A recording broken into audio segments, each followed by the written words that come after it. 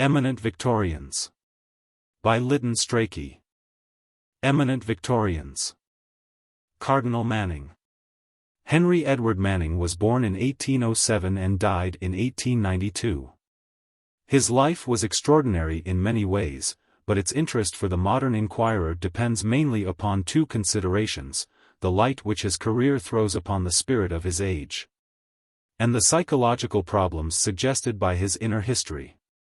He belonged to that class of eminent ecclesiastics, and it is by no means a small class, who have been distinguished less for saintliness and learning than for practical ability. Had he lived in the Middle Ages he would certainly have been neither a Francis nor an Aquinas, but he might have been an Innocent. As it was, born in the England of the 19th century, growing up in the very seed time of modern progress, coming to maturity with the first onrush of liberalism, and living long enough to witness the victories of science and democracy, he yet, by a strange concatenation of circumstances, seemed almost to revive in his own person that long line of diplomatic and administrative clerics which, one would have thought, had come to an end forever with Cardinal Wolsey. In Manning, so it appeared, the Middle Ages lived again. The tall gaunt figure, with the face of smiling asceticism, the robes, and the biretta, as it passed in triumph from High Mass at the Oratory to philanthropic gatherings at Exeter Hall, from strike committees at the docks to Mayfair drawing-rooms where fashionable ladies knelt to the Prince of the Church, certainly bore witness to a singular condition of affairs. What had happened? Had a dominating character imposed itself upon a hostile environment? Or was the 19th century, after all, not so hostile?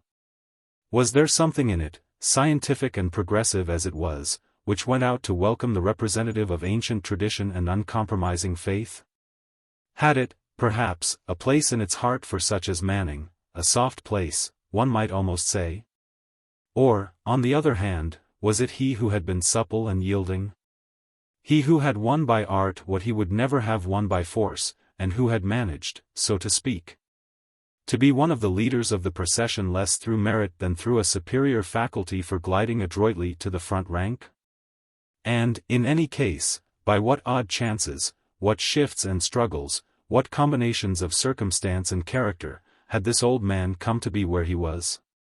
Such questions are easier to ask than to answer, but it may be instructive, and even amusing, to look a little more closely into the complexities of so curious a story. How do you find this book? Any thoughts about the book or the author? Any suggestion for improvement? Please take a moment to share your thoughts in a comment. If you like it, share it with your friends who might enjoy it as well. Subscribe to keep in touch. Visit CompleteAudiobooks.com for more quality content. Chapter 1.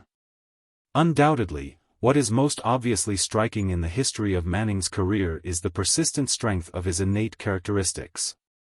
Through all the changes of his fortunes the powerful spirit of the man worked on undismayed. It was as if the fates had laid a wager that they would daunt him, and in the end they lost their bet. His father was a rich West Indian merchant, a governor of the Bank of England, a member of Parliament, who drove into town every day from his country seat in a coach and four, and was content with nothing short of a bishop for the christening of his children.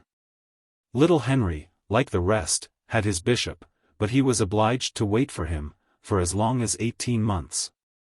In those days, and even a generation later, as Keble bears witness, there was great laxity in regard to the early baptism of children. The delay has been noted by Manning's biographer as the first stumbling block in the spiritual life of the future cardinal, but he surmounted it with success. His father was more careful in other ways.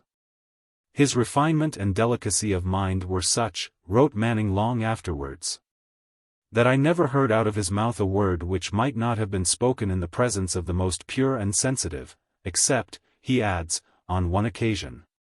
He was then forced by others to repeat a Negro story which, though free from all evil de sexu, was indelicate. He did it with great resistance. His example gave me a hatred of all such talk. The family lived in an atmosphere of evangelical piety. One day the little boy came in from the farmyard, and his mother asked him whether he had seen the peacock. I said yes, and the nurse said no, and my mother made me kneel down and beg God to forgive me for not speaking the truth. At the age of 4 the child was told by a cousin of the age of 6 that God had a book in which he wrote down everything we did wrong. This so terrified me for days that I remember being found by my mother sitting under a kind of writing table in great fear. I never forgot this at any time in my life, the Cardinal tells us, and it has been a great grace to me. When he was 9 years old he devoured the Apocalypse. And I never all through my life forgot the lake that burneth with fire and brimstone.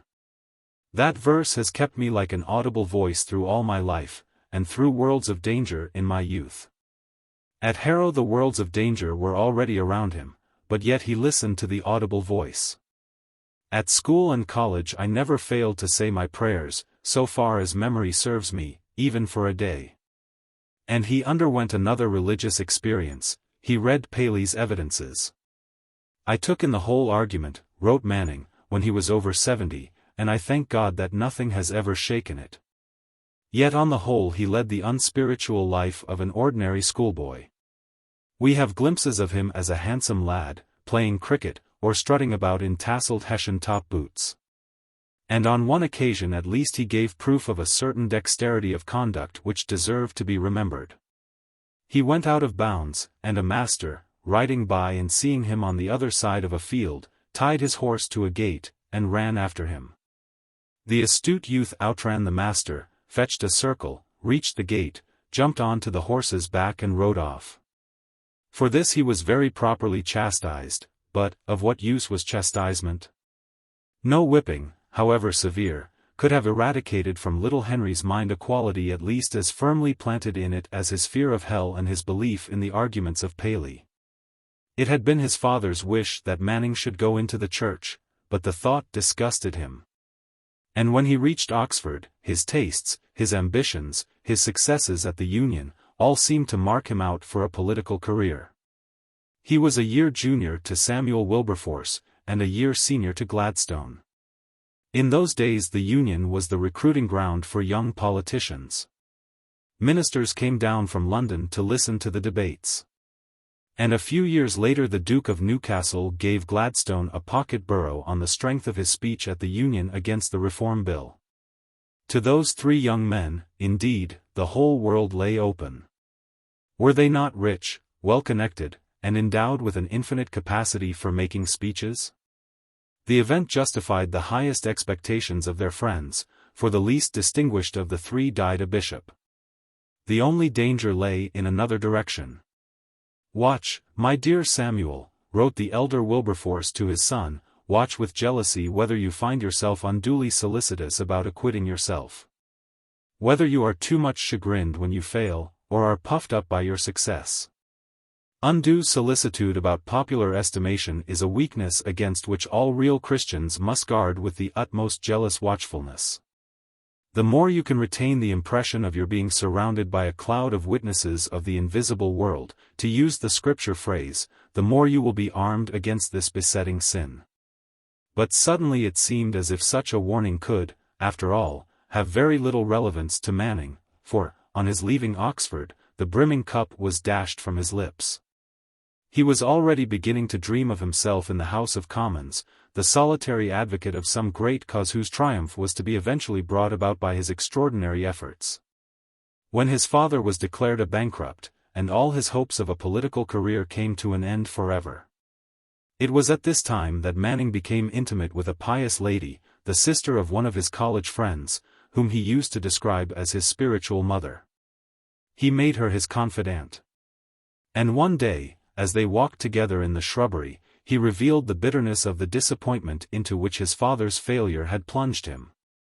She tried to cheer him, and then she added that there were higher aims open to him which he had not considered. "What do you mean?" he asked. "The kingdom of heaven," she answered. "Heavenly ambitions are not closed against you." The young man listened, was silent, and said at last that he did not know, but she was right. She suggested reading the Bible together. And they accordingly did so during the whole of that vacation, every morning after breakfast.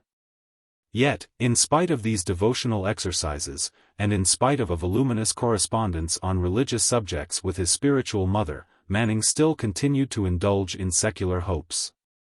He entered the colonial office as a supernumerary clerk.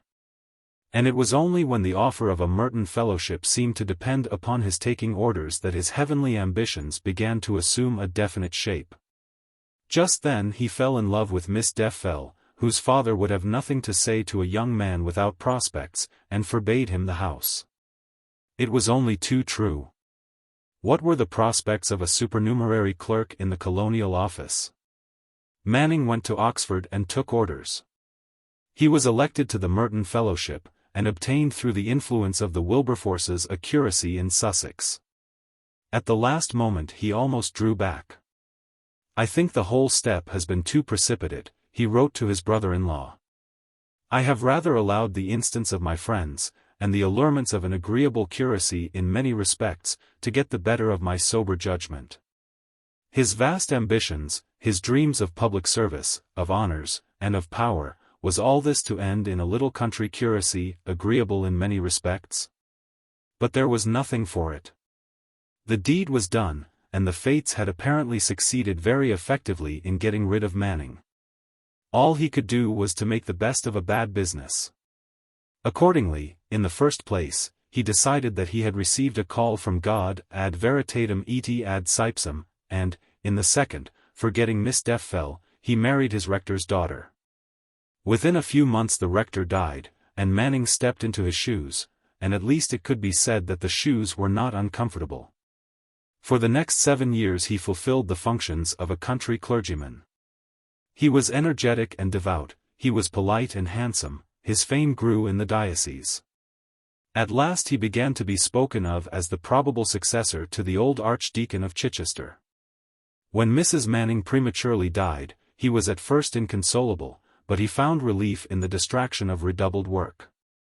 How could he have guessed that one day he would come to number that loss among God's special mercies? Yet so it was to be. In after years, the memory of his wife seemed to be blotted from his mind. He never spoke of her, every letter, every record, of his married life he destroyed. And when word was sent to him that her grave was falling into ruin, "It is best so," the Cardinal answered, "Let it be. Time effaces all things." But, when the grave was yet fresh, the young rector would sit beside it, day after day, writing his sermons. Chapter 2. In the meantime, a series of events was taking place in another part of England, which was to have a no less profound effect upon Manning's history than the merciful removal of his wife. In the same year in which he took up his Sussex curacy, the tracts for the Times had begun to appear at Oxford. The Oxford movement, in fact, had started on its course. The phrase is still familiar, but its meaning has become somewhat obscured both by the lapse of time and the intrinsic ambiguity of the subjects connected with it. Let us borrow for a moment the wings of historic imagination, and, hovering lightly over the Oxford of the 30s, take a rapid bird's-eye view. For many generations the Church of England had slept the sleep of the comfortable. The sullen murmurings of dissent, the loud battle cry of revolution, had hardly disturbed her slumbers. Portly divines subscribed with a sigh or a smile to the 39 Articles, sank quietly into easy living, rode gaily to hounds of a morning as gentlemen should, and, as gentlemen should, carried their 2 bottles of an evening. To be in the church was in fact simply to pursue one of those professions which nature and society had decided were proper to gentlemen and gentlemen alone. The fervors of piety, the zeal of apostolic charity, the enthusiasm of self-renunciation, these things were all very well in their way and in their place. But their place was certainly not the Church of England. Gentlemen were neither fervid nor zealous, and above all they were not enthusiastic. There were, it was true, occasionally to be found within the Church some straight-laced parsons of the high Tory school who looked back with regret to the days of Laud or talked of the apostolical succession. And there were groups of square-toed evangelicals who were earnest over the atonement, confessed to a personal love of Jesus Christ, and seemed to have arranged the whole of their lives, down to the minutest details of act and speech, with reference to eternity. But such extremes were the rare exceptions. The great bulk of the clergy walked calmly along the smooth road of ordinary duty. They kept an eye on the poor of the parish, and they conducted the Sunday services in a becoming manner. For the rest, they differed neither outwardly nor inwardly from the great bulk of the laity, to whom the Church was a useful organization for the maintenance of religion, as by law established.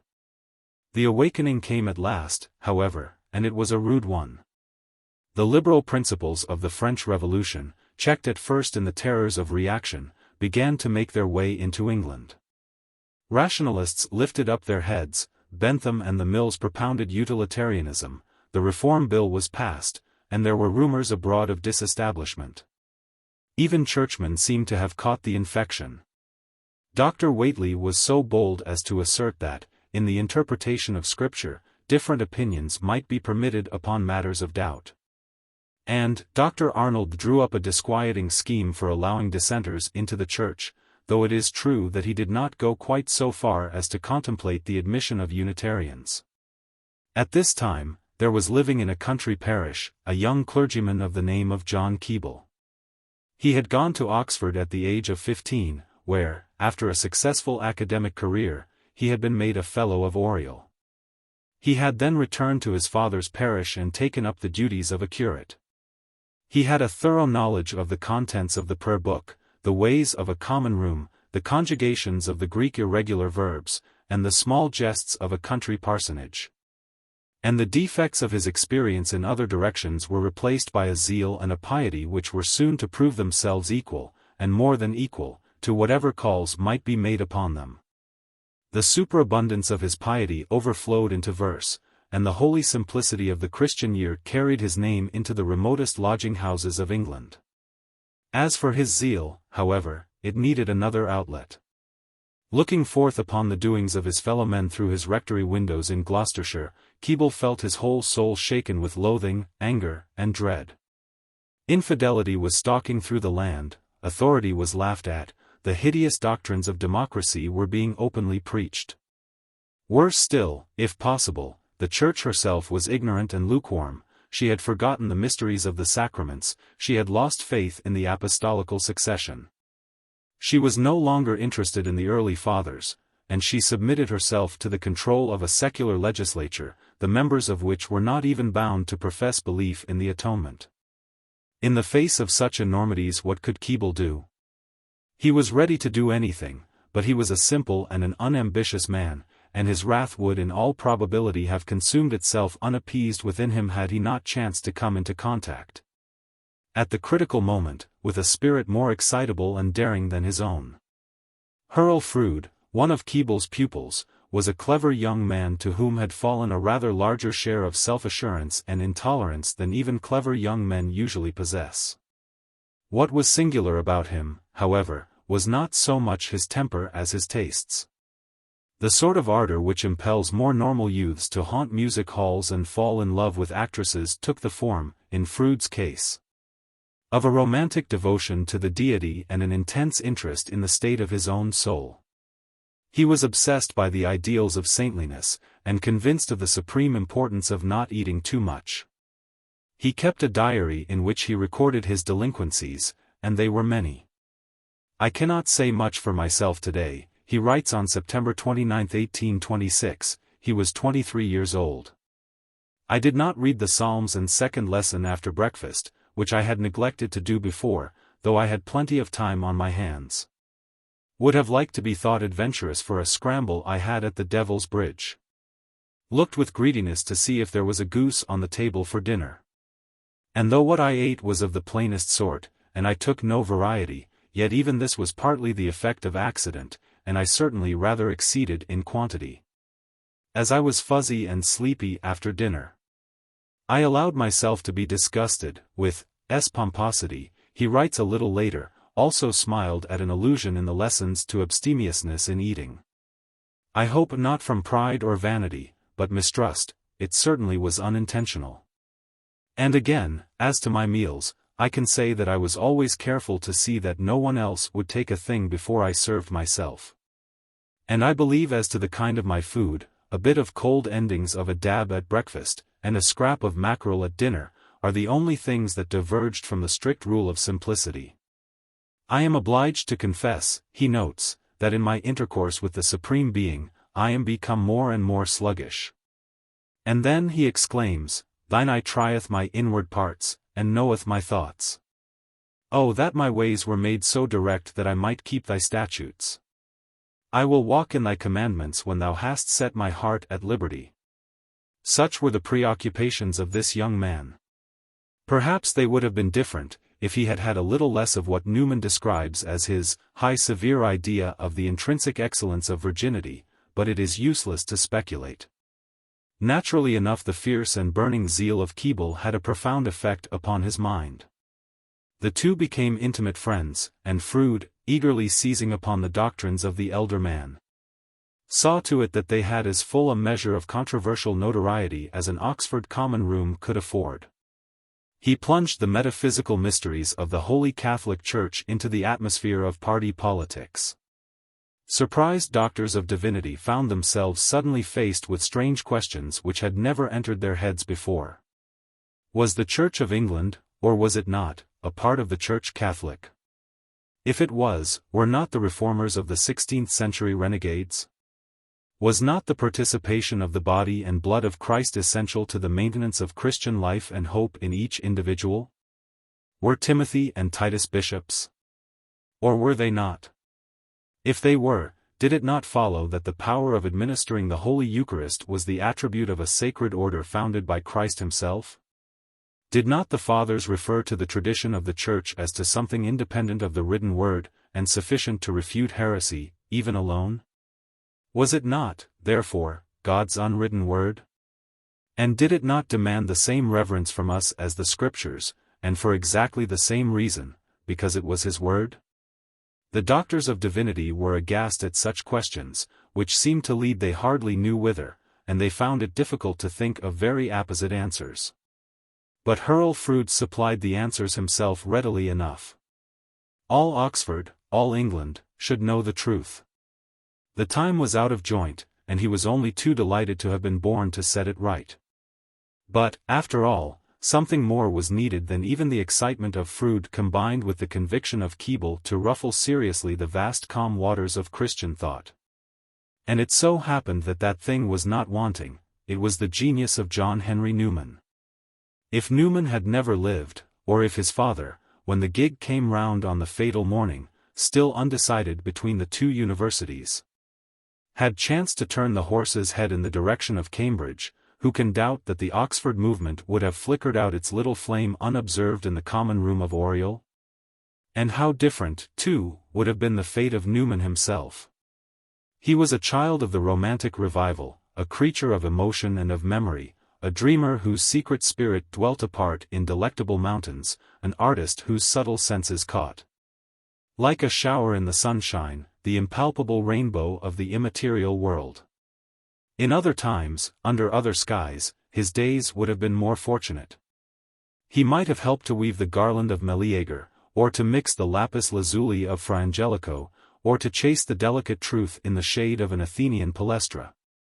Or his hands might have fashioned those ethereal faces that smile in the niches of Chartres. Even in his own age he might, at Cambridge, whose cloisters have ever been consecrated to poetry and common sense, have followed quietly in Gray's footsteps and brought into flower those seeds of inspiration which now lie embedded amid the faded devotion of the Lyra Apostolica. At Oxford, he was doomed. He could not withstand the last enchantment of the Middle Age. It was in vain that he plunged into the pages of Gibbon or communed for long hours with Beethoven over his beloved violin.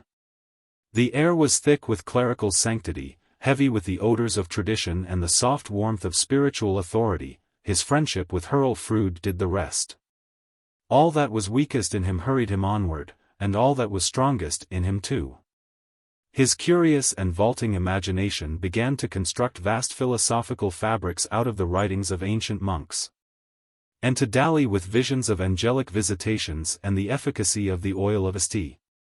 Walburga. His emotional nature became absorbed in the partisan passions of a university clique. And his subtle intellect concerned itself more and more exclusively with the dialectical splitting of dogmatical hairs. His future course was marked out for him all too clearly. And yet by a singular chance the true nature of the man was to emerge triumphant in the end. If Newman had died at the age of 60, today he would have been already forgotten, save by a few ecclesiastical historians. But he lived to write his Apologia, and to reach immortality, neither as a thinker nor as a theologian, but as an artist who has embalmed the poignant history of an intensely human spirit in the magical spices of words. When Freud succeeded in impregnating Newman with the ideas of Keble, the Oxford movement began. The original and remarkable characteristic of these three men was that they took the Christian religion au pied de la lettre. This had not been done in England for centuries. When they declared every Sunday that they believed in the Holy Catholic Church, they meant it.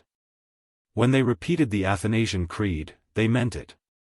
Even when they subscribed to the 39 Articles, they meant it, or at least they thought they did.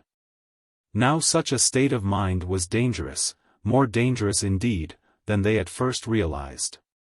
They had started with the innocent assumption that the Christian religion was contained in the doctrines of the Church of England. But, the more they examined this matter, the more difficult and dubious it became. The Church of England bore everywhere upon it the signs of human imperfection.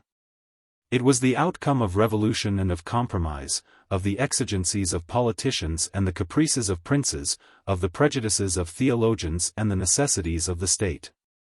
How had it happened that this piece of patchwork had become the receptacle for the august and infinite mysteries of the Christian faith?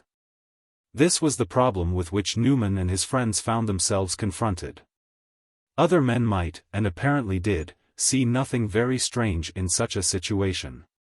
But other men saw in Christianity itself scarcely more than a convenient and respectable appendage to existence, by which a sound system of morals was inculcated, and through which one might hope to attain to everlasting bliss. To Newman and Keble it was otherwise. They saw a transcendent manifestation of divine power flowing down elaborate and immense through the ages. A consecrated priesthood, stretching back, through the mystic symbol of the laying on of hands, to the very Godhead. A whole universe of spiritual beings brought into communion with the eternal by means of wafers. A great mass of metaphysical doctrines, at once incomprehensible and of incalculable import, laid down with infinite certitude. They saw the supernatural everywhere and at all times, a living force, floating invisible in angels, inspiring saints, and investing with miraculous properties the commonest material things. No wonder that they found such a spectacle hard to bring into line with the institution which had been evolved from the divorce of Henry VIII, the intrigues of Elizabethan parliaments, and the Revolution of 1688. They did, no doubt, soon satisfy themselves that they had succeeded in this apparently hopeless task, but the conclusions which they came to in order to do so were decidedly startling. The Church of England, they declared, was indeed the one true church, but she had been under an eclipse since the Reformation, in fact, since she had begun to exist. She had, it is true, escaped the corruptions of Rome, but she had become enslaved by the secular power, and degraded by the false doctrines of Protestantism. The Christian religion was still preserved intact by the English priesthood, but it was preserved, as it were, unconsciously, a priceless deposit, handed down blindly from generation to generation, and subsisting less by the will of man than through the ordinance of God as expressed in the mysterious virtue of the sacraments. Christianity, in short, had become entangled in a series of unfortunate circumstances from which it was the plain duty of Newman and his friends to rescue it forthwith. What was curious was that this task had been reserved, in so marked a manner, for them. Some of the divines of the 17th century had, perhaps, been vouchsafed glimpses of the truth. But they were glimpses and nothing more. No, the waters of the true faith had dived underground at the Reformation, and they were waiting for the wand of Newman to strike the rock before they should burst forth once more into the light of day. The whole matter, no doubt, was providential. What other explanation could there be? The first step, it was clear, was to purge the Church of her shames and her errors. The reformers must be exposed, the yoke of the secular power must be thrown off, dogma must be reinstated in its old preeminence. And Christians must be reminded of what they had apparently forgotten, the presence of the supernatural in daily life. It would be a gain to this country, Keble observed, were it vastly more superstitious, more bigoted, more gloomy, more fierce in its religion, than at present it shows itself to be. The only good I know of Cranmer, said Hurrell Froude, was that he burned well. Newman preached, and soon the new views began to spread. Among the earliest of the converts was Dr. Pusey, a man of wealth and learning, a professor, a canon of Christ Church, who had, it was rumored, been to Germany. Then the tracts for the Times were started under Newman's editorship, and the movement was launched upon the world. The tracts were written with the hope of rousing members of our church to comprehend her alarming position, as a man might give notice of a fire or inundation, to startle all who heard him. They may be said to have succeeded in their objective, for the sensation which they caused among clergymen throughout the country was extreme. They dealt with a great variety of questions, but the underlying intention of all of them was to attack the accepted doctrines and practices of the Church of England. Dr. Pusey wrote learnedly on baptismal regeneration. He also wrote on fasting.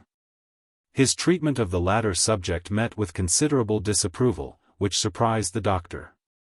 I was not prepared, he said, for people questioning, even in the abstract, the duty of fasting.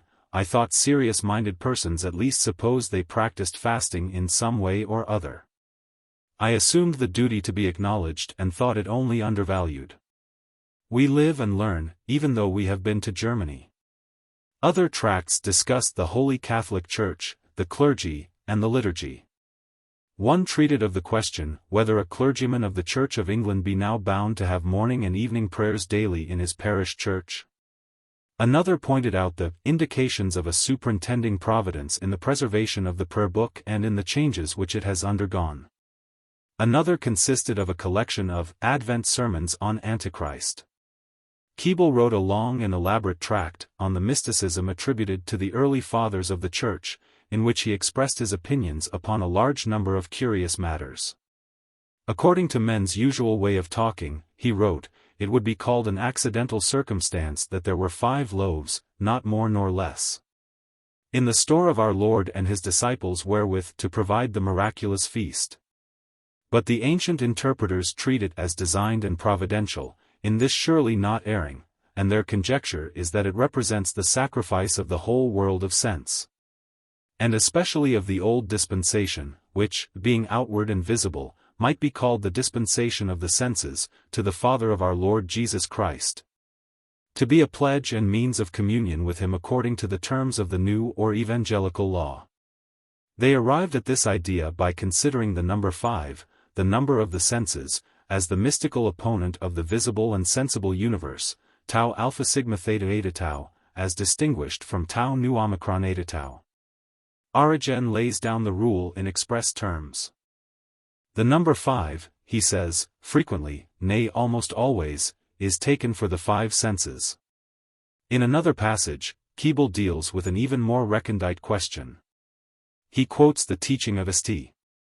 Barnabas that Abraham, who first gave men circumcision, did thereby perform a spiritual and typical action, looking forward to the Son.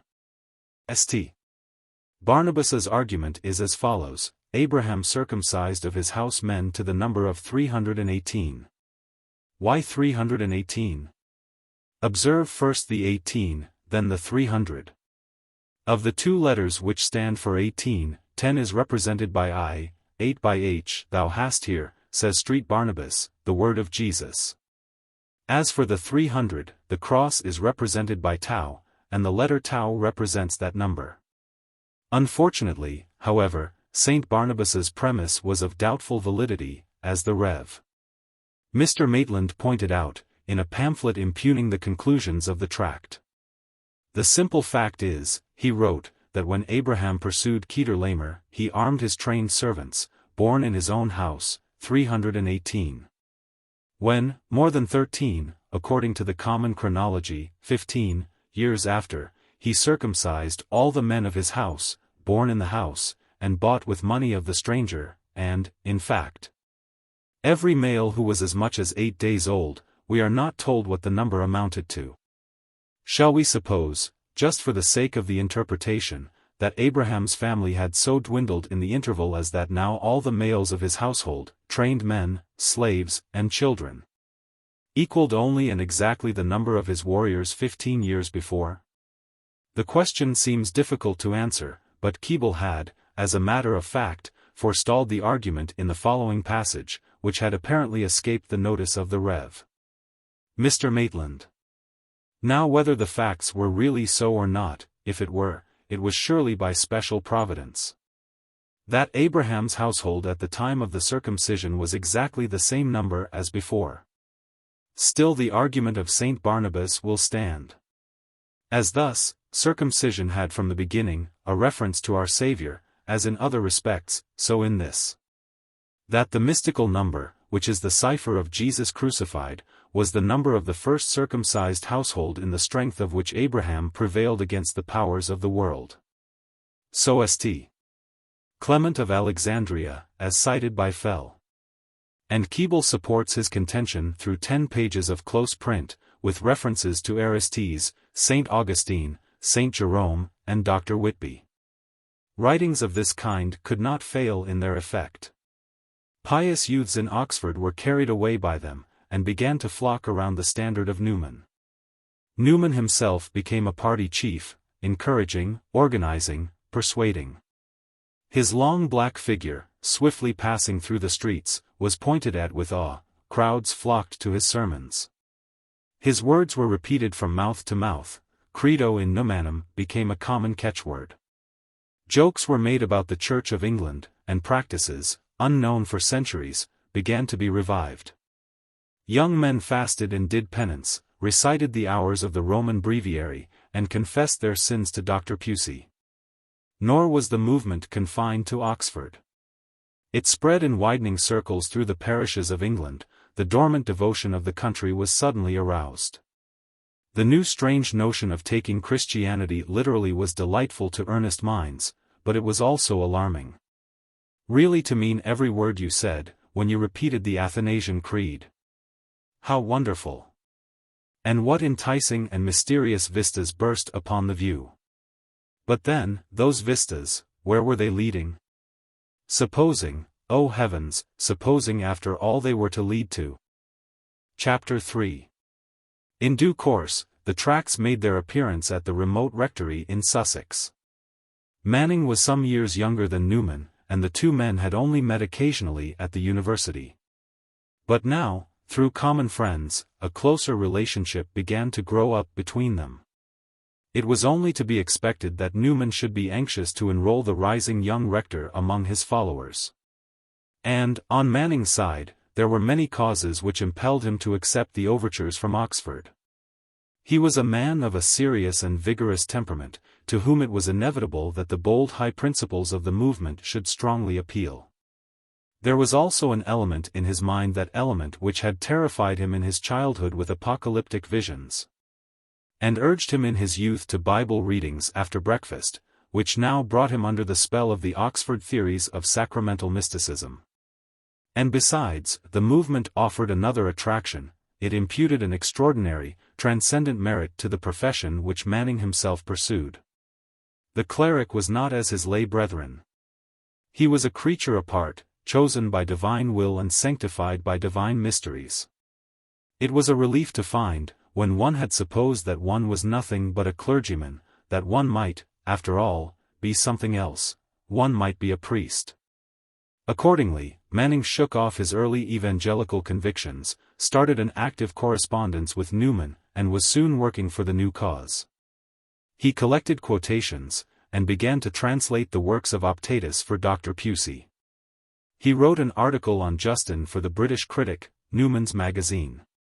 He published a sermon on faith, with notes and appendices, which was condemned by an evangelical bishop, and fiercely attacked by no less a person than the celebrated Mr. Bowdler. The sermon, said Mr. Bowdler, in a book which he devoted to the subject, was bad enough, but the appendix was abominable. At the same time he was busy asserting the independence of the Church of England, opposing secular education, and bringing out pamphlets against the Ecclesiastical Commission, which had been appointed by Parliament to report on church property. Then we find him in the role of a spiritual director of souls. Ladies met him by stealth in his church, and made their confessions. Over one case, that of a lady, who found herself drifting towards Rome, he consulted Newman. Newman advised him to enlarge upon the doctrine of I Cor 7.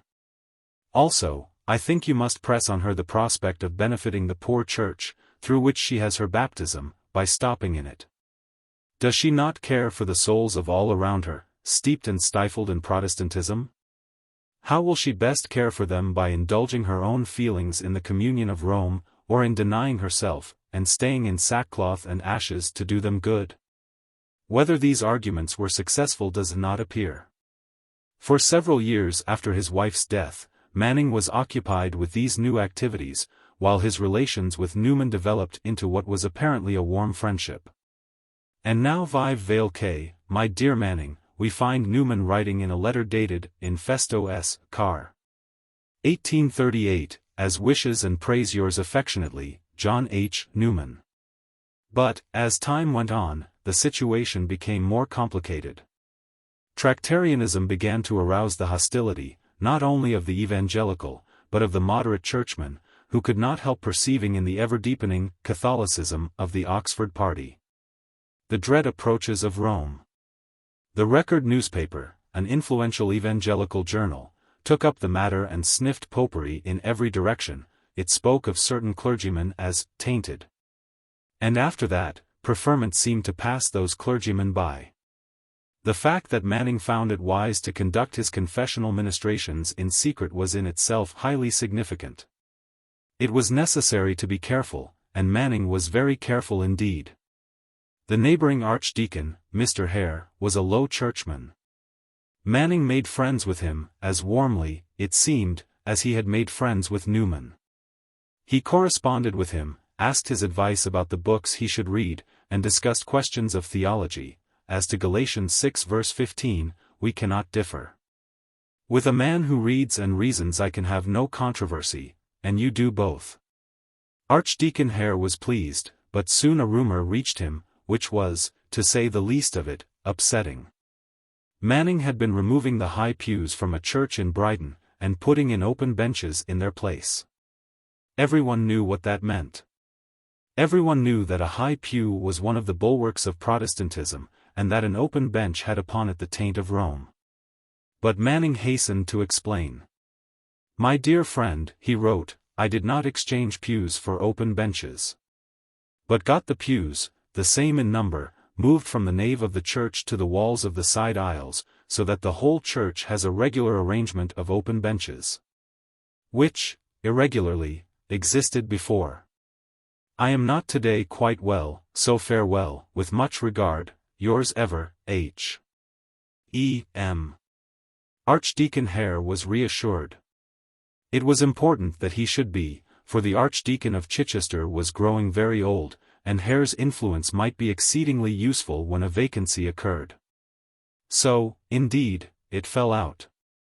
A new bishop, Dr. Shuttleworth, was appointed to the see, and the old archdeacon took the opportunity of retiring.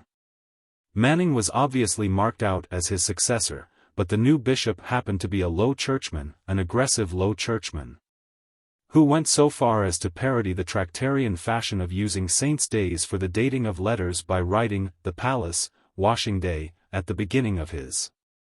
And, what was equally serious, his views were shared by Mrs. Shuttleworth, who had already decided that the pushing young rector was tainted. But at the critical moment Archdeacon Hare came to the rescue. He persuaded the bishop that Manning was safe, and the appointment was accordingly made, behind Mrs. Shuttleworth's back. She was furious, but it was too late. Manning was an archdeacon.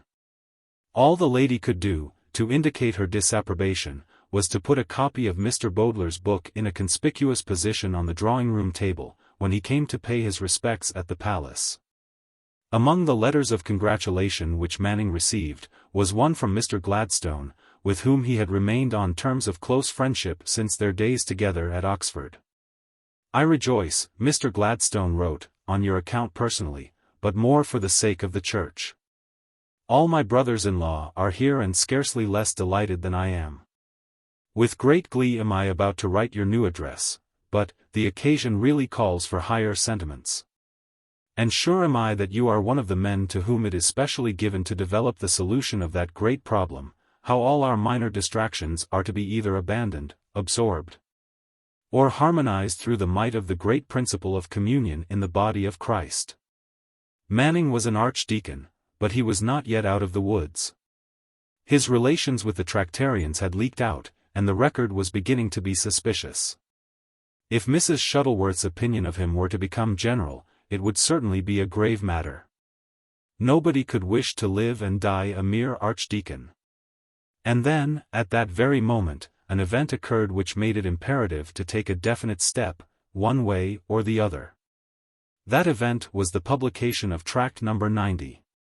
For some time it had been obvious to every impartial onlooker that Newman was slipping down an inclined plane at the bottom of which lay one thing, and one thing only, the Roman Catholic Church. What was surprising was the length of time which he was taking to reach the inevitable destination. Years passed before he came to realize that his grandiose edifice of a church universal would crumble to pieces if one of its foundation stones was to be an amatory intrigue of Henry VIII. But, at last he began to see that terrible monarch glowering at him wherever he turned his eyes. First he tried to exorcise the spectre with the rolling periods of the Caroline divines. But it only strutted the more truculently. Then in despair he plunged into the writings of the early fathers, and sought to discover some way out of his difficulties in the complicated labyrinth of ecclesiastical history. After months spent in the study of the Monophysite heresy, the alarming conclusion began to force itself upon him that the Church of England was perhaps in schism. Eventually he read an article by a Roman Catholic on St. Augustine and the Donatists, which seemed to put the matter beyond doubt. St. Augustine, in the 5th century, had pointed out that the Donatists were heretics because the Bishop of Rome had said so. The argument was crushing, it rang in Newman's ears for days and nights. And, though he continued to linger on in agony for 6 years more, he never could discover any reply to it. All he could hope to do was to persuade himself and anyone else who liked to listen to him that the holding of Anglican orders was not inconsistent with a belief in the whole cycle of Roman doctrine, as laid down at the Council of Trent. In this way he supposed that he could at once avoid the deadly sin of heresy and conscientiously remain a clergyman in the Church of England, and with this end in view, he composed Tract No. 90. The object of the tract was to prove that there was nothing in the 39 Articles incompatible with the creed of the Roman Church. Newman pointed out, for instance, that it was generally supposed that the Articles condemned the doctrine of purgatory, but they did not. They merely condemned the Romish doctrine of purgatory, and Romish, clearly, was not the same thing as Roman. Hence it followed that believers in the Roman doctrine of purgatory might subscribe the Articles with a good conscience. Similarly, the Articles condemned the sacrifices of masses, but they did not condemn the sacrifice of the Massachusetts. Thus, the Mass might be lawfully celebrated in English churches. Newman took the trouble to examine the Articles in detail from this point of view, and the conclusion he came to in every case supported his contention in a singular manner. The tract produced an immense sensation, for it seemed to be a deadly and treacherous blow aimed at the very heart of the Church of England. Deadly it certainly was, but it was not so treacherous as it appeared at first sight. The members of the English Church had ingenuously imagined up to that moment that it was possible to contain, in a frame of words, the subtle essence of their complicated doctrinal system, involving the mysteries of the eternal and the infinite on the one hand, and the elaborate adjustments of temporal government on the other. They did not understand that verbal definitions in such a case will only perform their function so long as there is no dispute about the matters which they are intended to define, that is to say, so long as there is no need for them. For generations this had been the case with the 39 Articles. Their drift was clear enough, and nobody bothered over their exact meaning. But directly someone found it important to give them a new and untraditional interpretation, it appeared that they were a mass of ambiguity, and might be twisted into meaning very nearly anything that anybody liked. Steady-going churchmen were appalled and outraged when they saw Newman, in tract number 90, performing this operation. But, after all, he was only taking the Church of England at its word. And indeed, since Newman showed the way, the operation has become so exceedingly common that the most steady-going churchman hardly raises an eyebrow at it now. At the time, however, Newman's treatment of the article seemed to display not only a perverted supersubtlety of intellect, but a temper of mind that was fundamentally dishonest. It was then that he first began to be assailed by those charges of untruthfulness which reached their culmination more than 20 years later in the celebrated controversy with Charles Kingsley, which led to the writing of the Apologia. The controversy was not a very fruitful one, chiefly because Kingsley could no more understand the nature of Newman's intelligence than a subaltern in a line regiment can understand a Brahmin of Benares. Kingsley was a stout Protestant, whose hatred of popery was, at bottom, simply ethical, an honest, instinctive horror of the practices of priestcraft and the habits of superstition. And it was only natural that he should see in those innumerable delicate distinctions which Newman was perpetually drawing, and which he himself had not only never thought of, but could not even grasp, simply another manifestation of the inherent falsehood of Rome. But, in reality, no one, in one sense of the word, was more truthful than Newman. The idea of deceit would have been abhorrent to him. And indeed it was owing to his very desire to explain what he had in his mind exactly and completely, with all the refinements of which his subtle brain was capable, that persons such as Kingsley were puzzled into thinking him dishonest. Unfortunately, however, the possibilities of truth and falsehood depend upon other things besides sincerity. A man may be of a scrupulous and impeccable honesty, and yet his respect for the truth, it cannot be denied, may be insufficient. He may be, like the lunatic, the lover, and the poet, of imagination all compact. He may be blessed, or cursed, with one of those seething brains, one of those shaping fanaticides, that apprehend more than cool reason ever comprehends. He may be by nature incapable of sifting evidence, or by predilection simply indisposed to do so. When we were there, wrote Newman in a letter to a friend after his conversion, describing a visit to Naples, and the miraculous circumstances connected with the liquefaction of St. Januarius's blood. The feast of St. Gennaro was coming on, and the Jesuits were eager for us to stop. They have the utmost confidence in the miracle, and were the more eager because many Catholics, till they have seen it, doubt it. Our Father Director here tells us that before he went to Naples he did not believe it. That is, they have vague ideas of natural means, exaggeration, etc., not of course imputing fraud. They say conversions often take place in consequence. It is exposed for the octave, and the miracle continues. It is not simple liquefaction, but sometimes it swells, sometimes boils, sometimes melts. No one can tell what is going to take place. They say it is quite overcoming, and people cannot help crying to see it. I understand that Sir H.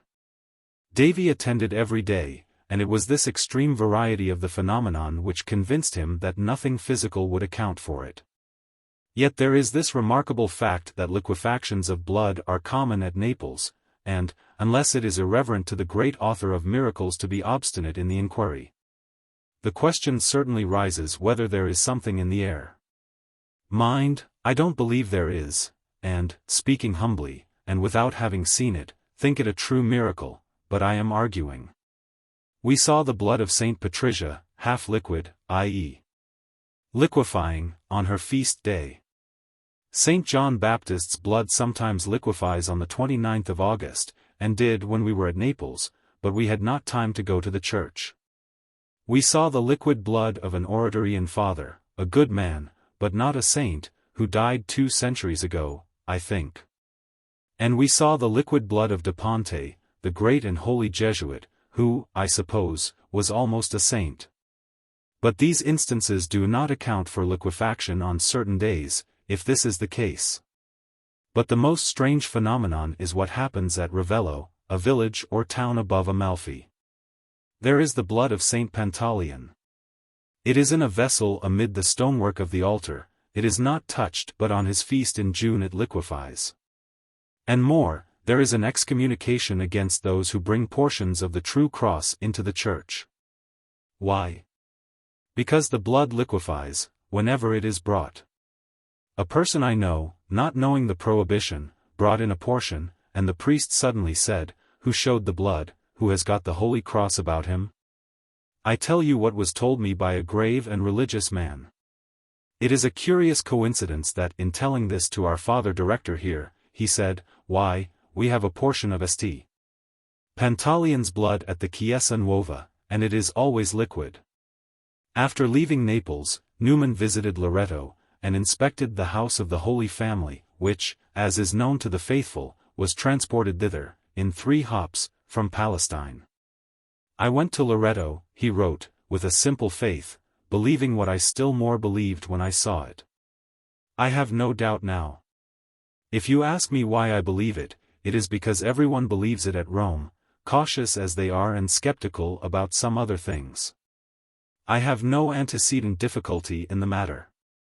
He who floated the ark on the surges of a worldwide sea, and enclosed in it all living things, who has hidden the terrestrial paradise, who said that faith might move mountains, who sustained thousands for 40 years in a sterile wilderness, who transported Elias and keeps him hidden till the end, could do this wonder also. Here, whatever else there may be, there is certainly no trace of a desire to deceive. Could a state of mind, in fact, be revealed with more absolute transparency? When Newman was a child he wished that he could believe the Arabian Nights were true. When he came to be a man, his wish seems to have been granted. Tract No. 90 was officially condemned by the authorities at Oxford, and in the hubbub that followed, the contending parties closed their ranks. Henceforward, any compromise between the friends and the enemies of the movement was impossible. Archdeacon Manning was in too conspicuous a position to be able to remain silent.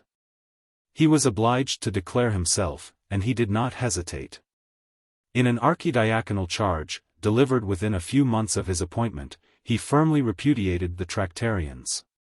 But the repudiation was not deemed sufficient, and a year later he repeated it with greater emphasis. Still, however, the horrid rumors were afloat. The Record began to investigate matters, and its vigilance was soon rewarded by an alarming discovery: the sacrament had been administered in Chichester Cathedral on a weekday. And Archdeacon Manning, one of the most noted and determined of the Tractarians, had acted a conspicuous part on the occasion.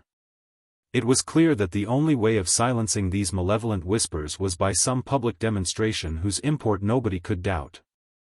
The annual sermon preached on Guy Fawkes Day before the University of Oxford seemed to offer the very opportunity that Manning required. He seized it, got himself appointed preacher, and delivered from the pulpit of St. Mary's a virulently Protestant harangue. This time there could indeed be no doubt about the matter. Manning had shouted, "No popery!" in the very citadel of the movement, and everyone, including Newman, recognized that he had finally cut himself off from his old friends. Everyone, that is to say, except the Archdeacon himself. On the day after the sermon, Manning walked out to the neighboring village of Littlemore, where Newman was now living in retirement with a few chosen disciples, in the hope of being able to give a satisfactory explanation of what he had done. But he was disappointed, for when, after an awkward interval, one of the disciples appeared at the door, he was informed that Mr. Newman was not at home. With his retirement to Littlemore, Newman had entered upon the final period of his Anglican career. Even he could no longer help perceiving that the end was now only a matter of time. His progress was hastened in an agitating manner by the indiscreet activity of one of his proselytes, W.G. Ward, a young man who combined an extraordinary aptitude for a priori reasoning with a passionate devotion to opera bouffe. It was difficult, in fact, to decide whether the inner nature of Ward was more truly expressing itself when he was firing off some train of scholastic paradoxes on the Eucharist or when he was trilling the airs of Figaro and plunging through the hilarious roulades of the Largo al Factotum. Even Dr. Pusey could not be quite sure, though he was Ward's spiritual director. On one occasion his young penitent came to him, and confessed that a vow which he had taken to abstain from music during Lent was beginning to affect his health. Could Dr. Pusey see his way to releasing him from the vow? The doctor decided that a little sacred music would not be amiss. Ward was all gratitude, and that night a party was arranged in a friend's rooms. The concert began with the solemn harmonies of Handel, which were followed by the holy strains of the O Salutaris of Cherubini. Then came the elevation and the pomp of Passenti Nummi from the magic flute. But, alas! There lies much danger in Mozart. The page was turned and there was the delicious duet between Papagino and Papagina. Flesh and blood could not resist that. Then song followed song, the music waxed faster and lighter, until, at last Ward burst into the intoxicating merriment of the Largo al Factotum. When it was over, a faint but persistent knocking made itself heard upon the wall, and it was only then that the company remembered that the rooms next door were Dr. Pusey's. The same entrainment which carried Ward away when he sat down to a piano possessed him whenever he embarked on a religious discussion. The thing that was utterly abhorrent to him, said one of his friends, was to stop short. Given the premises, he would follow out their implications with the mercilessness of a medieval monk, and when he had reached the last limits of argument, be ready to maintain whatever propositions he might find there with his dying breath. He had the extreme innocence of a child and a mathematician. Captivated by the glittering eye of Newman, he swallowed whole the supernatural conception of the universe which Newman had evolved, accepted it as a fundamental premise, and began at once to deduce from it whatsoever there might be to be deduced. His very first deductions included irrefutable proofs of 1. God's particular providence for individuals, 2. The real efficacy of intercessory prayer, 3. The reality of our communion with the saints departed, 4. The constant presence and assistance of the angels of God. Later on he explained mathematically the importance of the ember days. Who can tell, he added, the degree of blessing lost to us in this land by neglecting, as we alone of Christian churches do neglect, these holy days? He then proceeded to convict the reformers, not only of rebellion, but, for my own part one see not how we can avoid adding, of perjury. Every day his arguments became more extreme, more rigorously exact, and more distressing to his master. Newman was in the position of a cautious commander-in-chief being hurried into an engagement against his will by a dashing cavalry officer. Ward forced him forward step by step towards, no. He could not bear it, he shuddered and drew back. But it was of no avail. In vain did Keble and Pusey wring their hands and stretch forth their pleading arms to their now vanishing brother. The fatal moment was fast approaching. Ward at last published a devastating book in which he proved conclusively, by a series of syllogisms, that the only proper course for the Church of England was to repent in sackcloth and ashes her separation from the communion of Rome. The reckless author was deprived of his degree by an outraged university, and a few weeks later was received into the Catholic Church. Newman, in a kind of despair, had flung himself into the labors of historical compilation. His views of history had changed since the days when, as an undergraduate, he had feasted on the worldly pages of Gibbon. Revealed religion, he now thought, furnishes facts to other sciences, which those sciences, left to themselves, would never reach. Thus, in the science of history, the preservation of our race in Noah's Ark is an historical fact, which history never would arrive at without revelation.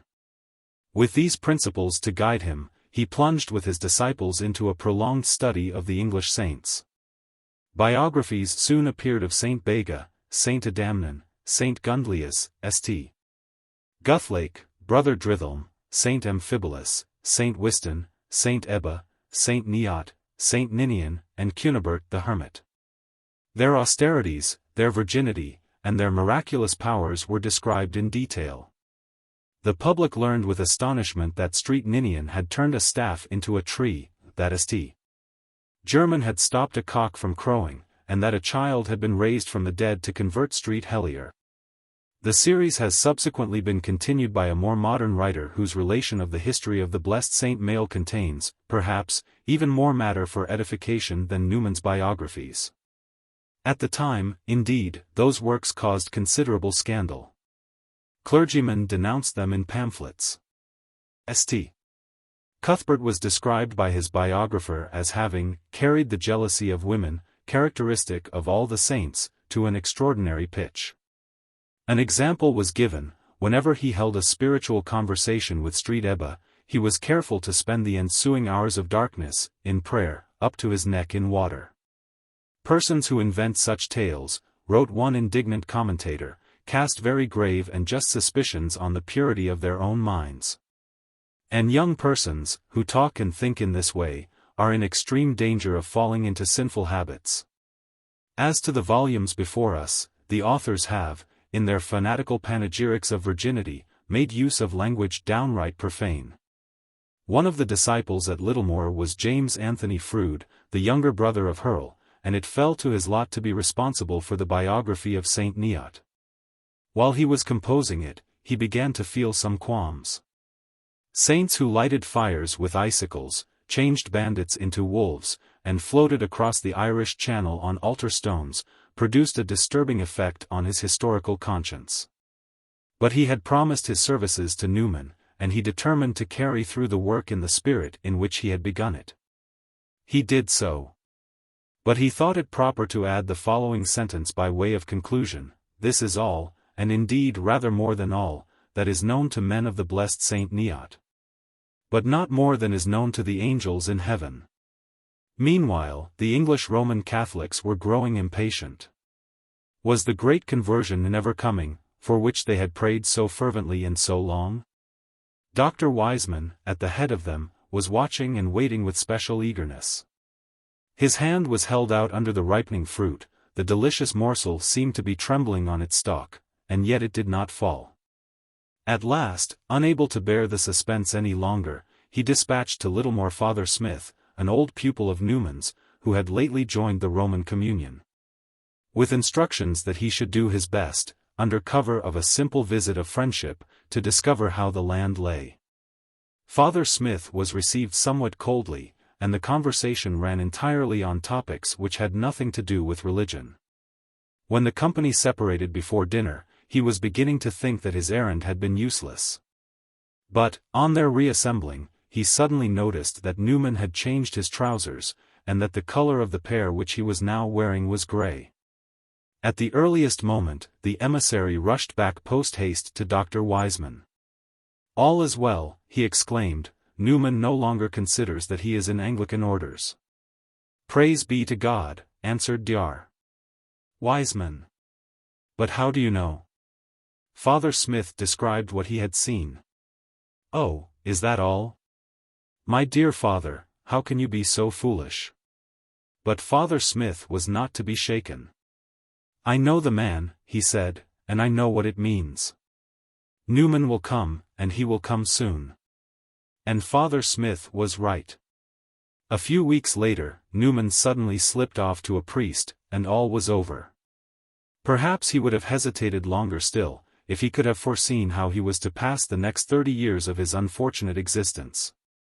But the future was hidden, and all that was certain was that the past had gone forever, and that his eyes would rest no more upon the snapdragons of Trinity. The Oxford movement was now ended. The university breathed such a sigh of relief as usually follows the difficult expulsion of a hard piece of matter from a living organism, and actually began to attend to education. As for the Church of England, she had tasted blood, and it was clear that she would never again be content with a vegetable diet.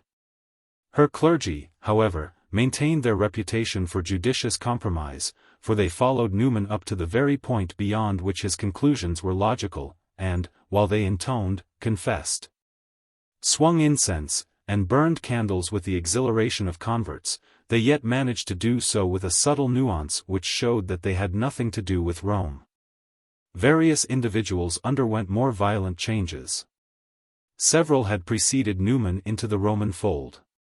Among others an unhappy Mr. Sibthorpe, who subsequently changed his mind, and returned to the church of his fathers, and then, perhaps it was only natural, changed his mind again.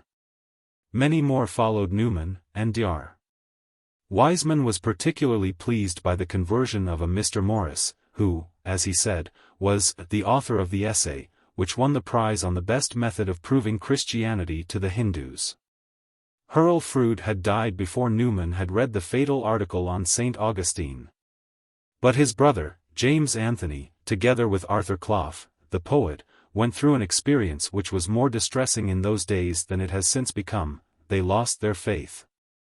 With this difference, however, that while in Froude's case the loss of his faith turned out to be rather like the loss of a heavy portmanteau, which one afterwards discovers to have been full of old rags and brickbats, Clough was made so uneasy by the loss of his that he went on looking for it everywhere as long as he lived. But somehow he never could find it. On the other hand, Keble and Pusey continued for the rest of their lives to dance in an exemplary manner upon the tightrope of high Anglicanism. In such an exemplary manner, indeed, that the tightrope has its dancers still. Chapter 4. Manning was now 38, and it was clear that he was the rising man in the Church of England. He had many powerful connections. He was the brother-in-law of Samuel Wilberforce, who had been lately made a bishop. He was a close friend of Mr. Gladstone, who was a cabinet minister. And he was becoming well known in the influential circles of society in London. His talent for affairs was recognized not only in the church, but in the world at large, and he busied himself with matters of such varied scope as national education, the administration of the poor law, and the employment of women. Mr. Gladstone kept up an intimate correspondence with him on these and on other subjects, mingling in his letters the details of practical statesmanship with the speculations of a religious thinker. Sir James Graham, he wrote, in a discussion of the bastardy clauses of the Poor Law, is much pleased with the tone of your two communications. He is disposed, without putting an end to the application of the workhouse test against the mother, to make the remedy against the putative father real and effective for expenses incurred in the workhouse. I am not enough acquainted to know whether it would be advisable to go further. You have not proposed it. And I am disposed to believe that only with a revived and improved discipline in the Church can we hope for any generally effective check upon lawless lust. I agree with you eminently, he writes, in a later letter, in your doctrine of filtration. But it sometimes occurs to me, though the question may seem a strange one, how far was the Reformation, but especially the Continental Reformation, designed by God, in the region of final causes, for that purification of the Roman Church which it has actually realized? In his archdeaconry, Manning lived to the full the active life of a country clergyman. His slim, athletic figure was seen everywhere in the streets of Chichester, or on the lawns of the neighboring rectories, or galloping over the downs in breeches and gaiters, or cutting brilliant figures on the ice. He was an excellent judge of horseflesh, and the pair of greys which drew his hooded phaeton so swiftly through the lanes were the admiration of the county. His features were already beginning to assume their ascetic cast, but the spirit of youth had not yet fled from them, so that he seemed to combine the attractions of dignity and grace. He was a good talker, a sympathetic listener, a man who understood the difficult art of preserving all the vigor of a manly character and yet never giving offense. No wonder that his sermons drew crowds, no wonder that his spiritual advice was sought for eagerly by an ever-growing group of penitents. No wonder that men would say, when his name was mentioned, "Oh, Manning! No power on earth can keep him from a bishopric." Such was the fair outward seeming of the archdeacon's life. But the inward reality was different. The more active, the more fortunate, the more full of happy promise his existence became, the more persistently was his secret imagination haunted by a dreadful vision, the lake that burneth forever with brimstone and fire. The temptations of the evil one are many, Manning knew, and he knew also that, for him at least, the most subtle and terrible of all temptations was the temptation of worldly success. He tried to reassure himself, but it was in vain. He committed his thoughts to a diary, weighing scrupulously his every motive, examining with relentless searchings into the depths of his heart. Perhaps, after all, his longings for preferment were merely legitimate hopes for an elevation into a sphere of higher usefulness. But no, there was something more than that. I do feel pleasure, he noted, in honor, precedence, elevation, the society of great people, and all this is very shameful and mean. After Newman's conversion, he almost convinced himself that his visions of an ecclesiastical future were justified by the role that he would play as a healer of the breach in the Church of England. Mr. Gladstone agreed with him, but there was one higher than Mr. Gladstone, and did he agree? I am pierced by anxious thoughts. God knows what my desires have been and are, and why they are crossed. I am flattering myself with a fancy about depth and reality. The great question is God enough for you now? And if you are as now even to the end of life, will it suffice you? Certainly I would rather choose to be stayed on God, than to be in the thrones of the world and the Church. Nothing else will go into eternity. In a moment of ambition, he had applied for the readership of Lincoln's Inn, but, owing chiefly to the hostile influence of the Record, the appointment had gone elsewhere. A little later, a more important position was offered to him, the office of sub-almoner to the Queen, which had just been vacated by the Archbishop of York, and was almost certain to lead to a mitre. The offer threw Manning into an agony of self-examination. He drew up elaborate tables, after the manner of Robinson Crusoe, with the reasons for and against his acceptance of the post. 4. Against. 1. That it comes unsought. 1. Not therefore to be accepted. Such things are trials as well as leadings. 2. That it is honorable. 2. Being what I am, ought I not therefore to decline it? As humiliation. As revenge on myself for Lincoln's Inn. As a testimony? And so on. He found in the end 10 negative reasons, with no affirmative ones to balance them, and, after a week's deliberation, he rejected the offer. But peace of mind was as far off from him as ever. First the bitter thought came to him that, in all this Satan tells me I am doing it to be thought mortified and holy. And then he was obsessed by the still bitterer feelings of ineradicable disappointment and regret. He had lost a great opportunity, and it brought him small comfort to consider that, in the region of counsels, self-chastisement, humiliation, self-discipline, penance, and of the cross, he had perhaps done right. The crisis passed, but it was succeeded by a fiercer one. Manning was taken seriously ill, and became convinced that he might die at any moment. The entries in his diary grew more elaborate than ever. His remorse for the past, his resolutions for the future, his protestations of submission to the will of God, filled page after page of parallel columns, headings and subheadings, numbered clauses, and analytical tables. How do I feel about death, he wrote. Certainly great fear.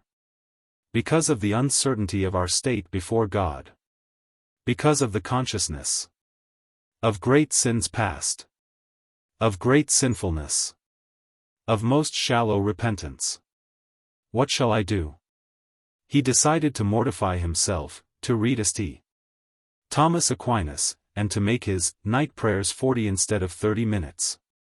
He determined during Lent to use no pleasant bread, except on Sundays and feasts, such as cake and sweetmeat.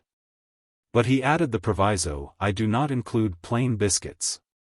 Opposite this entry appears the word, kept. And yet his backslidings were many. Looking back over a single week, he was obliged to register petulance twice and complacent visions. He heard his curate being commended for bringing so many souls to God during Lent, and he could not bear it. But the remorse was terrible. I abhorred myself on the spot, and looked upward for help. He made out list upon list of the Almighty's special mercies towards him, and they included his creation, his regeneration, and, no. 5. The preservation of my life 6 times to my knowledge. In illness at the age of 9. In the water. By a runaway horse at Oxford. By the same. By falling nearly through the ceiling of a church. Again by a fall of a horse. And I know not how often in shooting, riding, etc. At last he became convalescent. But the spiritual experiences of those agitated weeks left an indelible mark upon his mind, and prepared the way for the great change which was to follow. For he had other doubts besides those which held him in torment as to his own salvation. He was in doubt about the whole framework of his faith. Newman's conversion, he found, had meant something more to him than he had first realized. It had seemed to come as a call to the redoubling of his Anglican activities. But supposing, in reality, it were a call towards something very different, towards an abandonment of those activities altogether? It might be a trial, or again it might be a leading. How was he to judge? Already, before his illness, these doubts had begun to take possession of his mind. I am conscious to myself, he wrote in his diary, of an extensively changed feeling towards the Church of Rome. The Church of England seems to me to be diseased. 1. Organically, 6 subheadings. 2. Functionally, 7 subheadings. Wherever it seems healthy, it approximates the system of Rome. Then thoughts of the Virgin Mary suddenly began to assail him. If John the Baptist were sanctified from the womb, how much more the BV? If Enoch and Elijah were exempted from death, why not the BV from sin? It is a strange way of loving the Son to slight the Mother. The arguments seemed irresistible. And a few weeks later the following entry occurs. Strange thoughts have visited me. I have felt that the episcopate of the Church of England is secularized and bound down beyond hope. I feel as if a light had fallen upon me. My feeling about the Roman Church is not intellectual. I have intellectual difficulties, but the great moral difficulties seem melting. Something keeps rising and saying, "You will end in the Roman Church." He noted altogether 25 of these strange thoughts. His mind hovered anxiously round the Incarnation, the Real Presence, Regeneration, Eucharist, and the exaltation of SM and saints. His 22nd strange thought was as follows: how do I know where I may be 2 years hence? Where was Newman 5 years ago?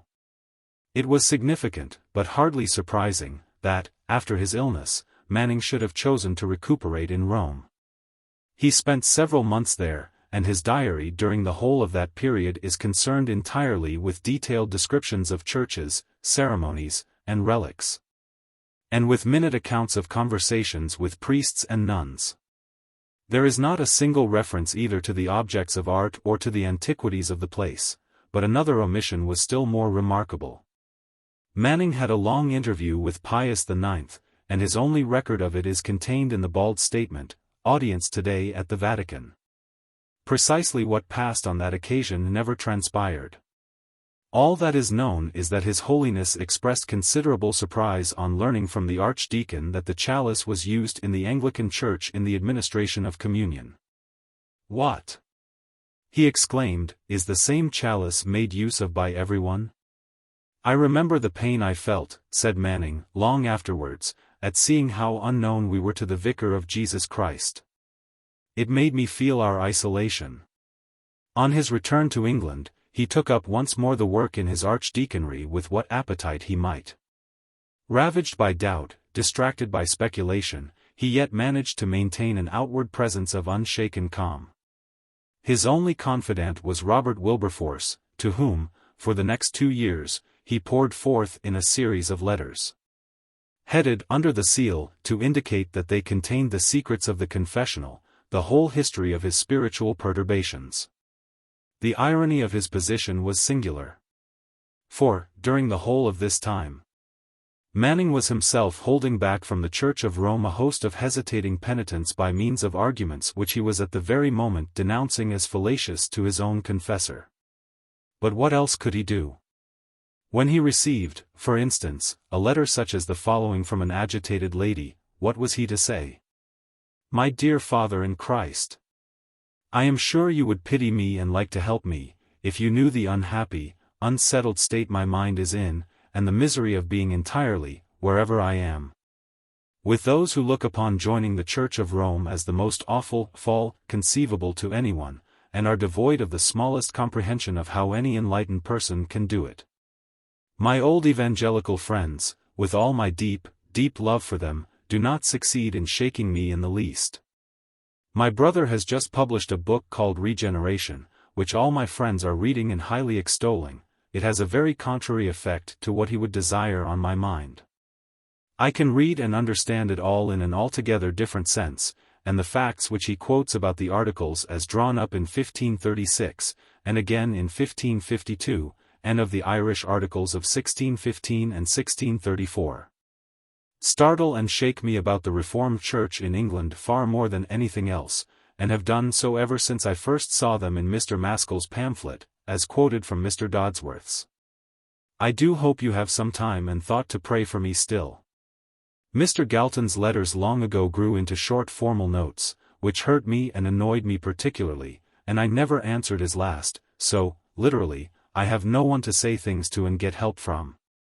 Which in one sense is a comfort, and my convictions seem to be leading me on, and gaining strength in spite of all the dreariness of my lot.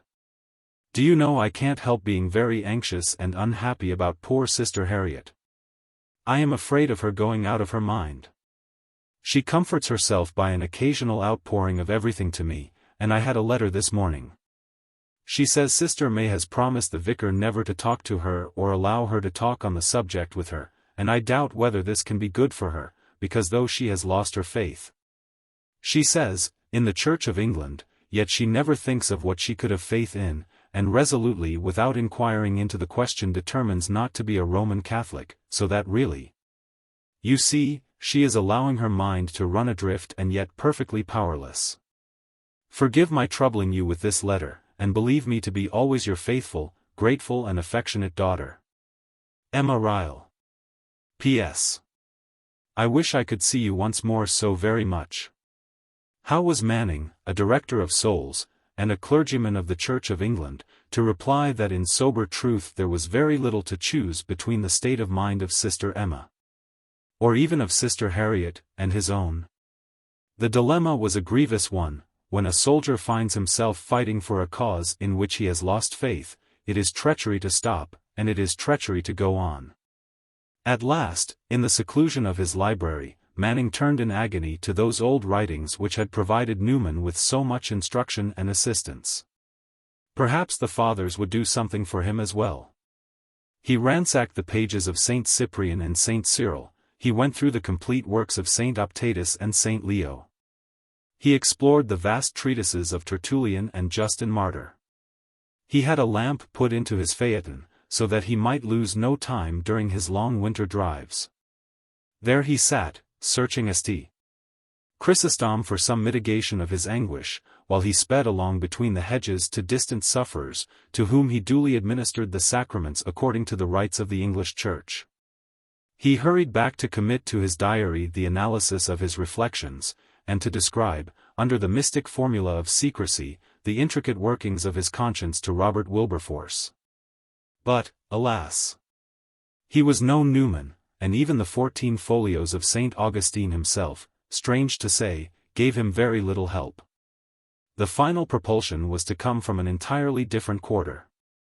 In November, 1847, the Reverend Mr. Gorham was presented by the Lord Chancellor to the living of Bramford Speke in the Diocese of Exeter. The Bishop, Dr. Philpotts, was a high churchman, and he had reason to believe that Mr. Gorham held evangelical opinions. He therefore subjected him to an examination on doctrine, which took the form partly of a verbal interrogatory, lasting 38 hours, and partly of a series of 149 written questions. At the end of the examination he came to the conclusion that Mr. Gorham held heretical views on the subject of baptismal regeneration, and he therefore refused to institute. Mr. Gorham, thereupon, took proceedings against the bishop in the Court of Arches. He lost his case, and he then appealed to the Judicial Committee of the Privy Council. The questions at issue were taken very seriously by a large number of persons. In the first place, there was the question of baptismal regeneration itself. This is by no means an easy one to disentangle. But it may be noted that the doctrine of baptism includes, 1. God's intention, that is to say, His purpose in electing certain persons to eternal life, an abstruse and greatly controverted subject, upon which the Church of England abstains from strict definition. 2. God's action, whether by means of sacraments or otherwise, concerning which the Church of England maintains the efficacy of sacraments, but does not formally deny that grace may be given by other means, repentance and faith being present. And, 3. The question whether sacramental grace is given instrumentally, by and at the moment of the act of baptism, or in consequence of an act of prevenient grace rendering the receiver worthy, that is to say, whether sacramental grace in baptism is given absolutely or conditionally. It was over this last question that the dispute raged hottest in the Gorham case. The High Church party, represented by Dr. Phillpotts, asserted that the mere act of baptism conferred regeneration upon the recipient and washed away his original sin. To this the evangelicals, headed by Mr. Gorham, replied that, according to the Articles, regeneration would not follow unless baptism was rightly received. What, then, was the meaning of rightly? Clearly it implied not merely lawful administration, but worthy reception. Worthiness, therefore, is the essence of the sacrament, and worthiness means faith and repentance. Now, two propositions were accepted by both parties, that all infants are born in original sin, and that original sin could be washed away by baptism. But how could both these propositions be true, argued Mr. Gorham, if it was also true that faith and repentance were necessary before baptism could come into operation at all? How could an infant in arms be said to be in a state of faith and repentance? How, therefore, could its original sin be washed away by baptism? And yet, as everyone agreed, washed away it was. The only solution of the difficulty lay in the doctrine of prevenient grace. And Mr. Gorham maintained that unless God performed an act of prevenient grace by which the infant was endowed with faith and repentance, no act of baptism could be effectual. Though to whom, and under what conditions, prevenient grace was given, Mr. Gorham confessed himself unable to decide.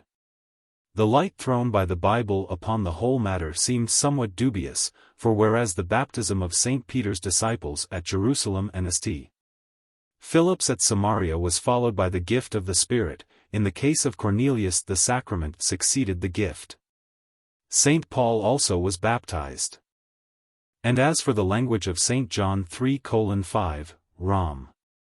6:3, 4, 1 Peter 3 verse 21, it admits of more than one interpretation. There could, however, be no doubt that the Church of England assented to Dr. Phillpotts' opinion. The question was whether or not she excluded Mr. Gorham's. If it was decided that she did, it was clear that henceforward, there would be very little peace for evangelicals within her fold. But there was another issue, even more fundamental than that of baptismal regeneration itself, involved in the Gorham trial. An act passed in 1833 had constituted the Judicial Committee of the Privy Council the Supreme Court of Appeal for such cases, and this committee was a body composed entirely of laymen. It was thus obvious that the royal supremacy was still a fact, and that a collection of lawyers appointed by the Crown had the legal right to formulate the religious doctrine of the Church of England. In 1850 their judgment was delivered. They reversed the decision of the Court of Arches, and upheld the position of Mr. Gorham. Whether his views were theologically correct or not, they said, was not their business.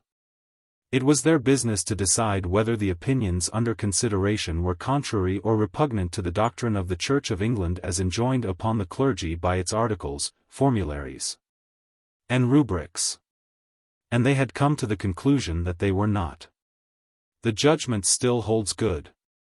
And to this day, a clergyman of the Church of England is quite at liberty to believe that regeneration does not invariably take place when an infant is baptized. The blow fell upon no one with greater violence than upon Manning. Not only was the supreme efficacy of the sign of the cross upon a baby's forehead one of his favorite doctrines, but up to that moment he had been convinced that the royal supremacy was a mere accident, a temporary usurpation which left the spiritual dominion of the Church essentially untouched. But now the horrid reality rose up before him, crowned and triumphant. It was all too clear that an Act of Parliament, passed by Jews, Roman Catholics, and dissenters, was the ultimate authority which decided upon the momentous niceties of the Anglican faith. Mr. Gladstone also was deeply perturbed. It was absolutely necessary, he wrote, to rescue and defend the conscience of the Church from the present hideous system. An agitation was set on foot, and several influential Anglicans, with Manning at their head, drew up and signed a formal protest against the Gorham judgment. Mr. Gladstone, however, proposed another method of procedure. Precipitate action, he declared, must be avoided at all costs, and he elaborated a scheme for securing procrastination, by which a covenant was to bind all those who believed that an article of the Creed had been abolished by Act of Parliament to take no steps in any direction, nor to announce their intention of doing so, until a given space of time had elapsed. Mr. Gladstone was hopeful that some good might come of this, though indeed he could not be sure. Among others, he wrote to Manning, "I have consulted Robert Wilberforce and Weg Prosser, and they seemed inclined to favour my proposal. It might, perhaps, have kept back Lord Fielding. But he is like a cork." The proposal was certainly not favoured by Manning. Protests and procrastinations, approving Weg Prosser's and cork like Lord Fielding's, all this was feeding the wind and folly. The time for action had come. "I can no longer continue," he wrote to Robert Wilberforce, "under oath and subscription binding me to the royal supremacy in ecclesiastical causes, being convinced that it is a violation of the divine office of the Church, that it has involved the Church of England in a separation from the universal Church, which separation I cannot clear of the character of schism, that it has thereby suspended and prevented the functions of the Church of England." It was in vain that Robert Wilberforce pleaded, in vain that Mr. Gladstone urged upon his mind the significance of John 3 verse 8. 1. "I admit," Mr. Gladstone wrote, "that the words might in some way be satisfied by supposing our Lord simply to mean, the facts of nature are unintelligible, therefore be not afraid if revealed truths be likewise beyond the compass of the understanding. But this seems to me a meagre meaning." Such considerations could hold him no longer, and Manning executed the resignation of his office and benefice before a public notary. Soon afterwards, in the little chapel off Buckingham Palace Road, kneeling beside Mr. Gladstone, he worshipped for the last time as an Anglican. 30 years later the Cardinal told how, just before the communion service commenced, he turned to his friends with the words, "I can no longer take the communion in the Church of England." I rose up, and laying my hand on Mr. Gladstone's shoulder, said, "Come." It was the parting of the ways. Mr. Gladstone remained, and I went my way. Mr. Gladstone still remains where I left him. On April 6, 1851, the final step was taken. Manning was received into the Roman Catholic Church. Now at last, after the long struggle, his mind was at rest. "I know what you mean," he wrote to Robert Wilberforce, "by saying that one sometimes feels as if all this might turn out to be only another land of shadows. I have felt it in time past, but not now. The theta epsilon omicron lambda omicron alpha from Nice to St. Thomas Aquinas, and the undivided unity suffused throughout the world, of which the Cathedra Petri is the center, is now 1800 years old, and mightier in every power now than ever, in intellect, in science, in separation from the world. And purer too, refined by 300 years of conflict with the modern infidel civilization, all of this is a fact more solid than the earth." Chapter 5. When Manning joined the Church of Rome, he acted under the combined impulse of the two dominating forces in his nature. His preoccupation with the supernatural might, alone, have been satisfied within the fold of the Anglican communion. And so might his preoccupation with himself. The one might have found vent in the elaborations of high church ritual, and the other in the activities of a bishopric. But the two together could not be quieted so easily. The Church of England is a commodious institution. She is very anxious to please, but somehow or other, she has never managed to supply a happy home to superstitious egotists. What an escape for my poor soul! Manning is said to have exclaimed when, shortly after his conversion, a mitre was going a-begging. But, in truth, Manning's poor soul had scented nobler quarry. To one of his temperament, how was it possible, when once the choice was plainly put, to hesitate for a moment between the respectable dignity of an English bishop, harnessed by the secular power, with the Gorham judgment as a bit between his teeth, and the illimitable pretensions of the humblest priest of Rome? For the moment, however, it seemed as if the fates had at last been successful in their little game of shunting Manning. The splendid career which he had so laboriously built up from the small beginnings of his Sussex curacy was shattered, and shattered by the inevitable operation of his own essential needs. He was over 40, and he had been put back once more to the very bottom rung of the ladder, a middle-aged neophyte with, so far as could be seen, no special claim to the attention of his new superiors. The example of Newman, a far more illustrious convert, was hardly reassuring. He had been relegated to a complete obscurity, in which he was to remain until extreme old age. Why should there be anything better in store for Manning? Yet it so happened that within 14 years of his conversion Manning was Archbishop of Westminster and the supreme ruler of the Roman Catholic community in England. This time the fates gave up the unequal struggle, they paid over their stakes in despair, and retired from the game.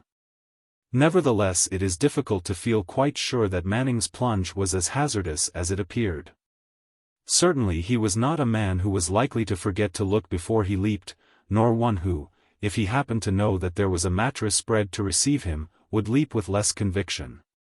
In the light of after events, one would be glad to know what precisely passed at that mysterious interview of his with the Pope, 3 years before his conversion. It is at least possible that the authorities in Rome had their eye on Manning. They may well have felt that the Archdeacon of Chichester would be a great catch. What did Pio Nono say? It is easy to imagine the persuasive innocence of his Italian voice. "Ah, dear Signor Manning, why don't you come over to us? Do you suppose that we should not look after you?" At any rate, when he did go over, Manning was looked after very thoroughly. There was, it is true, a momentary embarrassment at the outset. It was only with the greatest difficulty that he could bring himself to abandon his faith in the validity of Anglican orders, in which he believed with consciousness stronger than all reasoning. He was convinced that he was still a priest. When the Rev. Mr. Tierney, who had received him into the Roman Catholic communion, assured him that this was not the case, he was filled with dismay and mortification. After a 5-hour discussion, he started to his feet in a rage. "Then, Mr. Tierney," he exclaimed, "you think me insincere." The bitter draught was swallowed at last, and, after that, all went smoothly. Manning hastened to Rome, and was immediately placed by the Pope in the highly select Academia Ecclesiastica, commonly known as the Nursery of Cardinals, for the purpose of completing his theological studies. When the course was finished, he continued, by the Pope's special request, to spend 6 months of every year in Rome, where he preached to the English visitors, became acquainted with the great personages of the papal court, and enjoyed the privilege of constant interviews with the Holy Father. At the same time, he was able to make himself useful in London, where Cardinal Wiseman, the newly created Archbishop of Westminster, was seeking to reanimate the Roman Catholic community. Manning was not only extremely popular in the pulpit and in the confessional, he was not only highly efficient as a gleaner of souls, and of souls who moved in the best society. He also possessed a familiarity with official persons and official ways, which was invaluable. When the question arose of the appointment of Catholic chaplains in the Crimea during the war, it was Manning who approached the minister, interviewed the permanent secretary, and finally succeeded in obtaining all that was required. When a special reformatory for Catholic children was proposed, Manning carried through the negotiation with the government. When an attempt was made to remove Catholic children from the workhouses, Manning was again indispensable. No wonder Cardinal Wiseman soon determined to find some occupation of special importance for the energetic convert.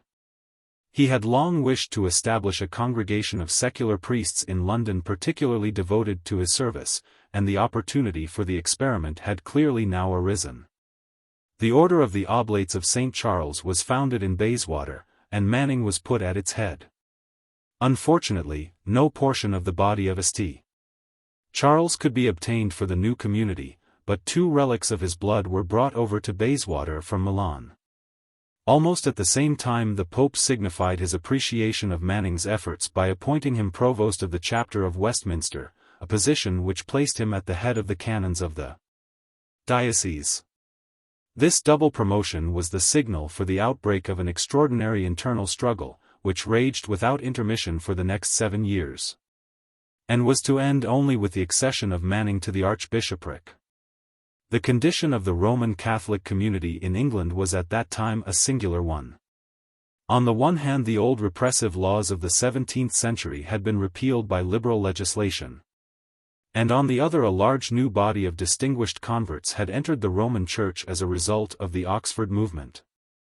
It was evident that there was a boom in English Catholicism, and, in 1850, Pius IX recognized the fact by dividing up the whole of England into dioceses, and placing Wiseman at the head of them as Archbishop of Westminster.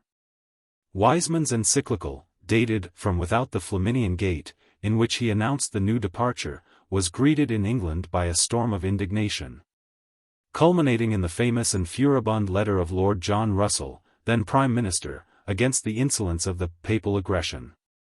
Though the particular point against which the outcry was raised, the English territorial titles of the new Roman bishops, was an insignificant one.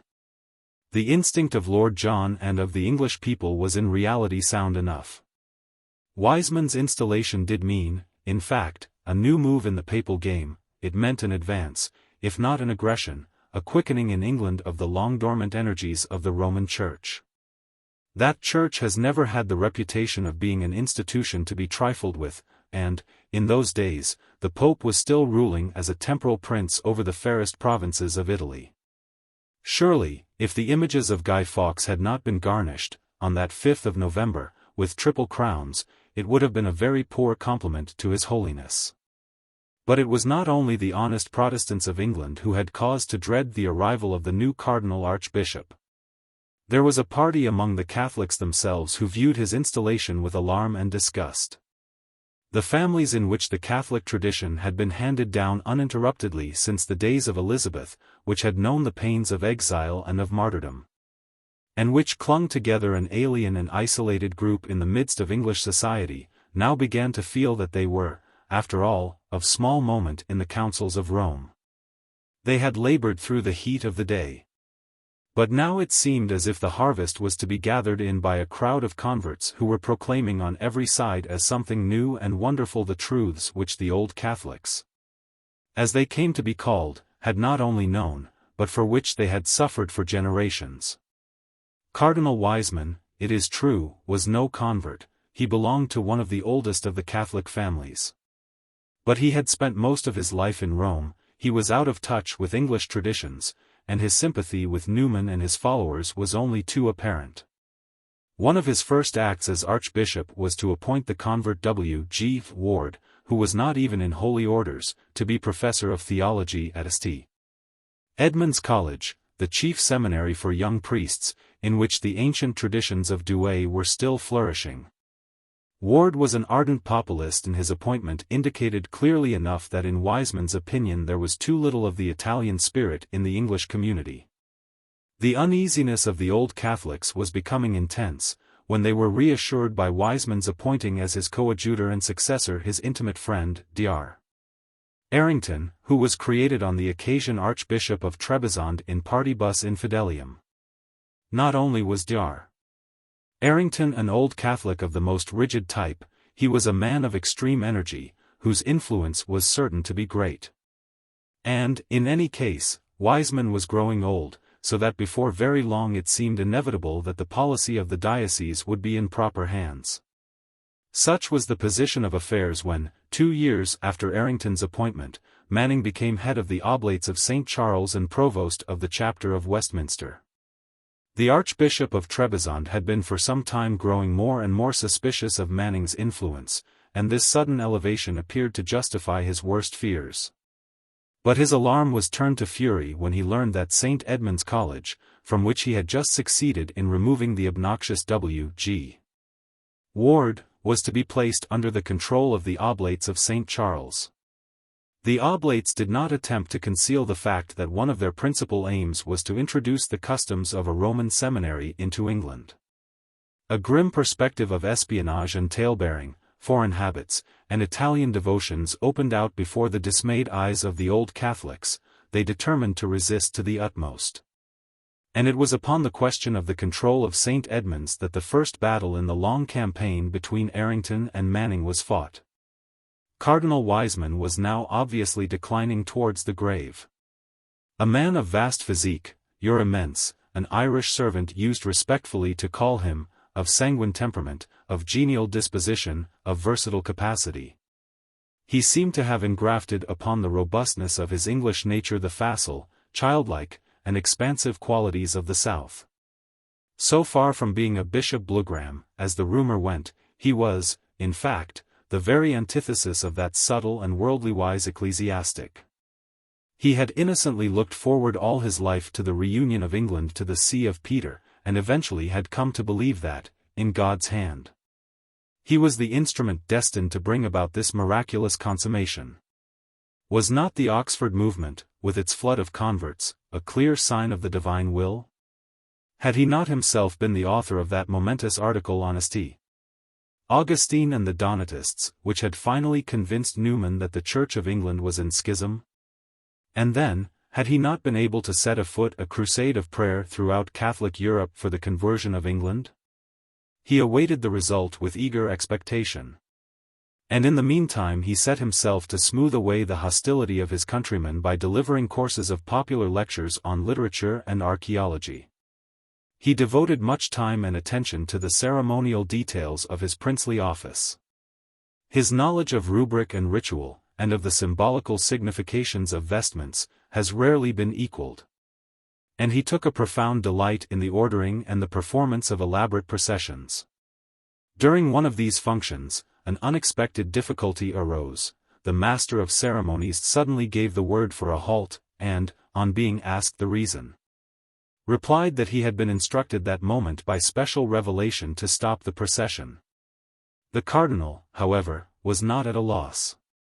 "You may let the procession go on," he smilingly replied. "I have just obtained permission, by special revelation, to proceed with it." His leisure hours he spent in the writing of edifying novels, the composition of acrostics in Latin verse, and in playing battledore and shuttlecock with his little nieces. There was, indeed, only one point in which he resembled Bishop Blougram, his love of a good table. Some of Newman's disciples were astonished and grieved to find that he sat down to 4 courses of fish during Lent. "I am sorry to say," remarked one of them afterwards, "that there is a lobster salad side to the Cardinal." It was a melancholy fate which ordained at the last years of this comfortable, easy-going, innocent old man should be distracted and embittered by the fury of opposing principles and the venom of personal animosities. But so it was. He had fallen into the hands of one who cared very little for the gentle pleasures of repose. Left to himself, Wiseman might have compromised with the old Catholics and Dr. Errington. But when Manning had once appeared upon the scene, all compromise became impossible. The late Archdeacon of Chichester, who had understood so well and practiced with such careful skill the precept of the golden mean so dear to the heart of the Church of England, now, as Provost of Westminster, flung himself into the fray with that unyielding intensity of fervor, that passion for the extreme and the absolute, which is the very lifeblood of the Church of Rome. Even the redoubtable Dr. Errington, short, thick-set, determined, with his hawk-like expression of face, as a contemporary described him, as he looked at you through his blue spectacles, had been known to quail in the presence of his antagonist. With his tall and graceful figure, his pale ascetic features, his compressed and icy lips, his calm and penetrating gaze. As for the poor cardinal, he was helpless indeed. Henceforward, there was to be no paltering with that dangerous spirit of independence. Was it not almost Gallicanism which possessed the old Catholic families of England? The supremacy of the Vicar of Christ must be maintained at all hazards. Compared with such an object, what were the claims of personal affection and domestic peace? The cardinal pleaded in vain. His lifelong friendship with Dr. Errington was plucked up by the roots, and the harmony of his private life was utterly destroyed. His own household was turned against him. His favorite nephew, whom he had placed among the oblates under Manning's special care, left the congregation and openly joined the party of Dr. Errington. His secretary followed suit. But saddest of all was the case of Monsignor Searle. Monsignor Searle, in the capacity of confidential man of affairs, had dominated over the cardinal in private for years with the autocratic fidelity of a servant who has grown indispensable. His devotion, in fact, seemed to have taken the form of physical imitation, for he was hardly less gigantic than his master. The two were inseparable. Their huge figures loomed together like neighboring mountains, and on one occasion, meeting them in the street, a gentleman congratulated Wiseman on "Your Eminence's fine son." Yet now even this companionship was broken up. The relentless provost here too brought a sword. There were explosions and recriminations. Monsignor Searle, finding that his power was slipping from him, made scenes and protests, and at last was foolish enough to accuse Manning of peculation to his face. After that it was clear that his day was over.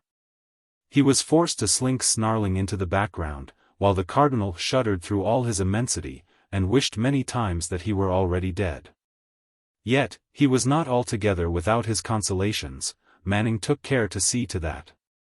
His piercing eye had detected the secret way into the recesses of the cardinal's heart, had discerned the core of simple faith which underlay that jovial manner and that facile talk.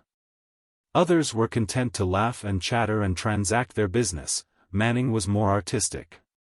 He watched his opportunity, and then, when the moment came, touched with a deft finger the chord of the conversion of England. There was an immediate response, and he struck the same chord again, and yet again. He became the repository of the cardinal's most intimate aspirations. He alone sympathized and understood. "If God gives me strength to undertake a great wrestling match with infidelity," Wiseman wrote, "I shall owe it to him." But what he really found himself undertaking was a wrestling match with Dr. Errington.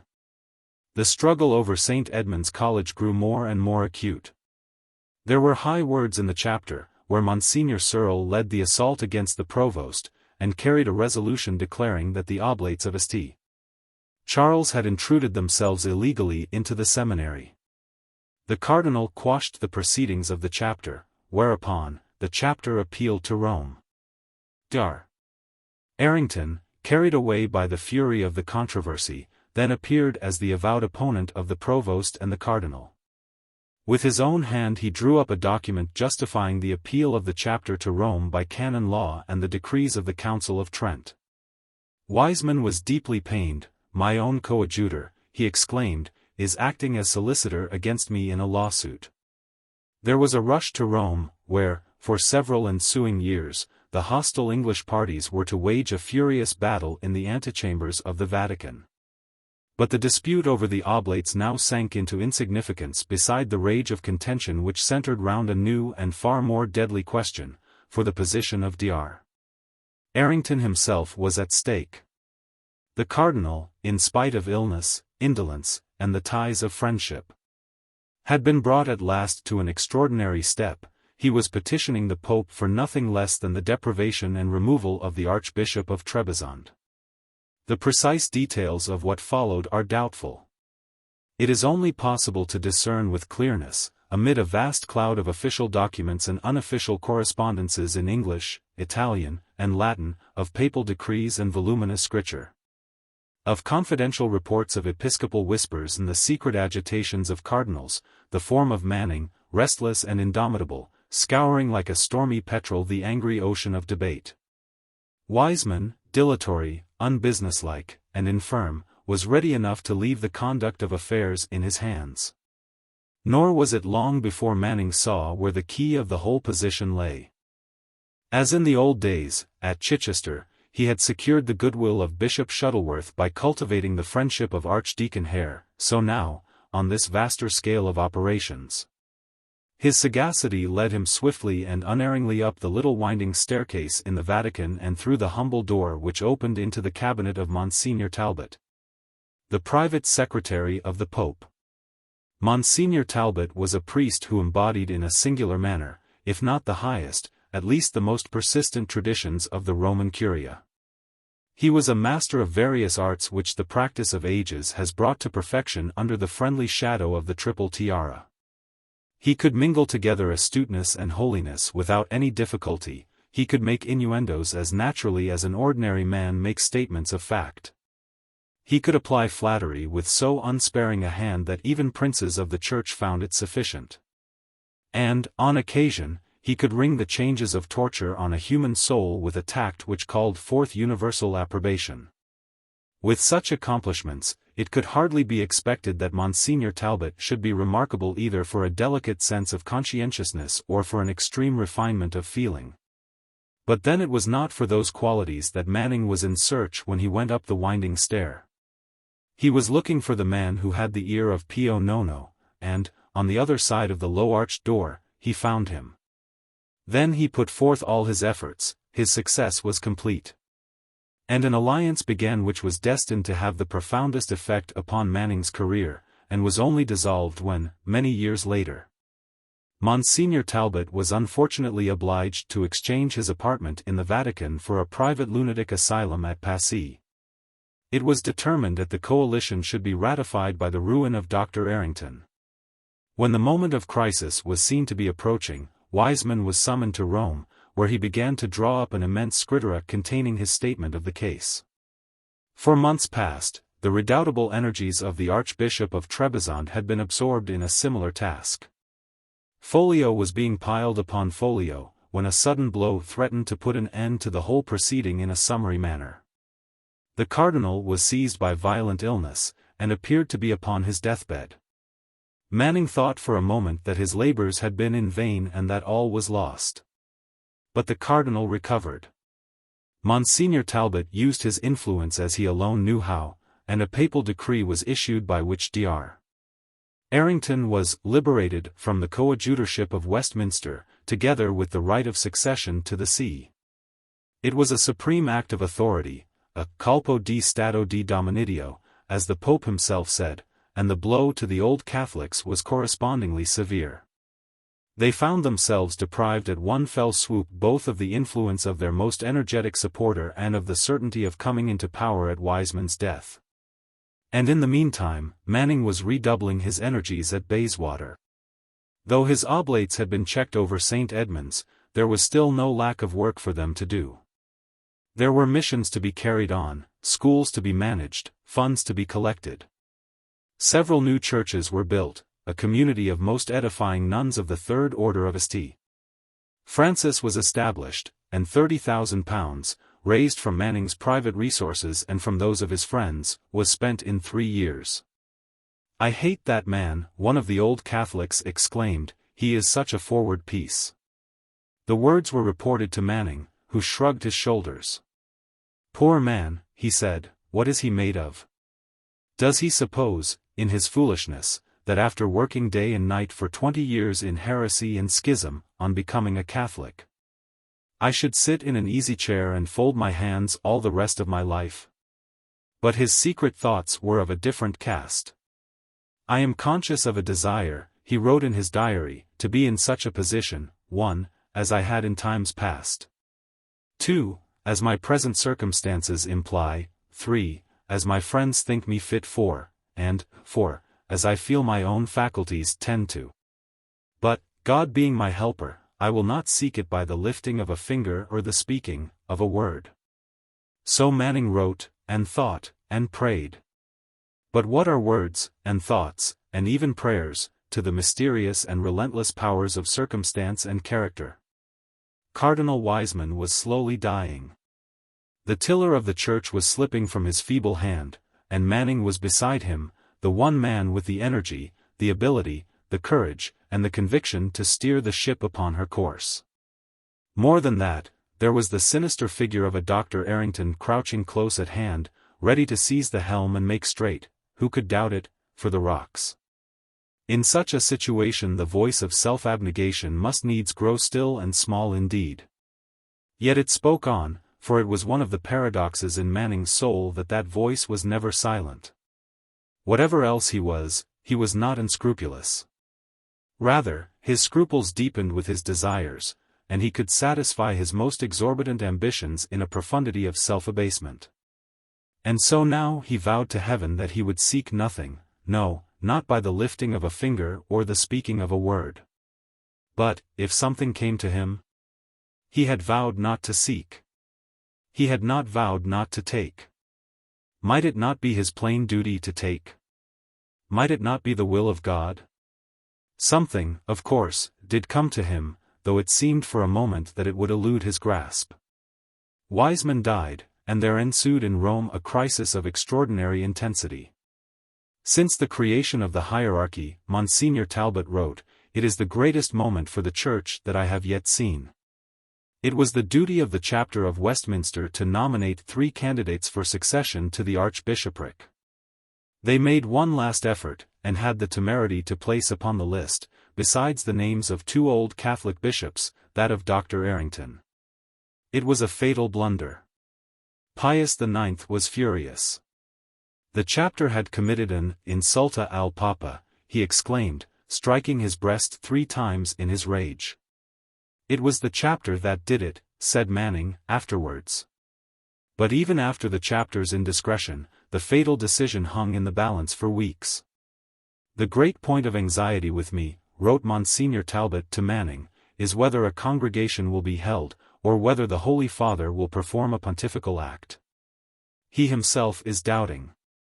I therefore say Mass and pray every morning that he may have the courage to choose for himself, instead of submitting the matter to a congregation. Although the cardinals are determined to reject Dr. Errington, nevertheless I am afraid that they should select one of the others. You know very well that congregations are guided by the documents that are placed before them. It is for this reason that I should prefer the Pope's acting himself. But the Holy Father himself was doubting. In his indecision, he ordered a month of prayers and masses. The suspense grew and grew.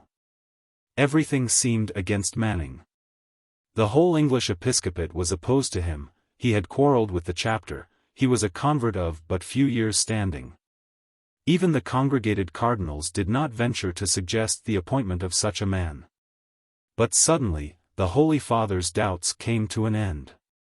He heard a voice, a mysterious inward voice, whispering something in his ear. Metetelo li. Metetelo li, the voice repeated, over and over again. Metetelo li. It was an inspiration. And Pius IX, brushing aside the recommendations of the chapter and the deliberations of the cardinals, made Manning, by a pontifical act, Archbishop of Westminster. Monsignor Talbot's felicity was complete, and he took occasion in conveying his congratulations to his friend, to make some illuminating reflections upon the great event. My policy throughout, he wrote, was never to propose you directly to the Pope, but, to make others do so. So that both you and I can always say that it was not I who induced the Holy Father to name you, which would lessen the weight of your appointment. This I say, because many have said that your being named was all my doing.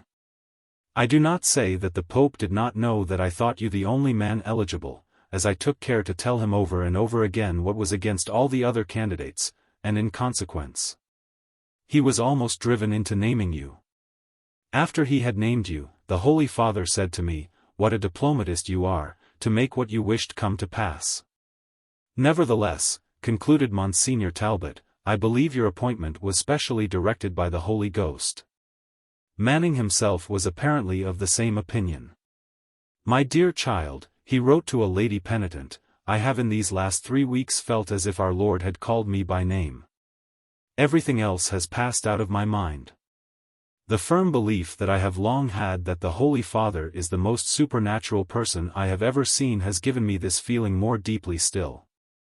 I feel as if I had been brought, contrary to all human wills, by the divine will, into an immediate relation to our divine Lord. If indeed, he wrote to Lady Herbert, it were the will of our divine Lord to lay upon me this heavy burden, he could have done it in no way more strengthening and consoling to me. To receive it from the hands of his vicar, and from Pius IX, and after long invocation of the Holy Ghost, and not only without human influences, but in spite of manifold powerful human opposition, gives me the last strength for such a cross. Chapter 6. Manning's appointment filled his opponents with alarm. Wrath and vengeance seemed to be hanging over them. What might not be expected from the formidable enemy against whom they had struggled for so long, and who now stood among them armed with archiepiscopal powers and invested with the special confidence of Rome? Great was their amazement, great was their relief, when they found that their dreaded master breathed nothing but kindness, gentleness, and conciliation. The old scores, they found, were not to be paid off, but to be wiped out. The new Archbishop poured forth upon every side all the tact, all the courtesy, all the dignified graces of a Christian magnanimity. It was impossible to withstand such treatment. Bishops who had spent years in thwarting him became his devoted adherents, even the chapter of Westminster forgot its hatred. Monsignor Talbot was extremely surprised. "Your greatest enemies have entirely come round," he wrote.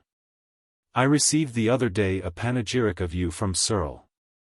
This change of feeling I cannot attribute to anything but the Holy Ghost." Monsignor Talbot was very fond of the Holy Ghost, but, so far, at any rate as Searle was concerned, there was another explanation. Manning, instead of dismissing Searle from his position of economist in the episcopal household, had kept him on, at an increased salary. And the poor man, who had not scrupled in the days of his pride to call Manning a thief, was now duly grateful. As to Dr. Errington, he gave an example of humility and submission by at once withdrawing into a complete obscurity. For years the Archbishop of Trebizond, the ejected heir to the See of Westminster, labored as a parish priest in the Isle of Man. He nursed no resentment in his heart, and, after a long and edifying life of peace and silence, he died in 1886, a professor of theology at Clifton. It might be supposed that Manning could now feel that his triumph was complete. His position was secure, his power was absolute, his prestige was daily growing. Yet there was something that irked him still. As he cast his eyes over the Roman Catholic community in England, he was aware of one figure which, by virtue of a peculiar eminence, seemed to challenge the supremacy of his own. That figure was Newman's. Since his conversion, Newman's life had been a long series of misfortunes and disappointments. When he had left the Church of England, he was its most distinguished, its most revered member, whose words, however strange, were listened to with profound attention, and whose opinions, however dubious, were followed in all their fluctuations with an eager and indeed a trembling respect. He entered the Church of Rome, and found himself forthwith an unimportant man. He was received at the papal court with a politeness which only faintly concealed a total lack of interest and understanding. His delicate mind, with its refinements, its hesitations, its complexities, his soft, spectacled, Oxford manner, with its half-effeminate diffidence, such things were ill-calculated to impress a throng of busy cardinals and bishops, whose days were spent amid the practical details of ecclesiastical organization, the long-drawn involutions of papal diplomacy, and the delicious bickerings of personal intrigue. And when, at last, he did succeed in making some impression upon these surroundings, it was no better, it was worse. An uneasy suspicion gradually arose. It began to dawn upon the Roman authorities that Dr. Newman was a man of ideas. Was it possible that Dr. Newman did not understand that ideas in Rome were, to say the least of it, out of place? Apparently, he did not, nor was that all. Not content with having ideas, he positively seemed anxious to spread them. When that was known, the politeness in high places was seen to be wearing decidedly thin. His Holiness, who on Newman's arrival had graciously expressed the wish to see him again and again, now, apparently, was constantly engaged. At first Newman supposed that the growing coolness was the result of misapprehension. His Italian was faulty, Latin was not spoken at Rome, his writings had only appeared in garbled translations. And even Englishmen had sometimes found his arguments difficult to follow. He therefore determined to take the utmost care to make his views quite clear. His opinions upon religious probability, his distinction between demonstrative and circumstantial evidence, his theory of the development of doctrine and the aspects of ideas, these and many other matters, upon which he had written so much, he would now explain in the simplest language. He would show that there was nothing dangerous in what he held, that there was a passage in De Lugo which supported him, that Perroni, by maintaining that the Immaculate Conception could be defined, had implicitly admitted one of his main positions, and that his language about faith had been confused, quite erroneously, with the fideism of M. Bautain. Cardinal Barnabo, Cardinal Reisac, Cardinal Antonelli, looked at him with their shrewd eyes and hard faces, while he poured into their ears which, as he had already noticed with distress, were large and not too clean, his careful disquisitions. But, it was all in vain, they had clearly never read De Lugo or Perroni, and as for M. Bautain, they had never heard of him. Newman, in despair, fell back upon St. Thomas Aquinas. But, to his horror, he observed that St. Thomas himself did not mean very much to the cardinals. With a sinking heart, he realized at last the painful truth: it was not the nature of his views, it was his having views at all, that was objectionable. He had hoped to devote the rest of his life to the teaching of theology, but what sort of theology could he teach which would be acceptable to such superiors? He left Rome, and settled down in Birmingham as the head of a small community of Oratorians. He did not complain, it was God's will, it was better so. He would watch and pray. But God's will was not quite so simple as that. Was it right, after all, that a man with Newman's intellectual gifts, his devoted ardor, his personal celebrity, should sink away out of sight and use in the dim recesses of the oratory at Birmingham? If the call were to come to him to take his talent out of the napkin, how could he refuse? And the call did come. A Catholic university was being started in Ireland, and Dr. Cullen, the Archbishop of Armagh, begged Newman to become the rector. At first he hesitated, but when he learned that it was the Holy Father's wish that he should take up the work, he could doubt no longer. The offer was sent from heaven. The difficulties before him were very great. Not only had a new university to be called up out of the void, but the position was complicated by the presence of a rival institution, the undenominational Queen's Colleges. Founded by Peel a few years earlier with the object of giving Irish Catholics facilities for university education on the same terms as their fellow countrymen. Yet Newman had the highest hopes. He dreamt of something greater than a merely Irish university, of a noble and flourishing centre of learning for the Catholics of Ireland and England alike. And why should not his dream come true? In the midst of our difficulties, he said, I have one ground of hope, just one stay, but, as I think, a sufficient one, which serves me in the stead of all other argument whatever. It is the decision of the Holy See. St. Peter has spoken. The years that followed showed to what extent it was safe to depend upon St. Peter. Unforeseen obstacles cropped up on every side. Newman's energies were untiring, but so was the inertia of the Irish authorities. On his appointment, he wrote to Dr. Cullen asking that arrangements might be made for his reception in Dublin. Dr.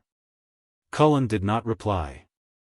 Newman wrote again, but still there was no answer. Weeks passed, months passed, years passed, and not a word, not a sign, came from Dr. Cullen. At last, after dangling for more than 2 years in the uncertainties and perplexities of so strange a situation, Newman was summoned to Dublin. There he found nothing but disorder and discouragement. The laity took no interest in the scheme, the clergy actively disliked it, Newman's authority was disregarded. He appealed to Cardinal Wiseman, and then at last a ray of hope dawned. The cardinal suggested that a bishopric should be conferred upon him, to give him a status suitable to his position. Dr. Cullen acquiesced, and Pius IX was all compliance. Mandaremo a Numen la Crocetta, he said to Wiseman, smilingly drawing his hands down each side of his neck to his breast, lo faremo vescovo di Porfirio, o qualche luogo. The news spread among Newman's friends, and congratulations began to come in. But the official intimation seemed to be unaccountably delayed. No Crocetta came from Rome, and Cardinal Wiseman never again referred to the matter. Newman was left to gather that the secret representations of Dr. Cullen had brought about a change of counsel in high quarters. His pride did not allow him to inquire further, but one of his lady penitents, Miss Gibberne, was less discreet. "Holy Father," she suddenly said to the Pope in an audience one day, "why don't you make Father Newman a bishop?" Upon which the Holy Father looked much confused and took a great deal of snuff. For the next 5 years Newman, unaided and ignored, struggled desperately, like a man in a bog, with the overmastering difficulties of his task. His mind, whose native haunt was among the far aerial boundaries of fancy and philosophy, was now clamped down under the fetters of petty detail and fed upon the mean diet of compromise and routine. He had to force himself to scrape together money, to write articles for the Students' Gazette, to make plans for medical laboratories, to be ingratiating with the city council.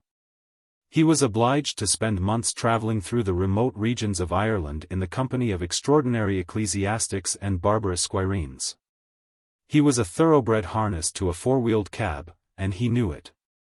Eventually, he realized something else. He saw that the whole project of a Catholic university had been evolved as a political and ecclesiastical weapon against the Queen's colleges of Peel. And that was all. As an instrument of education, it was simply laughed at, and he himself had been called in because his name would be a valuable asset in a party game. When he understood that, he resigned his rectorship and returned to the oratory. But, his tribulations were not yet over. It seemed to be God's will that he should take part in a whole succession of schemes, which, no less than the project of the Irish University, were to end in disillusionment and failure. He was persuaded by Cardinal Wiseman to undertake the editorship of a new English version of the Scriptures, which was to be a monument of Catholic scholarship and an everlasting glory to Mother Church. He made elaborate preparations, he collected subscriptions, engaged contributors, and composed a long and learned prolegomena to the work. It was all useless. Cardinal Wiseman began to think of other things, and the scheme faded imperceptibly into thin air. Then a new task was suggested to him. The Rambler, a Catholic periodical, had fallen on evil days. Would Dr. Newman come to the rescue, and accept the editorship? This time he hesitated rather longer than usual. He had burned his fingers so often, he must be specially careful now. "I did all I could to ascertain God's will," he said, and he came to the conclusion that it was his duty to undertake the work. He did so, and after 2 numbers had appeared, Dr. Ullathorne, the Bishop of Birmingham, called upon him, and gently hinted that he had better leave the paper alone. Its tone was not liked at Rome. It had contained an article criticizing St. Pius V, and, most serious of all, the orthodoxy of one of Newman's own essays had appeared to be doubtful. He resigned, and in the anguish of his heart, determined never to write again. One of his friends asked him why he was publishing nothing. "Hannibal's elephants," he replied, "never could learn the goose step." Newman was now an old man. He was 63 years of age. What had he to look forward to? A few last years of insignificance and silence. What had he to look back upon? A long chronicle of wasted efforts, disappointed hopes, neglected possibilities, unappreciated powers. And now all his labors had ended by his being accused at Rome of lack of orthodoxy. He could no longer restrain his indignation, and in a letter to one of his lady penitents, he gave vent to the bitterness of his soul. When his Rambler article had been complained of, he said, there had been some talk of calling him to Rome. "Call me to Rome," he burst out, "what does that mean? It means to sever an old man from his home, to subject him to intercourse with persons whose languages are strange to him, to food and to fashions which are almost starvation on the one hand, and involve restless days and nights on the other. It means to oblige him to dance attendance on propaganda week after week and month after month. It means his death. It was the punishment on Dr. Baines, 1841, to keep him at the door of propaganda for a year. This is the prospect which I cannot but feel probable, did I say anything which one bishop in England chose to speak against and report. Others have been killed before me. Lucas went of his own accord indeed, but when he got there, oh! How much did he, as loyal a son of the Church and the Holy See as ever was, what did he suffer because Dr. Cullen was against him? He wandered, as Dr. Cullen said in a letter he published in a sort of triumph, he wandered from church to church without a friend, and hardly got an audience from the Pope. And I too should go from St. Philip to Our Lady, and to St. Peter and St. Paul, and to St. Lawrence and to St. Cecilia, and, if it happened to me as to Lucas, should come back to die. Yet, in spite of all, in spite of these exasperations of the flesh, these agitations of the spirit, what was there to regret? Had he not a mysterious consolation which outweighed every grief? Surely, surely, he had. Unveil, O Lord, and on us shine. In glory and in grace. He exclaims in a poem written at this time, called The Two Worlds.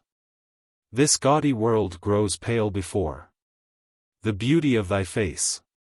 Till thou art seen it seems to he a sort of fairy ground, where suns unsetting light the sky, and flowers and fruit abound. But when thy keener, purer beam is poured upon our sight, it loses all its power to charm, and what was day is night. And thus, when we renounce for thee its restless aims and fears, the tender memories of the past, the hopes of coming years, poor is our sacrifice, whose eyes are lighted from above.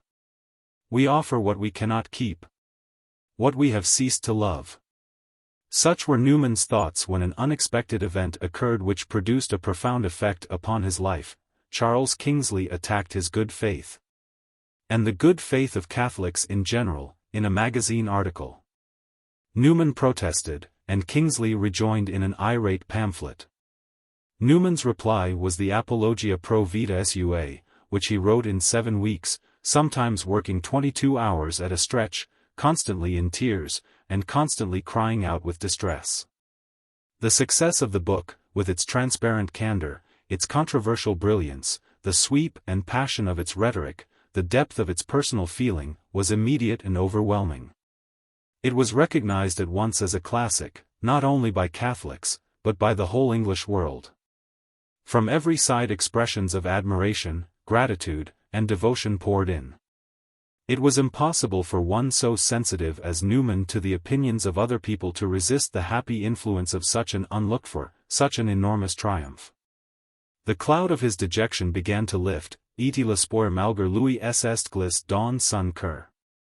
It was only natural that at such a moment his thoughts should return to Oxford. For some years past proposals had been on foot for establishing there a hall, under Newman's leadership, for Catholic undergraduates. The scheme had been looked upon with disfavor in Rome, and it had been abandoned, but now a new opportunity presented itself. Some land in a suitable position came into the market. Newman, with his reviving spirits, felt that he could not let this chance go by, and bought the land. It was his intention to build there not a hall, but a church, and to set on foot a house of the oratory. What possible objection could there be to such a scheme? He approached the Bishop of Birmingham, who gave his approval. In Rome itself there was no hostile sign. The laity were enthusiastic and subscriptions began to flow in.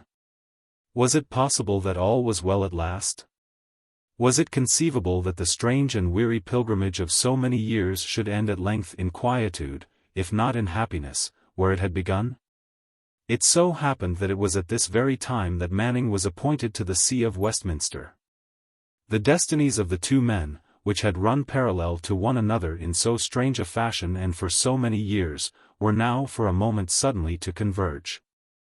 Newly clothed with all the attributes of ecclesiastical supremacy, Manning found himself face to face with Newman, upon whose brows were glittering the fresh laurels of spiritual victory, the crown of an apostolical life.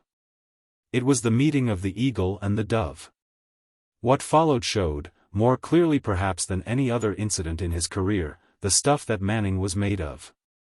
Power had come to him at last. And he seized it with all the avidity of a born autocrat, whose appetite for supreme dominion had been whetted by long years of enforced abstinence and the hated simulations of submission. He was the ruler of Roman Catholic England, and he would rule. The nature of Newman's influence it was impossible for him to understand, but he saw that it existed. For 20 years he had been unable to escape the unwelcome iterations of that singular, that alien, that rival renown, and now it stood in his path, alone and inexplicable, like a defiant ghost. "It is remarkably interesting," he observed coldly, when somebody asked him what he thought of the Apologia. "It is like listening to the voice of one from the dead." And such voices, with their sepulchral echoes, are apt to be more dangerous than living ones. They attract too much attention, they must be silenced at all costs. It was the meeting of the eagle and the dove. There was a hovering, a swoop, and then the quick beak and the relentless talons did their work. Even before his accession to the archbishopric, Manning had scented a peculiar peril in Newman's Oxford scheme, and so soon as he came into power, he privately determined that the author of the Apologia should never be allowed to return to his old university. Nor was there any lack of excellent reasons for such a decision. Oxford was by this time a nest of liberalism. It was no fit place for Catholic youths, and they would inevitably be attracted there by the presence of Father Newman. And then, had not Father Newman's orthodoxy been impugned? Had he not been heard to express opinions of most doubtful propriety upon the question of the temporal power? Was it not known that he might almost be said to have an independent mind? An influence? Yes, he had an influence no doubt. But what a fatal kind of influence to which to subject the rising generation of Catholic Englishmen. Such were the reflections which Manning was careful to pour into the receptive car of Monsignor Talbot. That useful priest, at his post of vantage in the Vatican, was more than ever the devoted servant of the new Archbishop. A league, offensive and defensive, had been established between the two friends. "I dare say I shall have many opportunities to serve you in Rome," wrote Monsignor Talbot modestly, "and I do not think any support will be useless to you. Especially on account of the peculiar character of the Pope, and the spirit which pervades propaganda. Therefore, I wish you to understand that a compact exists between us. If you help me, I shall help you." And a little later he added, "I am glad you accept the League. As I have already done for years, I shall support you, and I have 100 ways of doing so." A word dropped at the proper occasion works wonders. Perhaps it was hardly necessary to remind his correspondent of that. So far as Newman was concerned, it so fell out that Monsignor Talbot needed no prompting. During the sensation caused by the appearance of the Apologia, it had occurred to him that it would be an excellent plan to secure Newman as a preacher during Lent for the fashionable congregation which attended his church in the Piazza del Popolo. And, he had accordingly written to invite him to Rome. His letter was unfortunately not a tactful one. He assured Newman that he would find in the Piazza del Popolo an audience of Protestants more educated than could ever be the case in England, and, I think myself. He had added by way of extra inducement, that you will derive great benefit from visiting Rome, and showing yourself to the ecclesiastical authorities. Newman smiled grimly at this. He declared to a friend that the letter was insolent, and he could not resist the temptation of using his sharp pen. "Dear Monsignor Talbot," he wrote in reply, "I have received your letter, inviting me to preach in your church at Rome to an audience of Protestants more educated than could ever be the case in England. However, Birmingham people have souls, and I have neither taste nor talent for the sort of work which you cut out for me. And I beg to decline your offer. I am, yours truly, John H. Newman. Such words were not the words of wisdom. It is easy to imagine the feelings of Monsignor Talbot. Newman's work none here can understand, he burst out to his friend. Poor man, by living almost ever since he has been a Catholic, surrounded by a set of inferior men who idolize him, I do not think he has ever acquired the Catholic instincts. As for his views on the temporal power, well, people said that he had actually sent a subscription to Garibaldi. Yes, the man was incomprehensible, heretical, dangerous. He was un-Catholic and un-Christian. Monsignor Talbot even trembled for the position of Manning in England. I am afraid that the old school of Catholics will rally round Newman in opposition to you and Rome. Stand firm, do not yield a bit in the line you have taken. As I have promised, I shall stand by you. You will have battles to fight because every Englishman is naturally anti-Roman. To be Roman is to an Englishman an effort. Dar. Newman is more English than the English. His spirit must be crushed. His spirit must be crushed. Certainly there could be no doubt of that. What you write about Dar. Newman, Manning replied, is true. Whether he knows it or not, he has become the center of those who hold low views about the Holy See, are anti-Roman, cold and silent, to say no more, about the temporal power. National, English, critical of Catholic devotions, and always on the lower side. You will take care, he concluded, that things are correctly known and understood where you are. The Confederates matured their plans.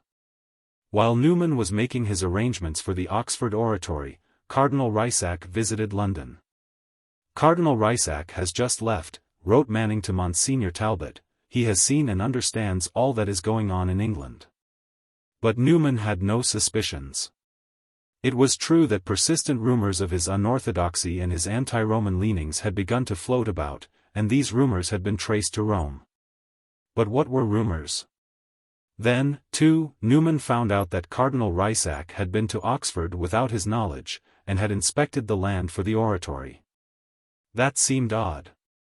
But all doubts were set at rest by the arrival from propaganda of an official ratification of his scheme. There would be nothing but plain sailing now. Newman was almost happy. Radiant visions came into his mind of a wonderful future in Oxford, the gradual growth of Catholic principles, the decay of liberalism, the inauguration of a second Oxford movement. The conversion, who knows? Of Mark Pattison, the triumph of the Church. Earlier failures do not matter now, he exclaimed to a friend. I see that I have been reserved by God for this. Just then a long blue envelope was brought into the room. Newman opened it. All is over, he said, I am not allowed to go. The envelope contained a letter from the bishop announcing that, together with the formal permission for an oratory at Oxford, propaganda had issued a secret instruction to the effect that Newman himself was by no means to reside there. If he showed signs of doing so, he was blandly and suavely, bland suaviter, were the words of the Latin instrument, to be prevented. And now the secret instruction had come into operation, bland suaviter, Dr. Newman's spirit had been crushed.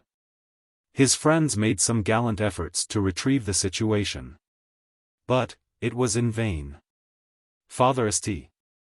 John hurried to Rome, and the indignant laity of England, headed by Lord Edward Howard, the guardian of the young Duke of Norfolk, seized the opportunity of a particularly virulent anonymous attack upon Newman, to send him an address in which they expressed their feeling that every blow that touches you inflicts a wound upon the Catholic Church in this country. The only result was an outburst of redoubled fury upon the part of Monsignor Talbot. The address, he declared, was an insult to the Holy See. What is the province of the laity, he interjected. To hunt, to shoot, to entertain. These matters they understand, but to meddle with ecclesiastical matters they have no right at all. Once more he warned Manning to be careful. Dar. Newman is the most dangerous man in England, and you will see that he will make use of the laity against your grace. You must not be afraid of him. It will require much prudence, but you must be firm. The Holy Father still places his confidence in you. But if you yield and do not fight the battle of the Holy See against the detestable spirit growing up in England, he will begin to regret Cardinal Wiseman, who knew how to keep the laity in order. Manning had no thought of yielding. But, he pointed out to his agitated friend that an open conflict between himself and Newman would be as great a scandal to the Church in England, and as great a victory to the Anglicans as could be. He would act quietly, and there would be no more difficulty. The bishops were united, and the Church was sound. On this, Monsignor Talbot hurried to Father St. John's lodgings in Rome to express his regret at the misunderstanding that had arisen, to wonder how it could possibly have occurred, and to hope that Dr. Newman might consent to be made a protonotary apostolic. That was all the satisfaction that Father St. John was to obtain from his visit to Rome. A few weeks later, the scheme of the Oxford Oratory was finally quashed. When all was over, Manning thought that the time had come for a reconciliation. He made advances through a common friend. What had he done, he asked, to offend Dr. Newman? Letters passed, and, naturally enough, they only widened the breach. Newman was not the man to be polite. "I can only repeat," he wrote at last, "what I said when you last heard from me. I do not know whether I am on my head or my heels when I have active relations with you. In spite of my friendly feelings, this is the judgment of my intellect. Meanwhile," he concluded, "I propose to say 7 masses for your intention amid the difficulties and anxieties of your ecclesiastical duties." And Manning could only return the compliment. At about this time, the curate of Littlemore had a singular experience. As he was passing by the church he noticed an old man, very poorly dressed in an old grey coat with the collar turned up, leaning over the Lych gate, in floods of tears. He was apparently in great trouble, and his hat was pulled down over his eyes as if he wished to hide his features. For a moment, however, he turned towards the curate, who was suddenly struck by something familiar in the face. Could it be? A photograph hung over the curate's mantelpiece of the man who had made Littlemore famous by his sojourn there more than 20 years ago. He had never seen the original, but now, was it possible? He looked again, and he could doubt no longer. It was Dr. Newman. He sprang forward, with proffers of assistance. Could he be of any use? "Oh no, no," was the reply. "Oh no, no." But the curate felt that he could not run away and leave so eminent a character in such distress. Was it not Dr. Newman he had the honor of addressing? He asked, with all the respect and sympathy at his command. Was there nothing that could be done? But the old man hardly seemed to understand what was being said to him. "Oh no, no," he repeated, with the tears streaming down his face. "Oh no, no." Chapter 7. Meanwhile, a remarkable problem was absorbing the attention of the Catholic Church. Once more, for a moment, the eyes of all Christendom were fixed upon Rome. The temporal power of the Pope had now almost vanished, but, as his worldly dominions steadily diminished, the spiritual pretensions of the Holy Father no less steadily increased. For 7 centuries the Immaculate Conception of the Virgin had been highly problematical. Pio IX spoke, and the doctrine became an article of faith. A few years later, the Court of Rome took another step. A syllabus errorum was issued, in which all the favorite beliefs of the modern world, the rights of democracies, the claims of science, the sanctity of free speech, the principles of toleration, were categorically denounced, and their supporters abandoned to the divine wrath. Yet it was observed that the modern world proceeded as before. Something more drastic appeared to be necessary, some bold and striking measure which should concentrate the forces of the faithful, and confound their enemies. The tremendous doctrine of papal infallibility, beloved of all good Catholics, seemed to offer just the opening that was required. Let that doctrine be proclaimed, with the assent of the whole Church, an article of faith, and, in the face of such an affirmation, let the modern world do its worst. Accordingly, a General Council, the first to be held since the Council of Trent more than 300 years before, was summoned to the Vatican, for the purpose, so it was announced, of providing an adequate remedy to the disorders, intellectual and moral, of Christendom. The program might seem a large one, even for a general council, but everyone knew what it meant. Everyone, however, was not quite of one mind. There were those to whom even the mysteries of infallibility caused some searchings of heart. It was true, no doubt, that our Lord, by saying to Peter, "Thou art Cephas," which is by interpretation a stone, thereby endowed that apostle with the supreme and full primacy and principality over the universal Catholic Church. It was equally certain that Peter afterwards became the Bishop of Rome, nor could it be doubted that the Roman pontiff was his successor. Thus it followed directly that the Roman pontiff was the head, heart, mind, and tongue of the Catholic Church. And moreover, it was plain that when our Lord prayed for Peter that his faith should not fail, that prayer implied the doctrine of papal infallibility. All these things were obvious, and yet, might not the formal declaration of such truths in the year of His Grace 1870 be, to say the least of it, inopportune?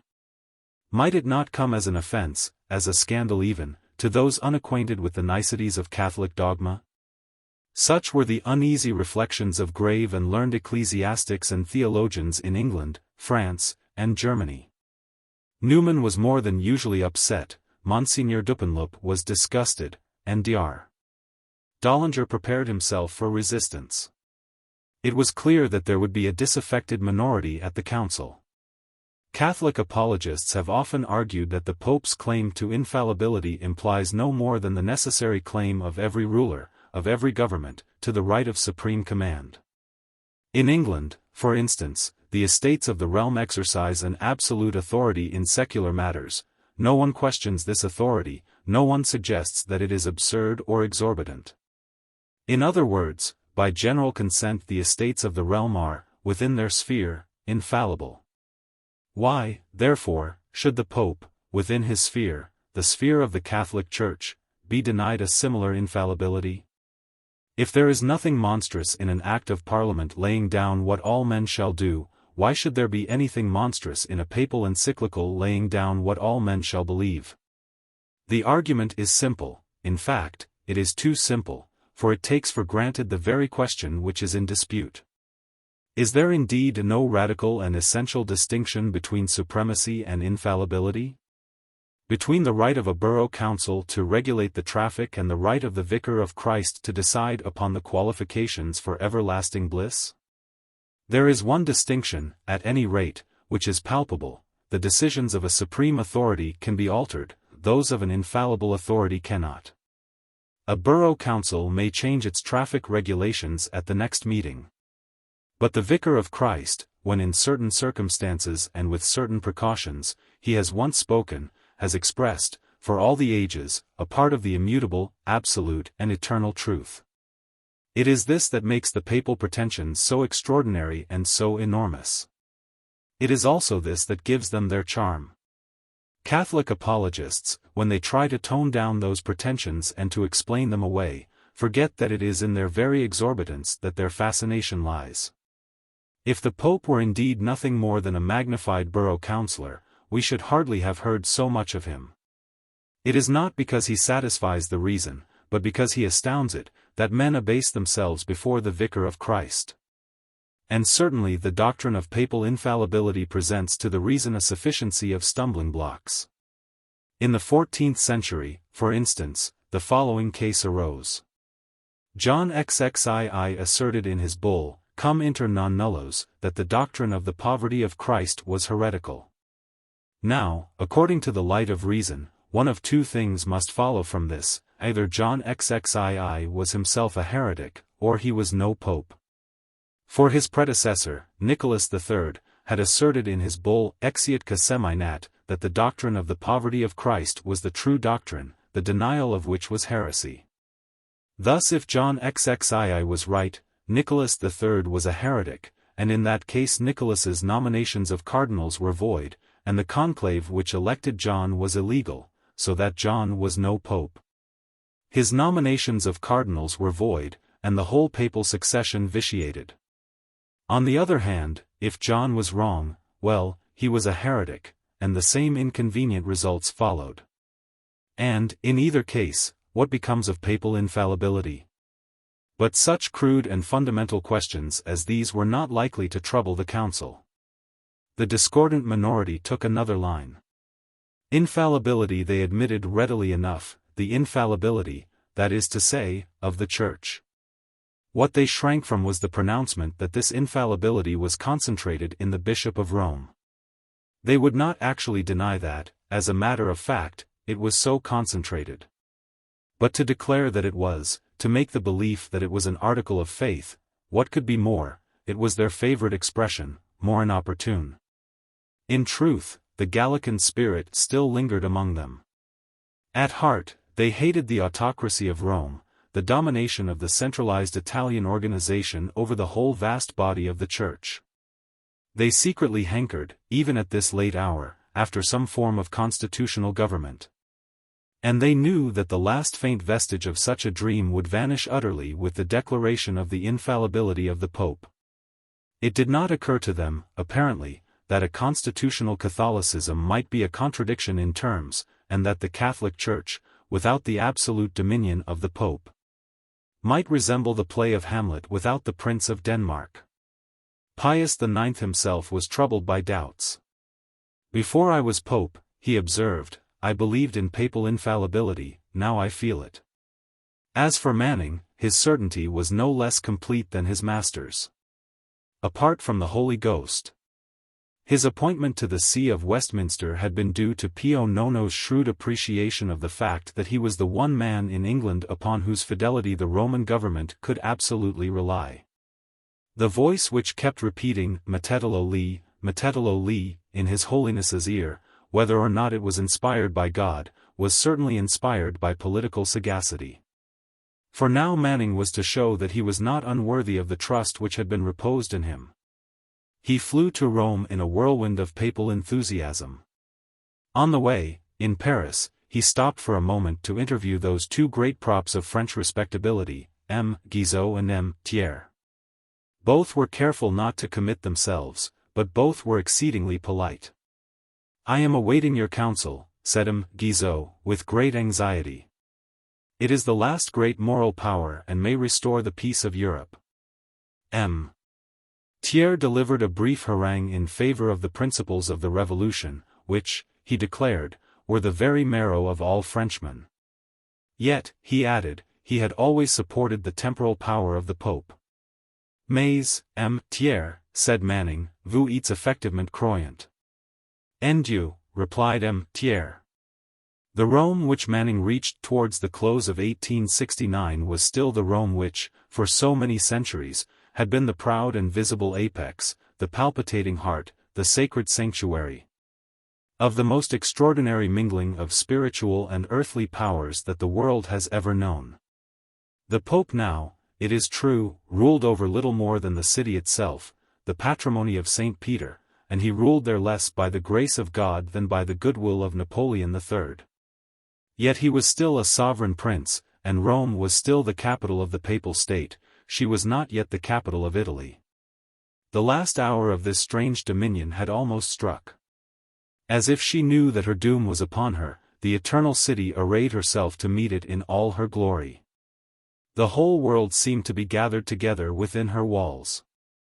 Her streets were filled with crowned heads and princes of the Church, great ladies and great theologians, artists and friars, diplomats and newspaper reporters. 700 bishops were there from all the corners of Christendom, and in all the varieties of ecclesiastical magnificence in falling lace and sweeping purple and flowing violet veils.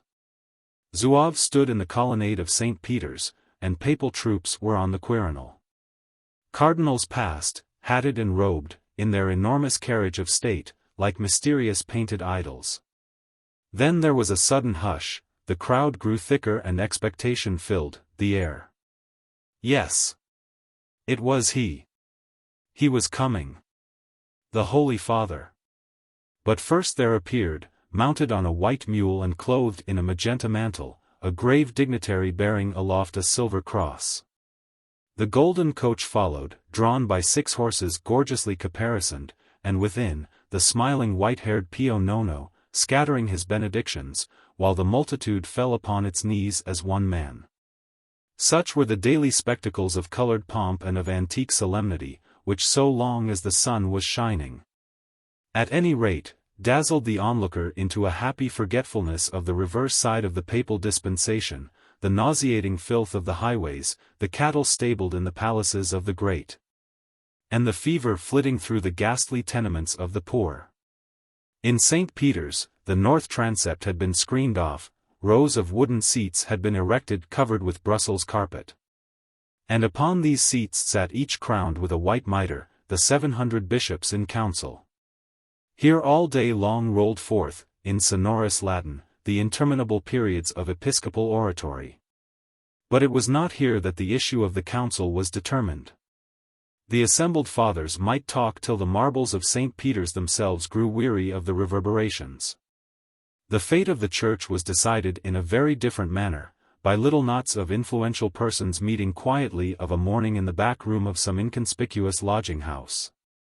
By a sunset rendezvous in the Borghese gardens between a cardinal and a diplomatist, by a whispered conference in an alcove at a princess's evening party, with the gay world chattering all about.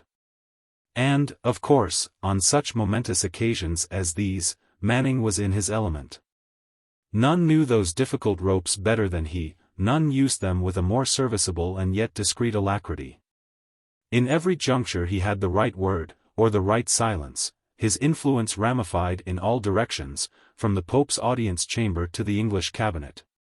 Il diavolo del concilio, his enemies called him, and he gloried in the name.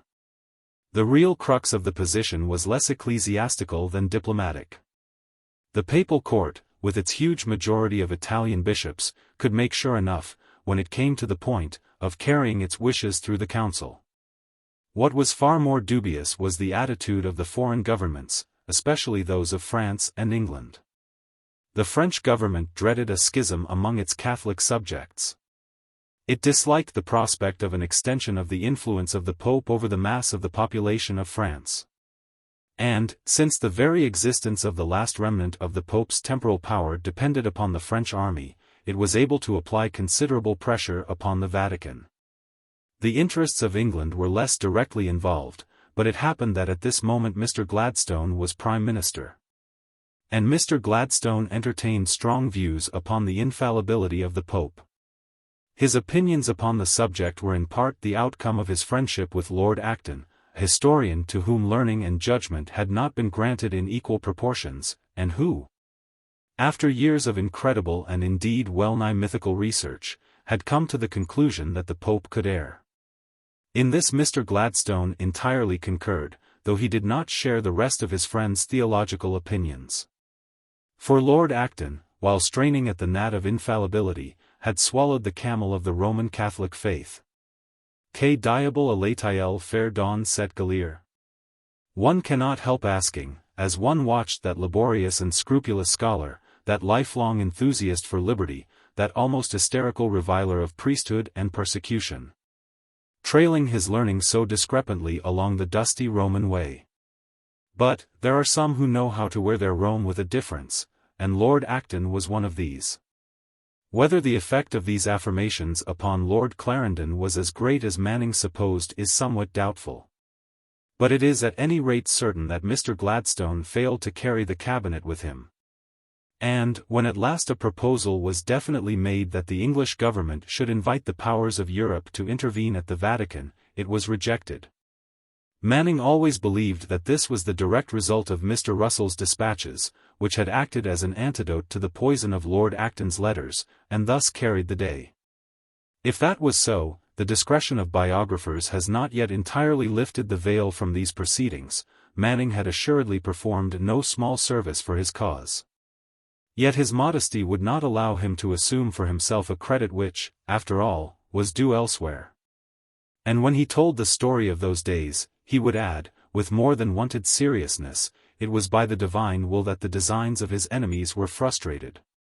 Meanwhile, in the north transept of St. Peter's a certain amount of preliminary business had been carried through. Various miscellaneous points in Christian doctrine had been satisfactorily determined. Among others, the following canons were laid down by the Fathers: if anyone does not accept for sacred and canonical the whole and every part of the books of Holy Scripture, or deny that they are divinely inspired, let him be anathema. If anyone says that miracles cannot be, and therefore, the accounts of them, even those in Holy Scriptures must be assigned a place among fables and myths, or that the divine origin of the Christian religion cannot rightly be proved from them, let him be anathema. If anyone says that the doctrines of the Church can ever receive a sense in accordance with the progress of science, other than that sense which the Church has understood and still understands, let him be anathema. If anyone says that it is not possible, by the natural light of human reason, to acquire a certain knowledge of the one and true God, let him be anathema. In other words, it became an article of faith that faith was not necessary for a true knowledge of God. Having disposed of these minor matters, the Fathers found themselves at last approaching the great question of infallibility. Two main issues, it soon appeared, were before them. The Pope's infallibility was admitted, ostensibly at least, by all. What remained to be determined was, 1. Whether the definition of the Pope's infallibility was opportune, and, 2. What the definition of the Pope's infallibility was. 1. It soon became clear that the sense of the Council was overwhelmingly in favor of a definition. The inopportunists were a small minority, they were outvoted, and they were obliged to give way. It only remained, therefore, to come to a decision upon the second question, what the definition should actually be. 2. It now became the object of the inopportunists to limit the scope of the definition as much as possible, while the infallibilists were no less eager to extend it. Now everyone, or nearly everyone, was ready to limit the papal infallibility to pronouncements ex cathedra, that is to say, to those made by the Pope in his capacity of universal doctor. But this only served to raise the ulterior, the portentous, and indeed the really crucial question, to which of the papal pronouncements ex cathedra did infallibility adhere? The discussions which followed were, naturally enough, numerous, complicated, and embittered, and in all of them Manning played a conspicuous part. For 2 months the Fathers deliberated. Through 50 sessions they sought the guidance of the Holy Ghost. The wooden seats, covered though they were with Brussels carpet, grew harder and harder, and still the mitred councillors sat on. The Pope himself began to grow impatient. For one thing, he declared, he was being ruined by the mere expense of lodging and keeping the multitude of his adherents. Questi infallibilisti me farano fallire, said His Holiness. At length it appeared that the inopportunists were dragging out the proceedings in the hope of obtaining an indefinite postponement. Then the authorities began to act, a bishop was shouted down, and the closure was brought into operation. At this point the French government, after long hesitation, finally decided to intervene, and Cardinal Antonelli was informed that if the definition was proceeded with, the French troops would be withdrawn from Rome. But the astute Cardinal judged that he could safely ignore the threat. He saw that Napoleon III was tottering to his fall and would never risk an open rupture with the Vatican. Accordingly, it was determined to bring the proceedings to a close by a final vote. Already the inopportunists, seeing that the game was up, had shaken the dust of Rome from their feet. On July 18, 1870, the Council met for the last time. As the first of the Fathers stepped forward to declare his vote, a storm of thunder and lightning suddenly burst over St. Peter's. All through the morning the voting continued, and every vote was accompanied by a flash and a roar from heaven. Both sides, with equal justice, claimed the portent as a manifestation of the divine opinion. When the votes were examined, it was found that 533 were in favor of the proposed definition and 2 against it. Next day, war was declared between France and Germany, and a few weeks later the French troops were withdrawn from Rome. Almost in the same moment, the successor of St. Peter had lost his temporal power, and gained infallibility. What the Council had done was merely to assent to a definition of the dogma of the infallibility of the Roman Pontiff which Pius IX had issued, proprio motu, a few days before. The definition itself was perhaps somewhat less extreme than might have been expected. The Pope, it declared, is possessed, when he speaks ex cathedra, of that infallibility with which the Redeemer willed that his Church should be endowed for defining doctrine regarding faith or morals. Thus it became a dogma of faith that a papal definition regarding faith or morals is infallible, but beyond that, both the Holy Father and the Council maintained a judicious reserve. Over what other matters besides faith and morals the papal infallibility might or might not extend still remained in doubt. And there were further questions, no less serious, to which no decisive answer was then, or ever has been since, provided. How was it to be determined, for instance, which particular papal decisions did in fact come within the scope of the definition? Who was to decide what was or was not a matter of faith or morals? Or precisely when the Roman pontiff was speaking ex cathedra? Was the famous syllabus Errorum, for example, issued ex cathedra or not? Grave theologians have never been able to make up their minds.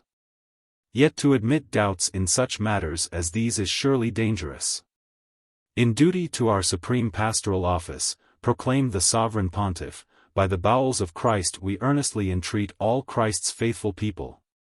And we also command them by the authority of God and our Saviour, that they study and labor to expel and eliminate errors and display the light of the purest faith. Well might the faithful study and labor to such ends.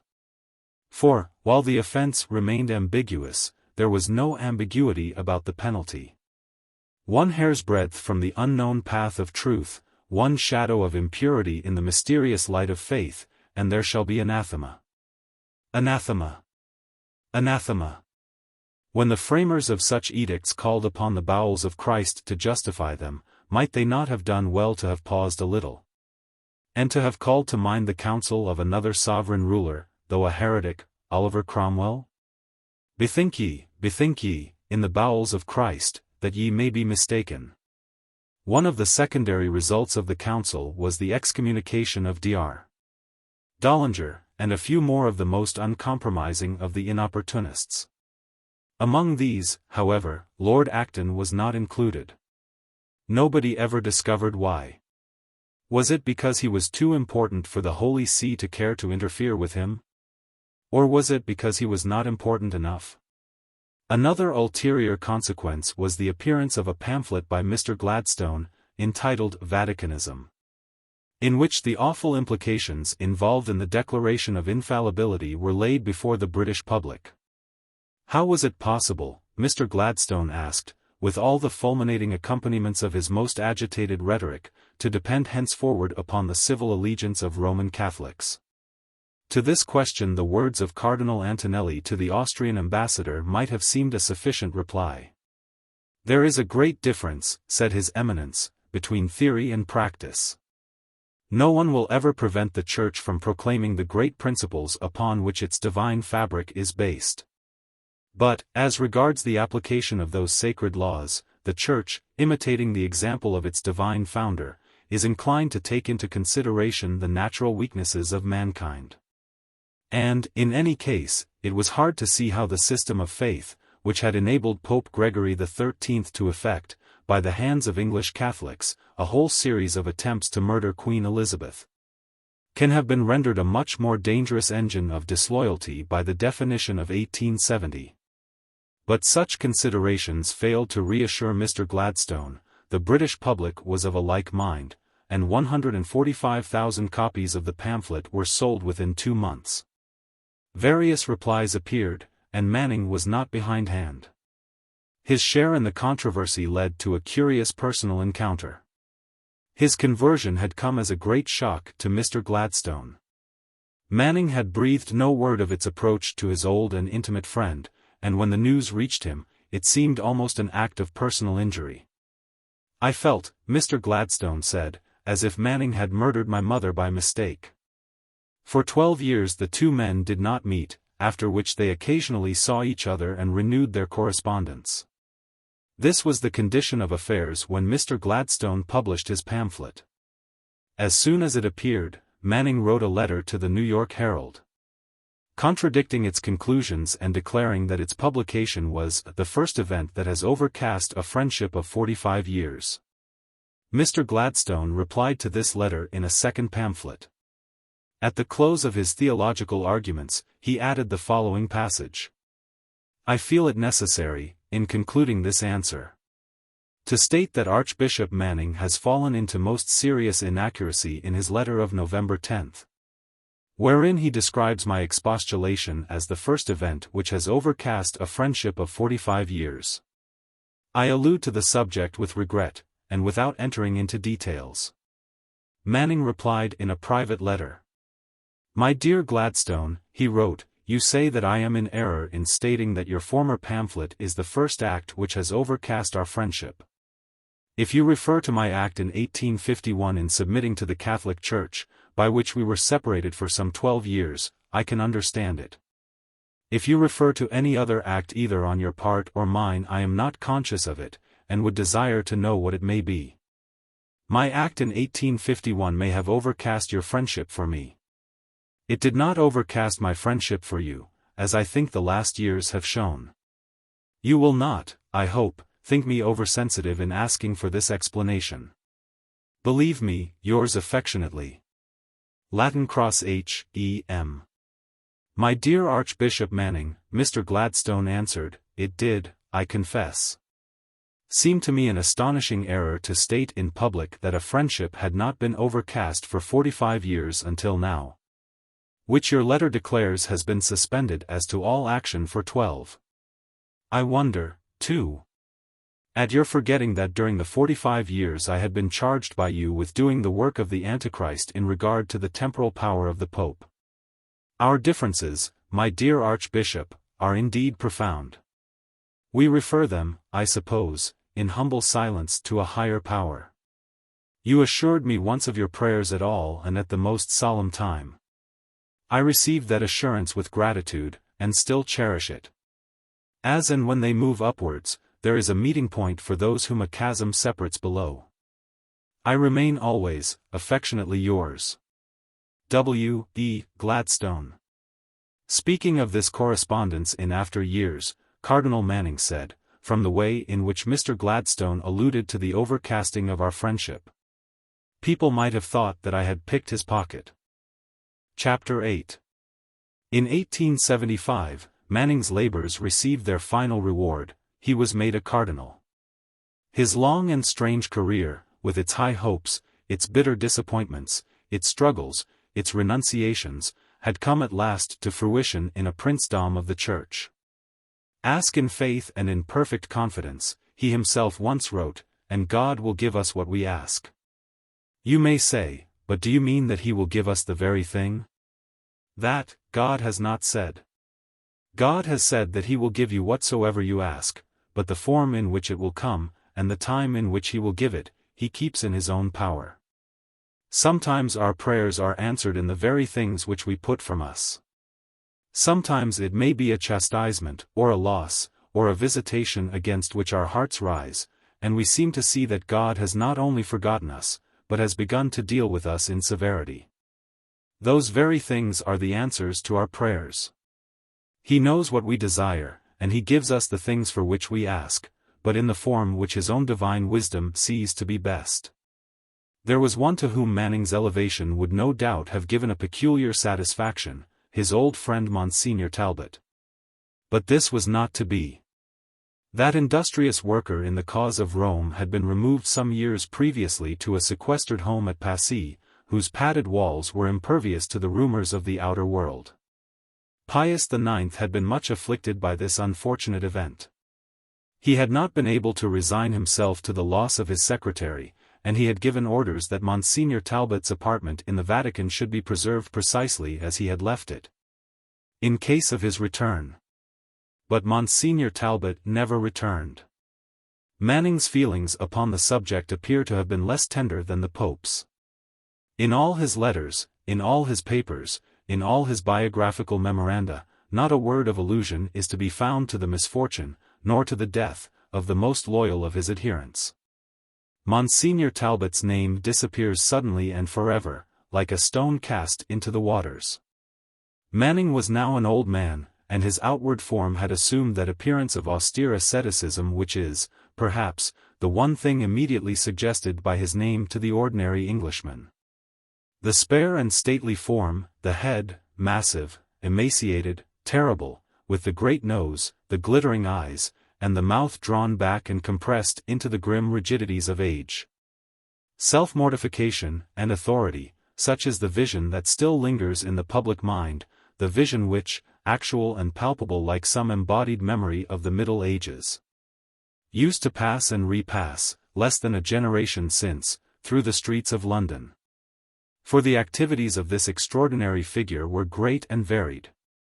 He ruled his diocese with the despotic zeal of a born administrator. He threw himself into social work of every kind.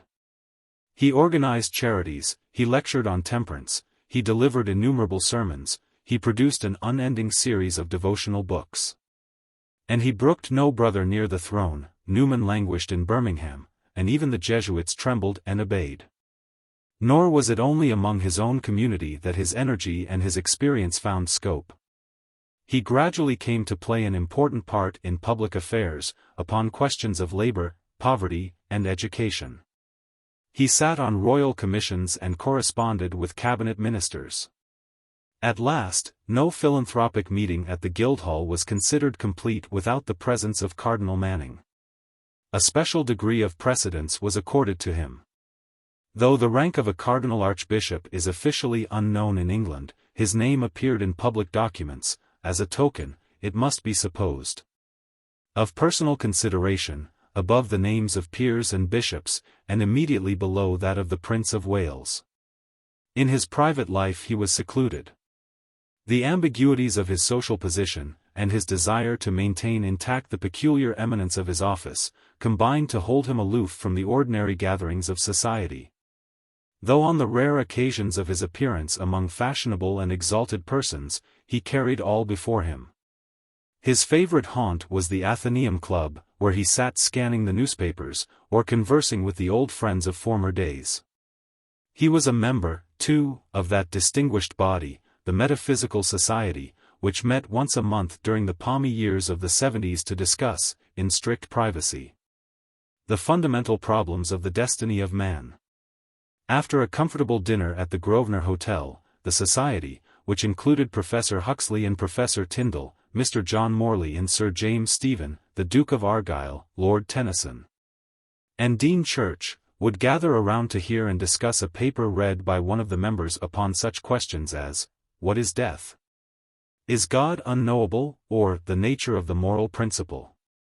Sometimes, however, the speculations of the Society ranged in other directions. "I think the paper that interested me most of all that were ever read at our meetings," says Sir Mountstuart Elphinstone Grant Duff, "was one on Wherein Consists the Special Beauty of Imperfection and Decay?" in which were propounded the questions, are not ruins recognized and felt to be more beautiful than perfect structures? Why are they so? Ought they to be so?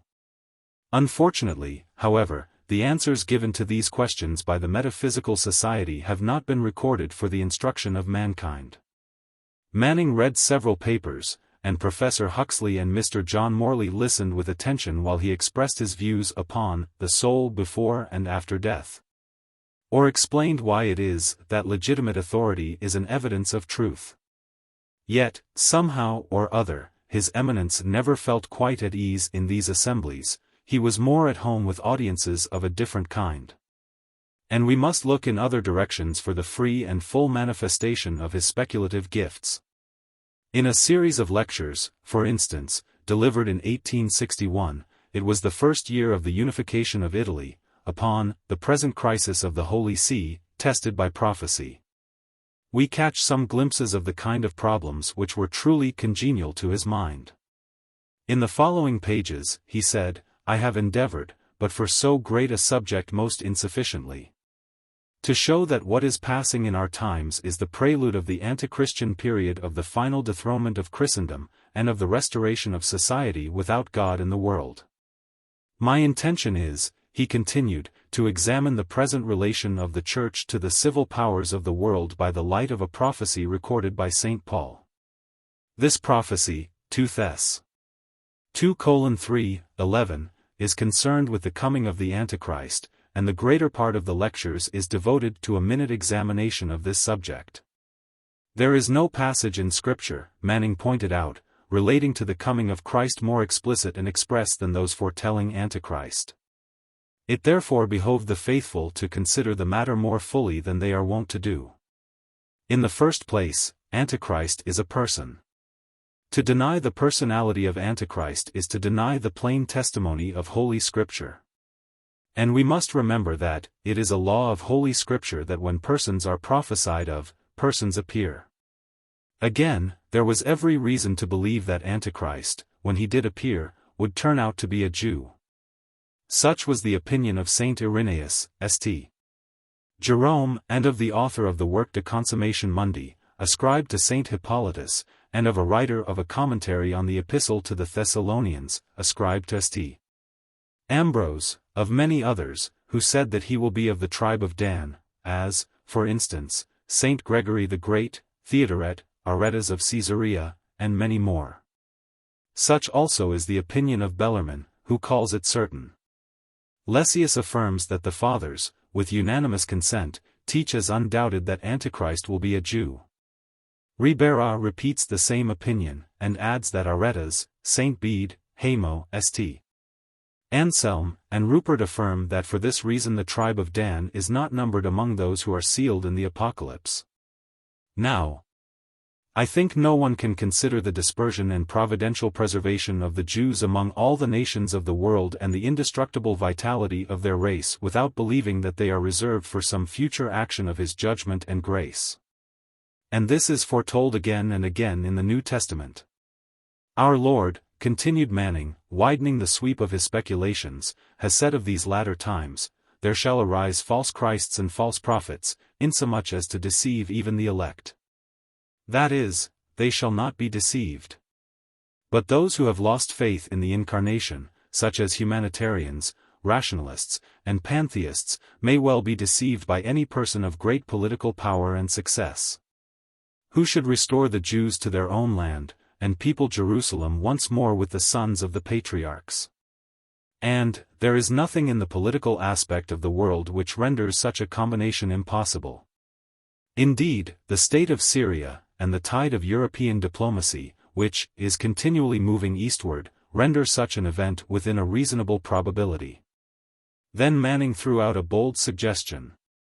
A successful medium, he said, might well pass himself off by his preternatural endowments as the promised messiahs.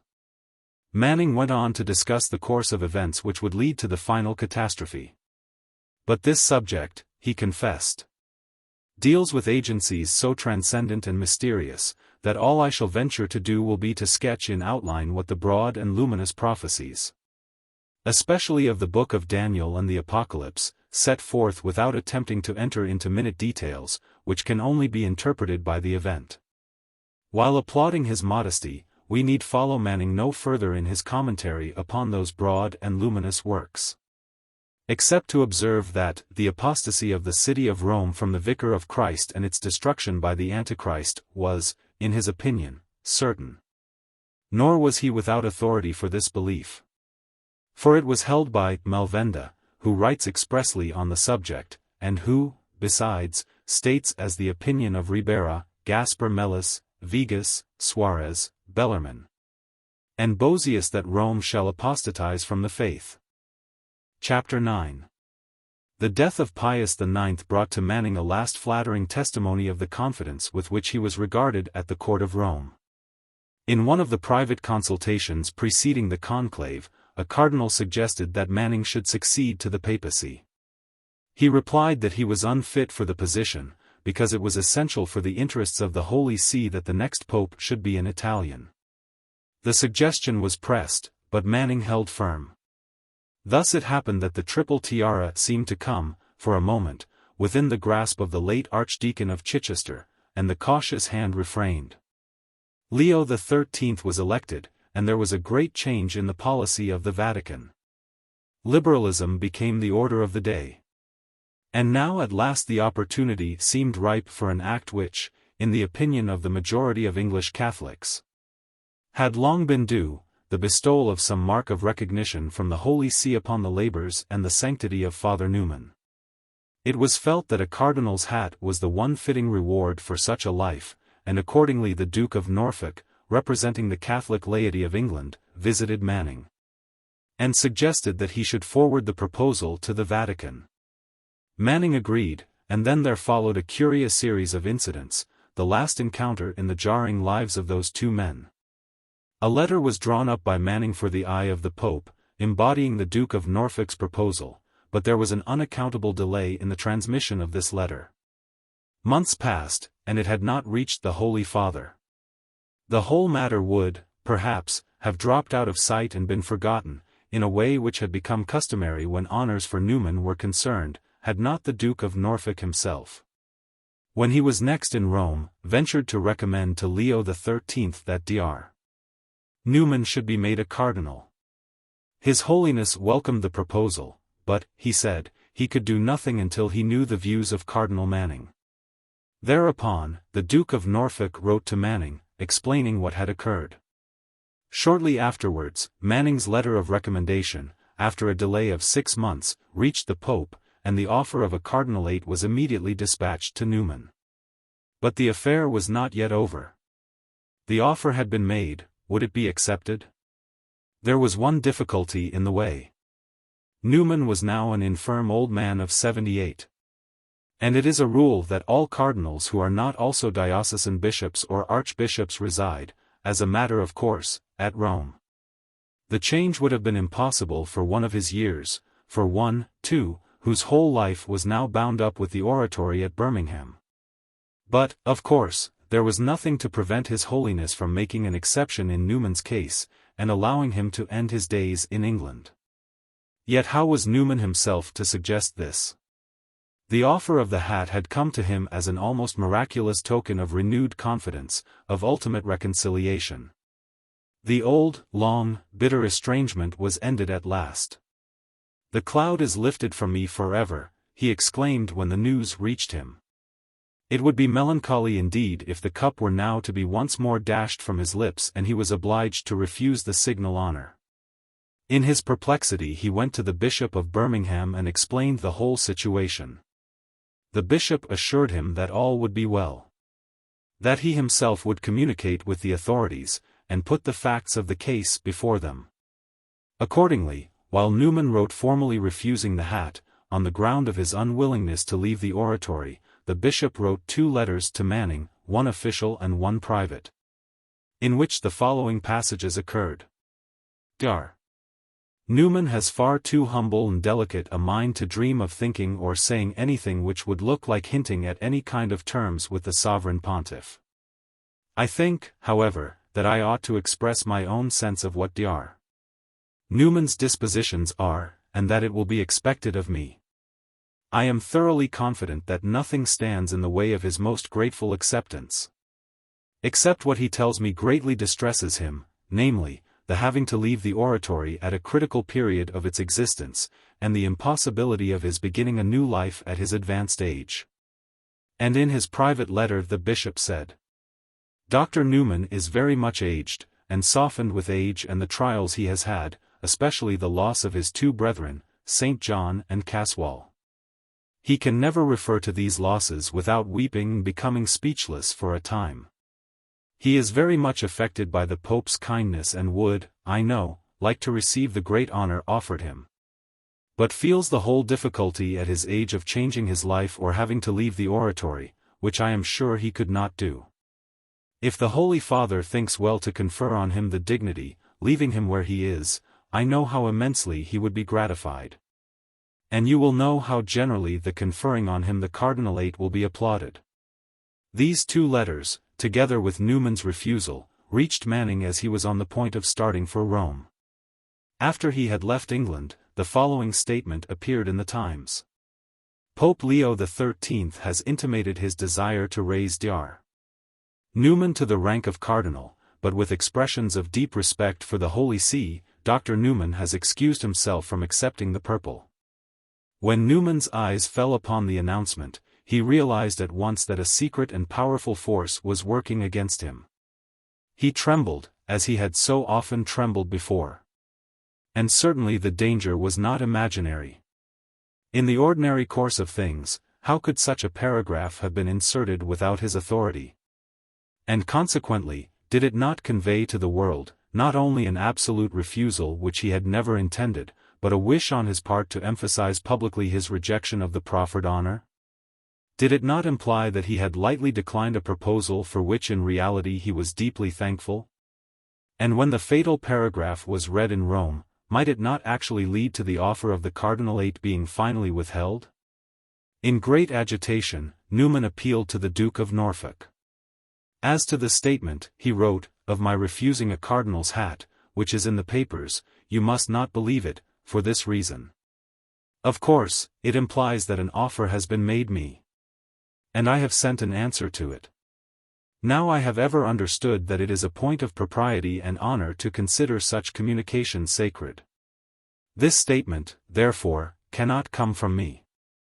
Nor could it come from Rome, for it was made public before my answer got to Rome.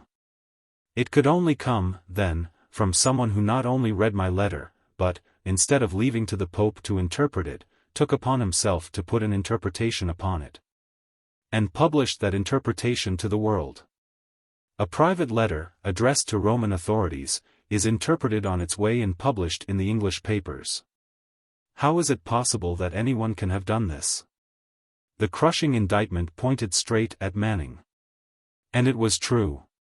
Manning had done the impossible deed. Knowing what he did, with the Bishop of Birmingham's 2 letters in his pocket, he had put it about that Newman had refused the hat. But a change had come over the spirit of the Holy See. Things were not as they had once been. Monsignor Talbot was at Passy, and Pio Nono was, where? The Duke of Norfolk intervened once again. Manning was profuse in his apologies for having misunderstood Newman's intentions, and hurried to the Pope to rectify the error. Without hesitation, the sovereign pontiff relaxed the rule of Roman residence, and Newman became a cardinal. He lived to enjoy his glory for more than 10 years. Since he rarely left the oratory, and since Manning never visited Birmingham, the 2 cardinals met only once or twice. After one of these occasions, on returning to the oratory, Cardinal Newman said, "What do you think Cardinal Manning did to me? He kissed me." On Newman's death, Manning delivered a funeral oration, which opened thus: "We have lost our greatest witness for the faith, and we are all poorer and lower by the loss. When these tidings came to me, my first thought was this: in what way can I, once more, show my love and veneration for my brother and friend of more than 60 years? In private, however, the surviving cardinal's tone was apt to be more direct. Poor Newman, he once exclaimed in a moment of genial expansion. Poor Newman. He was a great hater. Chapter 10. In that gaunt and gloomy building, more like a barracks than an episcopal palace, Archbishop's House, Westminster, Manning's existence stretched itself out into an extreme old age. As his years increased, his activities, if that were possible, increased too. Meetings, missions, lectures, sermons, articles, interviews, letters, such things came upon him in redoubled multitudes, and were dispatched with an unrelenting zeal. But this was not all. With age, he seemed to acquire what was almost a new fervor, an unaccustomed, unexpected, freeing of the spirit, filling him with preoccupations which he had hardly felt before. "They say I am ambitious," he noted in his diary, "but do I rest in my ambition?" No, assuredly he did not rest, but he worked now with no arrière-pensée for the greater glory of God. A kind of frenzy fell upon him. Poverty, drunkenness, vice, all the horrors and terrors of our civilization seized upon his mind, and urged him forward to new fields of action and new fields of thought. The temper of his soul assumed almost a revolutionary cast. "I am a Mosaic radical," he exclaimed. And, indeed, in the exaltation of his energies, the incoherence of his conceptions, the democratic urgency of his desires, combined with his awe-inspiring aspect and his venerable age, it was easy enough to trace the mingled qualities of the patriarch, the prophet, and the demagogue. As, in his soiled and shabby garments, the old man harangued the crowds of Bermondsey or Peckham upon the virtues of temperance, assuring them, with all the passion of conviction. As a final argument, that the majority of the apostles were total abstainers, this prince of the church might have passed as a leader of the Salvation Army. His popularity was immense, reaching its height during the great dock strikes of 1889, when, after the victory of the men was assured, Manning was able, by his persuasive eloquence and the weight of his character, to prevent its being carried to excess. After other conciliators, among whom was the Bishop of London, had given up the task in disgust, the octogenarian Cardinal worked on with indefatigable resolution. At last, late at night, in the schools in Kirby Street, Bermondsey, he rose to address the strikers. An enthusiastic eyewitness has described the scene. Unaccustomed tears glistened in the eyes of his rough and work-stained hearers as the Cardinal raised his hand and solemnly urged them not to prolong one moment more than they could help the perilous uncertainty and the sufferings of their wives and children. Just above his uplifted hand was a figure of the Madonna and Child, and some among the men tell how a sudden light seemed to swim around it as the speaker pleaded for the women and children. When he sat down, all in the room knew that he had won the day, and that, so far as the strike committee was concerned, the matter was at an end. In those days, there were strange visitors at the Archbishop's house. Careful priests and conscientious secretaries wondered what the world was coming to when they saw labor leaders like Mr. John Burns and Mr. Ben Tillett, and land reformers like Mr. Henry George, being ushered into the presence of His Eminence. Even the notorious Mr. Stead appeared, and his scandalous paper with its unspeakable revelations lay upon the Cardinal's table. This proved too much for one of the faithful tonsured dependents of the place, and he ventured to expostulate with his master. But he never did so again. When the guests were gone, and the great room was empty, the old man would draw himself nearer to the enormous fire, and review once more, for the 1000th time, the long adventure of his life. He would bring out his diaries and his memoranda, he would rearrange his notes, he would turn over again the yellow leaves of faded correspondences. Seizing his pen, he would pour out his comments and reflections, and fill, with an extraordinary solicitude, page after page with elucidations, explanations, justifications of the vanished incidents of a remote past. He would snip with scissors the pages of ancient journals, and with delicate ecclesiastical fingers, drop unknown mysteries into the flames. Sometimes he would turn to the 4 red folio scrapbooks with their collection of newspaper cuttings, concerning himself, over a period of 30 years. Then the pale cheeks would flush and the close-drawn lips would grow even more menacing than before. Stupid, mulish malice, he would note. Pure lying, conscious, deliberate and designed. Suggestive lying. Personal animosity is at the bottom of this. And then he would suddenly begin to doubt. After all, where was he? What had he accomplished? Had any of it been worthwhile? Had he not been out of the world all his life? Out of the world. Croker's Life and Letters, and Hayward's Letters, he notes, are so full of politics, literature, action, events, collision of mind with mind. And that with such a multitude of men in every state of life, that when I look back, it seems as if I had been simply useless. And again, the complete isolation and exclusion from the official life of England in which I have lived, makes me feel as if I had done nothing. He struggled to console himself with the reflection that all this was only the natural order. If the natural order is moved by the supernatural order, then I may not have done nothing. 50 years of witness for God and His truth, I hope, has not been in vain. But the same thoughts recurred. In reading Macaulay's life I had a haunting feeling that his had been a life of public utility and mine a vita umbratilis, a life in the shade. Ah! It was God's will. Mine has been a life of 50 years out of the world as Gladstone's has been in it. The work of his life in this world is manifest. I hope mine may be in the next. I suppose our Lord called me out of the world because He saw that I should lose my soul in it. Clearly, that was the explanation. And yet He remained sufficiently in the world to discharge with absolute efficiency the complex government of His diocese almost up to the last moment of His existence. Though His bodily strength gradually ebbed, the vigor of his mind was undismayed. At last, supported by cushions, he continued, by means of a dictated correspondence, to exert his accustomed rule. Only occasionally would he lay aside his work to plunge into the yet more necessary duties of devotion. Never again would he preach. Never again would he put into practice those three salutary rules of his in choosing a subject for a sermon: 1. Asking God to guide the choice; 2. Applying the matter to myself; 3. Making the sign of the cross on my head and heart and lips in honor of the sacred mouth. But he could still pray, he could turn especially to the Holy Ghost.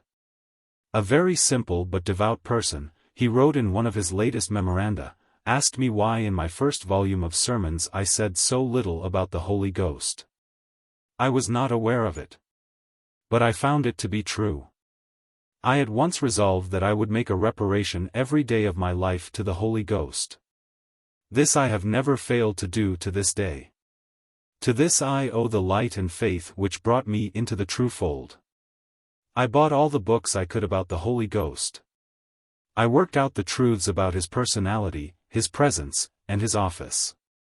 This made me understand the last paragraph in the Apostles' Creed, and made me a Catholic Christian.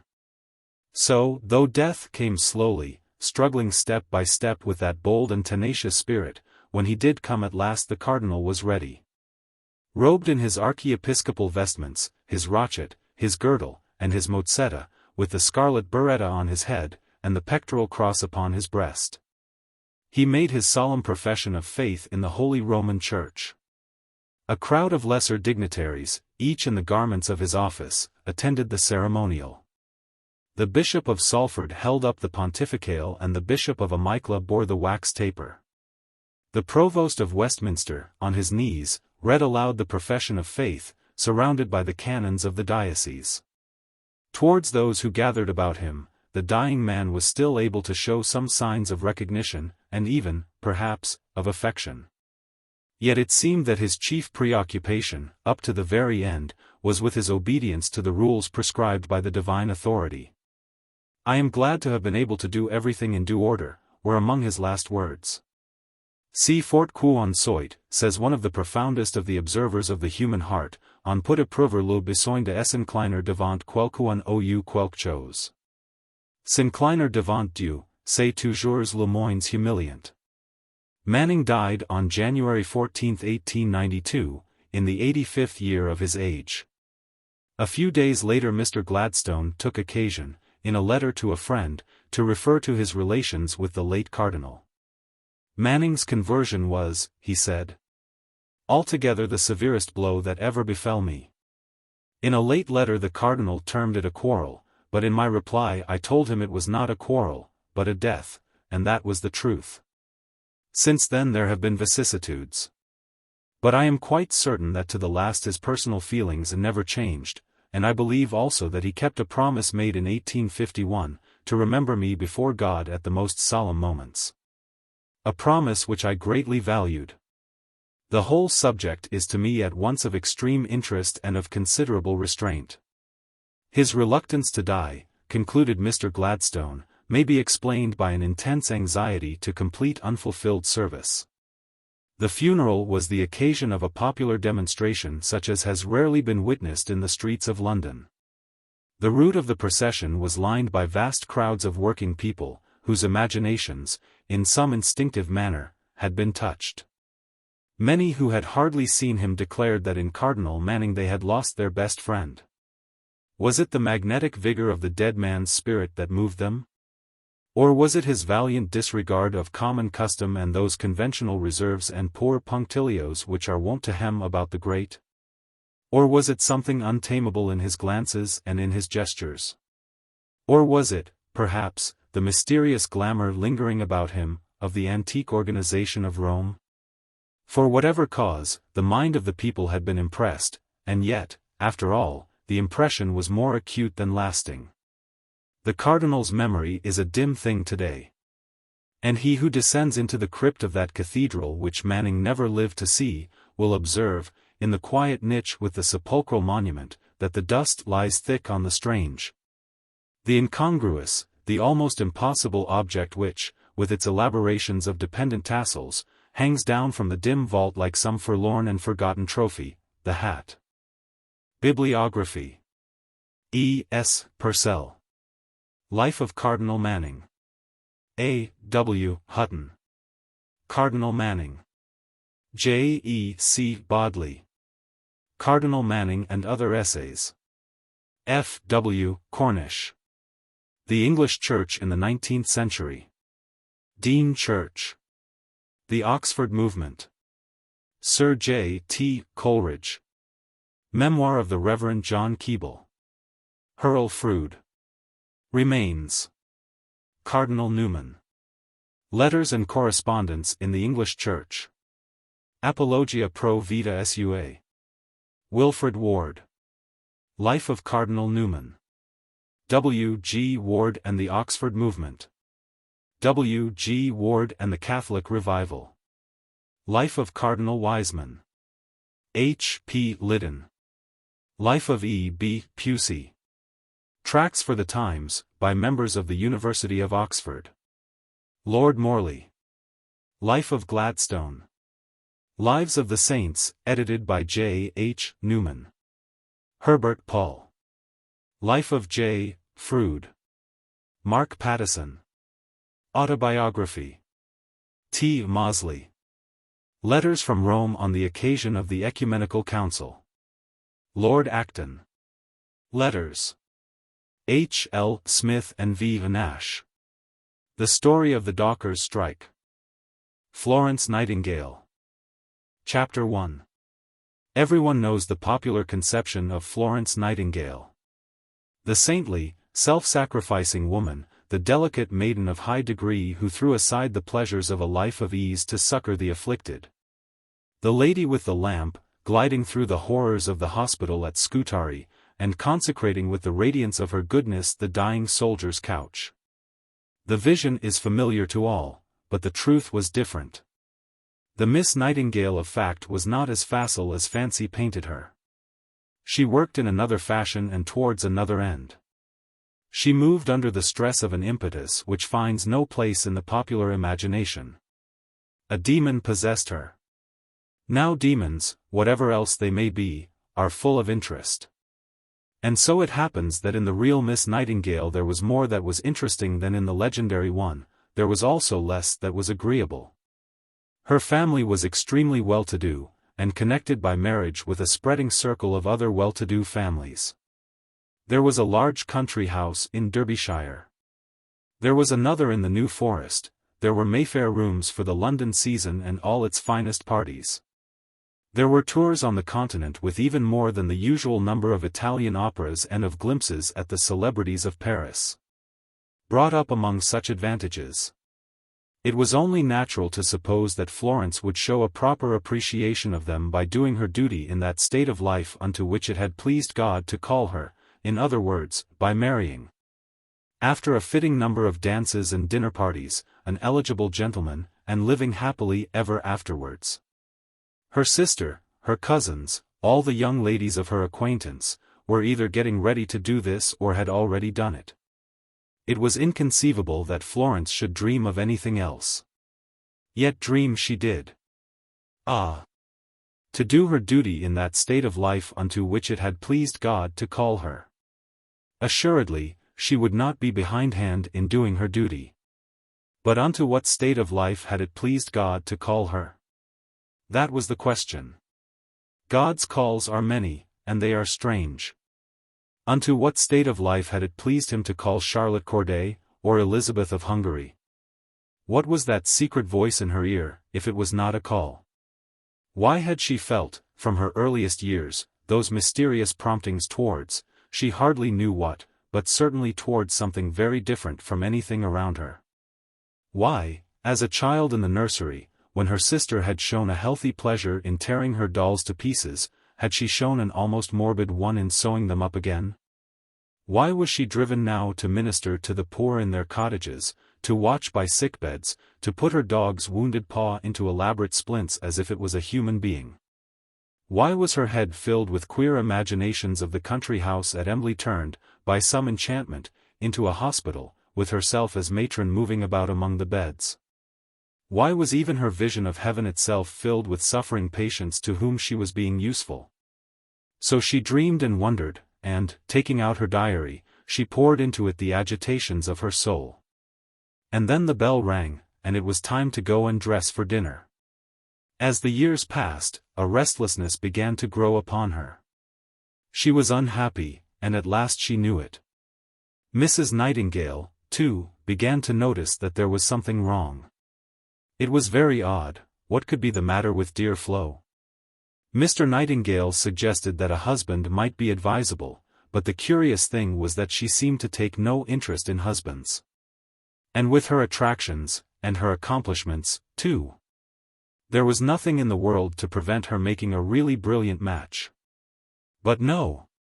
She would think of nothing but how to satisfy that singular craving of hers to be doing something. As if there was not plenty to do in any case, in the ordinary way, at home. There was the china to look after, and there was her father to be read to after dinner. Mrs. Nightingale could not understand it. And then one day her perplexity was changed to consternation and alarm. Florence announced an extreme desire to go to Salisbury Hospital for several months as a nurse. And she confessed to some visionary plan of eventually setting up in a house of her own in a neighboring village, and there founding, something like a Protestant sisterhood, without vows. For women of educated feelings. The whole scheme was summarily brushed aside as preposterous, and Mrs. Nightingale, after the first shock of terror, was able to settle down again more or less comfortably to her embroidery. But Florence, who was now 25 and felt that the dream of her life had been shattered, came near to desperation. And, indeed, the difficulties in her path were great.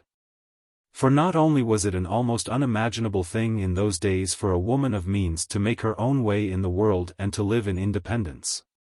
But the particular profession for which Florence was clearly marked out both by her instincts and her capacities was at that time a peculiarly disreputable one. A nurse meant then a coarse old woman, always ignorant, usually dirty, often brutal, a Mrs. Gamp, in bunched-up sordid garments, tippling at the brandy bottle or indulging in worse irregularities.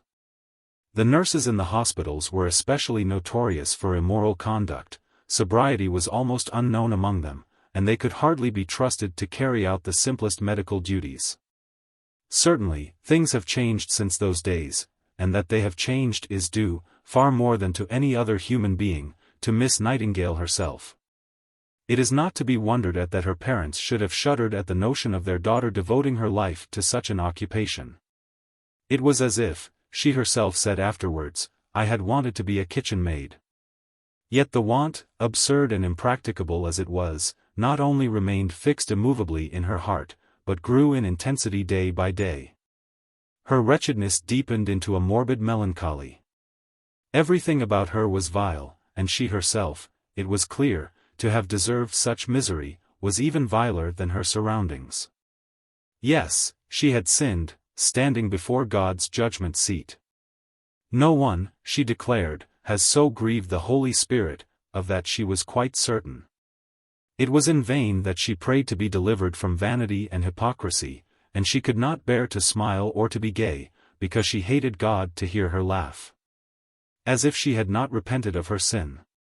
A weaker spirit would have been overwhelmed by the load of such distresses, would have yielded or snapped. But this extraordinary young woman held firm, and fought her way to victory. With an amazing persistency, during the 8 years that followed her rebuff over Salisbury Hospital, she struggled and worked and planned. While superficially she was carrying on the life of a brilliant girl in high society, while internally she was a prey to the tortures of regret and of remorse. She yet possessed the energy to collect the knowledge and to undergo the experience which alone could enable her to do what she had determined she would do in the end. In secret she devoured the reports of medical commissions, the pamphlets of sanitary authorities, the histories of hospitals and homes.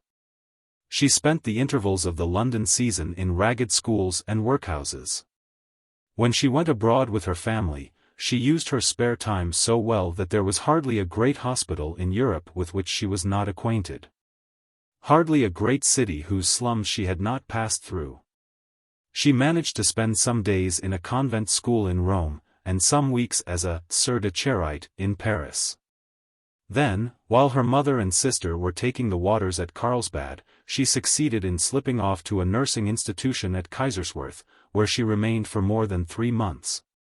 This was the critical event of her life.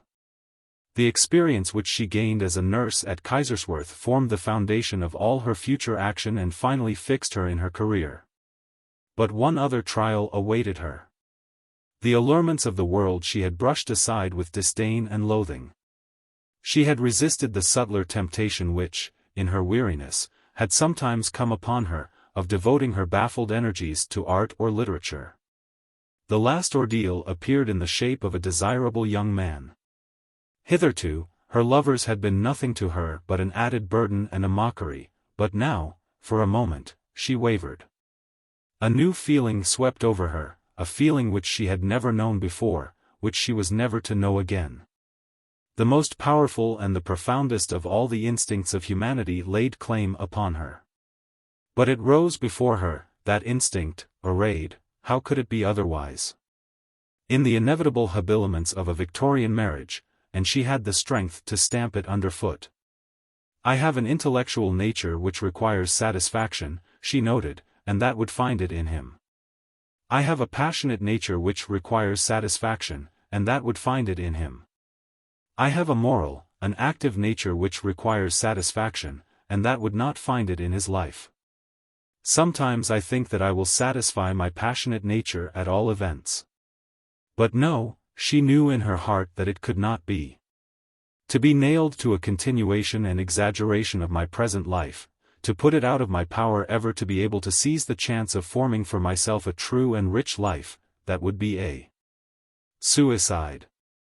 She made her choice, and refused what was at least a certain happiness for a visionary good which might never come to her at all. And so she returned to her old life of waiting and bitterness. The thoughts and feelings that I have now, she wrote, I can remember since I was 6 years old. A profession, a trade, a necessary occupation, something to fill and employ all my faculties, I have always felt essential to me, I have always longed for. The first thought I can remember, and the last, was nursing work. And in the absence of this, education work, but more the education of the bad than of the young. Everything has been tried, foreign travel, kind friends, everything. My God! What is to become of me? A desirable young man? Dust and ashes. What was there desirable in such a thing as that? In my 31st year, she noted in her diary, I see nothing desirable but death. 3 more years passed, and then at last the pressure of time told. Her family seemed to realize that she was old enough and strong enough to have her way, and she became the superintendent of a charitable nursing home in Harley Street.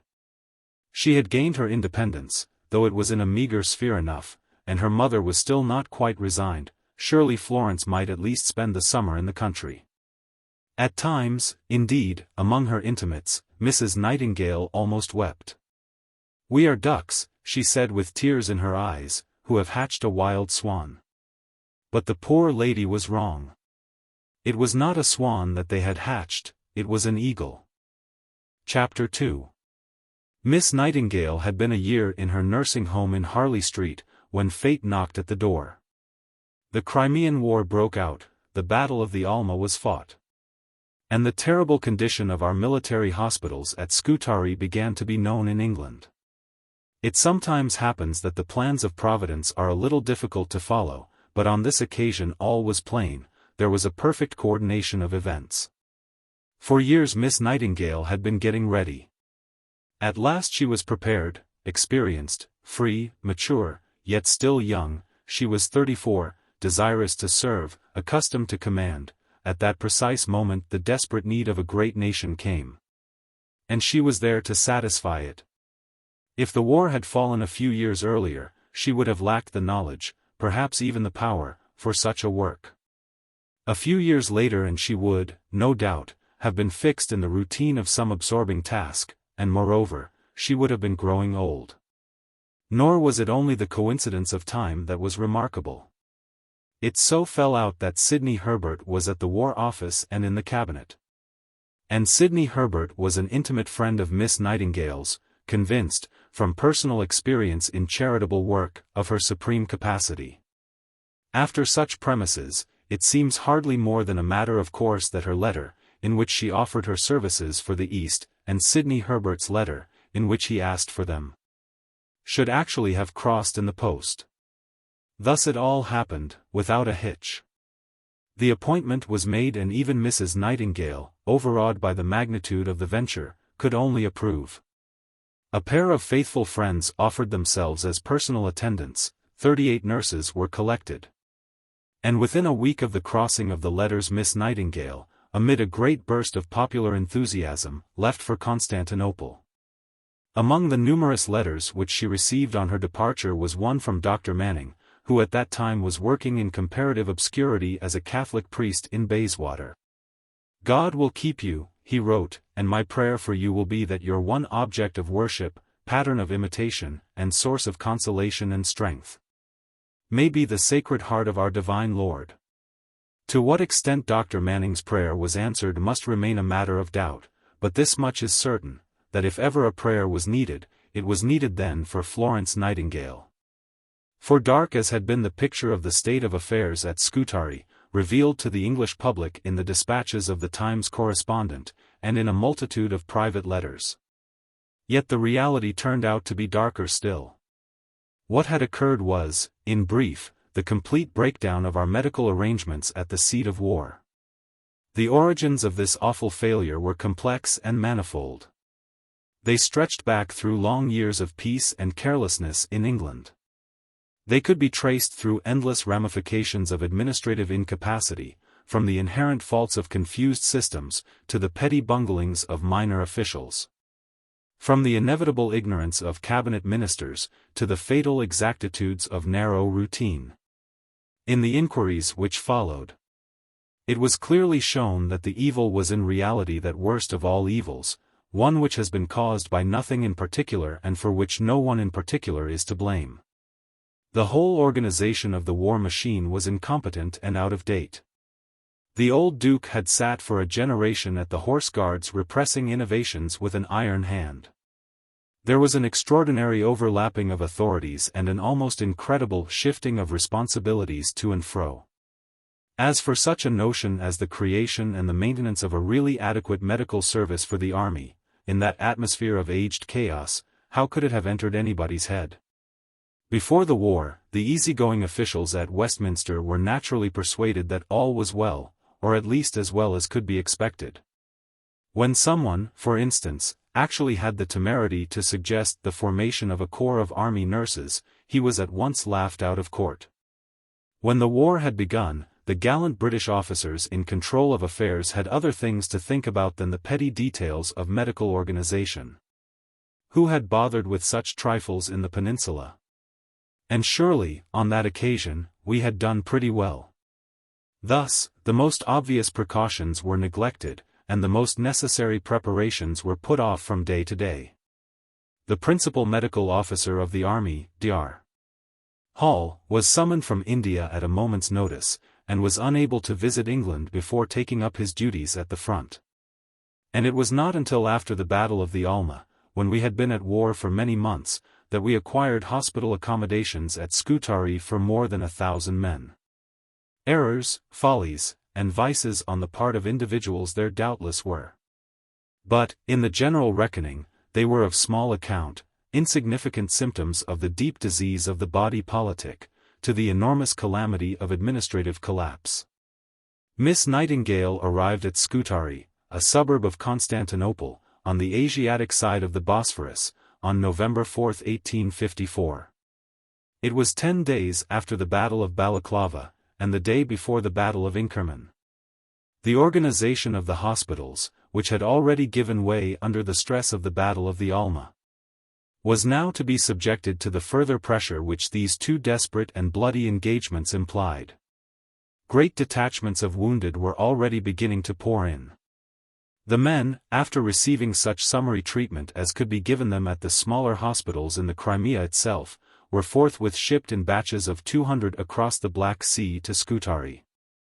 This voyage was in normal times one of 4 days and a half, but the times were no longer normal, and now the transit often lasted for a fortnight or 3 weeks. It received, not without reason, the name of the Middle Passage. Between, and sometimes on the decks, the wounded, the sick, and the dying were crowded, men who had just undergone the amputation of limbs, men in the clutches of fever or of frostbite. Men in the last stages of dysentery and cholera, without beds, sometimes without blankets, often hardly clothed. The 1 or 2 surgeons on board did what they could. But medical stores were lacking, and the only form of nursing available was that provided by a handful of invalid soldiers who were usually themselves prostrate by the end of the voyage. There was no other food beside the ordinary salt rations of ship diet, and even the water was sometimes so stored that it was out of reach of the weak.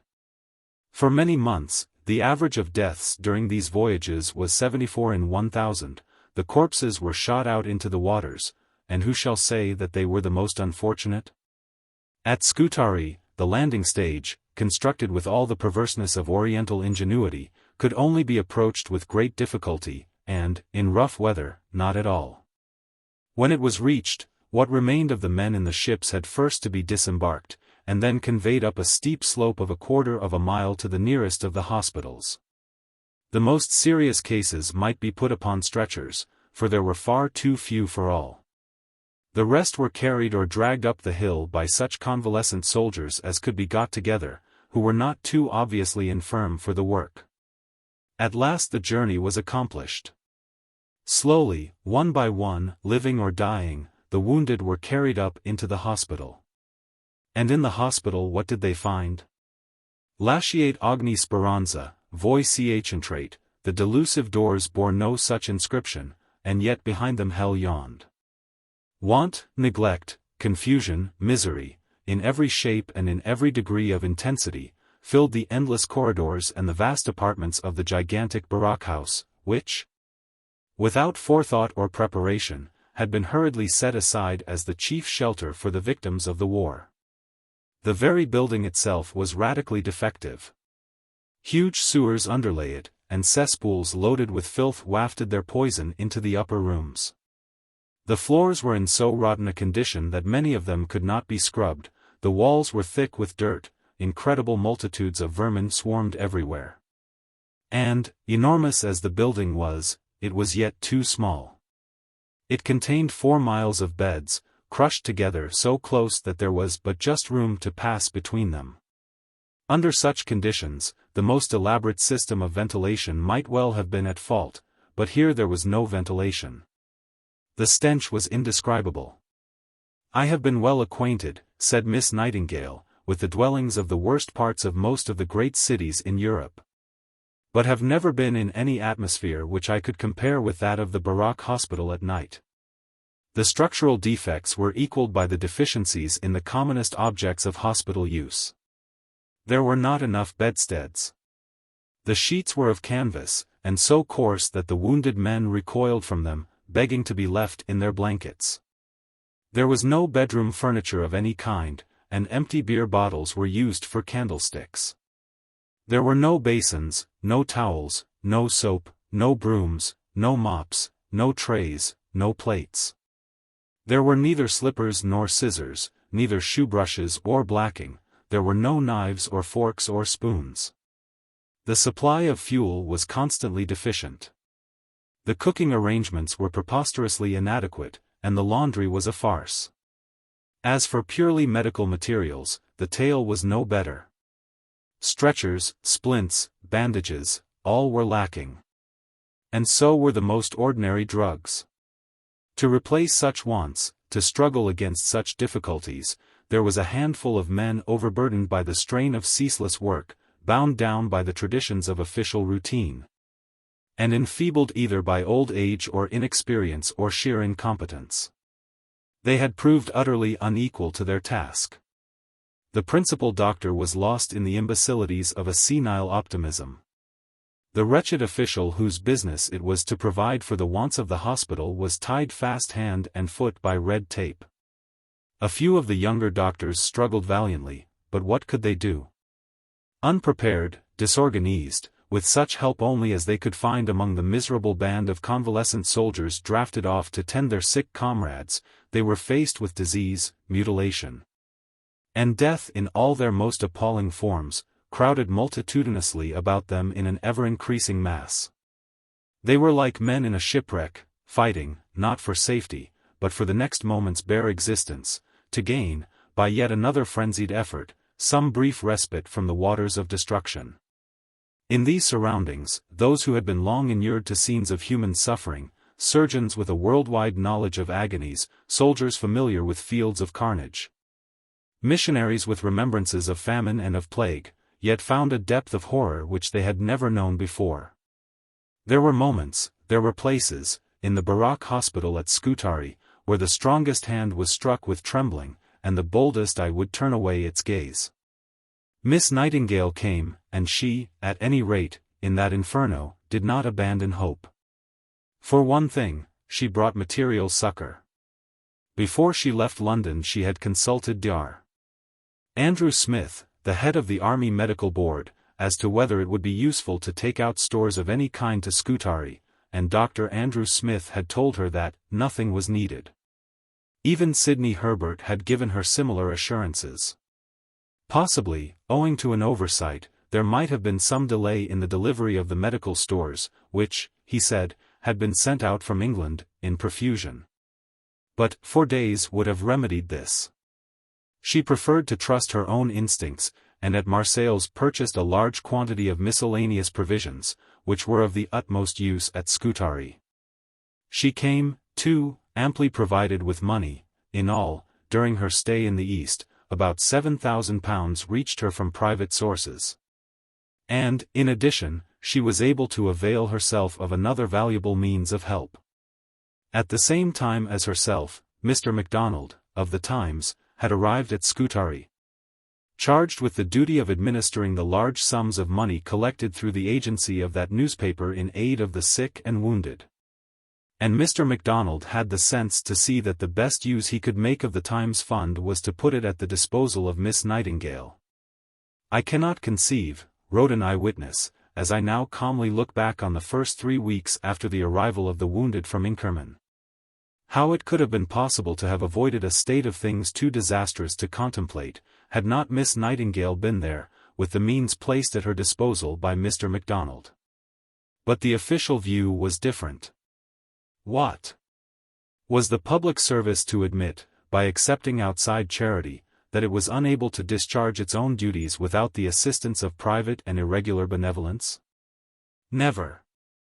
And accordingly when Lord Stratford de Redcliffe, our ambassador at Constantinople, was asked by Mr. MacDonald to indicate how the Times Fund could best be employed, he answered that there was indeed one object to which it might very well be devoted, the building of an English Protestant church at Para.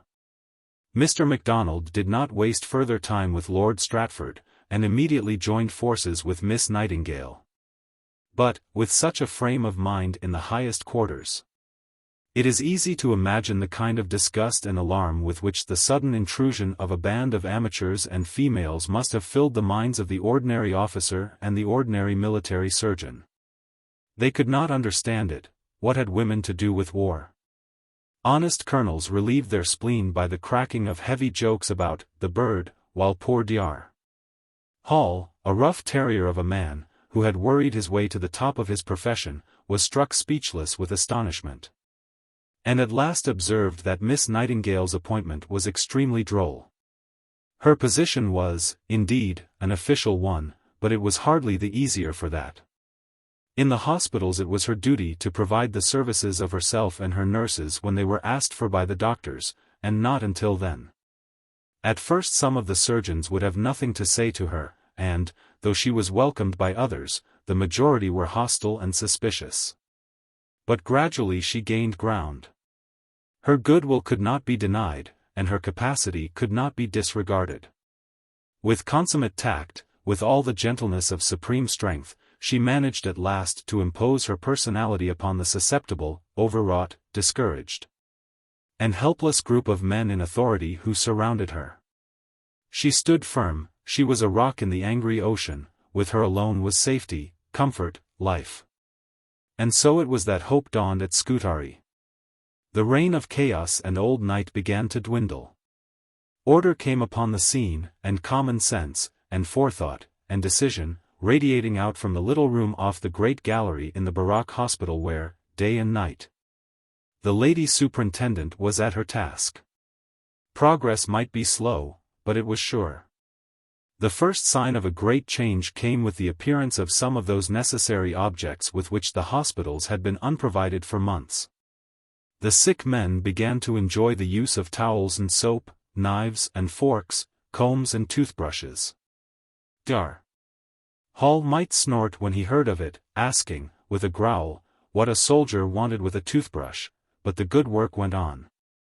Eventually the whole business of purveying to the hospitals was, in effect, carried out by Miss Nightingale. She alone, it seemed, whatever the contingency, knew where to lay her hands on what was wanted, she alone could dispense her stores with readiness. Above all, she alone possessed the art of circumventing the pernicious influences of official etiquette. This was her greatest enemy, and sometimes even she was baffled by it. On one occasion 27,000 shirts, sent out at her instance by the Home Government, arrived, were landed, and were only waiting to be unpacked. But the official, purveyor, intervened. He could not unpack them, he said, without a board.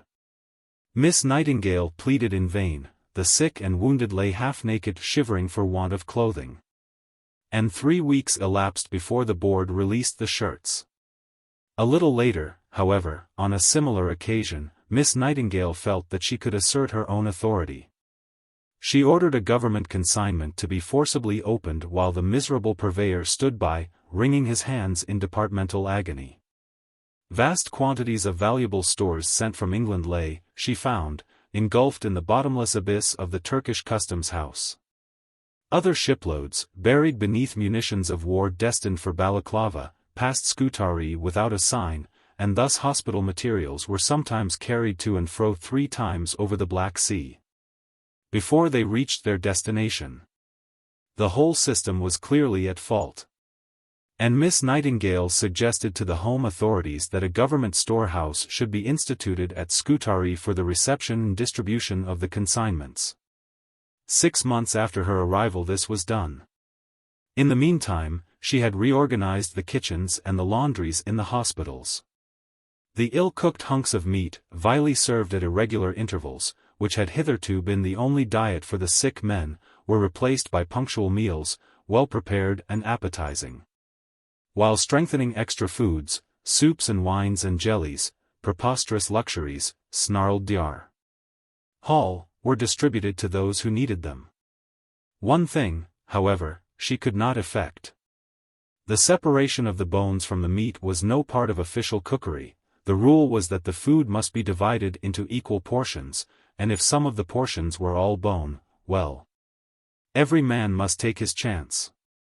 The rule, perhaps, was not a very good one, but there it was. It would require a new regulation of the service, she was told, to bone the meat. As for the washing arrangements, they were revolutionized.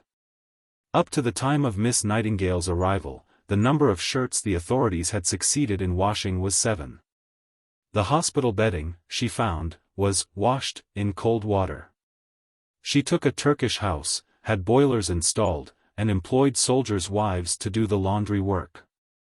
The expenses were defrayed from her own funds and that of the Times, and henceforward, the sick and wounded had the comfort of clean linen. Then she turned her attention to their clothing. Owing to military exigencies, the greater number of the men had abandoned their kit, their knapsacks were lost forever. They possessed nothing but what was on their persons, and that was usually only fit for speedy destruction. The purveyor, of course, pointed out that, according to the regulations, all soldiers should bring with them into hospital an adequate supply of clothing. And he declared that it was no business of his to make good their deficiencies. Apparently, it was the business of Miss Nightingale. She procured socks, boots, and shirts in enormous quantities, she had trousers made, she rigged up dressing gowns. "The fact is," she told Sidney Herbert, "I am now clothing the British Army." All at once, word came from the Crimea that a great new contingent of sick and wounded might shortly be expected. Where were they to go? Every available inch in the wards was occupied, the affair was serious and pressing, and the authorities stood aghast. There were some dilapidated rooms in the Barak hospital, unfit for human habitation. But Miss Nightingale believed that if measures were promptly taken they might be made capable of accommodating several hundred beds. One of the doctors agreed with her, the rest of the officials were irresolute. It would be a very expensive job, they said, it would involve building, and who could take the responsibility? The proper course was that a representation should be made to the Director General of the Army Medical Department in London. Then the Director General would apply to the Horse Guards, the Horse Guards would move the ordnance would lay the matter before the Treasury, and, if the Treasury gave its consent, the work might be correctly carried through. Several months after the necessity for it had disappeared. Miss Nightingale, however, had made up her mind, and she persuaded Lord Stratford, or thought she had persuaded him, to give his sanction to the required expenditure. 125 workmen were immediately engaged, and the work was begun. The workmen struck, whereupon Lord Stratford washed his hands of the whole business. Miss Nightingale engaged 200 other workmen on her own authority, and paid the bill out of her own resources. The wards were ready by the required date, 500 sick men were received in them. And all the utensils, including knives, forks, spoons, cans and towels, were supplied by Miss Nightingale. This remarkable woman was in truth performing the function of an administrative chief. How had this come about? Was she not in reality merely a nurse? Was it not her duty simply to tend the sick? And indeed, was it not as a ministering angel, a gentle lady with a lamp, that she actually impressed the minds of her contemporaries? No doubt that was so. And yet it is no less certain that, as she herself said, the specific business of nursing was the least important of the functions into which she had been forced. It was clear that in the state of disorganization into which the hospitals at Scutari had fallen, the most pressing, the really vital, need was for something more than nursing. It was for the necessary elements of civilized life, the commonest material objects, the most ordinary cleanliness, the rudimentary habits of order and authority. "Oh, dear Miss Nightingale," said one of her party as they were approaching Constantinople, "when we land, let there be no delays, let us get straight to nursing the poor fellows. The strongest will be wanted at the washtub," was Miss Nightingale's answer. And it was upon the washtub, and all that the washtub stood for, that she expended her greatest energies. Yet to say that, is perhaps to say too much. For to those who watched her at work among the sick, moving day and night from bed to bed, with that unflinching courage, with that indefatigable vigilance, it seemed as if the concentrated force of an undivided and unparalleled devotion could hardly suffice for that portion of her task alone.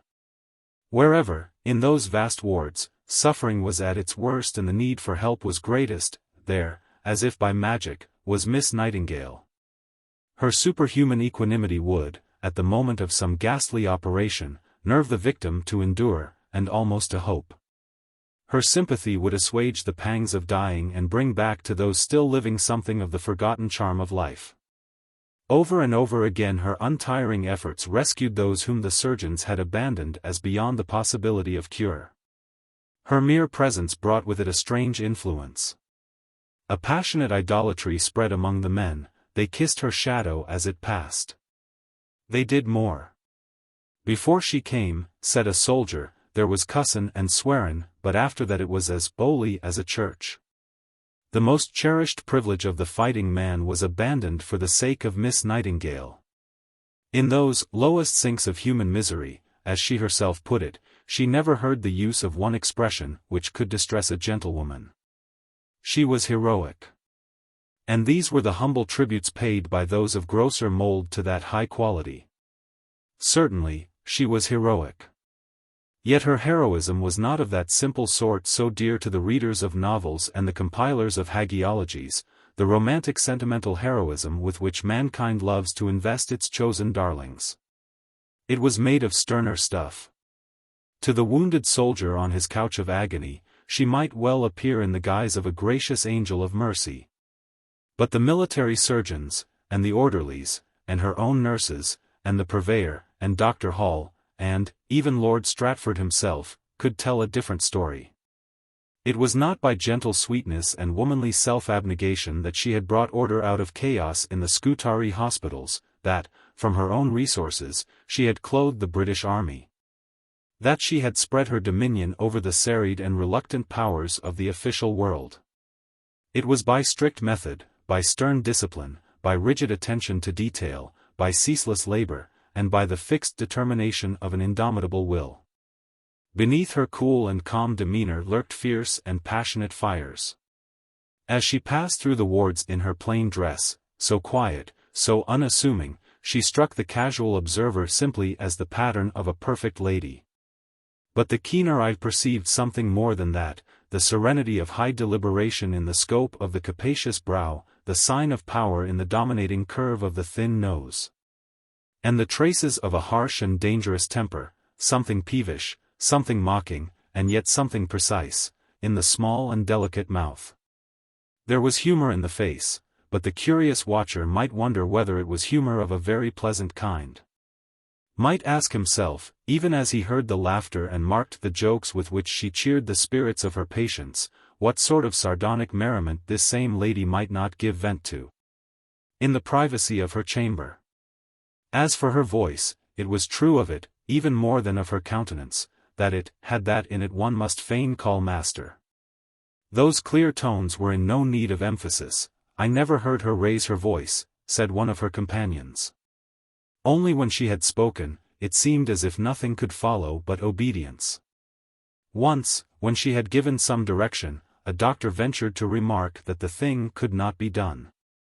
But it must be done, said Miss Nightingale.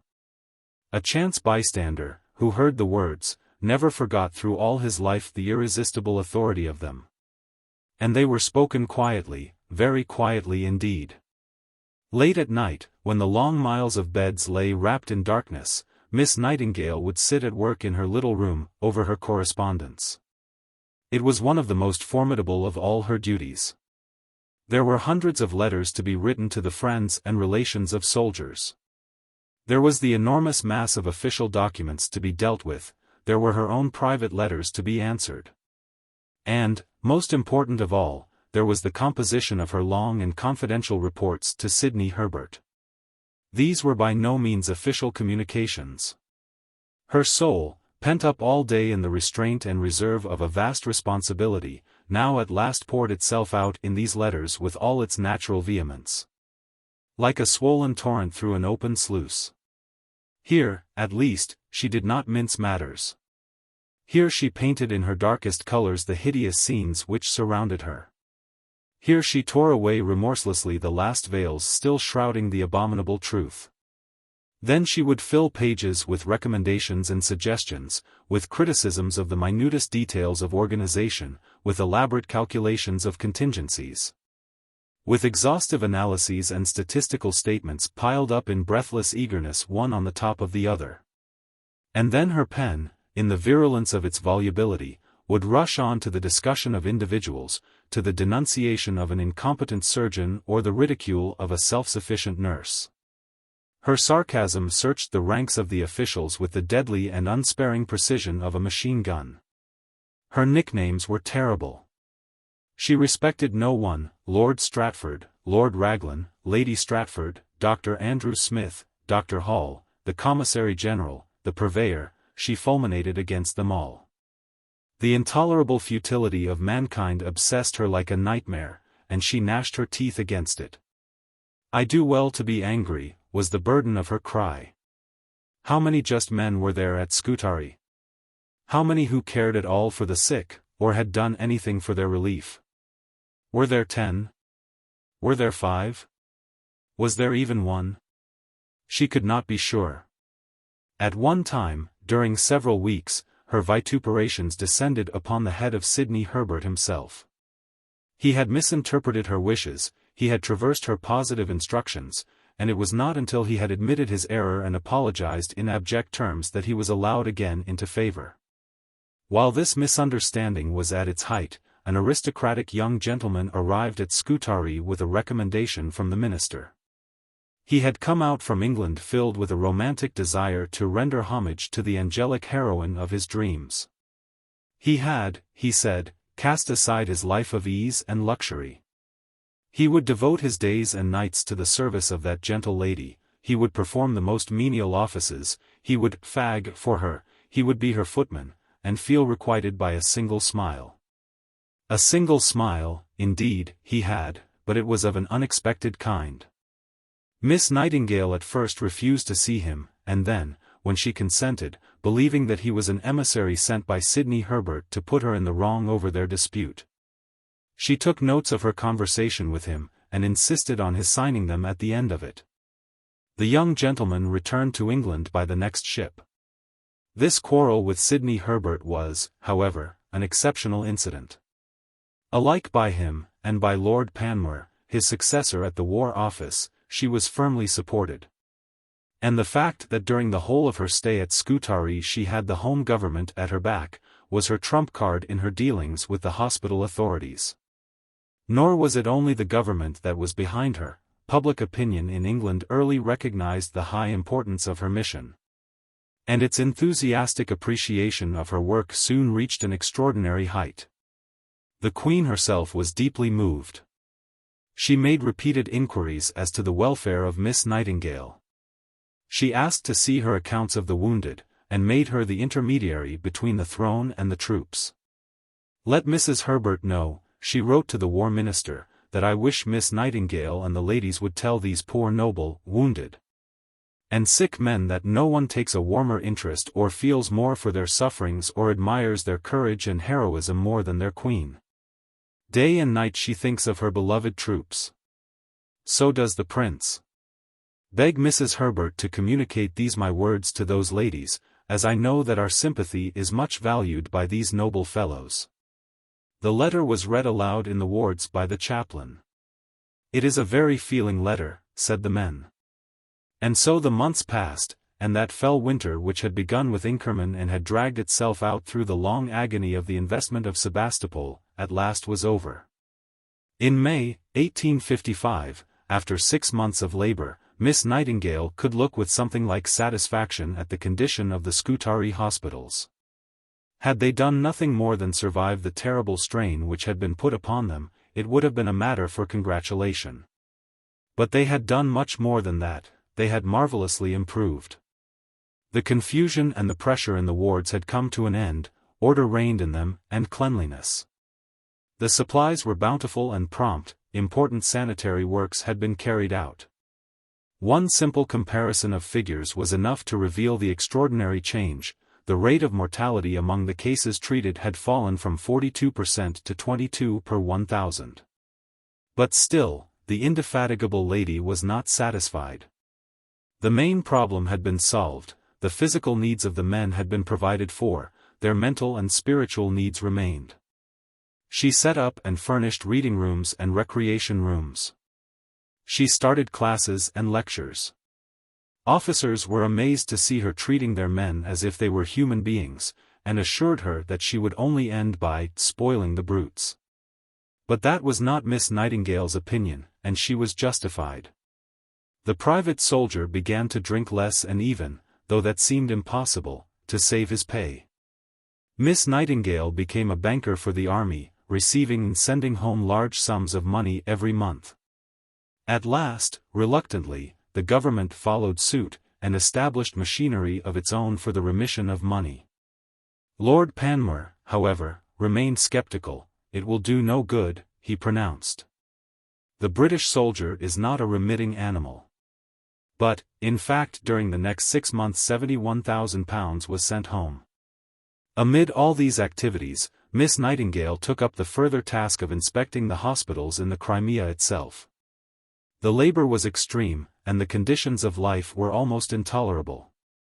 She spent whole days in the saddle, or was driven over those bleak and rocky heights in a baggage cart. Sometimes she stood for hours in the heavily failing snow, and would only reach her hut at dead of night after walking for miles through perilous ravines. Her powers of resistance seemed incredible, but at last they were exhausted. She was attacked by fever, and for a moment came very near to death. Yet she worked on. If she could not move, she could at least write, and write she did until her mind had left her, and after it had left her, in what seemed the delirious trance of death itself, she still wrote. When, after many weeks, she was strong enough to travel, she was implored to return to England, but she utterly refused. She would not go back, she said, before the last of the soldiers had left Scutari. This happy moment had almost arrived, when suddenly the smoldering hostilities of the medical authorities burst out into a flame. Dr. Hall's labors had been rewarded by a KCB. Letters which, as Miss Nightingale told Sidney Herbert, she could only suppose to mean Knight of the Crimean Burial Grounds, and the honor had turned his head. He was Sir John, and he would be thwarted no longer. Disputes had lately arisen between Miss Nightingale and some of the nurses in the Crimean hospitals. The situation had been embittered by rumors of religious dissensions, while the Crimean nurses were Roman Catholics. Many of those at Scutari were suspected of a regrettable propensity towards the tenets of Dr. Pusey. Miss Nightingale was by no means disturbed by these sectarian differences, but any suggestion that her supreme authority over all the nurses with the army was, no doubt, enough to rouse her to fury. And it appeared that Mrs. Bridgeman, the Reverend Mother in the Crimea, had ventured to call that authority in question. Sir John Hall thought that his opportunity had come, and strongly supported Mrs. Bridgeman, or, as Miss Nightingale preferred to call her, the Reverend Brickbat. There was a violent struggle. Miss Nightingale's rage was terrible. Dr. Hall, she declared, was doing his best to root her out of the Crimea. She would bear it no longer, the War Office was playing her false. There was only one thing to be done: Sidney Herbert must move for the production of papers in the House of Commons, so that the public might be able to judge between her and her enemies. Sidney Herbert, with great difficulty, calmed her down. Orders were immediately dispatched putting her supremacy beyond doubt, and the Reverend Brickbat withdrew from the scene. Sir John, however, was more tenacious. A few weeks later, Miss Nightingale and her nurses visited the Crimea for the last time. And the brilliant idea occurred to him that he could crush her by a very simple expedient: he would starve her into submission. And he actually ordered that no rations of any kind should be supplied to her. He had already tried this plan with great effect upon an unfortunate medical man whose presence in the Crimea he had considered an intrusion. But he was now to learn that such tricks were thrown away upon Miss Nightingale. With extraordinary foresight, she had brought with her a great supply of food. She succeeded in obtaining more at her own expense and by her own exertions, and thus for 10 days, in that inhospitable country, she was able to feed herself and 24 nurses.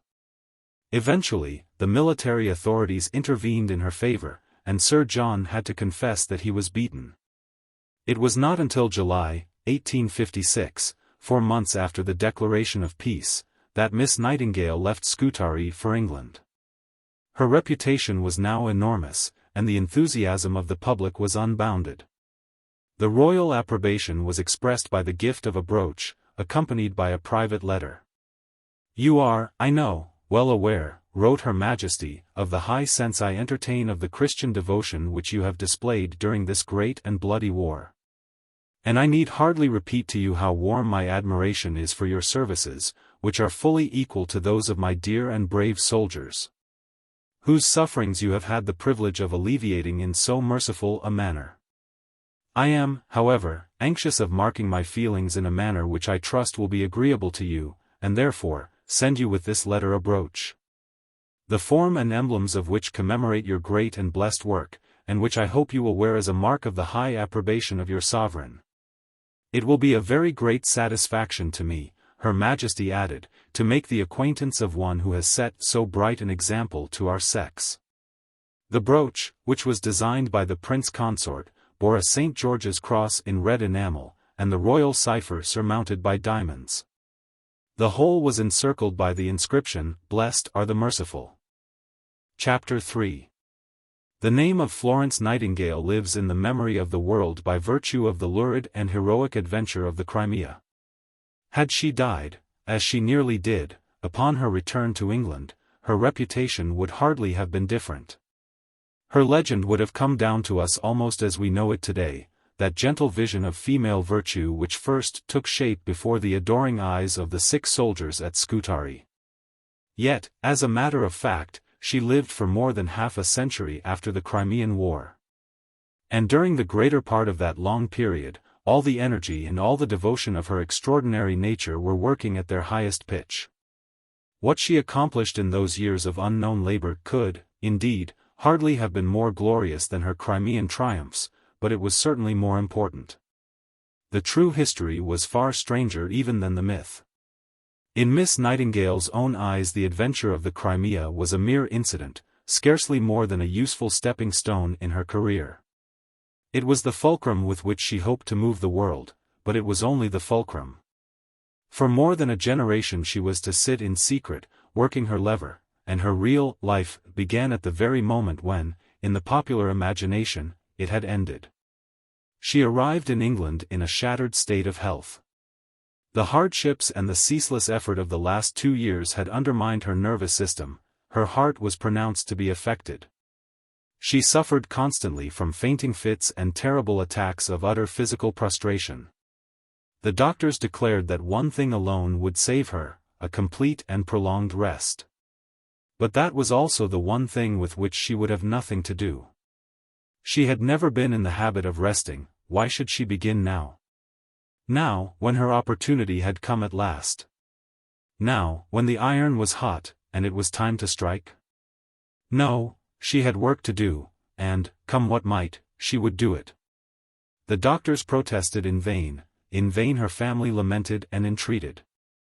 In vain her friends pointed out to her the madness of such a course. Madness? Mad, possessed, perhaps she was.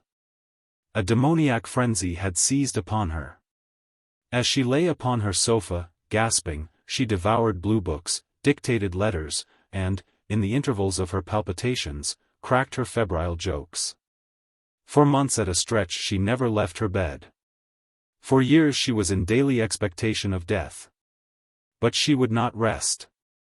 At this rate, the doctors assured her, even if she did not die, she would become an invalid for life. She could not help that. There was the work to be done, and, as for rest, very likely she might rest, when she had done it. Wherever she went, in London or in the country, in the hills of Derbyshire, or among the rhododendrons at Embley, she was haunted by a ghost. It was the spectre of Scutari, the hideous vision of the organization of a military hospital. She would lay that phantom, or she would perish. The whole system of the Army Medical Department, the education of the medical officer, the regulations of hospital procedure, rest? How could she rest while these things were as they were, while, if the like necessity were to arise again, the like results would follow? And, even in peace and at home, what was the sanitary condition of the army? The mortality in the barracks was, she found, nearly double the mortality in civil life. You might as well take 1,100 men every year out upon Salisbury Plain and shoot them, she said. After inspecting the hospitals at Chatham, she smiled grimly. Yes, this is one more symptom of the system which, in the Crimea, put to death 16,000 men. Scutari had given her knowledge. And it had given her power too, her enormous reputation was at her back, an incalculable force. Other work, other duties, might lie before her. But the most urgent, the most obvious of all, was to look to the health of the army. One of her very first steps was to take advantage of the invitation which Queen Victoria had sent her to the Crimea, together with the commemorative brooch. Within a few weeks of her return she visited Balmoral, and had several interviews with both the Queen and the Prince Consort. She put before us, wrote the Prince in his diary, all the defects of our present military hospital system, and the reforms that are needed. She related the whole story of her experiences in the East, and, in addition, she managed to have some long and confidential talks with His Royal Highness on metaphysics and religion. The impression which she created was excellent. "Sie gefällt uns sehr," noted the prince, "ist sehr bescheiden." Her Majesty's comment was different, such a head. "I wish we had her at the War Office." But Miss Nightingale was not at the War Office, and for a very simple reason: she was a woman. Lord Panmure, however, was, though indeed the reason for that was not quite so simple, and it was upon Lord Panmure that the issue of Miss Nightingale's efforts for reform must primarily depend. That burly Scottish nobleman had not, in spite of his most earnest endeavours, had a very easy time of it as Secretary of State for War. He had come into office in the middle of the Sebastopol campaign, and had felt himself very well fitted for the position, since he had acquired in former days an inside knowledge of the army, as a captain of hussars. It was this inside knowledge which had enabled him to inform Miss Nightingale with such authority that the British soldier is not a remitting animal. And perhaps it was this same consciousness of a command of his subject which had impelled him to write a dispatch to Lord Raglan, blandly informing the Commander-in-Chief in the field just how he was neglecting his duties, and pointing out to him that if he would only try he really might do a little better next time. Lord Raglan's reply, calculated as it was to make its recipient sink into the earth, did not quite have that effect upon Lord Panmure, who, whatever might have been his faults, had never been accused of being supersensitive. However, he allowed the matter to drop, and a little later Lord Raglan died, worn out, some people said, by work and anxiety. He was succeeded by an excellent red-nosed old gentleman, General Simpson, whom nobody has ever heard of, and who took Sebastopol.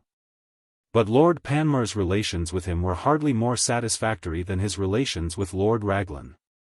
For, while Lord Raglan had been too independent, poor General Simpson erred in the opposite direction, perpetually asked advice, suffered from lumbago, doubted, his nose growing redder and redder daily, whether he was fit for his post, and, by alternate mails, sent in and withdrew his resignation. Then, too, both the general and the minister suffered acutely from that distressingly useful new invention, the electric telegraph. On one occasion General Simpson felt obliged actually to expostulate. "I think, my lord," he wrote, "that some telegraphic messages reach us that cannot be sent under due authority, and are perhaps unknown to you, although under the protection of your lordship's name. For instance, I was called up last night, a dragoon having come express with a telegraphic message in these words: Lord Panmure to General Simpson, Captain Jarvis has been bitten by a centipede. How is he now?" General Simpson might have put up with this, though to be sure it did seem rather too trifling an affair to call for a dragoon to ride a couple of miles in the dark that he may knock up the commander of the army out of the very small allowance of sleep permitted him. But what was really more than he could bear was to find, upon sending in the morning another mounted dragoon to inquire after Captain Jarvis, for miles off, that he never has been bitten at all, but has had a boil, from which he is fast recovering. But Lord Panmure had troubles of his own. His favourite nephew, Captain Dowbiggin, was at the front. And to one of his telegrams to the Commander-in-Chief the minister had taken occasion to append the following carefully qualified sentence: "I recommend Dowbiggin to your notice, should you have a vacancy, and if he is fit." Unfortunately, in those early days, it was left to the discretion of the telegraphist to compress the messages which passed through his hands, so that the result was that Lord Panmure's delicate appeal reached its destination in the laconic form of "Look after Dowb." The headquarters staff were at first extremely puzzled. They were at last extremely amused. The story spread, and "Look after Dowb" remained for many years the familiar formula for describing official hints in favor of deserving nephews.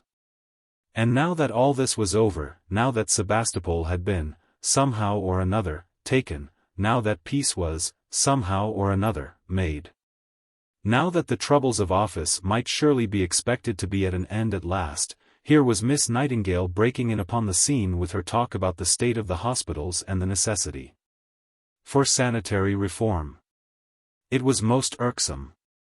And Lord Panmure almost began to wish that he was engaged upon some more congenial occupation, discussing, perhaps, the constitution of the Free Church of Scotland, a question in which he was profoundly interested. But no, duty was paramount, and he set himself, with a sigh of resignation, to the task of doing as little of it as he possibly could. The Bison, his friends called him. And the name fitted both his physical demeanor and his habit of mind. That large low head seemed to have been created for butting rather than for anything else. There he stood, foursquare and menacing in the doorway of reform. And it remained to be seen whether, the bulky mass, upon whose solid hide even the barbed arrows of Lord Raglan's scorn had made no mark, would prove amenable to the pressure of Miss Nightingale. Nor was he alone in the doorway. There loomed behind him the whole phalanx of professional conservatism, the stubborn supporters of the out-of-date, the worshippers and the victims of War Office routine.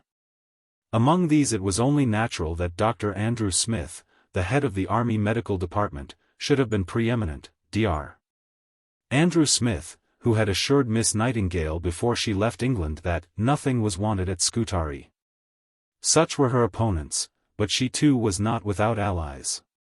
She had gained the ear of royalty, which was something. At any moment that she pleased she could gain the ear of the public, which was a great deal. She had a host of admirers and friends. And, to say nothing of her personal qualities, her knowledge, her tenacity, her tact, she possessed, too, one advantage which then, far more even than now, carried an immense weight: she belonged to the highest circle of society. She moved naturally among peers and cabinet ministers. She was one of their own set, and in those days their set was a very narrow one. What kind of attention would such persons have paid to some middle-class woman with whom they were not acquainted? Who possessed great experience of army nursing and had decided views upon hospital reform? They would have politely ignored her, but it was impossible to ignore Flo Nightingale. When she spoke, they were obliged to listen, and, when they had once begun to do that, what might not follow? She knew her power, and she used it. She supported her weightiest minutes with familiar witty little notes. The Bison began to look grave. It might be difficult, it might be damned difficult, to put down one's head against the white hand of a lady. Of Miss Nightingale's friends, the most important was Sidney Herbert. He was a man upon whom the good fairies seemed to have showered, as he lay in his cradle, all their most enviable goods. Well-born, handsome, rich, the master of Wilton, one of those great country houses, clothed with the glamour of a historic past, which are the peculiar glory of England, he possessed, besides all these advantages, so charming, so lively, so gentle a disposition that no one who had once come near him could ever be his enemy. He was, in fact, a man of whom it was difficult not to say that he was a perfect English gentleman. For his virtues were equal even to his good fortune. He was religious, deeply religious. "I am more and more convinced every day," he wrote, when he had been for some years a cabinet minister, "that in politics, as in everything else, nothing can be right which is not in accordance with the spirit of the gospel." No one was more unselfish. He was charitable and benevolent to a remarkable degree, and he devoted the whole of his life, with an unwavering conscientiousness, to the public service. With such a character, with such opportunities, what high hopes must have danced before him, what radiant visions of accomplished duties, of ever-increasing usefulness, of beneficent power, of the consciousness of disinterested success. Some of those hopes and visions were, indeed, realized, but, in the end, the career of Sidney Herbert seemed to show that, with all their generosity, there was some gift or other. What was it? Some essential gift, which the good fairies had withheld, and that even the qualities of a perfect English gentleman may be no safeguard against anguish, humiliation, and defeat. That career would certainly have been very different if he had never known Miss Nightingale. The alliance between them which had begun with her appointment to Scutari, which had grown closer and closer while the war lasted, developed, after her return, into one of the most extraordinary friendships. It was the friendship of a man and a woman intimately bound together by their devotion to a public cause. Mutual affection, of course, played a part in it, but it was an incidental part. The whole soul of the relationship was a community of work. Perhaps out of England such an intimacy could hardly have existed, an intimacy so utterly untinctured not only by passion itself but by the suspicion of it. For years Sidney Herbert saw Miss Nightingale almost daily, for long hours together, corresponding with her incessantly when they were apart, and the tongue of scandal was silent. And one of the most devoted of her admirers was his wife. But what made the connection still more remarkable was the way in which the parts that were played in it were divided between the two. The man who acts, decides, and achieves, the woman who encourages, applauds, and, from a distance, inspires, the combination is common enough. But Miss Nightingale was neither an Aspasia nor an Egeria. In her case it is almost true to say that the roles were reversed. The qualities of pliancy and sympathy fell to the man, those of command and initiative to the woman. There was one thing only which Miss Nightingale lacked in her equipment for public life. She had not, she never could have, the public power and authority which belonged to the successful politician. That power and authority Sidney Herbert possessed. That fact was obvious, and the conclusions no less so. It was through the man that the woman must work her will. She took hold of him, taught him, shaped him, absorbed him, dominated him through and through. He did not resist, he did not wish to resist, his natural inclination lay along the same path as hers. Only that terrific personality swept him forward at her own fierce pace and with her own relentless stride. Swept him, where to? Ah! Why had he ever known Miss Nightingale? If Lord Panmure was a bison, Sidney Herbert, no doubt, was a stag, a comely, gallant creature springing through the forest, but the forest is a dangerous place. One has the image of those wide eyes fascinated suddenly by something feline, something strong, there is a pause, and then the tigress has her claws in the quivering haunches, and then. Besides Sidney Herbert, she had other friends who, in a more restricted sphere, were hardly less essential to her. If, in her condition of bodily collapse, she were to accomplish what she was determined that she should accomplish, the attentions and the services of others would be absolutely indispensable. Helpers and servers she must have, and accordingly there was soon formed about her a little group of devoted disciples upon whose affections and energies she could implicitly rely. Devoted, indeed, these disciples were, in no ordinary sense of the term. For certainly she was no light taskmistress, and he who set out to be of use to Miss Nightingale was apt to find, before he had gone very far, that he was in truth being made use of in good earnest to the very limit of his endurance and his capacity. Perhaps, even beyond those limits, why not? Was she asking of others more than she was giving herself? Let them look at her lying there pale and breathless on the couch. Could it be said that she spared herself? Why, then, should she spare others? And it was not for her own sake that she made these claims. For her own sake, indeed. No. They all knew it. It was for the sake of the work. And so the little band, bound body and soul in that strange servitude, labored on ungrudgingly. Among the most faithful was her Aunt Mai, her father's sister, who from the earliest days had stood beside her, who had helped her to escape from the thraldom of family life. Who had been with her at Scutari, and who now acted almost the part of a mother to her, watching over her with infinite care in all the movements and uncertainties which her state of health involved.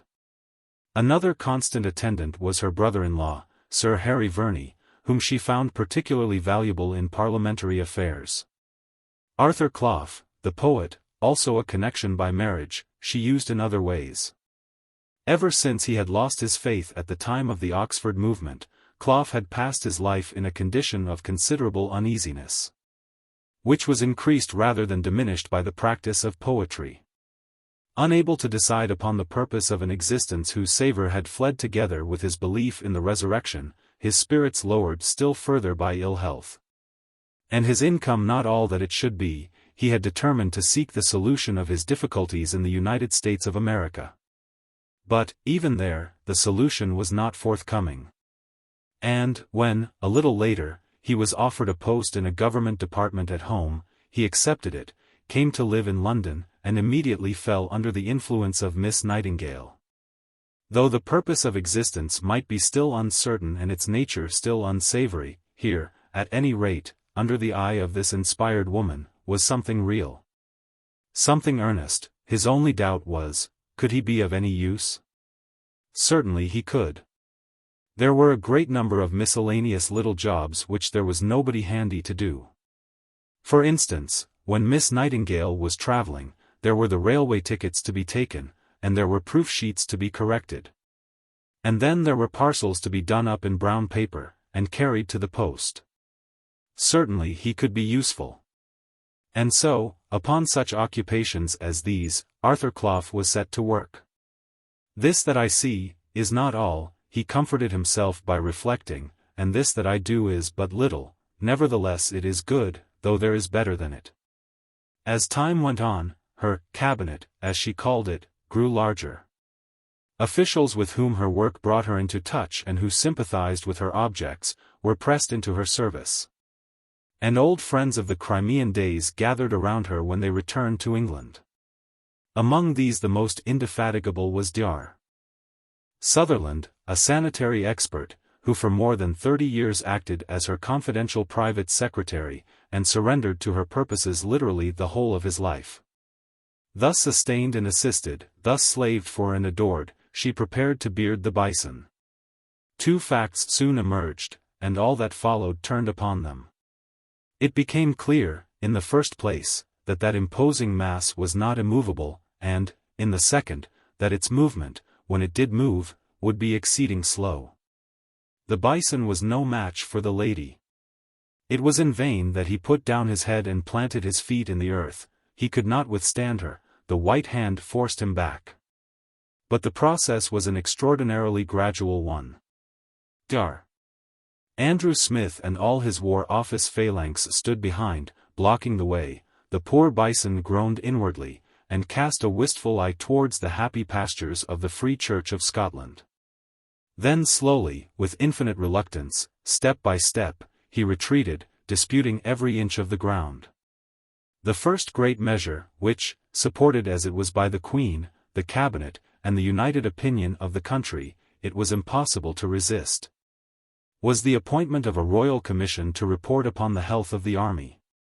The question of the composition of the commission then immediately arose, and it was over this matter that the first hand-to-hand encounter between Lord Panmure and Miss Nightingale took place. They met, and Miss Nightingale was victorious. Sidney Herbert was appointed chairman, and, in the end, the only member of the commission opposed to her views was Dr. Andrew Smith.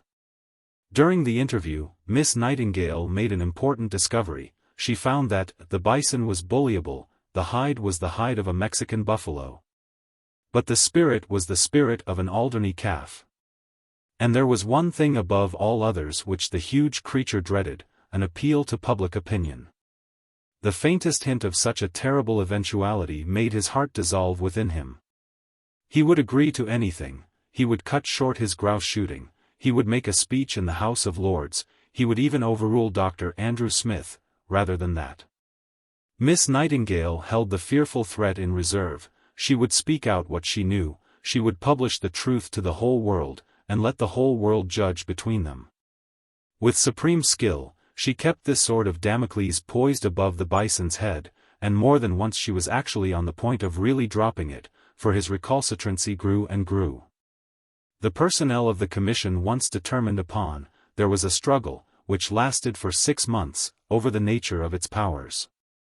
Was it to be an efficient body, armed with the right of full inquiry and wide examination, or was it to be a polite official contrivance for exonerating Dr. Andrew Smith? The War Office phalanx closed its ranks, and fought tooth and nail, but it was defeated, the bison was bullyable. 3 months from this day, Miss Nightingale had written at last, I publish my experience of the Crimean campaign, and my suggestions for improvement. Unless there has been a fair and tangible pledge by that time for reform. Who could face that? And, if the need came, she meant to be as good as her word. For she had now determined, whatever might be the fate of the commission, to draw up her own report upon the questions at issue. The labor involved was enormous, her health was almost desperate. But she did not flinch, and after 6 months of incredible industry she had put together and written with her own hand her notes affecting the health, efficiency, and hospital administration of the British Army.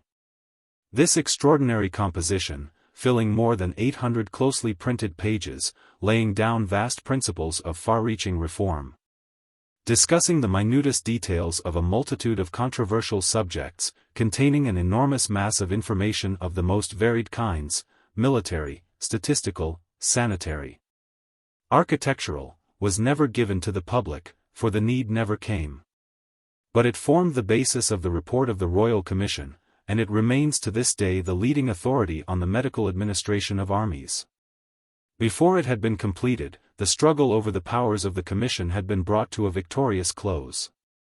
Lord Panmure had given way once more. He had immediately hurried to the Queen to obtain her consent, and only then, when Her Majesty's initials had been irrevocably affixed to the fatal document, did he dare to tell Dar. Andrew Smith what he had done. The Commission met, and another immense load fell upon Miss Nightingale's shoulders. Today she would, of course, have been one of the Commission herself. But at that time the idea of a woman appearing in such a capacity was unheard of, and no one even suggested the possibility of Miss Nightingale's doing so. The result was that she was obliged to remain behind the scenes throughout, to coach Sidney Herbert in private at every important juncture, and to convey to him and to her other friends upon the Commission the vast funds of her expert knowledge, so essential in the examination of witnesses, by means of innumerable consultations, letters, and memoranda. It was even doubtful whether the proprieties would admit of her giving evidence. And at last, as a compromise, her modesty only allowed her to do so in the form of written answers to written questions. At length, the grand affair was finished. The Commission's report, embodying almost word for word the suggestions of Miss Nightingale, was drawn up by Sidney Herbert. Only one question remained to be answered: would anything, after all, be done? Or would the Royal Commission, like so many other Royal Commissions before and since, turn out to have achieved nothing but the concoction of a very fat blue book on a very high shelf? And so the last and the deadliest struggle with the Bison began. 6 months had been spent in coercing him into granting the Commission effective powers. 6 more months were occupied by the work of the Commission. And now yet another 6 were to pass in extorting from him the means whereby the recommendations of the Commission might be actually carried out. But, in the end, the thing was done. Miss Nightingale seemed, indeed, during these months, to be upon the very brink of death. Accompanied by the faithful Aunt Mai, she moved from place to place, to Hampstead, to Highgate, to Derbyshire, to Malvern, in what appeared to be a last desperate effort to find health somewhere. But she carried that with her which made health impossible. Her desire for work could now scarcely be distinguished from mania. At one moment she was writing a last letter to Sidney Herbert. At the next she was offering to go out to India to nurse the sufferers in the mutiny. When Dr. Sutherland wrote, imploring her to take a holiday, she raved. "Rest. I am lying without my head, without my claws, and you all peck at me. It is de rigueur, d'obligation, like the saying something to one's hat, when one goes into church, to say to me all that has been said to me 110 times a day during the last 3 months. It is the obligato on the violin, and the 12 violins all practice it together, like the clock striking 12 o'clock at night all over London, till I say like Xavier de Maistre, says. Je sais, je ne le sais que trop. I am not a penitent, but you are like the R.C. confessor, who says what is de rigueur." Her wits began to turn, and there was no holding her. She worked like a slave in a mine. She began to believe, as she had begun to believe at Scutari, that none of her fellow workers had their hearts in the business. If they had, why did they not work as she did? She could only see slackness and stupidity around her. Dr. Sutherland, of course, was grotesquely muddle-headed, and Arthur Clough incurably lazy. Even Sidney Herbert, oh yes, he had simplicity and candor and quickness of perception, no doubt, but he was an eclectic. And what could one hope for from a man who went away to fish in Ireland just when the bison most needed bullying? As for the bison himself, he had fled to Scotland where he remained buried for many months. The fate of the vital recommendation in the Commission's report, the appointment of 4 subcommissions charged with the duty of determining upon the details of the proposed reforms and of putting them into execution, still hung in the balance. The bison consented to everything, and then, on a flying visit to London, withdrew his consent and hastily returned to Scotland. Then for many weeks all business was suspended. He had gout in the hands, so that he could not write. His gout was always handy, remarked Miss Nightingale. But eventually it was clear even to the bison that the game was up, and the inevitable surrender came. There was, however, one point in which he triumphed over Miss Nightingale. The building of Netley Hospital had been begun under his orders, before her return to England. Soon after her arrival she examined the plans, and found that they reproduced all the worst faults of an out-of-date and mischievous system of hospital construction. She therefore urged that the matter should be reconsidered, and in the meantime the building stopped. But the bison was obdurate, it would be very expensive, and in any case it was too late. Unable to make any impression on him, and convinced of the extreme importance of the question, she determined to appeal to a higher authority. Lord Palmerston was Prime Minister. She had known him from her childhood, he was a near neighbour of her father's in the New Forest. She went down to the New Forest, armed with the plan of the proposed hospital and all the relevant information, stayed the night at Lord Palmerston's house, and convinced him of the necessity of rebuilding Netley. It seems to me, Lord Palmerston wrote to Lord Panmure, that at Netley all consideration of what would best tend to the comfort and recovery of the patients has been sacrificed to the vanity of the architect, whose sole object has been to make a building which should cut a dash when looked at from the Southampton River. Pray, therefore, stop all further progress in the work until the matter can be duly considered. But the bison was not to be moved by one peremptory letter, even if it was from the Prime Minister. He put forth all his powers of procrastination. Lord Palmerston lost interest in the subject, and so the chief military hospital in England was triumphantly completed on insanitary principles, with unventilated rooms, and with all the patients' windows facing northeast. But now the time had come when the bison was to trouble and to be troubled no more. A vote in the House of Commons brought about the fall of Lord Palmerston's government, and Lord Panmure found himself at liberty to devote the rest of his life to the Free Church of Scotland. After a brief interval, Sidney Herbert became Secretary of State for War. Great was the jubilation in the Nightingale cabinet, the day of achievement had dawned at last. The next 2.5 years, 1859-61, saw the introduction of the whole system of reforms for which Miss Nightingale had been struggling so fiercely, reforms which make Sidney Herbert's tenure of power at the War Office an important epoch in the history of the British Army. The 4 sub-commissions, firmly established under the immediate control of the Minister, and urged forward by the relentless perseverance of Miss Nightingale, set to work with a will. The barracks and the hospitals were remodelled, they were properly ventilated and warmed and lighted for the first time. They were given a water supply which actually supplied water, and kitchens where, strange to say, it was possible to cook. Then the great question of the purveyor, that portentous functionary whose powers and whose lack of powers had weighed like a nightmare upon Scutari, was taken in hand. And new regulations were laid down, accurately defining his responsibilities and his duties. One subcommission reorganized the medical statistics of the Army, another established in spite of the last convulsive efforts of the department an Army Medical School. Finally, the Army Medical Department itself was completely reorganized, an administrative code was drawn up. And the great and novel principle was established that it was as much a part of the duty of the authorities to look after the soldier's health as to look after his sickness. Besides this, it was at last officially admitted that he had a moral and intellectual side. Coffee rooms and reading rooms, gymnasiums and workshops were instituted. A new era did in truth appear to have begun. Already by 1861 the mortality in the army had decreased by one-half since the days of the Crimea. It was no wonder that even vaster possibilities began now to open out before Miss Nightingale. One thing was still needed to complete and to assure her triumphs. The Army Medical Department was indeed reorganized, but the great central machine was still untouched. The War Office itself. If she could remold that nearer to her heart's desire, there indeed would be a victory. And until that final act was accomplished, how could she be certain that all the rest of her achievements might not, by some capricious turn of fortune's wheel, a change of ministry, perhaps, replacing Sidney Herbert by some puppet of the permanent official gang, be swept to limbo in a moment?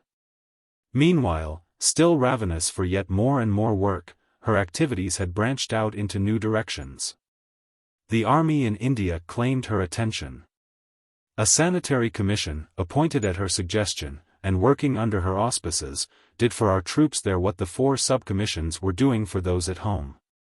At the same time, these very years which saw her laying the foundations of the whole modern system of medical work in the army, saw her also beginning to bring her knowledge, her influence, and her activity into the service of the country at large. Her Notes on Hospitals, 1859, revolutionized the theory of hospital construction and hospital management. She was immediately recognized as the leading expert upon all the questions involved.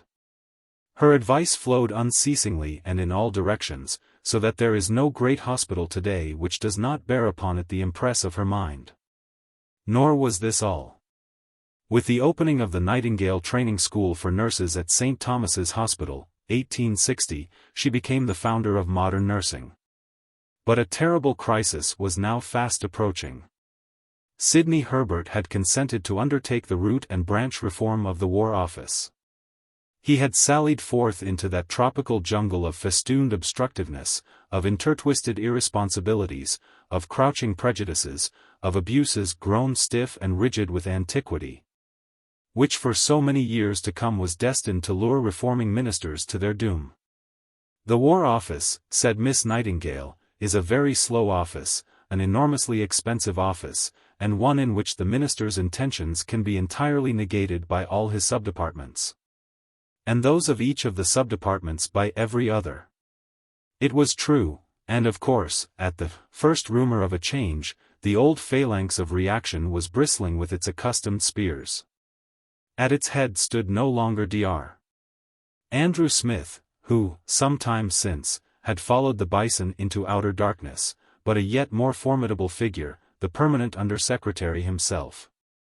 Sir Benjamin Hawes, Ben Hawes, the Nightingale cabinet irreverently dubbed him, a man remarkable even among civil servants for adroitness in baffling inconvenient inquiries, resource in raising false issues, and, in short, a consummate command of all the arts of officially sticking in the mud. Our scheme will probably result in Ben Hawes's resignation, Miss Nightingale said, and that is another of its advantages. Ben Hawes himself, however, did not quite see it in that light. He set himself to resist the wishes of the minister by every means in his power. The struggle was long and desperate. And, as it proceeded, it gradually became evident to Miss Nightingale that something was the matter with Sidney Herbert. What was it? His health, never very strong, was, he said, in danger of collapsing under the strain of his work. But, after all, what is illness, when there is a War Office to be reorganized? Then he began to talk of retiring altogether from public life. The doctors were consulted, and declared that, above all things, what was necessary was rest. Rest. She grew seriously alarmed. Was it possible that, at the last moment, the crowning wreath of victory was to be snatched from her grasp? She was not to be put aside by doctors, they were talking nonsense. The necessary thing was not rest, but the reform of the War Office, and, besides, she knew very well from her own case what one could do even when one was on the point of death. She expostulated vehemently, passionately. The goal was so near, so very near, he could not turn back now. At any rate, he could not resist Miss Nightingale. A compromise was arranged. Very reluctantly, he exchanged the turmoil of the House of Commons for the dignity of the House of Lords, and he remained at the War Office. She was delighted. "One fight more, the best and the last," she said. For several more months the fight did indeed go on. But the strain upon him was greater even than she perhaps could realize. Besides the intestine war in his office, he had to face a constant battle in the cabinet with Mr. Gladstone, a more redoubtable antagonist even than Ben Hawes, over the estimates. His health grew worse and worse. He was attacked by fainting fits, and there were some days when he could only just keep himself going by gulps of brandy. Miss Nightingale spurred him forward with her encouragements and her admonitions, her zeal and her example. But at last his spirit began to sink as well as his body. He could no longer hope. He could no longer desire. It was useless, all useless, it was utterly impossible. He had failed. The dreadful moment came when the truth was forced upon him: he would never be able to reform the War Office. But a yet more dreadful moment lay behind. He must go to Miss Nightingale and tell her that he was a failure, a beaten man. Blessed are the merciful. What strange ironic prescience had led Prince Albert, in the simplicity of his heart, to choose that motto for the Crimean brooch? The words hold a double lesson, and, alas! When she brought herself to realize at length what was indeed the fact and what there was no helping, it was not in mercy that she turned upon her old friend. "Beaten," she exclaimed. "Can't you see that you've simply thrown away the game? And with all the winning cards in your hands. And so noble a game. Sidney Herbert beaten. And beaten by Ben Hawes. It is a worse disgrace," her full rage burst out at last, "a worse disgrace than the hospitals at Scutari." He dragged himself away from her, dragged himself to Spa, hoping vainly for a return to health, and then, despairing, back again to England, to Wilton. To the majestic house standing there resplendent in the summer sunshine, among the great cedars which had lent their shade to Sir Philip Sidney, and all those familiar, darling haunts of beauty which he loved, each one of them, as if they were persons. And at Wilton he died. After having received the Eucharist, he had become perfectly calm. Then, almost unconscious, his lips were seen to be moving. Those about him bent down. Poor Florence! Poor Florence, they just caught our joint work, unfinished, tried to do, and they could hear no more.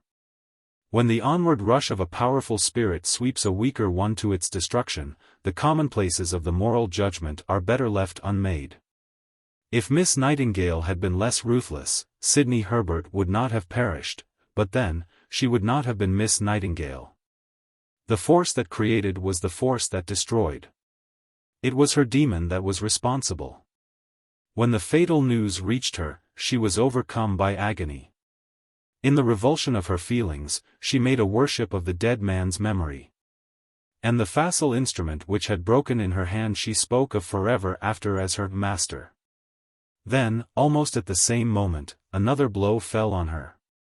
Arthur Clough, worn out by labors very different from those of Sidney Herbert, died too. Never more would he tie up her parcels.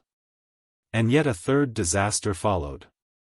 The faithful Aunt Mai did not, to be sure, die. No, she did something almost worse: she left Miss Nightingale.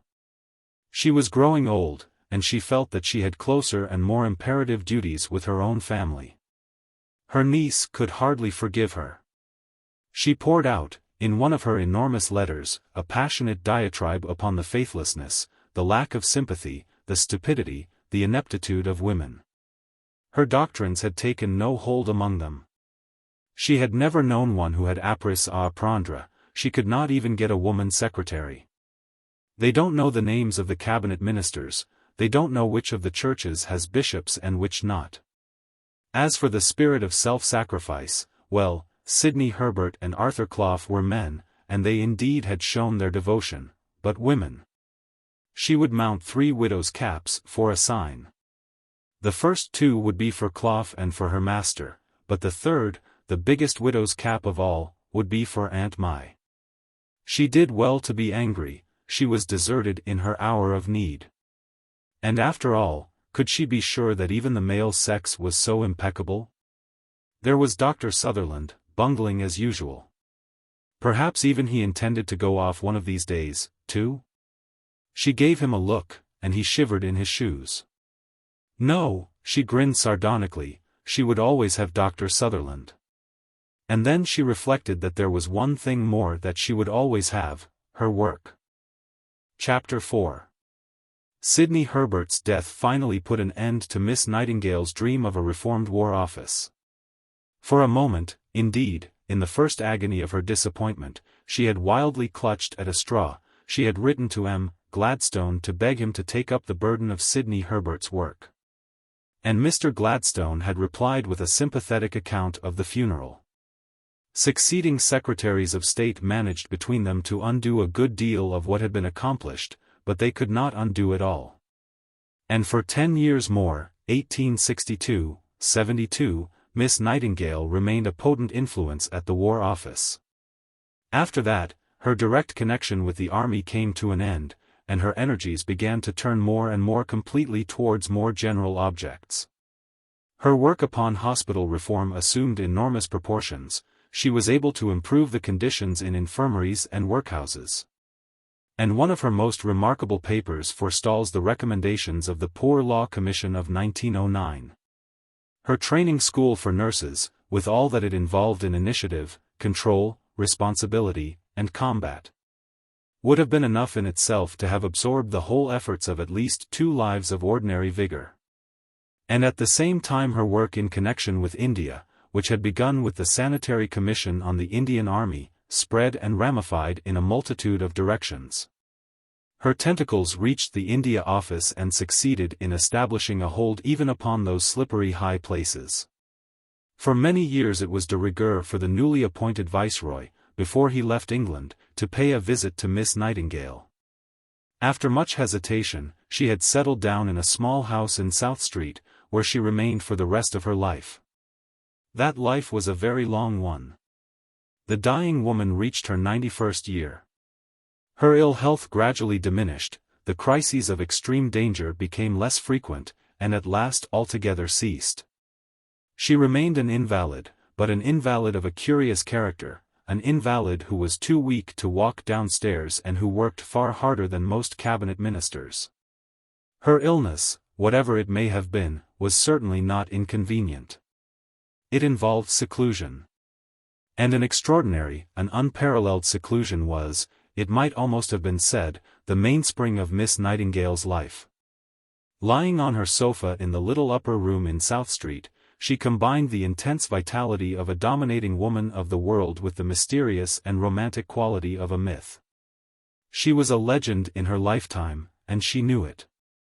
She tasted the joys of power, like those Eastern emperors whose autocratic rule was based upon invisibility, with the mingled satisfactions of obscurity and fame. And she found the machinery of illness hardly less effective as a barrier against the eyes of men than the ceremonial of a palace. Great statesmen and renowned generals were obliged to beg for audiences. Admiring princesses from foreign countries found that they must see her at her own time, or not at all. And the ordinary mortal had no hope of ever getting beyond the downstairs sitting room and Dr. Sutherland.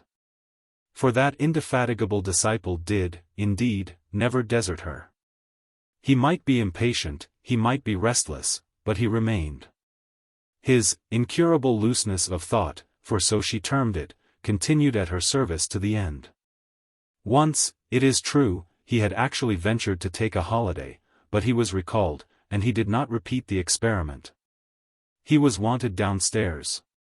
There he sat, transacting business, answering correspondence, interviewing callers, and exchanging innumerable notes with the unseen power above. Sometimes word came down that Miss Nightingale was just well enough to see one of her visitors. The fortunate man was led up, was ushered, trembling, into the shaded chamber, and, of course, could never afterwards forget the interview. Very rarely, indeed, once or twice a year, perhaps, but nobody could be quite certain, in deadly secrecy, Miss Nightingale went out for a drive in the park. Unrecognized, the living legend flitted for a moment before the common gaze. And the precaution was necessary. For there were times when, at some public function, the rumor of her presence was spread abroad. And ladies, mistaken by the crowd for Miss Nightingale, were followed, pressed upon, vehemently supplicated, "Let me touch your shawl, let me stroke your arm." Such was the strange adoration in the hearts of the people. That vast reserve of force lay there behind her, she could use it, if she could. But she preferred never to use it. On occasions, she might hint or threaten, she might balance the sword of Damocles over the head of the bison. She might, by a word, by a glance, remind some refractory minister, some unpersuadable viceroy, sitting in audience with her in the little upper room, that she was something more than a mere sick woman, that she had only, so to speak, to go to the window and wave her handkerchief, for dreadful things to follow. But that was enough, they understood, the myth was there, obvious, portentous, impalpable, and so it remained to the last. With statesmen and governors at her beck and call, with her hands on 100 strings, with mighty provinces at her feet, with foreign governments agog for her counsel, building hospitals, training nurses, she still felt that she had not enough to do. She sighed for more worlds to conquer, more, and yet more. She looked about her, what was left? Of course, philosophy. After the world of action, the world of thought. Having set right the health of the British Army, she would now do the same good service for the religious convictions of mankind. She had long noticed, with regret, the growing tendency towards free thinking among artisans. With regret, but not altogether with surprise, the current teaching of Christianity was sadly to seek. Nay, Christianity itself was not without its defects. She would rectify these errors. She would correct the mistakes of the churches, she would point out just where Christianity was wrong. And she would explain to the artisans what the facts of the case really were. Before her departure for the Crimea, she had begun this work. And now, in the intervals of her other labors, she completed it.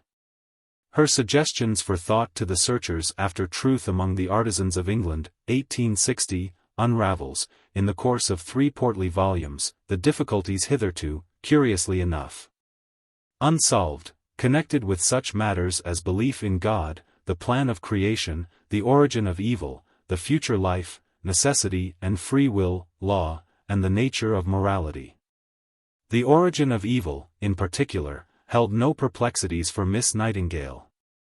We cannot conceive, she remarks, that omnipotent righteousness would find satisfaction in solitary existence.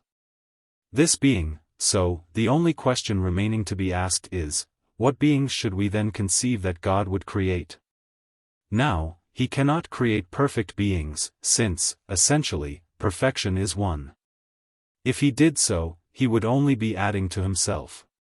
Thus the conclusion is obvious, he must create imperfect ones. Omnipotent righteousness, faced by the intolerable impasse of a solitary existence, finds itself bound by the very nature of the cause, to create the hospitals at Scutari. Whether this argument would have satisfied the artisans was never discovered, for only a very few copies of the book were printed for private circulation. One copy was sent to Mr. Mill, who acknowledged it in an extremely polite letter. He felt himself obliged, however, to confess that he had not been altogether convinced by Miss Nightingale's proof of the existence of God. Miss Nightingale was surprised and mortified. She had thought better of Mr. Mill, for surely her proof of the existence of God could hardly be improved upon. A law, she had pointed out, implies a lawgiver. Now the universe is full of laws, the law of gravitation, the law of the excluded middle, and many others. Hence it follows that the universe has a lawgiver, and what would Mr. Mill be satisfied with, if he was not satisfied with that? Perhaps Mr. Mill might have asked why the argument had not been pushed to its logical conclusion. Clearly, if we are to trust the analogy of human institutions, we must remember that laws are, as a matter of fact, not dispensed by lawgivers, but passed by Act of Parliament. Miss Nightingale, however, with all her experience of public life, never stopped to consider the question whether God might not be a limited monarchy. Yet her conception of God was certainly not orthodox. She felt towards him as she might have felt towards a glorified sanitary engineer. And in some of her speculations she seems hardly to distinguish between the deity and the drains. As one turns over these singular pages, one has the impression that Miss Nightingale has got the Almighty too into her clutches, and that, if he is not careful, she will kill him with overwork. Then, suddenly, in the very midst of the ramifying generalities of her metaphysical disquisitions, there is an unexpected turn and the reader is plunged all at once into something particular. Something personal, something impregnated with intense experience, a virulent invective upon the position of women in the upper ranks of society. Forgetful alike of her high argument and of the artisans, the bitter creature rails through 100 pages of close print at the falsities of family life, the ineptitudes of marriage, the emptinesses of convention, in the spirit of an Ibsen or a Samuel Butler. Her fierce pen, shaking with intimate anger, depicts in biting sentences the fearful fate of an unmarried girl in a wealthy household. It is a cri du cœur. And then, as suddenly, she returns once more to instruct the artisans upon the nature of omnipotent righteousness. Her mind was, indeed, better qualified to dissect the concrete and distasteful fruits of actual life than to construct a coherent system of abstract philosophy. In spite of her respect for law, she was never at home with a generalization. Thus, though the great achievement of her life lay in the immense impetus which she gave to the scientific treatment of sickness, a true comprehension of the scientific method itself was alien to her spirit. Like most great men of action, perhaps like all, she was simply an empiricist. She believed in what she saw, and she acted accordingly, beyond that she would not go. She had found in Scutari that fresh air and light played an effective part in the prevention of the maladies with which she had to deal, and that was enough for her. She would not inquire further. What were the general principles underlying that fact, or even whether there were any, she refused to consider. Years after the discoveries of Pasteur and Lister, she laughed at what she called the germ fetish. There was no such thing as infection, she had never seen it, therefore it did not exist. But she had seen the good effects of fresh air, therefore, there could be no doubt about them, and therefore, it was essential that the bedrooms of patients should be well ventilated. Such was her doctrine, and in those days of hermetically sealed windows it was a very valuable one. But it was a purely empirical doctrine, and thus it led to some unfortunate results.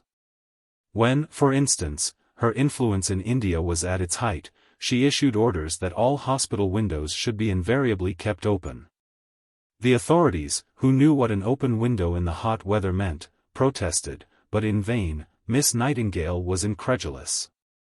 She knew nothing of the hot weather, but she did know the value of fresh air. From personal experience, the authorities were talking nonsense, and the windows must be kept open all the year round. There was a great outcry from all the doctors in India, but she was firm, and for a moment it seemed possible that her terrible commands would have to be put into execution. Lord Lawrence, however, was Viceroy, and he was able to intimate to Miss Nightingale, with sufficient authority, that himself had decided upon the question, and that his decision must stand, even against her own. Upon that she gave way, but reluctantly and quite unconvinced. She was only puzzled by the unexpected weakness of Lord Lawrence. No doubt, if she had lived today, and if her experience had lain, not among cholera cases at Scutari, but among yellow fever cases in Panama, she would have declared fresh air a fetish, and would have maintained to her dying day that the only really effective way of dealing with disease was by the destruction of mosquitoes.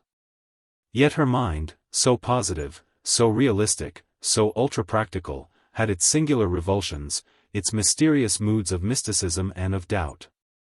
At times, lying sleepless in the early hours, she fell into long, strange, agonized meditations, and then, seizing a pencil, she would commit to paper the confessions of her soul. The morbid longings of her pre-Crimean days came over her once more. She filled page after page with self-examination, self-criticism, self-surrender.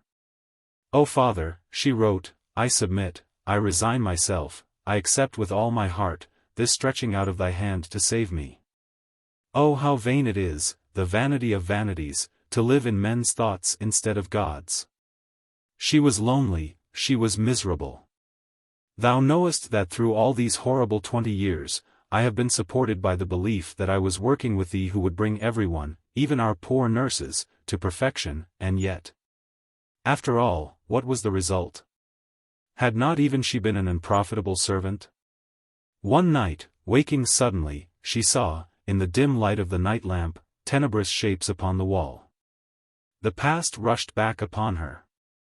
"Am I she who once stood on that Crimean height?" she wildly asked. "The lady with a lamp shall stand. The lamp shows me only my utter shipwreck." She sought consolation in the writings of the mystics and in a correspondence with Mr. Jowett. For many years the Master of Balliol acted as her spiritual advisor.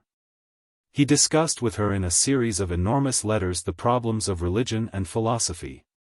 He criticized her writings on those subjects with the tactful sympathy of a cleric who was also a man of the world. And he even ventured to attempt at times to instill into her rebellious nature some of his own peculiar suavity.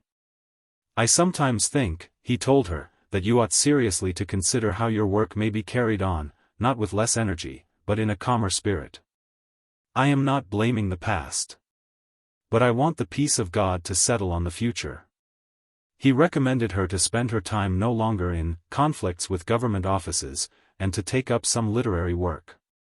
He urged her to work out her notion of divine perfection, in a series of essays for Fraser's magazine. She did so. And the result was submitted to Mr. Froude, who pronounced the second essay to be even more pregnant than the first. "I cannot tell," he said, "how sanitary, with disordered intellects, the effects of such papers will be."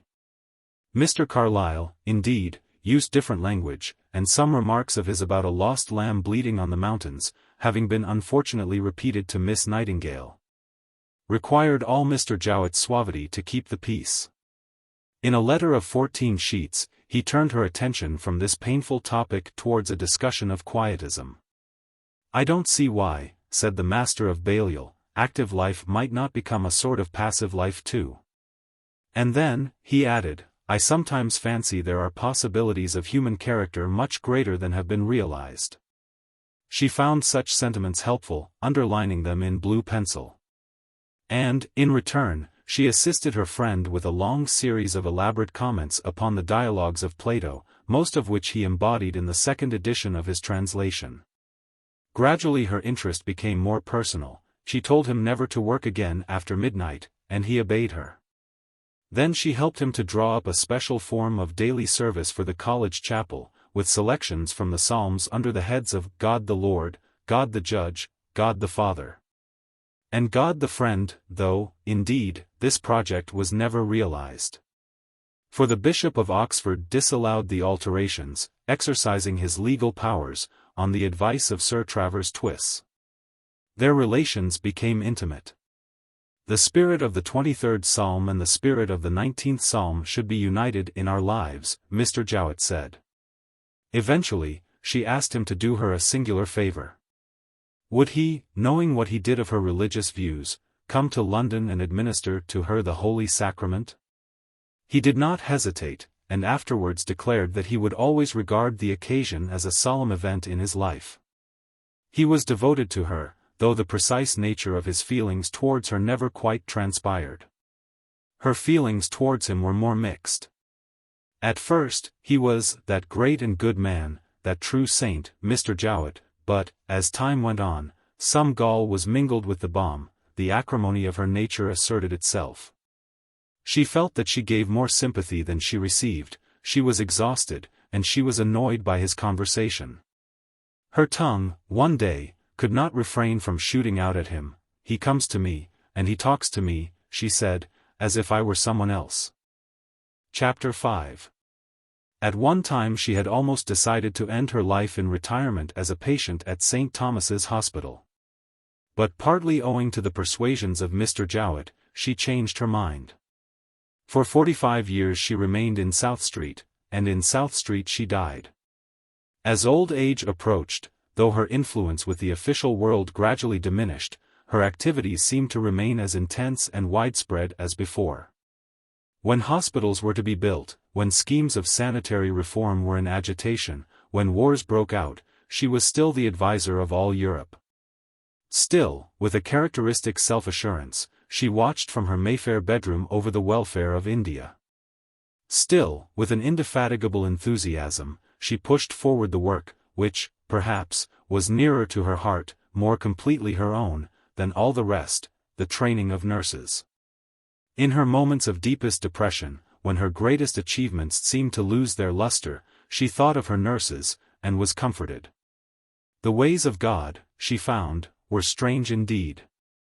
How inefficient I was in the Crimea, she noted.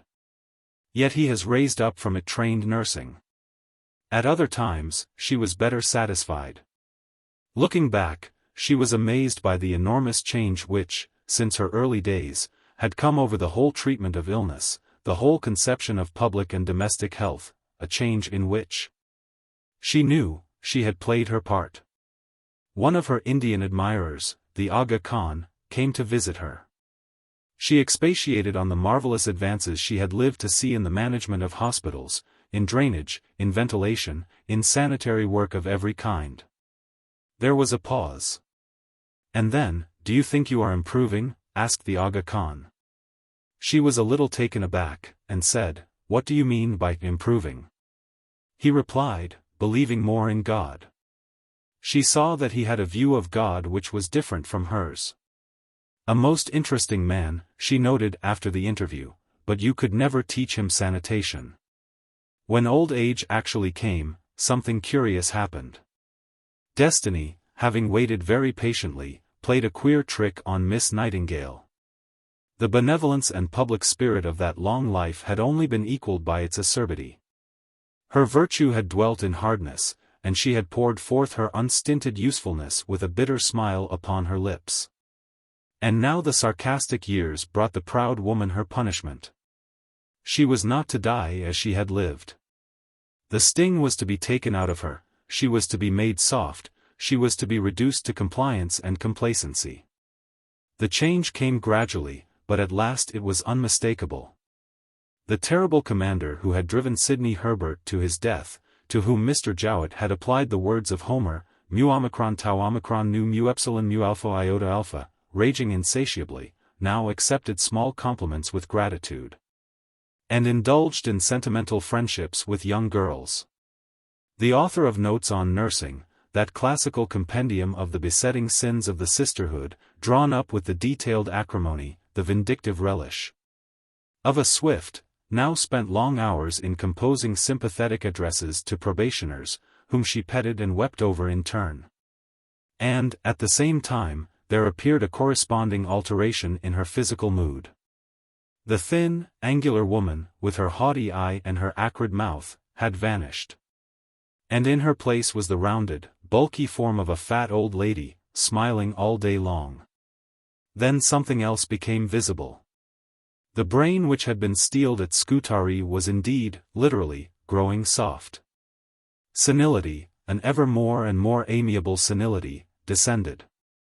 Towards the end, consciousness itself grew lost in a roseate haze, and melted into nothingness. It was just then, 3 years before her death, when she was 87 years old, 1907. That those in authority bethought them that the opportune moment had come for bestowing a public honor on Florence Nightingale. She was offered the Order of Merit. That order, whose roll contains, among other distinguished names, those of Sir Lawrence Almond-Adema and Sir Edward Elgar, is remarkable chiefly for the fact that, as its title indicates, it is bestowed because its recipient deserves it, and for no other reason. Miss Nightingale's representatives accepted the honor, and her name, after a lapse of many years, once more appeared in the press. Congratulations from all sides came pouring in. There was a universal burst of enthusiasm, a final revivification of the ancient myth. Among her other admirers, the German emperor took this opportunity of expressing his feelings towards her. His Majesty, wrote the German ambassador, having just brought to a close a most enjoyable stay in the beautiful neighborhood of your old home near Romsey, has commanded me to present you with some flowers as a token of his esteem. Then, by royal command, the Order of Merit was brought to South Street, and there was a little ceremony of presentation. Sir Douglas Dawson, after a short speech, stepped forward, and handed the insignia of the order to Miss Nightingale. Propped up by pillows, she dimly recognized that some compliment was being paid her. Too kind, she murmured, and she was not ironical. Bibliography. Sir E. Cook. Life of Florence Nightingale. A. W. Kinglake. The Invasion of the Crimea. Lord Sidney Godolphin Osborne. Scutari and its Hospitals. S. M. Mitra. Life of Sir John Hull. Lord Stanmore. Sidney Herbert. Sir G. Douglas. The Panmure Papers. Sir H. Maxwell. Life and Letters of the 4th Earl of Clarendon. E. Abbott and L. Campbell. Life and Letters of Benjamin Jowett. A. H. Clough. Poems and Memoir. Dr. Arnold. In 1827 the headmastership of Rugby School fell vacant, and it became necessary for the 12 trustees, noblemen and gentlemen of Warwickshire, to appoint a successor to the post. Reform was in the air, political, social, religious. There was even a feeling abroad that our great public schools were not quite all that they should be. And that some change or other, no one precisely knew what, but some change in the system of their management, was highly desirable. Thus it was natural that when the 12 noblemen and gentlemen, who had determined to be guided entirely by the merits of the candidates, found among the testimonials pouring in upon them a letter from Dr. Hawkins, the Provost of Oriel, predicting that if they elected Mr. Thomas Arnold he would change the face of education all through the public schools of England, they hesitated no longer. Obviously, Mr. Thomas Arnold was their man. He was elected therefore, received, as was fitting, priest's orders, became, as was no less fitting, a Doctor of Divinity. And in August, 1828, took up the duties of his office. All that was known of the previous life of Dr. Arnold seemed to justify the prediction of the Provost of Oriel, and the choice of the trustees. The son of a respectable collector of customs, he had been educated at Winchester and at Oxford, where his industry and piety had given him a conspicuous place among his fellow students.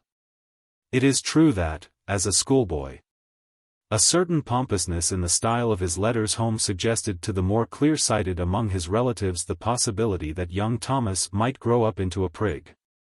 But, after all, what else could be expected from a child who, at the age of 3, had been presented by his father, as a reward for proficiency in his studies, with the 24 volumes of Smollett's History of England? His career at Oxford had been a distinguished one, winding up with an Oriel Fellowship. It was at about this time that the smooth and satisfactory progress of his life was for a moment interrupted. He began to be troubled by religious doubts.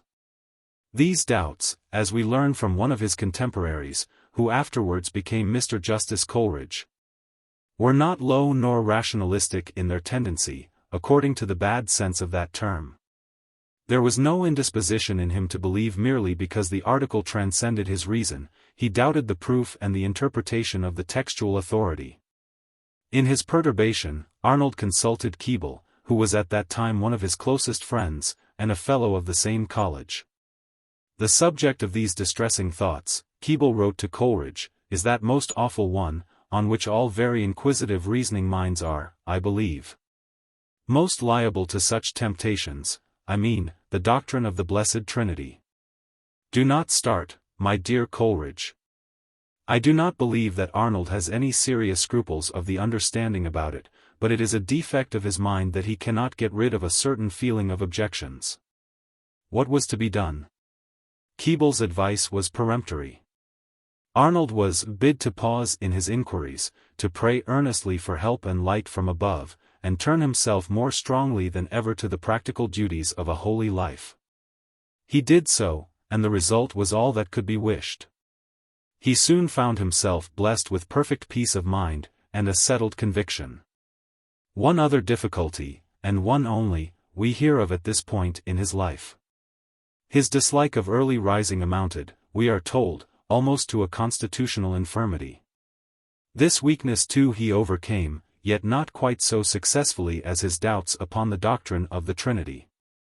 For in afterlife, the doctor would often declare that early rising continued to be a daily effort to him, and that in this instance he never found the truth of the usual rule that all things are made easy by custom. He married young and settled down in the country as a private tutor for youths preparing for the universities. There he remained for 10 years, happy, busy, and sufficiently prosperous. Occupied chiefly with his pupils, he nevertheless devoted much of his energy to wider interests. He delivered a series of sermons in the parish church. And he began to write a history of Rome, in the hope, as he said, that its tone might be such that the strictest of what is called the evangelical party would not object to putting it into the hands of their children. His views on the religious and political condition of the country began to crystallize. He was alarmed by the want of Christian principle in the literature of the day, looking forward anxiously to the approach of a greater struggle between good and evil than the world has yet seen. And, after a serious conversation with Dr. Whately, began to conceive the necessity of considerable alterations in the church establishment. All who knew him during these years were profoundly impressed by the earnestness of his religious convictions and feelings, which, as one observer said, were ever bursting forth. It was impossible to disregard his deep consciousness of the invisible world, and the peculiar feeling of love and adoration which he entertained towards our Lord Jesus Christ. His manner of awful reverence when speaking of God or of the Scriptures was particularly striking. No one could know him even a little, said another friend, and not be struck by his absolute wrestling with evil, so that like St. Paul, he seemed to be battling with the wicked one, and yet with a feeling of God's help on his side. Such was the man who, at the age of 33, became headmaster of Rugby. His outward appearance was the index of his inward character, everything about him denoted energy, earnestness, and the best intentions. His legs, perhaps, were shorter than they should have been. But the sturdy athletic frame, especially when it was swathed, as it usually was, in the flowing robes of a doctor of divinity, was full of an imposing vigor. And his head, set decisively upon the collar, stock, and bands of ecclesiastical tradition, clearly belonged to a person of eminence. The thick, dark clusters of his hair, his bushy eyebrows and curling whiskers, his straight nose and bulky chin, his firm and upward curving lower lip, all these revealed a temperament of ardor and determination. His eyes were bright and large, they were also obviously honest. And yet, why was it? Was it in the lines of the mouth or the frown on the forehead? It was hard to say, but it was unmistakable. There was a slightly puzzled look upon the face of Dr. Arnold. And certainly, if he was to fulfill the prophecy of the Provost of Oriel, the task before him was sufficiently perplexing. The public schools of those days were still virgin forests, untouched by the hand of reform. Keate was still reigning at Eton. And we possess, in the records of his pupils, a picture of the public school education of the early 19th century, in its most characteristic state. It was a system of anarchy tempered by despotism. Hundreds of boys, herded together in miscellaneous boarding-houses, or in that grim, long chamber, at whose name in after years aged statesmen and warriors would turn pale, lived. Badgered and overawed by the furious incursions of an irascible little old man carrying a bundle of birch twigs. A life in which licensed barbarism was mingled with the daily and hourly study of the niceties of Ovidian verse. It was a life of freedom and terror, of prosody and rebellion, of interminable floggings and appalling practical jokes. Keate ruled, unaided, for the undermasters were few and of no account, by sheer force of character. But there were times when even that indomitable will was overwhelmed by the flood of lawlessness. Every Sunday afternoon he attempted to read sermons to the whole school assembled, and every Sunday afternoon the whole school assembled shouted him down. The scenes in chapel were far from edifying. While some antique fellow doddered in the pulpit, rats would be let loose to scurry among the legs of the exploding boys. But next morning the hand of discipline would reassert itself.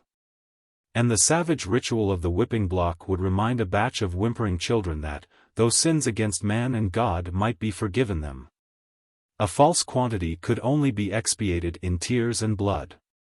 From two sides this system of education was beginning to be assailed by the awakening public opinion of the upper middle classes. On the one hand, there was a desire for a more liberal curriculum. On the other, there was a demand for a higher moral tone. The growing utilitarianism of the age viewed with impatience a course of instruction which excluded every branch of knowledge except classical philology. While its growing respectability was shocked by such a spectacle of disorder and brutality as was afforded by the Eton of Keat. The public schools, said the Rev. Mr. Bowdler, are the very seats and nurseries of vice. Dr. Arnold agreed. He was convinced of the necessity for reform. But it was only natural that to one of his temperament and education it should have been the moral rather than the intellectual side of the question which impressed itself upon his mind. Doubtless it was important to teach boys something more than the bleak rigidities of the ancient tongues. But how much more important to instill into them the elements of character and the principles of conduct. His great object, throughout his career at Rugby, was, as he repeatedly said, to make the school a place of really Christian education. To introduce a religious principle into education was his most earnest wish, he wrote to a friend when he first became headmaster, but to do this would be to succeed beyond all my hopes. It would be a happiness so great, that, I think, the world would yield me nothing comparable to it. And he was constantly impressing these sentiments upon his pupils. What I have often said before, he told them, I repeat now, what we must look for here is, first, religious and moral principle, secondly, gentlemanly conduct, and thirdly, intellectual ability. There can be no doubt that Dr. Arnold's point of view was shared by the great mass of English parents. They cared very little for classical scholarship. No doubt they would be pleased to find that their sons were being instructed in history or in French, but their real hopes, their real wishes, were of a very different kind. Shall I tell him to mind his work, and say he's sent to school to make himself a good scholar, meditated old Squire Brown when he was sending off Tom for the first time to Rugby. Well, but he isn't sent to school for that, at any rate, not for that mainly. I don't care a straw for Greek particles, or the digamma, no more does his mother. What is he sent to school for?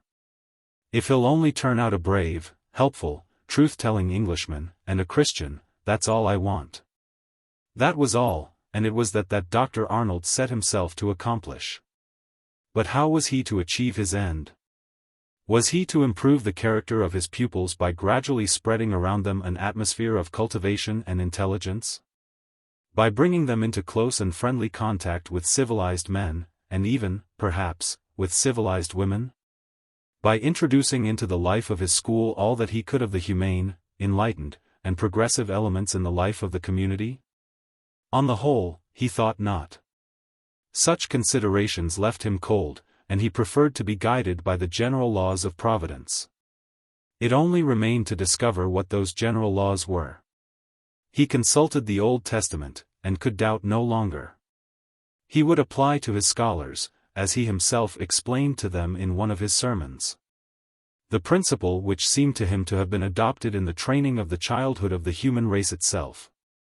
He would treat the boys at Rugby as Jehovah had treated the chosen people, he would found a theocracy, and there should be judges in Israel. For this purpose, the system, prevalent in most of the public schools of the day, by which the elder boys were deputed to keep order in the classrooms, lay ready to Dr. Arnold's hand. He found the praepostor a mere disciplinary convenience, and he converted him into an organ of government. Every boy in the sixth form became ipso facto a praepostor, with powers extending over every department of school life. And the sixth form as a body was erected into an authority responsible to the headmaster, and to the headmaster alone, for the internal management of the school.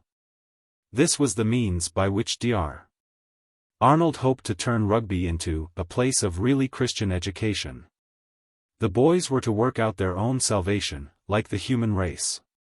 He himself, involved in awful grandeur, ruled remotely, through his chosen instruments, from an inaccessible heaven. Remotely, and yet with an omnipresent force. As the Israelite of old knew that his almighty lawgiver might at any moment thunder to him from the whirlwind, or appear before his very eyes, the visible embodiment of power or wrath. So the Rugby schoolboy walked in a holy dread of some sudden manifestation of the sweeping gown, the majestic tone, the piercing glance, of Dr. Arnold. Among the lower forms of the school his appearances were rare and transitory, and upon these young children, the chief impression, we are told, was of extreme fear. The older boys saw more of him, but they did not see much. Outside the sixth form, no part of the school came into close intercourse with him. And it would often happen that a boy would leave Rugby without having had any personal communication with him at all. Yet the effect which he produced upon the great mass of his pupils was remarkable. The prestige of his presence and the elevation of his sentiments were things which it was impossible to forget. In class, every line of his countenance, every shade of his manner imprinted themselves indelibly on the minds of the boys who sat under him. One of these, writing long afterwards, has described, in phrases still impregnated with awestruck reverence, the familiar details of the scene, the glance with which he looked round in the few moments of silence before the lesson began, and which seemed to speak his sense of his own position, the attitude in which he stood, turning over the pages of Facciolati's lexicon, or Pohl's synopsis. With his eye fixed upon the boy who was pausing to give an answer, the pleased look and the cheerful "thank you," which followed upon a successful translation, the fall of his countenance with its deepening severity, the stern elevation of the eyebrows, the sudden "sit down" which followed upon the reverse, and the startling earnestness with which he would check in a moment the slightest approach to levity. To be rebuked, however mildly, by Dr. Arnold was a potable experience. One boy could never forget how he drew a distinction between mere amusement and such as encroached on the next day's duties. Nor the tone of voice with which the doctor added, and then it immediately becomes what St. Paul calls reveling. Another remembered to his dying day his reproof of some boys who had behaved badly during prayers. "Nowhere," said Dr.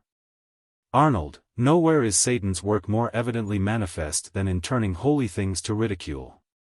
On such occasions, as another of his pupils described it, it was impossible to avoid a consciousness almost amounting to solemnity that, when his eye was upon you, he looked into your inmost heart.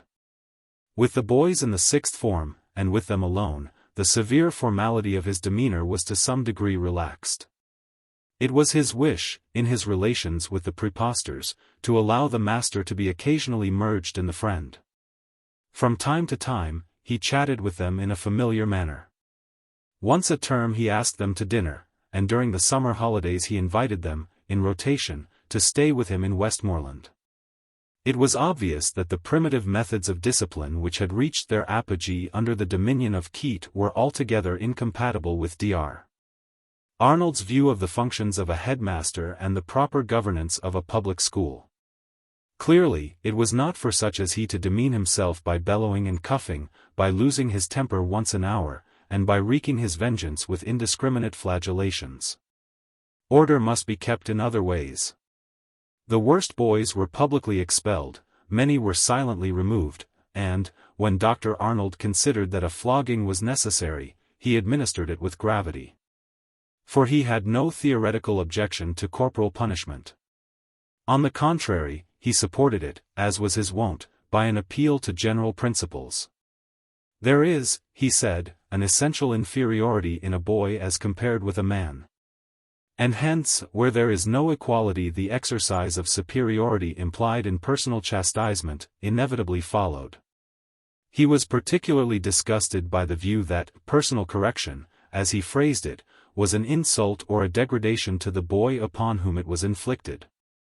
And to accustom young boys to think so appeared to him to be positively mischievous.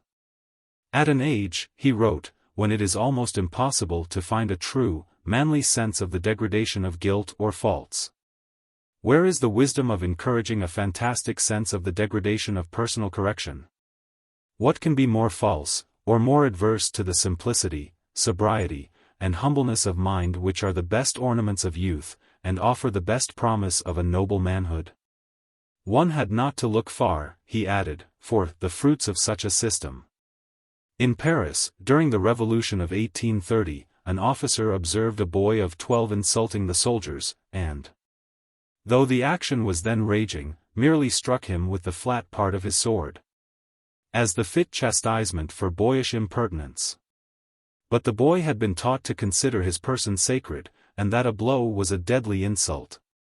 He therefore followed the officer, and having watched his opportunity, took deliberate aim at him with a pistol and murdered him.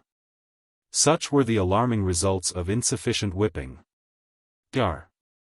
Arnold did not apply this doctrine to the preposters, but the boys in the lower parts of the school felt its benefits, with a double force.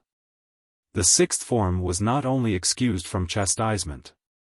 It was given the right to chastise. The younger children, scourged both by Dr. Arnold and by the elder children, were given every opportunity of acquiring the simplicity, sobriety, and humbleness of mind, which are the best ornaments of youth. In the actual sphere of teaching, Dr. Arnold's reforms were tentative and few. He introduced modern history, modern languages, and mathematics into the school curriculum. But the results were not encouraging. He devoted to the teaching of history 1 hour a week. Yet, though he took care to inculcate in these lessons a wholesome hatred of moral evil, and to point out from time to time the indications of the providential government of the world, his pupils never seemed to make much progress in the subject. Could it have been that the time allotted to it was insufficient? Dr. Arnold had some suspicions that this might be the case. With modern languages there was the same difficulty. Here his hopes were certainly not excessive. I assume it, he wrote, as the foundation of all my view of the case, that boys at a public school never will learn to speak or pronounce French well, under any circumstances. It would be enough if they could learn it grammatically as a dead language. But even this they very seldom manage to do. I know too well, he was obliged to confess, that most of the boys would pass a very poor examination even in French grammar. But so it is with their mathematics. And so it will be with any branch of knowledge that is taught but seldom, and is felt to be quite subordinate to the boy's main study. The boy's main study remained the dead languages of Greece and Rome.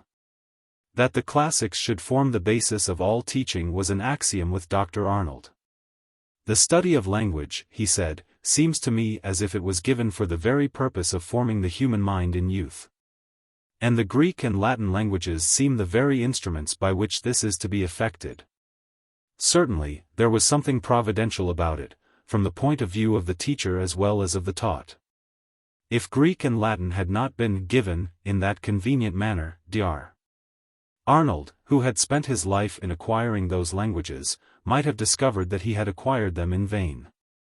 As it was, he could set the noses of his pupils to the grindstone of syntax and prosody with a clear conscience. Latin verses and Greek prepositions divided between them the labors of the week. As time went on he became, he declared, increasingly convinced that it is not knowledge, but the means of gaining knowledge which I have to teach. The reading of the school was devoted almost entirely to selected passages from the prose writers of antiquity. Boys, he remarked, do not like poetry. Perhaps his own poetical taste was a little dubious. At any rate, it is certain that he considered the Greek tragedians greatly overrated, and that he ranked Propertius as an indifferent poet. As for Aristophanes, owing to his strong moral disapprobation, he could not bring himself to read him until he was 40, when, it is true, he was much struck by the clouds. But Juvenal, the doctor, could never bring himself to read at all. Physical science was not taught at Rugby. Since, in Dr. Arnold's opinion, it was too great a subject to be studied nu pialfaroro gamma. Obviously only two alternatives were possible: it must either take the chief place in the school curriculum, or it must be left out altogether. Before such a choice, Dr. Arnold did not hesitate for a moment. Rather than have physical science the principal thing in my son's mind, he exclaimed in a letter to a friend, would gladly have him think that the sun went around the earth, and that the stars were so many spangles set in the bright blue firmament. Surely the one thing needful for a Christian and an Englishman to study is Christian, moral, and political philosophy. A Christian and an Englishman. After all, it was not in the classroom, nor in the boarding house, that the essential elements of instruction could be imparted which should qualify the youthful neophyte to deserve those names. The fundamental lesson could only be taught in the school chapel. In the school chapel the center of Dr. Arnold's system of education was inevitably fixed. There, too, the doctor himself appeared in the plenitude of his dignity and his enthusiasm. There, with the morning sun shining on the freshly scrubbed faces of his 300 pupils, or, in the dusk of evening, through a glimmer of candles, his stately form, wrapped in devotion or vibrant with exhortation, would dominate the scene. Every phase of the church service seemed to receive its supreme expression in his voice, his attitude, his look.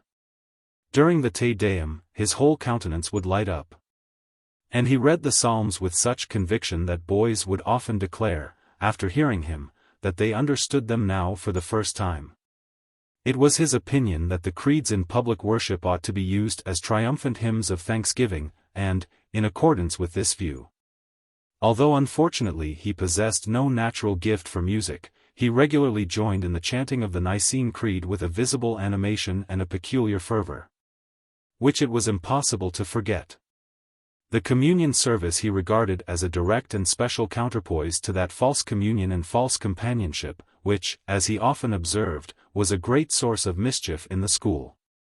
And he bent himself down with glistening eyes, and trembling voice, and looks of paternal solicitude, in the administration of the elements.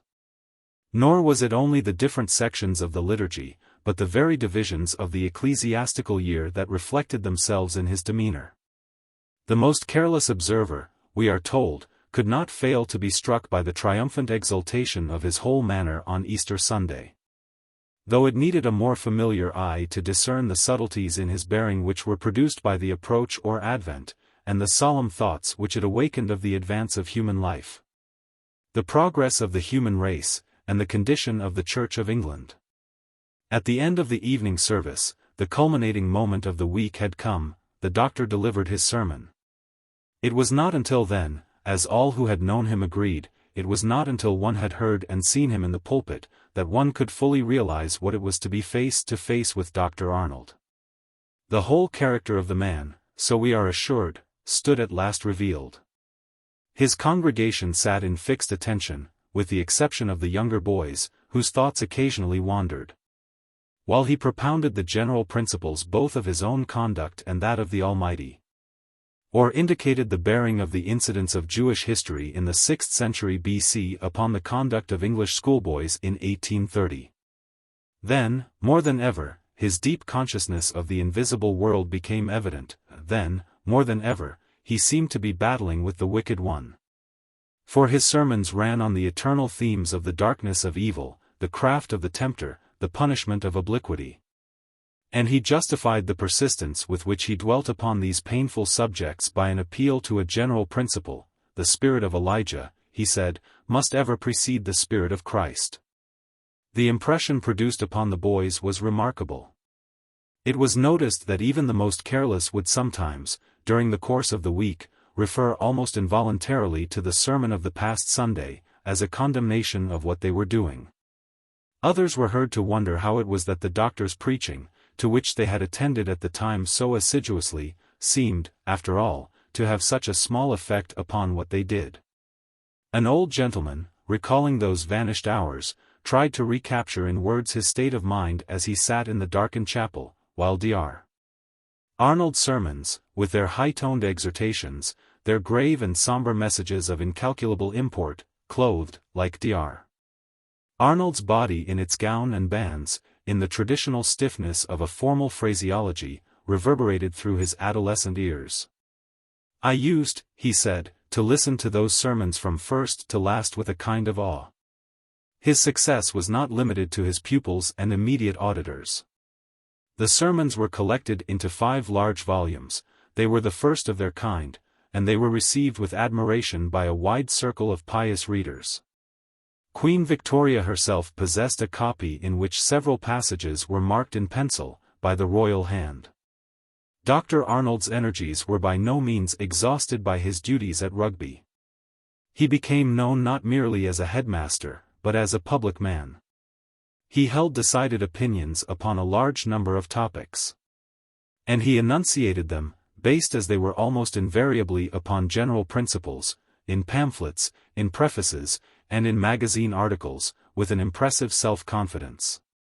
He was, as he constantly declared, a liberal. In his opinion, by the very constitution of human nature. The principles of progress and reform had been those of wisdom and justice in every age of the world, except one, that which had preceded the fall of man from paradise. Had he lived then, Dr. Arnold would have been a conservative. As it was, his liberalism was tempered by an abhorrence of the spirit of 1789, of the American War, of the French economists, and of the English Whigs of the latter part of the 17th century. And he always entertained a profound respect for the hereditary peerage. It might almost be said, in fact, that he was an orthodox liberal. He believed in toleration too, within limits. That is to say, in the toleration of those with whom he agreed. "I would give James Mill as much opportunity for advocating his opinion," he said, "as is consistent with a voyage to Botany Bay." He had become convinced of the duty of sympathizing with the lower orders ever since he had made a serious study of the Epistle of St. James. But he perceived clearly that the lower orders fell into 2 classes, and that it was necessary to distinguish between them. There were the good poor, and there were the others. "I am glad that you have made acquaintance with some of the good poor," he wrote to a Cambridge undergraduate. "I quite agree with you that it is most instructive to visit them." Dr. Arnold himself occasionally visited them, in Rugby, and the condescension with which he shook hands with old men and women of the working classes was long remembered in the neighborhood. As for the others, he regarded them with horror and alarm. "The disorders in our social state," he wrote to the Chevalier Bunsen in 1834, "appear to me to continue unabated. You have heard, I doubt not, of the trades unions, a fearful engine of mischief, ready to knot or to assassinate, and I see no counteracting power." On the whole, his view of the condition of England was a gloomy one. He recommended a correspondent to read Isaiah 3, v. 22, Jeremiah v. 22, XXX, Amos 4. and Habakkuk 2, adding, "You will be struck, I think, with the close resemblance of our own state with that of the Jews before the second destruction of Jerusalem." When he was told that the gift of tongues had descended on the Irvingites at Glasgow, he was not surprised. "I should take it," he said, "merely as a sign of the coming of the day of the Lord." And he was convinced that the day of the Lord was coming, the termination of one of the great Alpha Nu Epsilon of the human race. Of that he had no doubt whatever. Wherever he looked he saw calamities, wars, tumults, pestilences, earthquakes, etc., all marking the time of one of God's peculiar seasons of visitation. His only uncertainty was whether this termination of an Alpha Nu would turn out to be the absolutely final one, but that he believed no created being knows or can know. In any case, he had not the slightest expectation of what is commonly meant by the millennium. And his only consolation was that he preferred the present ministry, inefficient as it was, to the Tories. He had planned a great work on church and state, in which he intended to lay bare the causes and to point out the remedies of the evils which afflicted society. Its theme was to be, not the alliance or union, but the absolute identity of the church and the state. And he felt sure that if only this fundamental truth were fully realized by the public, a general reformation would follow. Unfortunately, however, as time went on, the public seemed to realize it less and less. In spite of his protests, not only were Jews admitted to Parliament, but a Jew was actually appointed a governor of Christ's Hospital. And Scripture was not made an obligatory subject at the London University. There was one point in his theory which was not quite plain to Dr. Arnold. If church and state were absolutely identical, it became important to decide precisely which classes of persons were to be excluded, owing to their beliefs, from the community. Jews, for instance, were decidedly outside the pale, while dissenters, so Dr. Arnold argued, were as decidedly within it. But what was the position of the Unitarians? Were they, or were they not, members of the Church of Christ? This was one of those puzzling questions which deepened the frown upon the doctor's forehead and intensified the pursing of his lips. He thought long and earnestly upon the subject, he wrote elaborate letters on it to various correspondents, but his conclusions remained indefinite. My great objection to Unitarianism, he wrote, in its present form in England, is that it makes Christ virtually dead. Yet he expressed a fervent hope that if we could get rid of the Athanasian Creed, many good Unitarians would join their fellow Christians in bowing the knee to him who is Lord both of the dead and the living. Amid these perplexities, it was disquieting to learn that Unitarianism is becoming very prevalent in Boston. He inquired anxiously as to its complexion there, but received no very illuminating answer. The whole matter continued to be wrapped in a painful obscurity. There were, he believed, Unitarians and Unitarians, and he could say no more. In the meantime, pending the completion of his great work, he occupied himself with putting forward various suggestions of a practical kind. He advocated the restoration of the order of deacons, which, he observed, had long been, quod the reality, dead. For he believed that some plan of this sort might be the small end of the wedge, by which Antichrist might hereafter be burst asunder like the dragon of Bel's temple. But the order of deacons was never restored, and Dr. Arnold turned his attention elsewhere, urging in a weighty pamphlet the desirability of authorizing military officers, in congregations where it was impossible to procure the presence of clergy, to administer the Eucharist, as well as baptism. It was with the object of laying such views as these before the public, to tell them plainly, as he said, the evils that exist, and lead them, if I can, to their causes and remedies, that he started, in 1831, a weekly newspaper, the Englishman's Register. The paper was not a success, in spite of the fact that it set out to improve its readers morally and, that it preserved, in every article, an avowedly Christian tone. After a few weeks, and after he had spent upon it more than £200, it came to an end. Altogether, the prospect was decidedly discouraging. After all his efforts, the absolute identity of church and state remained as unrecognized as ever. So deep, he was at last obliged to confess, is the distinction between the church and the state seated in our laws, our language, and our very notions, that nothing less than a miraculous interposition of God's providence seems capable of eradicating it. Dr. Arnold waited in vain. But, he did not wait in idleness. He attacked the same question from another side, he explored the writings of the Christian Fathers, and began to compose a commentary on the New Testament. In his view, the Scriptures were as fit a subject as any other book for free inquiry and the exercise of the individual judgment. And it was in this spirit that he set about the interpretation of them. He was not afraid of facing apparent difficulties, of admitting inconsistencies, or even errors, in the sacred text. Thus he observed that, in Chronicles 9:20 and 13:2, there is a decided difference in the parentage of Abijah's mother, which, he added, is curious on any supposition. And at one time he had serious doubts as to the authorship of the Epistle to the Hebrews.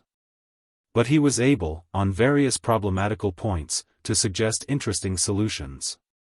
At first, for instance, he could not but be startled by the cessation of miracles in the early church. But upon consideration, he came to the conclusion that this phenomenon might be truly accounted for by the supposition that none but the apostles ever conferred miraculous powers, and that therefore they ceased of course after one generation. Nor did he fail to base his exegesis, whenever possible, upon an appeal to general principles. One of his admirers points out how Dr.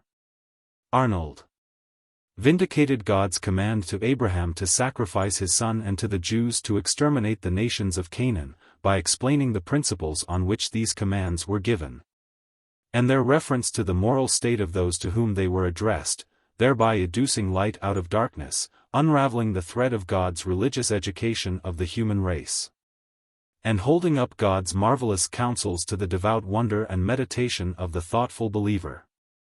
There was one of his friends, however, who did not share this admiration for the doctor's methods of scriptural interpretation. W.G. Ward, while still a young man at Oxford, had come under his influence, and had been for some time one of his most enthusiastic disciples. But the star of Newman was rising at the university. Ward soon felt the attraction of that magnetic power, and his belief in his old teacher began to waver. It was, in particular, Dr. Arnold's treatment of the Scriptures which filled Ward's argumentative mind, at first with distrust, and at last with positive antagonism. To subject the Bible to free inquiry, to exercise upon it the criticism of the individual judgment, where might not such methods lead? Who could say that they would not end in Socinianism? Nay, in atheism itself? If the text of Scripture was to be submitted to the searchings of human reason, how could the question of its inspiration escape the same tribunal?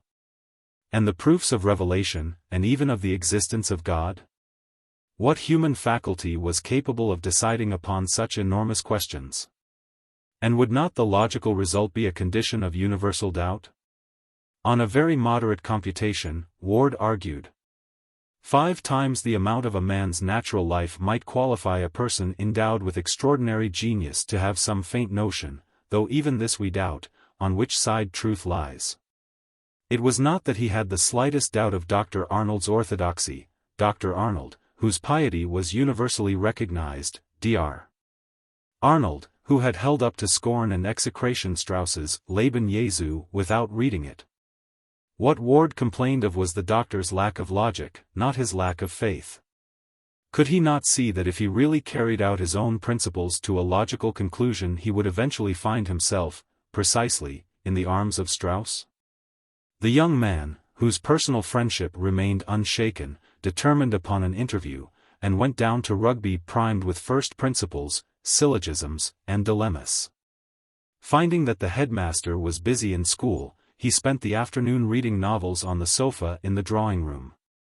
When at last, late in the evening, the doctor returned, tired out with his day's work, Ward fell upon him with all his vigor. The contest was long and furious, it was also entirely inconclusive. When it was over, Ward, with none of his brilliant arguments disposed of, and none of his probing questions satisfactorily answered, returned to the university to plunge headlong into the vortex of the Oxford movement. And Dr. Arnold, worried, perplexed, and exhausted, went to bed, where he remained for the next 36 hours. The commentary on the New Testament was never finished, and the great work on Church and State itself remained a fragment. Dr. Arnold's active mind was diverted from political and theological speculations to the study of philology, and to historical composition. His Roman history, which he regarded as the chief monument of his historical fame, was based partly upon the researches of Niebuhr, and partly upon an aversion to Gibbon. My highest ambition, he wrote, is to make my history the very reverse of Gibbon in this respect, that whereas the whole spirit of his work, from its low morality, is hostile to religion. Without speaking directly against it, so my greatest desire would be, in my history, by its high morals and its general tone, to be of use to the cause without actually bringing it forward. These efforts were rewarded, in 1841, by the professorship of modern history at Oxford. Meanwhile, he was engaged in the study of the Sanskrit and Slavonic languages, bringing out an elaborate edition of Thucydides, and carrying on a voluminous correspondence upon a multitude of topics with a large circle of men of learning. At his death, his published works, composed during such intervals as he could spare from the management of a great public school, filled, besides a large number of pamphlets and articles. No less than 17 volumes. It was no wonder that Carlyle, after a visit to Rugby, should have characterized Dr. Arnold as a man of unhasting, unresting diligence. Mrs. Arnold, too, no doubt agreed with Carlyle. During the first 8 years of their married life, she bore him 6 children, and 4 more were to follow.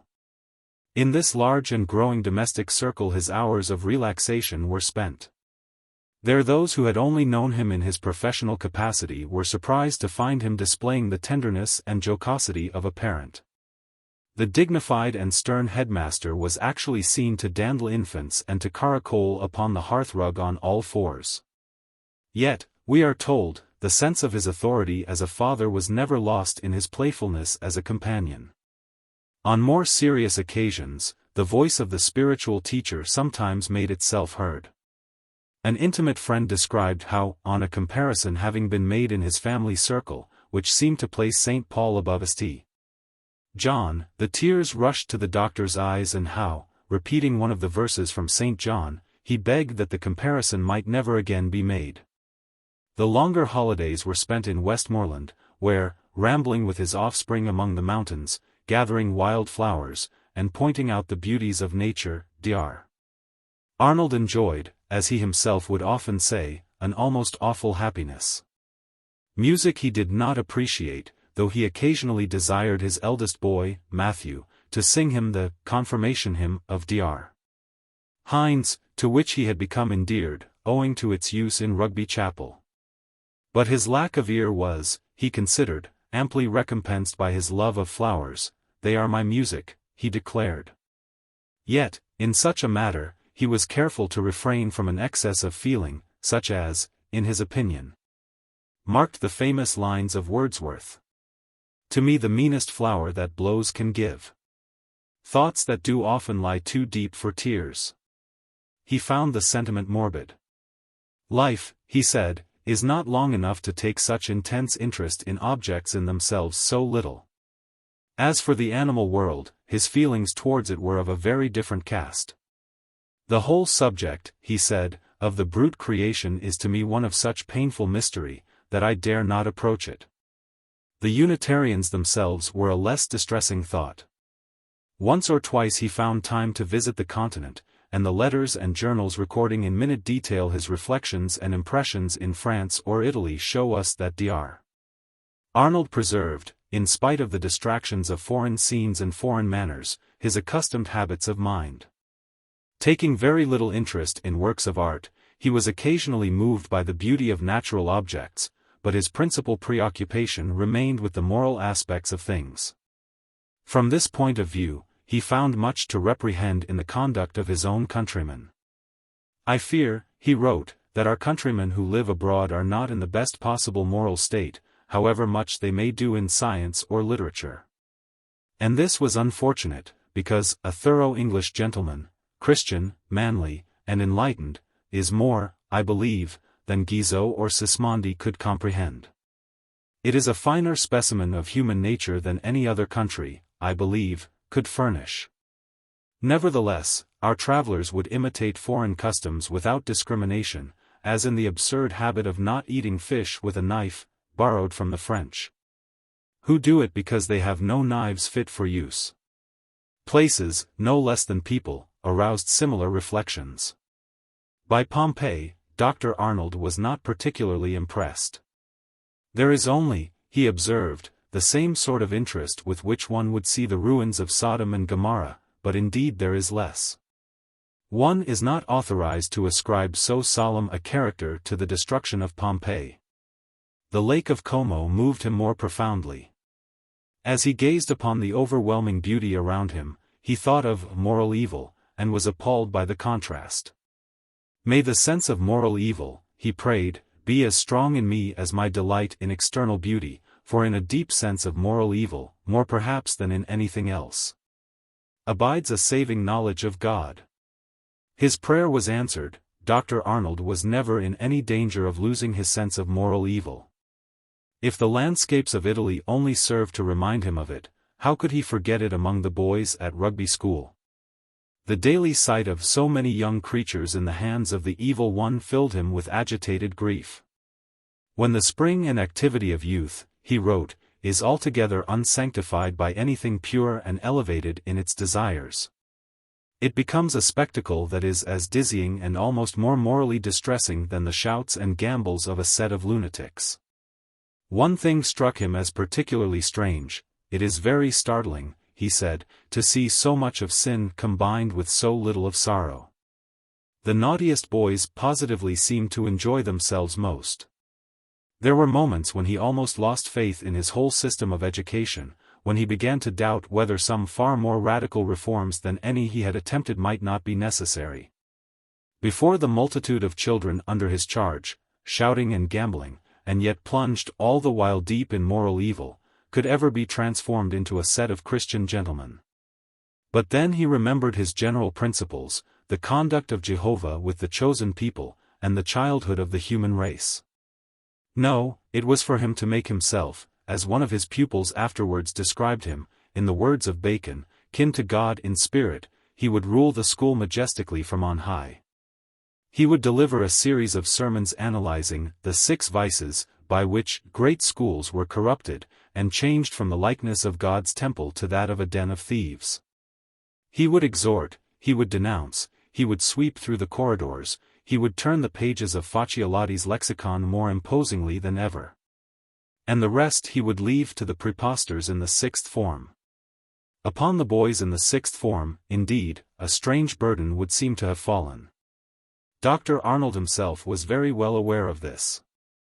I cannot deny, he told them in a sermon, that you have an anxious duty, a duty which some might suppose was too heavy for your years. And every term he pointed out to them, in a short address, the responsibilities of their position, and impressed upon them the enormous influence they possessed, for good or for evil. Nevertheless, most youths of 17, in spite of the warnings of their elders, have a singular trick of carrying moral burdens lightly. The doctor might preach and look grave. But young Brooke was ready enough to preside at a fight behind the chapel, though he was in the 6th, and knew that fighting was against the rules. At their best, it may be supposed that the preposters administered a kind of barbaric justice. But they were not always at their best, and the pages of Tom Brown's schooldays show us what was no doubt the normal condition of affairs under Dr. Arnold, when the boys in the 6th form were weak or brutal, and the blackguard Flashman, in the intervals of swigging brandy punch with his boon companions, amused himself by toasting fags before the fire. But there was an exceptional kind of boy, upon whom the high-pitched exhortations of Dr. Arnold produced a very different effect. A minority of susceptible and serious youths fell completely under his sway, responded like wax to the pressure of his influence, and molded their whole lives with passionate reverence upon the teaching of their adored master. Conspicuous among these was Arthur Clough. Having been sent to Rugby at the age of 10, he quickly entered into every phase of school life, though, we are told, a weakness in his ankles prevented him from taking a prominent part in the games of the place. At the age of 16, he was in the 6th form, and not merely a preposter, but head of the schoolhouse. Never did Dr. Arnold have an apter pupil. This earnest adolescent, with the weak ankles and the solemn face, lived entirely with the highest ends in view. He thought of nothing but moral good, moral evil, moral influence, and moral responsibility. Some of his early letters have been preserved, and they reveal both the intensity with which he felt the importance of his own position, and the strange stress of spirit under which he labored. I have been in one continued state of excitement for at least the last 3 years, he wrote when he was not yet 17, and now comes the time of exhaustion. But he did not allow himself to rest. And a few months later he was writing to a schoolfellow as follows. I verily believe my whole being is soaked through with the wishing and hoping and striving to do the school good. Or rather to keep it up and hinder it from falling in this, I do think, very critical time, so that my cares and affections and conversations, thoughts, words, and deeds look to that involuntarily. I am afraid you will be inclined to think this cant, and I am conscious that even one's truest feelings, if very frequently put out in the light, do make a bad and disagreeable appearance. But this, however, is true, and even if I am carrying it too far, I do not think it has made me really forgetful of my personal friends, such as, in particular, Gell and Burbage and Walrond. And yourself, my dear Simpkinson. Perhaps it was not surprising that a young man brought up in such an atmosphere should have fallen a prey at Oxford to the frenzies of religious controversy.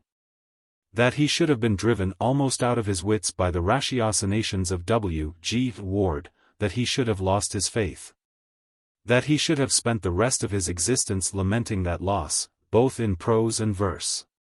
And that he should have eventually succumbed, conscientiously doing up brown paper parcels for Florence Nightingale. In the earlier years of his headmastership Dr. Arnold had to face a good deal of opposition. His advanced religious views were disliked, and there were many parents to whom his system of school government did not commend itself. But in time this hostility melted away. Succeeding generations of favorite pupils began to spread his fame through the universities. At Oxford especially, men were profoundly impressed by the pious aims of the boys from Rugby. It was a new thing to see undergraduates going to chapel more often than they were obliged, and visiting the good poor. Their reverent admiration for Dr. Arnold was no less remarkable. Whenever two of his old pupils met, they joined in his praises. And the sight of his picture had been known to call forth, from one who had not even reached the sixth, exclamations of rapture lasting for 10 minutes and filling with astonishment the young men from other schools who happened to be present. He became a celebrity, he became at last a great man. Rugby prospered, its numbers rose higher than ever before, and, after 13 years as headmaster, Dr. Arnold began to feel that his work there was accomplished, and that he might look forward either to other labors or, perhaps, to a dignified retirement. But it was not to be. His father had died suddenly at the age of 53 from angina pectoris, and he himself was haunted by forebodings of an early death. To be snatched away without a warning, to come in a moment from the seductions of this world to the presence of eternity, his most ordinary actions, the most casual remarks, served to keep him in remembrance of that dreadful possibility. When one of his little boys clapped his hands at the thought of the approaching holidays, the doctor gently checked him, and repeated the story of his own early childhood. How his own father had made him read aloud a sermon on the text, "Boast not thyself of tomorrow," and how, within the week, his father was dead. On the title page of his MS. volume of sermons, he was always careful to write the date of its commencement, leaving a blank for that of its completion. One of his children asked him the meaning of this. "It is one of the most solemn things I do," he replied, "to write the beginning of that sentence, and think that I may perhaps not live to finish it." It was noticed that in the spring of 1842 such thoughts seemed to be even more frequently in his mind than usual. He was only in his 47th year, but he dwelt darkly on the fragility of human existence.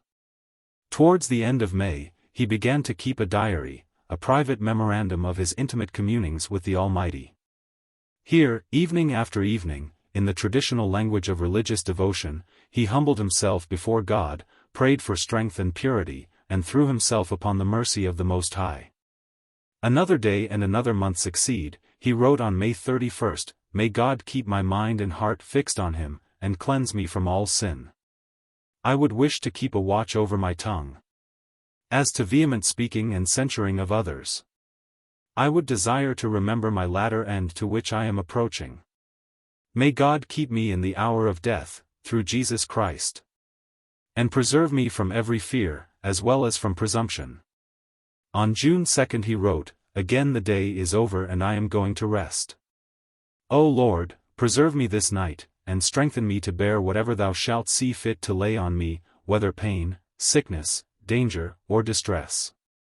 On Sunday, June 5, the reading of the newspaper aroused painful and solemn reflections.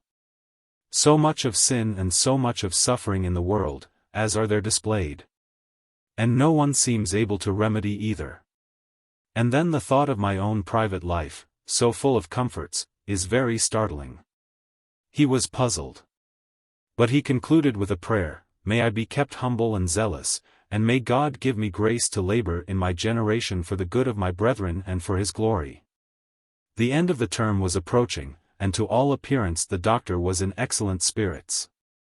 On June 11th, after a hard day's work, he spent the evening with a friend in the discussion of various topics upon which he often touched in his conversation: the comparison of the art of medicine in barbarous and civilized ages, the philological importance of provincial vocabularies, and the threatening prospect of the moral condition of the United States. Left alone, he turned to his diary. "The day after tomorrow," he wrote, "is my birthday, if I am permitted to live to see it, my 47th birthday since my birth. How large a portion of my life on earth is already past! And then, what is to follow this life? How visibly my outward work seems contracting and softening away into the gentler employments of old age. In one sense, how nearly can I now say, vixi? And I thank God that, as far as ambition is concerned, it is, I trust, fully mortified. I have no desire other than to step back from my present place in the world, and not to rise to a higher. Still there are works which, with God's permission, would do before the night cometh." Dr. Arnold was thinking of his great work on Church and State. Early next morning he awoke with a sharp pain in his chest. The pain increasing, a physician was sent for, and in the meantime Mrs. Arnold read aloud to her husband the 51st Psalm. Upon one of their boys coming into the room, "My son, thank God for me," said Dr. Arnold, and as the boy did not at once catch his meaning, he added, "Thank God, Tom, for giving me this pain. I have suffered so little pain in my life that I feel it is very good for me. Now God has given it to me, and I do so thank him for it." Then Mrs. Arnold read from the prayer book the Visitation of the Sick, her husband listening with deep attention, and assenting with an emphatic yes at the end of many of the sentences. When the physician arrived, he perceived at once the gravity of the case. It was an attack of angina pectoris. He began to prepare some laudanum, while Mrs. Arnold went out to fetch the children. All at once, as the medical man was bending over his glasses, there was a rattle from the bed, a convulsive struggle followed. And, when the unhappy woman, with the children, and all the servants, rushed into the room, Dr. Arnold had passed from his perplexities forever. There can be little doubt that what he had achieved justified the prediction of the Provost of Oriel that he would change the face of education all through the public schools of England. It is true that, so far as the actual machinery of education was concerned, Dr. Arnold not only failed to effect a change, but deliberately adhered to the old system. The monastic and literary conceptions of education, which had their roots in the Middle Ages, and had been accepted and strengthened at the revival of learning, he adopted almost without hesitation. Under him, the public school remained, in essentials, a conventional establishment, devoted to the teaching of Greek and Latin grammar. Had he set on foot reforms in these directions, it seems probable that he might have succeeded in carrying the parents of England with him. The moment was ripe. There was a general desire for educational changes, and Dr. Arnold's great reputation could hardly have been resisted. As it was, he threw the whole weight of his influence into the opposite scale, and the ancient system became more firmly established than ever. The changes which he did effect were of a very different nature. By introducing morals and religion into his scheme of education, he altered the whole atmosphere of public school life. Henceforward the old rough and tumble, which was typified by the regime of Keat at Eton, became impossible. After Dr. Arnold, no public school could venture to ignore the virtues of respectability. Again, by his introduction of the prefectorial system, Dr. Arnold produced far-reaching effects which he himself, perhaps, would have found perplexing. In his day, when the school hours were over, the boys were free to enjoy themselves as they liked. To bathe, to fish, to ramble for long afternoons in the country, collecting eggs or gathering flowers.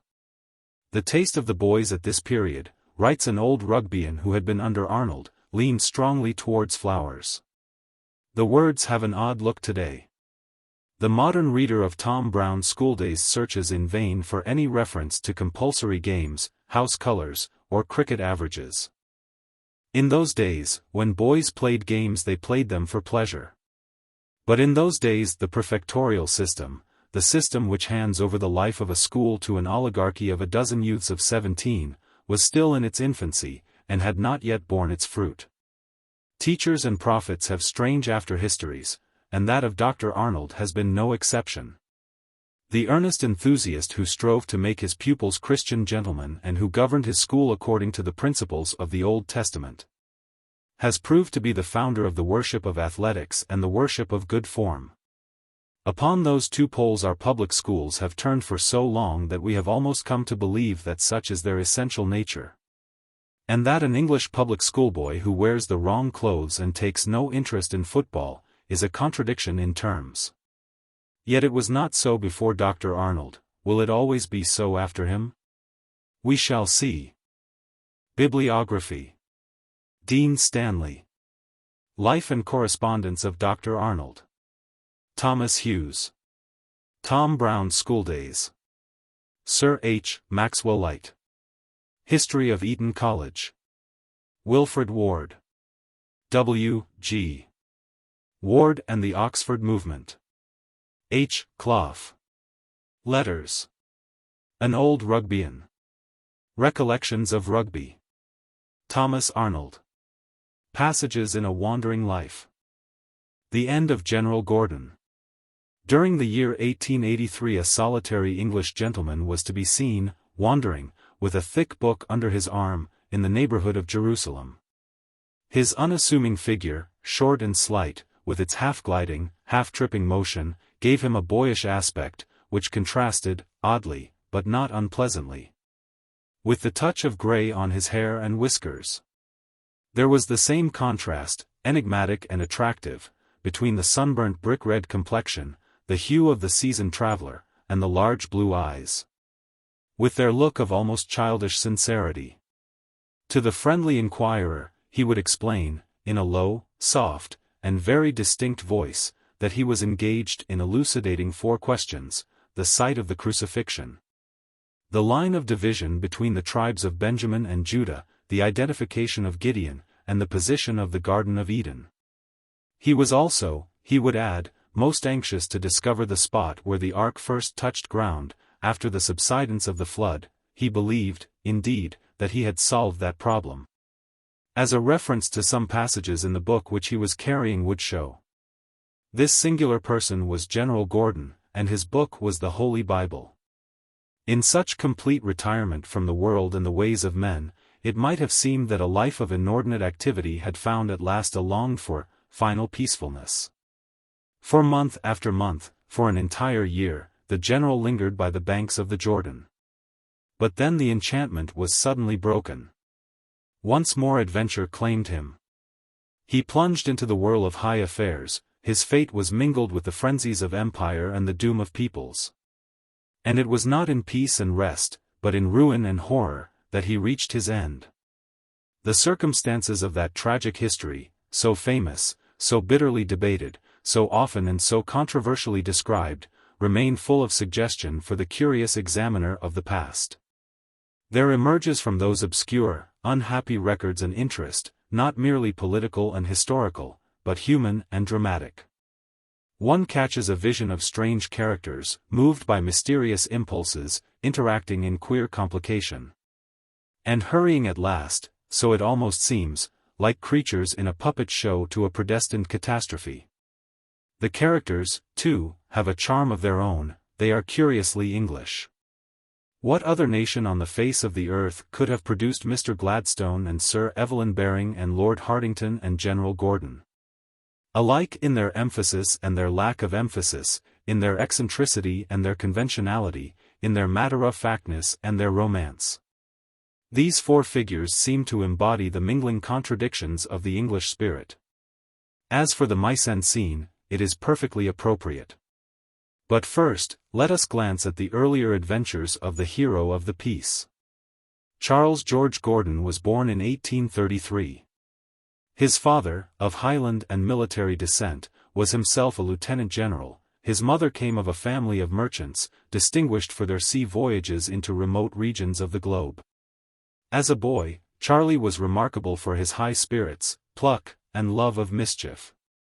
Destined for the artillery, he was sent to the academy at Woolwich, where some other characteristics made their appearance. On one occasion, when the cadets had been forbidden to leave the dining room and the senior corporal stood with outstretched arms in the doorway to prevent their exit, Charlie Gordon put his head down, and, butting the officer in the pit of the stomach, projected him down a flight of stairs and through a glass door at the bottom. For this act of insubordination he was nearly dismissed, while the captain of his company predicted that he would never make an officer. A little later, when he was 18, it came to the knowledge of the authorities that bullying was rife at the academy. The newcomers were questioned, and one of them said that Charlie Gordon had hit him over the head with a clothes brush. He had worked well, and his record was on the whole a good one. But the authorities took a serious view of the case, and held back his commission for 6 months. It was owing to this delay that he went into the Royal Engineers, instead of the Royal Artillery. He was sent to Pembroke, to work at the erection of fortifications, and at Pembroke those religious convictions, which never afterwards left him, first gained a hold upon his mind. Under the influence of his sister Augusta and of a very religious captain of the name of Drew, he began to reflect upon his sins, look up texts, and hope for salvation. Though he had never been confirmed, he never was confirmed, he took the sacrament every Sunday, and he eagerly perused the priceless Diamond, Scott's Commentaries, and the remains of the Reverend R. McShane. No novels or worldly books, he wrote to his sister, come up to the commentaries of Scott. I remember well when you used to get them in numbers, and I used to laugh at them. But, thank God, it is different with me now. I feel much happier and more contented than I used to do.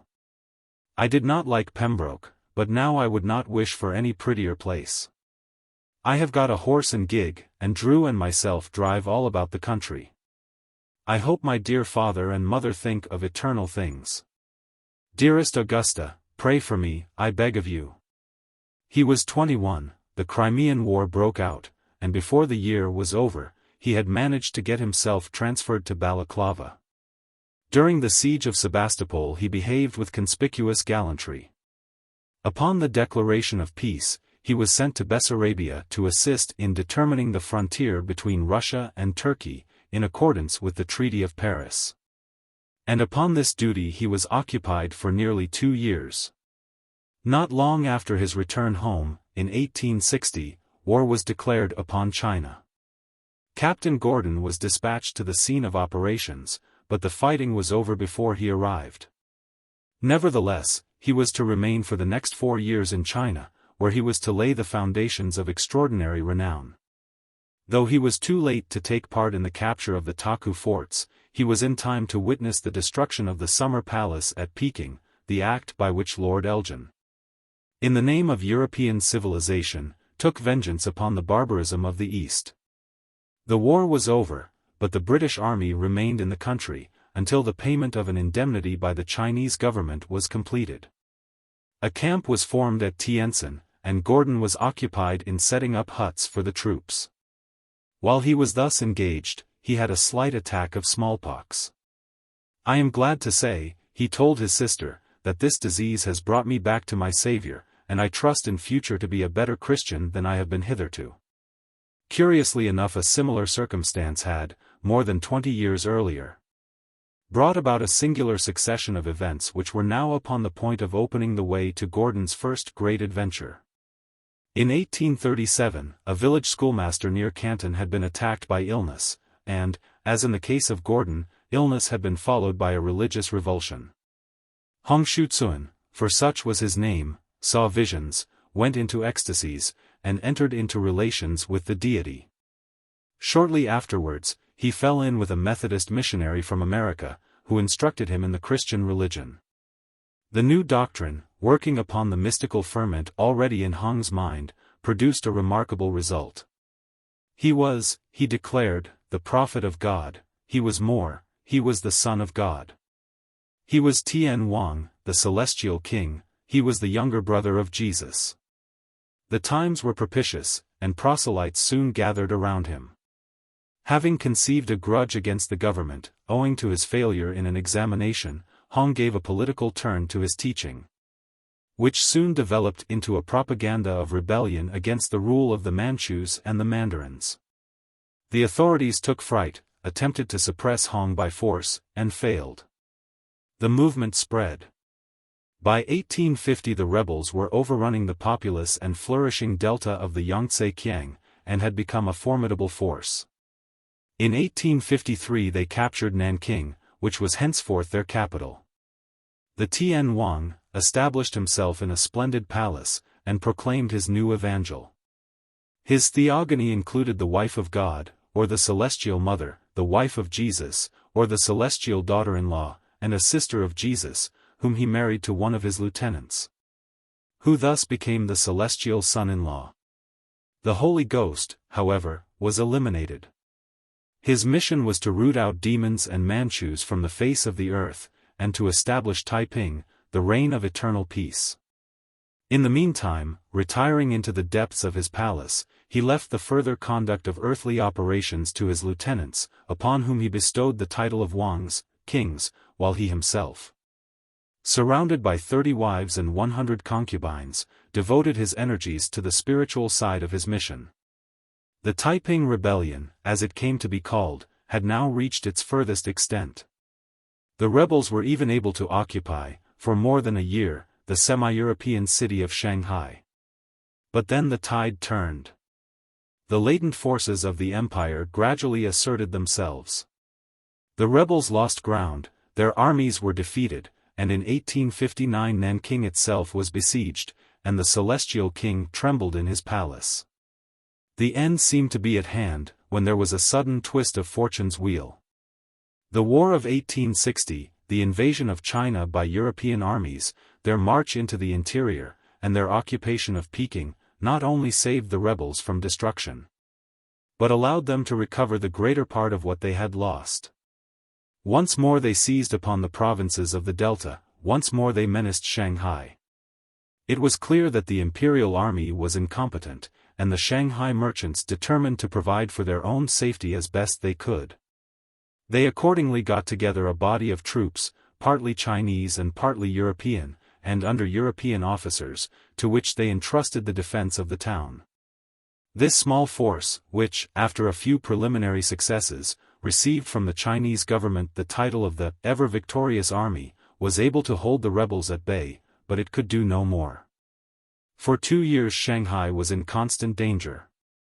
The Taipings, steadily growing in power, were spreading destruction far and wide. The ever-victorious army was the only force capable of opposing them, and the ever-victorious army was defeated more often than not. Its first European leader had been killed. His successor quarreled with the Chinese governor, Li Hongchang, and was dismissed. At last it was determined to ask the general at the head of the British Army of Occupation for the loan of an officer to command the force.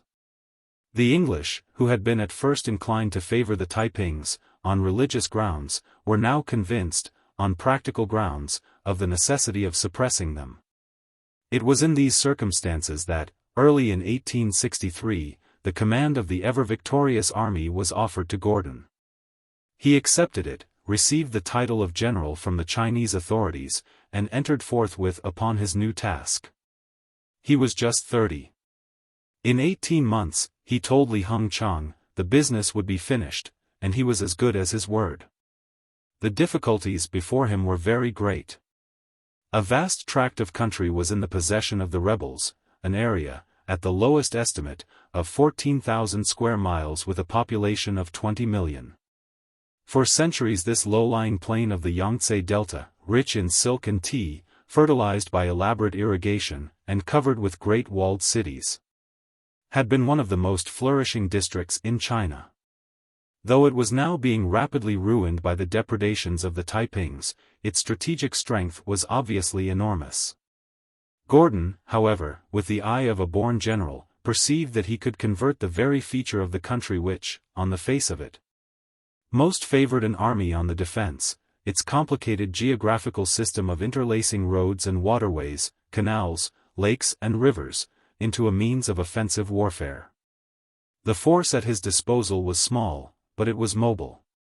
He had a passion for map-making, and had already, in his leisure hours, made a careful survey of the country round Shanghai.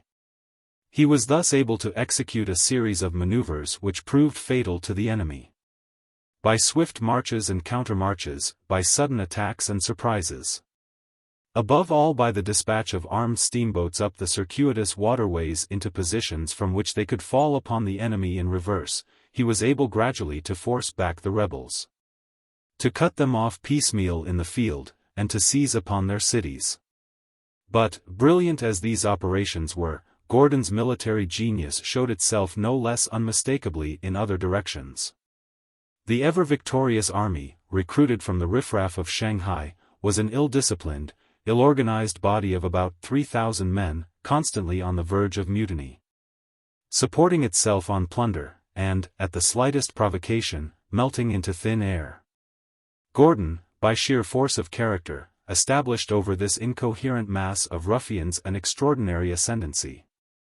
He drilled them with rigid severity. He put them into a uniform, armed them systematically, substituted pay for loot, and was even able, at last, to introduce regulations of a sanitary kind. There were some terrible scenes, in which the general, alone, faced the whole furious army, and quelled it, scenes of rage, desperation, towering courage, and summary execution. Eventually he attained an almost magical prestige. Walking at the head of his troops with nothing but a light cane in his hand, he seemed to pass through every danger with the scatheless equanimity of a demigod. The Taipings themselves were awed into a strange reverence. More than once their leaders, in a frenzy of fear and admiration, ordered the sharpshooters not to take aim at the advancing figure of the faintly smiling Englishman. It is significant that Gordon found it easier to win battles and to crush mutineers than to keep on good terms with the Chinese authorities. He had to act in cooperation with a large native force. And it was only natural that the general at the head of it should grow more and more jealous and angry as the Englishman's successes revealed more and more clearly his own incompetence. At first, indeed, Gordon could rely upon the support of the governor. Li Flung Chang's experience of Europeans had been hitherto limited to low-class adventurers, and Gordon came as a revelation. It is a direct blessing from heaven, he noted in his diary, the coming of this British Gordon. He is superior in manner and bearing to any of the foreigners whom I have come into contact with, and does not show outwardly that conceit which makes most of them repugnant in my sight. A few months later, after he had accompanied Gordon on a victorious expedition, the Mandarin's enthusiasm burst forth. "What a sight for tired eyes," he wrote, "what an elixir for a heavy heart, to see this splendid Englishman fight. If there is anything that I admire nearly as much as the superb scholarship of Sang Quofan, it is the military qualities of this fine officer. He is a glorious fellow." In his emotion, Li Hung Chang addressed Gordon as his brother, declaring that he considered him worthy to fill the place of the brother who is departed. Could I have said more in all the words of the world? Then something happened which impressed and mystified the sensitive Chinaman. The Englishman's face was first filled with a deep pleasure, and then he seemed to be thinking of something depressing and sad. For the smile went from his mouth and there were tears in his eyes when he thanked me for what I had said. Can it be that he has, or has had, some great trouble in his life, and that he fights recklessly to forget it, or that death has no terrors for him? But, as time went on, Li Hung Chang's attitude began to change. General Gordon, he notes in July, must control his tongue, even if he lets his mind run loose. The Englishman had accused him of intriguing with the Chinese general, and of withholding money due to the ever-victorious army. Why does he not accord me the honors that are due to me, as head of the military and civil authority in these parts? By September, the governor's earlier transports have been replaced by a more judicial frame of mind. With his many faults, his pride, his temper, and his never-ending demand for money, for one is a noble man. And in spite of all I have said to him or about him, I will ever think most highly of him. He is an honest man, but difficult to get on with. Disagreements of this kind might perhaps have been tided over until the end of the campaign. But an unfortunate incident suddenly led to a more serious quarrel. Gordon's advance had been fiercely contested, but it had been constant. He had captured several important towns. And in October he laid siege to the city of Suzhou, once one of the most famous and splendid in China. In December, its fall being obviously imminent, the Taiping leaders agreed to surrender it on condition that their lives were spared. Gordon was a party to the agreement, and laid special stress upon his presence with the imperial forces as a pledge of its fulfillment. No sooner, however, was the city surrendered than the rebel Wangs were assassinated. In his fury, it is said that Gordon searched everywhere for Li Hung-chang with a loaded pistol in his hand. He was convinced of the complicity of the governor, who, on his side, denied that he was responsible for what had happened. I asked him why I should plot, and go around a mountain, when a mere order, written with 5 strokes of the quill, would have accomplished the same thing. He did not answer, but he insulted me, and said he would report my treachery, as he called it, to Shanghai and England. Let him do so, he cannot bring the crazy Wangs back. The agitated Mandarin hoped to placate Gordon by a large gratuity and an imperial medal, but the plan was not successful. General Gordon, he writes, called upon me in his angriest mood.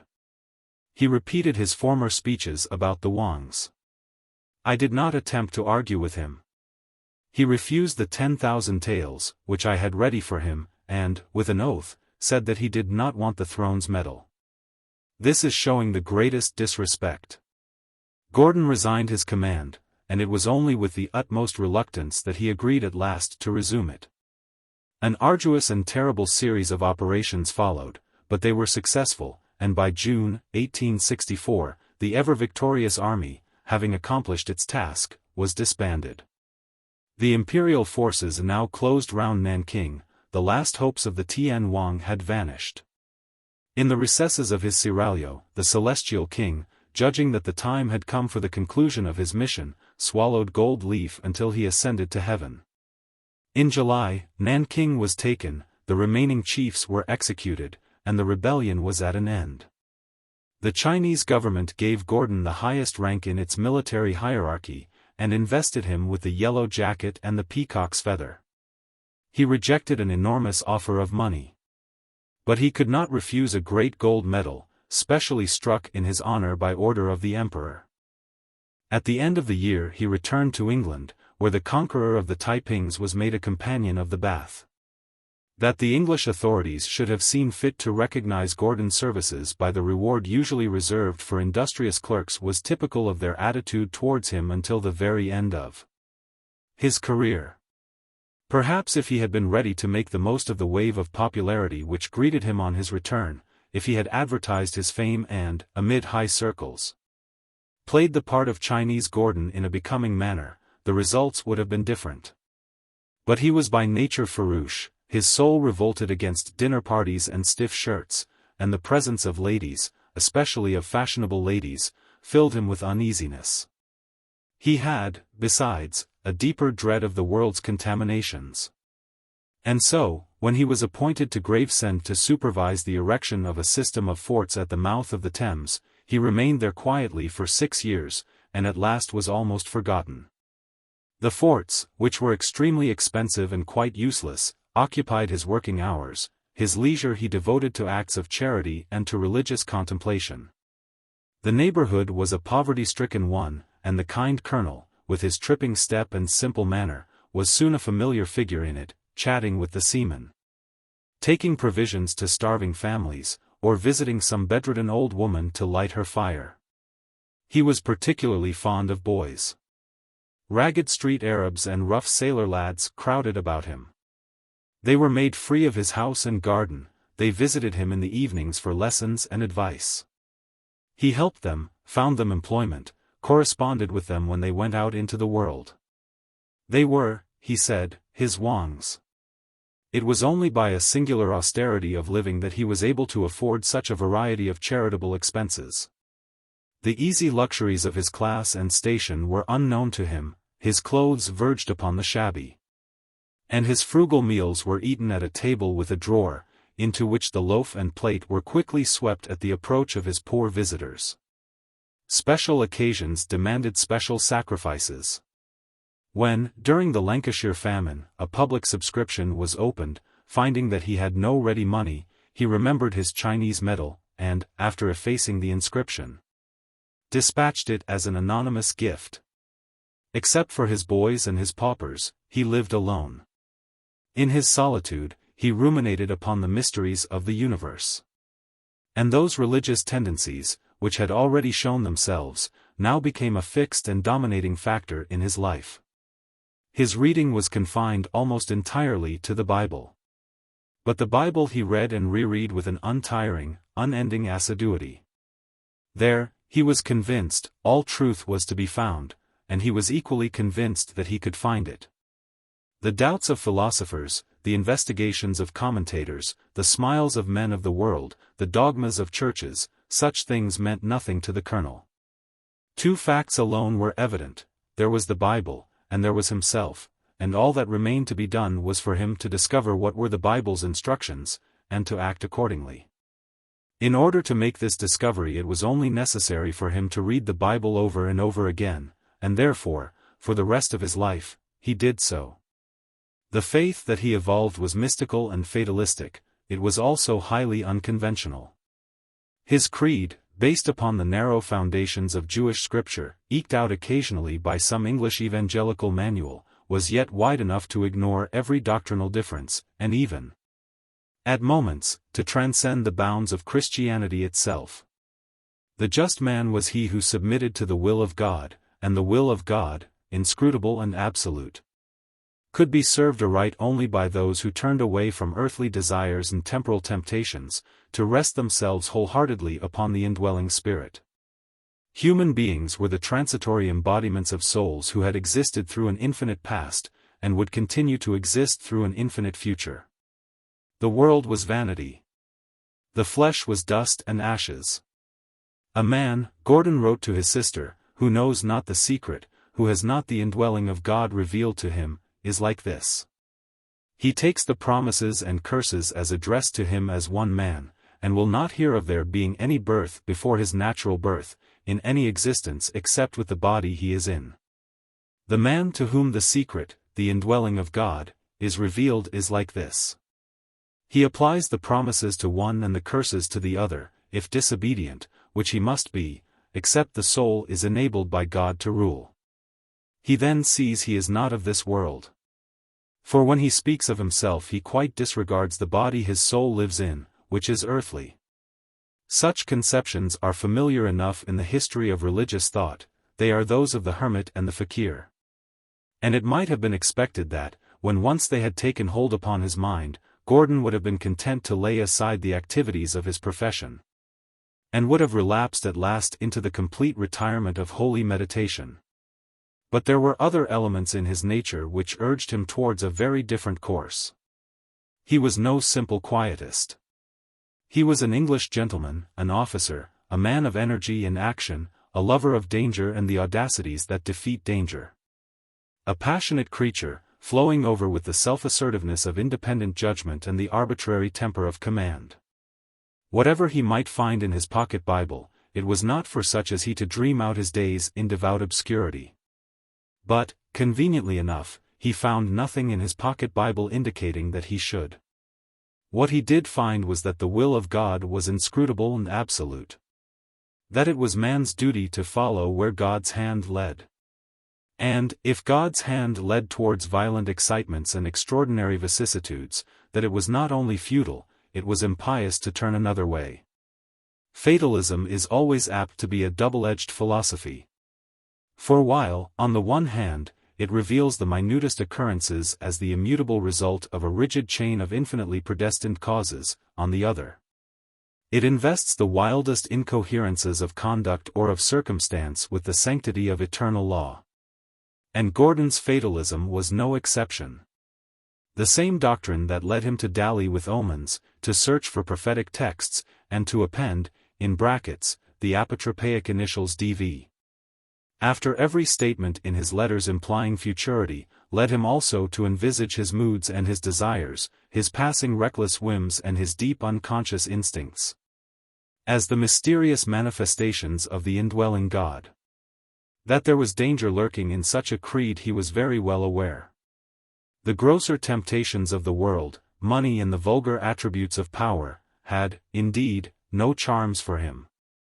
But there were subtler and more insinuating allurements which it was not so easy to resist. More than one observer declared that ambition was, in reality, the essential motive in his life, ambition, neither for wealth nor titles, but for fame and influence, for the swaying of multitudes, and for that kind of enlarged and intensified existence, where breath breathes most even in the mouths of men. Was it so? In the depths of Gordon's soul there were intertwining contradictions, intricate recesses where egoism and renunciation melted into one another, where the flesh lost itself in the spirit, and the spirit in the flesh. What was the will of God? The question, which first became insistent during his retirement at Gravesend, never afterwards left him. It might almost be said that he spent the remainder of his life in searching for the answer to it. In all his odysseys, in all his strange and agitated adventures, a day never passed on which he neglected the voice of eternal wisdom as it spoke through the words of Paul or Solomon, of Jonah or Habakkuk. He opened his Bible, he read, and then he noted down his reflections upon scraps of paper, which, periodically pinned together, he dispatched to one or other of his religious friends, and particularly his sister Augusta.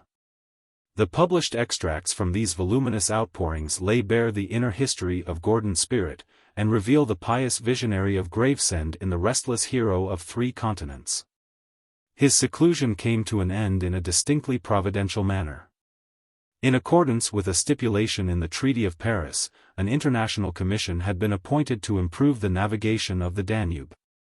And Gordon, who had acted on a similar body 15 years earlier, was sent out to represent Great Britain. At Constantinople, he chanced to meet the Egyptian minister, Nubar Pasha. The governorship of the equatorial provinces of the Sudan was about to fall vacant, and Nubar offered the post to Gordon, who accepted it. For some wise design, he wrote to his sister, God turns events one way or another, whether man likes it or not. As a man driving a horse turns it to right or left without consideration as to whether the horse likes that way or not. To be happy, a man must be like a well-broken, willing horse, ready for anything. Events will go as God likes. And then followed 6 years of extraordinary, desperate, unceasing, and ungrateful labor.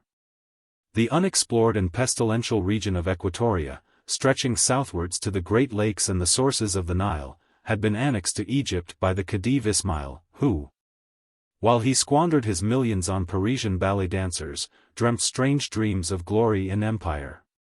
Those dim tracts of swamp and forest in Central Africa were, so he declared, to be opened up. They were to receive the blessings of civilization, they were to become a source of eternal honor to himself and Egypt. The slave trade, which flourished there, was to be put down. The savage inhabitants were to become acquainted with freedom, justice, and prosperity. Incidentally, a government monopoly in ivory was to be established, and the place was to be made a paying concern. Ismail, hopelessly in debt to a horde of European creditors, looked to Europe to support him in his schemes. Europe, and, in particular, England, with her passion for extraneous philanthropy, was not averse. Sir Samuel Baker became the first governor of Equatoria, and now Gordon was to carry on the good work. In such circumstances it was only natural that Gordon should consider himself a special instrument in God's hand. To put his disinterestedness beyond doubt, he reduced his salary, which had been fixed at £10,000, to £2,000. He took over his new duties early in 1874, and it was not long before he had a first hint of disillusionment. On his way up the Nile, he was received in state at Khartoum by the Egyptian Governor-General of the Sudan, his immediate official superior.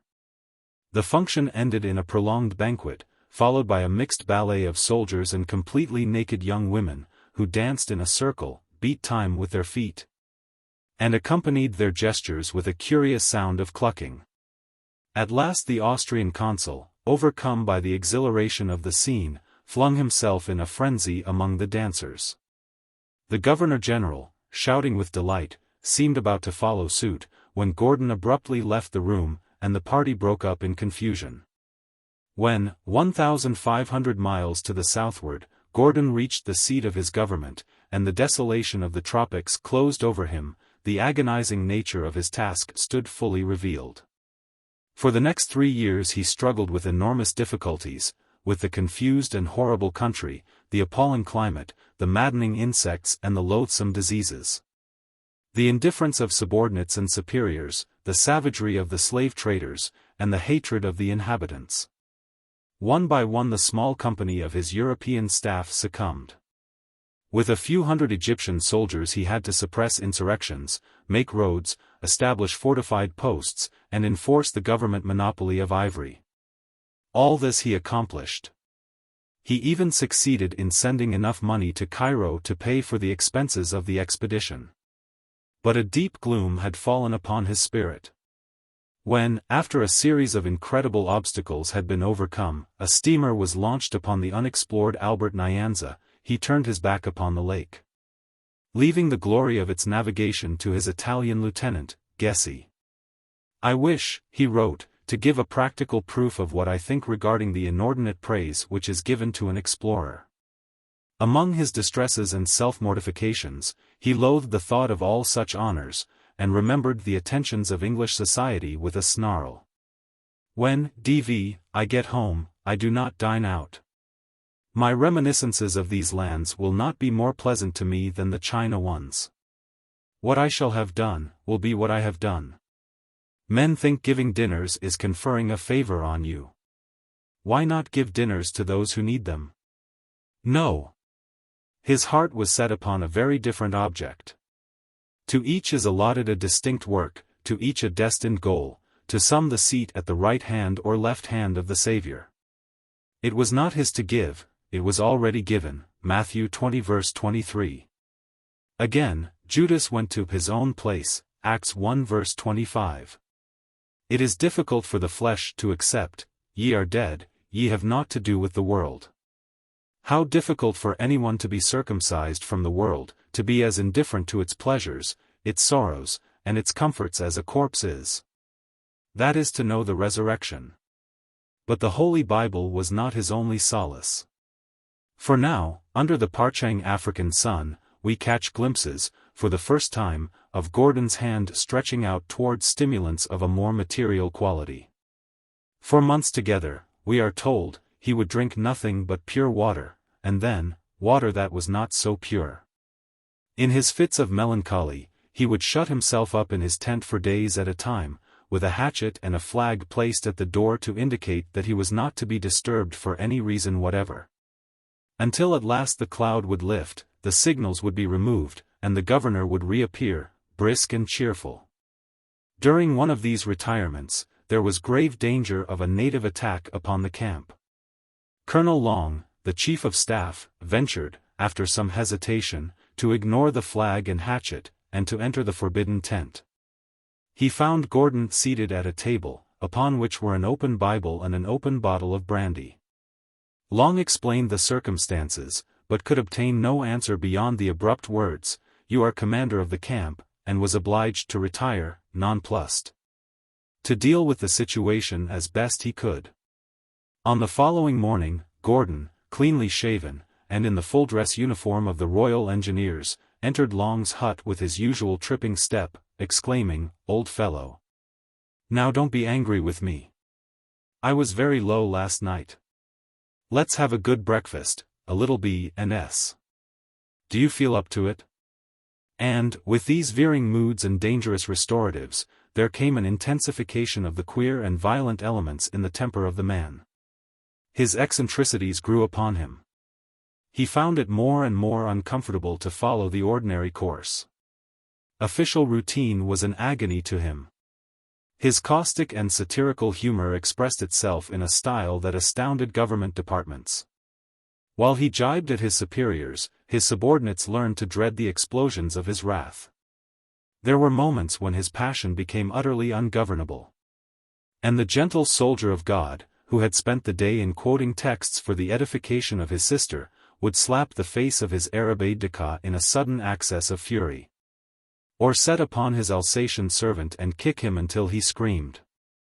At the end of 3 years, Gordon resigned his post in Equatoria, and prepared to return home. But again Providence intervened. The Khedive offered him, as an inducement to remain in the Egyptian service, a position of still higher consequence, the Governor-Generalship of the whole Sudan. And Gordon once more took up his task. Another 3 years were passed in grappling with vast revolting provinces, with the ineradicable iniquities of the slave trade, and with all the complications of weakness and corruption incident to an Oriental administration extending over almost boundless tracts of savage territory which had never been effectively subdued. His headquarters were fixed in the palace at Khartoum, but there were various interludes in his government. Once, when the Khedive's finances had become peculiarly embroiled, he summoned Gordon to Cairo to preside over a commission which should set matters to rights. Gordon accepted the post, but soon found that his situation was untenable. He was between the devil and the deep sea, between the unscrupulous cunning of the Egyptian pashas, and the immeasurable immensity of the Khedive's debts to his European creditors. The pashas were anxious to use him as a respectable mask for their own nefarious dealings. And the representatives of the European creditors, who looked upon him as an irresponsible intruder, were anxious simply to get rid of him as soon as they could. One of these representatives was Sir Evelyn Baring, whom Gordon now met for the first time. An immediate antagonism flashed out between the two men. But their hostility had no time to mature. For Gordon, baffled on all sides, and deserted even by the Khedive, precipitately returned to his Governor-Generalship. Whatever else Providence might have decreed, it had certainly not decided that he should be a financier. His tastes and his talents were indeed of a very different kind.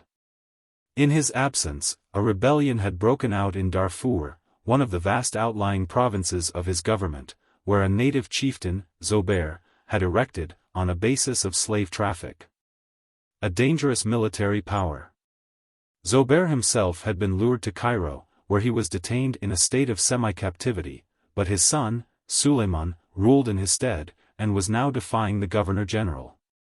Gordon determined upon a hazardous stroke. He mounted a camel and rode, alone, in the blazing heat, across 85 miles of desert, to Suleiman's camp. His sudden apparition dumbfounded the rebels, his imperious bearing overawed them. He signified to them that in 2 days they must disarm and disperse, and the whole host obeyed. Gordon returned to Khartoum in triumph. But he had not heard the last of Suleiman. Flying southwards from Darfur to the neighboring province of Bahr el-Ghazal, the young man was soon once more at the head of a formidable force. A prolonged campaign of extreme difficulty and danger followed. Eventually, Gordon, summoned again to Cairo, was obliged to leave to Gessi the task of finally crushing the revolt. After a brilliant campaign, Gessi forced Suleiman to surrender, and then shot him as a rebel. The deed was to exercise a curious influence upon Gordon's fate. Though Suleiman had been killed and his power broken, the slave trade still flourished in the Sudan. Gordon's efforts to suppress it resembled the palliatives of an empiric treating the superficial symptoms of some profound constitutional disease. The root of the malady lay in the slave markets of Cairo and Constantinople. The supply followed the demand. Gordon, after years of labor, might here and there stop up a spring or divert a tributary, but, somehow or other the waters would reach the riverbed. In the end, he himself came to recognize this. When you have got the ink that has soaked into blotting paper out of it, he said, then slavery will cease in these lands. And yet he struggled desperately on. It was not for him to murmur. I feel my own weakness, and look to him who is almighty, and I leave the issue without inordinate care to him. Relief came at last. The Khedive Ismail was deposed. And Gordon felt at liberty to send in his resignation. Before he left Egypt, however, he was to experience yet one more remarkable adventure. At his own request, he set out on a diplomatic mission to the Negus of Abyssinia. The mission was a complete failure. The negus was intractable, and, when his bribes were refused, furious. Gordon was ignominiously dismissed, every insult was heaped on him. He was arrested, and obliged to traverse the Abyssinian mountains in the depth of winter under the escort of a savage troop of horse. When, after great hardships and dangers, he reached Cairo, he found the whole official world up in arms against him. The pashas had determined at last that they had no further use for this honest and peculiar Englishman. It was arranged that one of his confidential dispatches should be published in the newspapers. Naturally, it contained indiscretions, there was a universal outcry, the man was insubordinate, and mad. He departed under a storm of obloquy. It seemed impossible that he should ever return to Egypt. On his way home he stopped in Paris, saw the English ambassador, Lord Lyons, and speedily came into conflict with him over Egyptian affairs. There ensued a heated correspondence, which was finally closed by a letter from Gordon, ending as follows. I have some comfort in thinking that in 10 or 15 years' time it will matter little to either of us. A black box, 6 feet 6 by 3 feet wide, will then contain all that is left of ambassador, or cabinet minister, or of your humble and obedient servant. He arrived in England early in 1880 ill and exhausted, and it might have been supposed that after the terrible activities of his African exile he would have been ready to rest. But the very opposite was the case. The next 3 years were the most mouvements of his life. He hurried from post to post, from enterprise to enterprise, from continent to continent, with a vertiginous rapidity. He accepted the private secretaryship to Lord Ripon, the new Viceroy of India, and, 3 days after his arrival at Bombay, he resigned. He had suddenly realized that he was not cut out for a private secretary, when, on an address being sent in from some deputation, he was asked to say that the Viceroy had read it with interest. You know perfectly, he said to Lord William Beresford, that Lord Ripon has never read it, and I can't say that sort of thing, so I will resign, and you take in my resignation.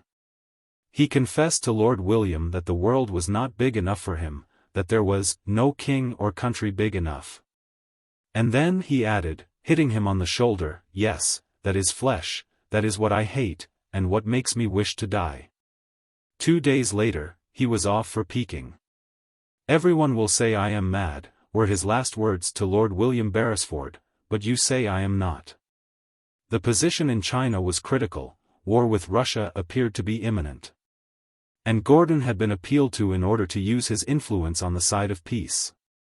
He was welcomed by many old friends of former days, among them Li Hung Chang, whose diplomatic views coincided with his own. Li's diplomatic language, however, was less unconventional. In an interview with the ministers, Gordon's expressions were such that the interpreter shook with terror, upset a cup of tea, and finally refused to translate the dreadful words. Upon which Gordon snatched up a dictionary, and, with his finger on the word idiocy, showed it to the startled mandarins. A few weeks later, Li Hung Chang was in power, and peace was assured. Gordon had spent 2.5 days in Peking, and was whirling through China, when a telegram arrived from the home authorities, who viewed his movements with uneasiness, ordering him to return at once to England. It did not produce a twitter in me, he wrote to his sister, I died long ago, and it will not make any difference to me, I am prepared to follow the unrolling of the scroll. The world, perhaps, was not big enough for him, and yet how clearly he recognized that he was a poor insect. My heart tells me that, and I am glad of it. On his return to England, he telegraphed to the government of the Cape of Good Hope, which had become involved in a war with the Basutos, offering his services, but his telegram received no reply. Just then, Sir Howard Elphinstone was appointed to the command of the Royal Engineers in Mauritius. It was a thankless and insignificant post. And, rather than accept it, Elphinstone was prepared to retire from the army, unless some other officer could be induced, in return for £800, to act as his substitute. Gordon, who was an old friend, agreed to undertake the work upon one condition, that he should receive nothing from Elphinstone. And accordingly, he spent the next year in that remote and unhealthy island, looking after the Baroque repairs and testing the drains. While he was thus engaged, the Cape government, whose difficulties had been increasing, changed its mind, and early in 1882, begged for Gordon's help. Once more he was involved in great affairs, a new field of action opened before him, and then, in a moment, there was another shift of the kaleidoscope, and again he was thrown upon the world. Within a few weeks, after a violent quarrel with the Cape authorities, his mission had come to an end. What should he do next? To what remote corner or what enormous stage, to what self-sacrificing drudgeries or what resounding exploits, would the hand of God lead him now? He waited, in an odd hesitation. He opened the Bible, but neither the prophecies of Hosea nor the epistles to Timothy gave him any advice. The king of the Belgians asked if he would be willing to go to the Congo. He was perfectly willing, he would go whenever the king of the Belgians sent for him. His services, however, were not required yet. It was at this juncture that he betook himself to Palestine. His studies there were embodied in a correspondence with the Rev. Mr. Barnes, filling over 2,000 pages of manuscript, a correspondence which was only put an end to when, at last, the summons from the King of the Belgians came. He hurried back to England. But it was not to the Congo that he was being led by the hand of God. Gordon's last great adventure, like his first, was occasioned by a religious revolt. At the very moment when, apparently forever, he was shaking the dust of Egypt from his feet, Muhammad Ahmed was starting upon his extraordinary career in the Sudan. The time was propitious for revolutions. The effete Egyptian empire was hovering upon the verge of collapse. The enormous territories of the Sudan were seething with discontent. Gordon's administration had, by its very vigor, only helped to precipitate the inevitable disaster. His attacks upon the slave trade, his establishment of a government monopoly in ivory, his hostility to the Egyptian officials, had been so many shocks, shaking to its foundations the whole rickety machine. The result of all his efforts had been, on the one hand, to fill the most powerful classes in the community, the dealers in slaves and ivory, with a hatred of the government, and on the other to awaken among the mass of the inhabitants a new perception of the dishonesty and incompetence of their Egyptian masters. When, after Gordon's removal, the rule of the Pashas once more asserted itself over the Sudan, a general combustion became inevitable, the first spark would set off the blaze. Just then it happened that Muhammad Ahmed, the son of an insignificant priest in Dongola, having quarreled with the sheikh from whom he was receiving religious instruction, set up as an independent preacher, with his headquarters at Abba Island, on the Nile, 150 miles above Khartoum. Like Hong Shutsuan, he began as a religious reformer, and ended as a rebel king. It was his mission, he declared, to purge the true faith of its worldliness and corruptions, to lead the followers of the Prophet into the paths of chastity, simplicity, and holiness. With the puritanical zeal of a Calvin, be denounced junketings and merrymakings, songs and dances, lewd living and all the delights of the flesh. He fell into trances, he saw visions, he saw the prophet and Jesus, and the angel Israel accompanying him and watching over him forever. He prophesied and performed miracles, and his fame spread through the land.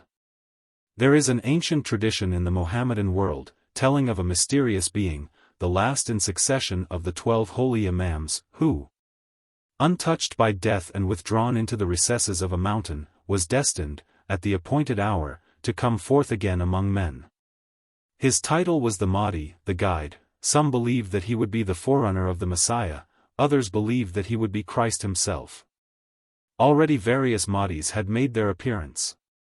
Several had been highly successful, and two, in medieval times, had founded dynasties in Egypt. But who could tell whether all these were not impostors?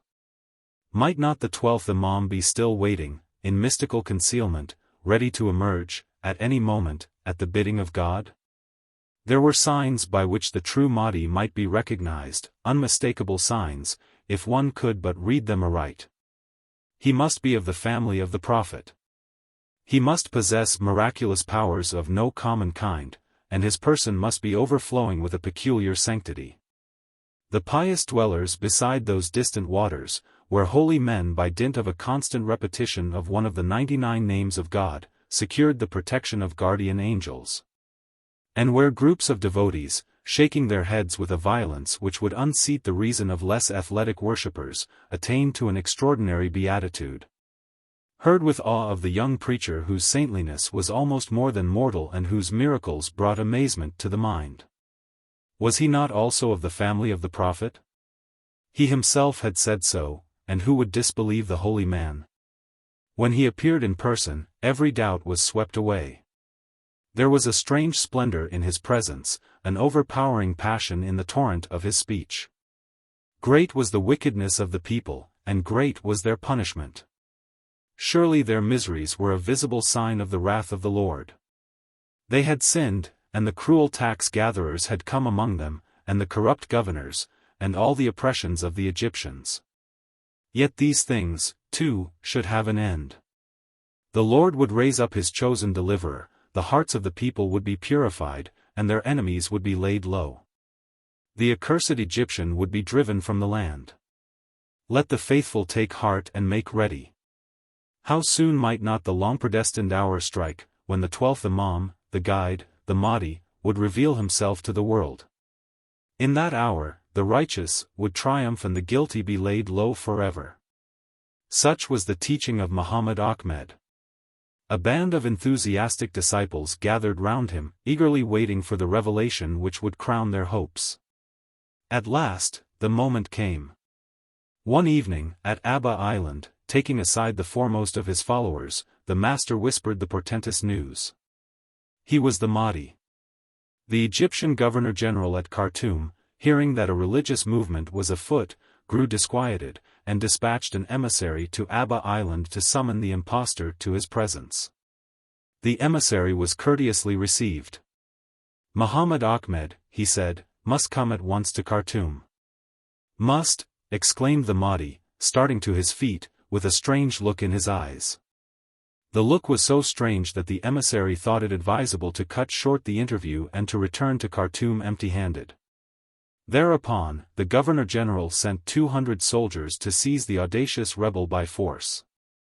With his handful of friends, the Mahdi fell upon the soldiers and cut them to pieces. The news spread like wildfire through the country. The Mahdi had arisen, the Egyptians were destroyed. But it was clear to the little band of enthusiasts at Abba Island that their position on the river was no longer tenable. The Mahdi, deciding upon a second Hijra, retreated southwestward, into the depths of Kordofan. The retreat was a triumphal progress. The country, groaning under alien misgovernment and vibrating with religious excitement, suddenly found in this rebellious prophet a rallying point, a hero, a deliverer. And now another element was added to the forces of insurrection. The Baggara tribes of Kordofan, cattle owners and slave traders, the most warlike and vigorous of the inhabitants of the Sudan, threw in their lot with the Mahdi. Their powerful emirs, still smarting from the blows of Gordon, saw that the opportunity for revenge had come. A holy war was proclaimed against the Egyptian misbelievers. The followers of the Mahdi, dressed, in token of a new austerity of living, in the jibba, or white smock of coarse cloth, patched with variously shaped and colored patches, were rapidly organized into a formidable army. Several attacks from Khartoum were repulsed, and at last, the Mahdi felt strong enough to advance against the enemy. While his lieutenants led detachments into the vast provinces lying to the west and the south, Darfur and Bahr el-Ghazal, he himself marched upon El Abeid, the capital of Kordofan. It was in vain that reinforcements were hurried from Khartoum to the assistance of the garrison. There was some severe fighting, the town was completely cut off. And, after a 6-month siege, it surrendered. A great quantity of guns and ammunition and 100,000 pounds in spices fell into the hands of the Mahdi. He was master of Kordofan, he was at the head of a great army, he was rich, he was worshipped. A dazzling future opened before him. No possibility seemed too remote, no fortune too magnificent. A vision of universal empire hovered before his eyes. Allah, whose servant he was, who had led him thus far, would lead him onward still, to the glorious end. For some months he remained at El Abade, consolidating his dominion. In a series of circular letters, he described his colloquies with the Almighty and laid down the rule of living which his followers were to pursue. The faithful, under pain of severe punishment, were to return to the ascetic simplicity of ancient times. A criminal code was drawn up, meting out executions, mutilations, and floggings with a barbaric zeal. The blasphemer was to be instantly hanged, the adulterer was to be scourged with whips of rhinoceros hide, the thief was to have his right hand and his left foot hacked off in the marketplace. No more were marriages to be celebrated with pomp and feasting, no more was the youthful warrior to swagger with flowing hair. Henceforth, the believer must banquet on dates and milk, and his head must be kept shaved. Minor transgressions were punished by confiscation of property or by imprisonment and chains. But the rhinoceros whip was the favorite instrument of chastisement. Men were flogged for drinking a glass of wine, they were flogged for smoking. If they swore, they received 80 lashes for every expletive, and after 80 lashes it was a common thing to die.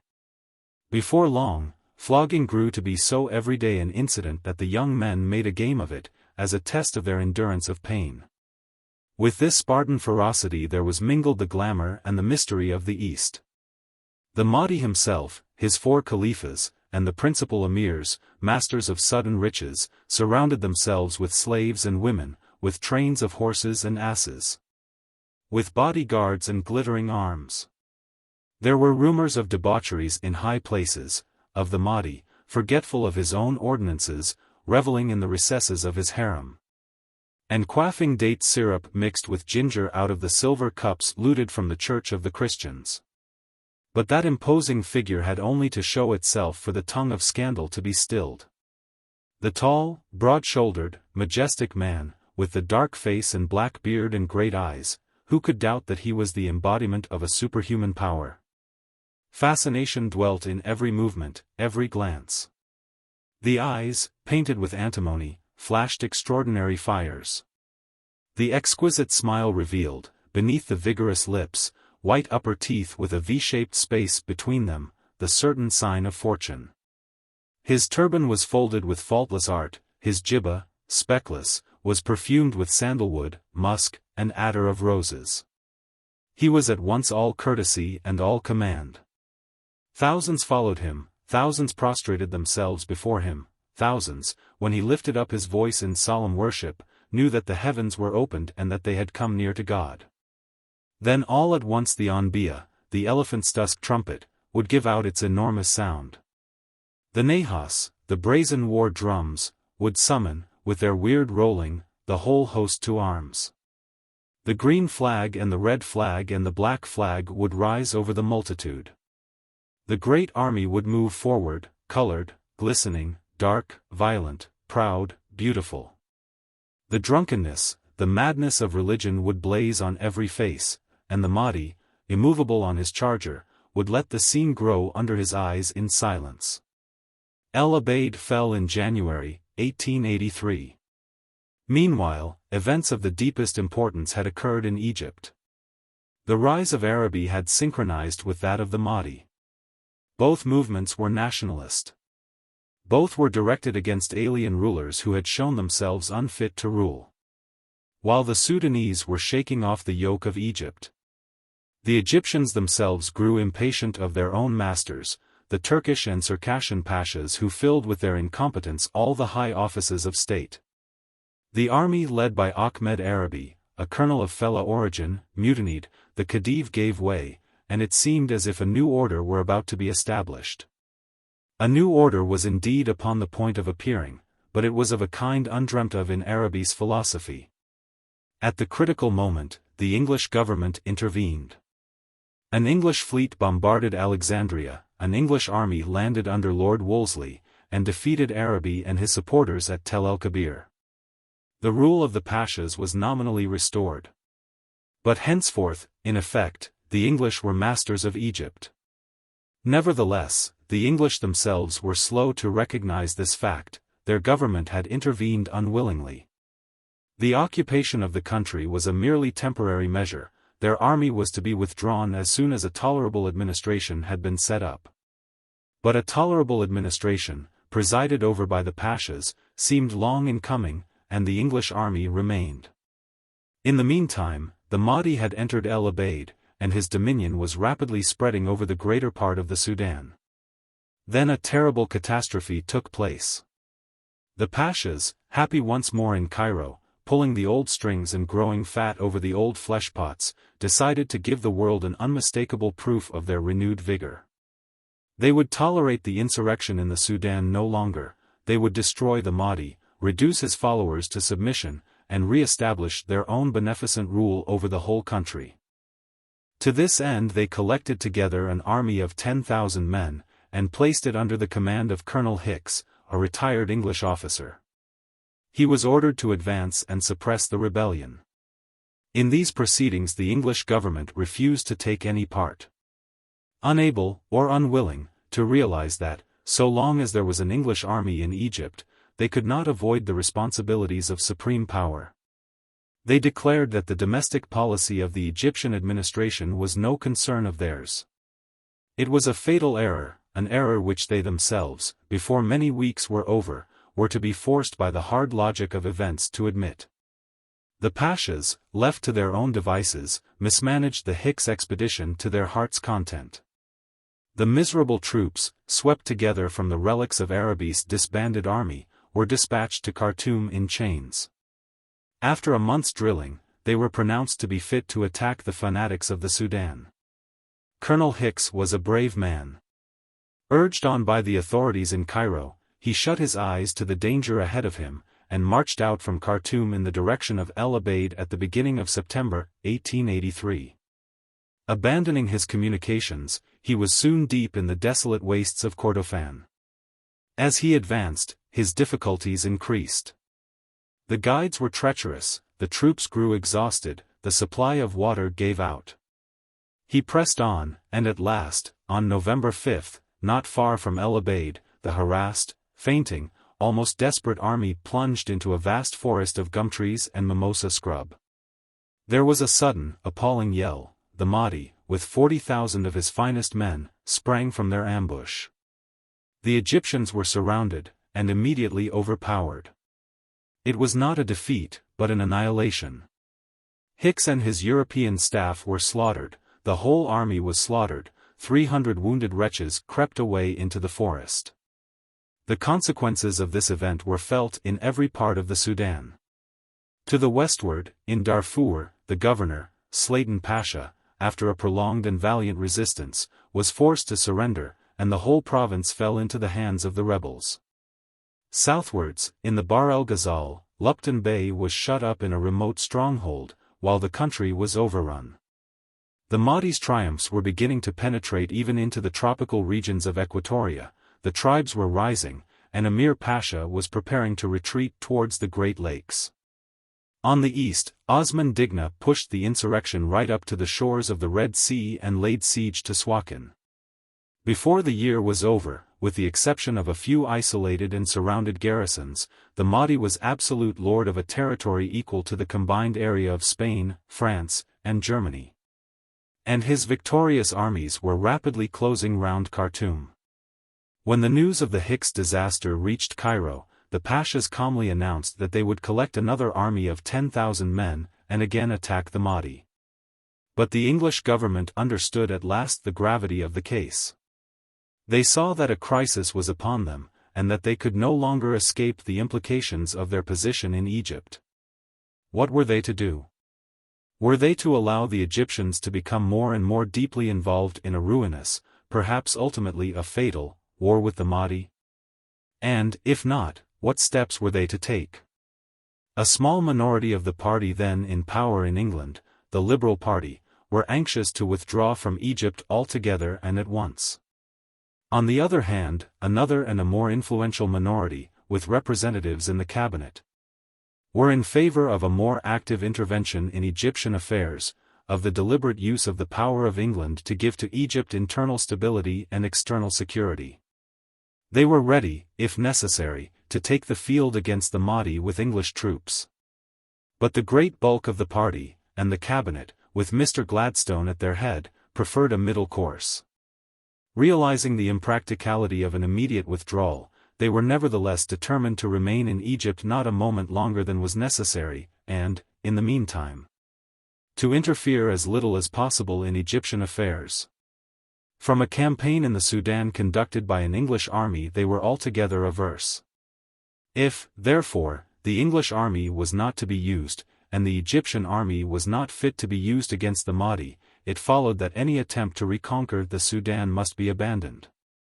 The remaining Egyptian troops must be withdrawn, and in future military operations must be limited to those of a strictly defensive kind. Such was the decision of the English government. Their determination was strengthened by two considerations. In the first place, they saw that the Mahdi's rebellion was largely a nationalist movement, directed against an alien power, and, in the second place, the policy of withdrawal from the Sudan was the policy of their own representative in Egypt, Sir Evelyn Baring, who had lately been appointed Consul General at Cairo. There was only one serious obstacle in the way: the attitude of the pashas at the head of the Egyptian government.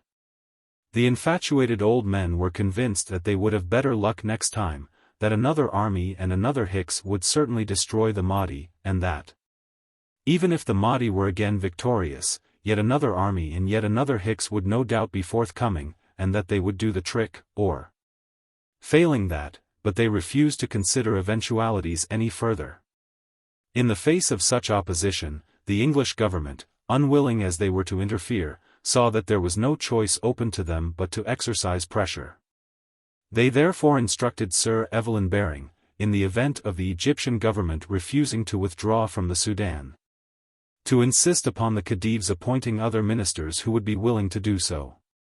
Meanwhile, not only the government, but the public in England were beginning to realize the alarming nature of the Egyptian situation.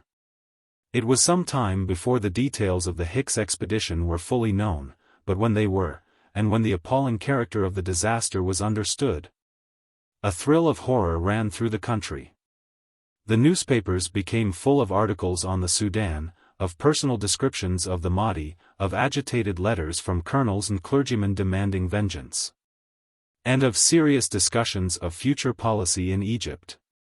Then, at the beginning of the new year, alarming messages began to arrive from Khartoum. Colonel Coetlogon, who was in command of the Egyptian troops, reported a menacing concentration of the enemy. Day by day, hour by hour, affairs grew worse.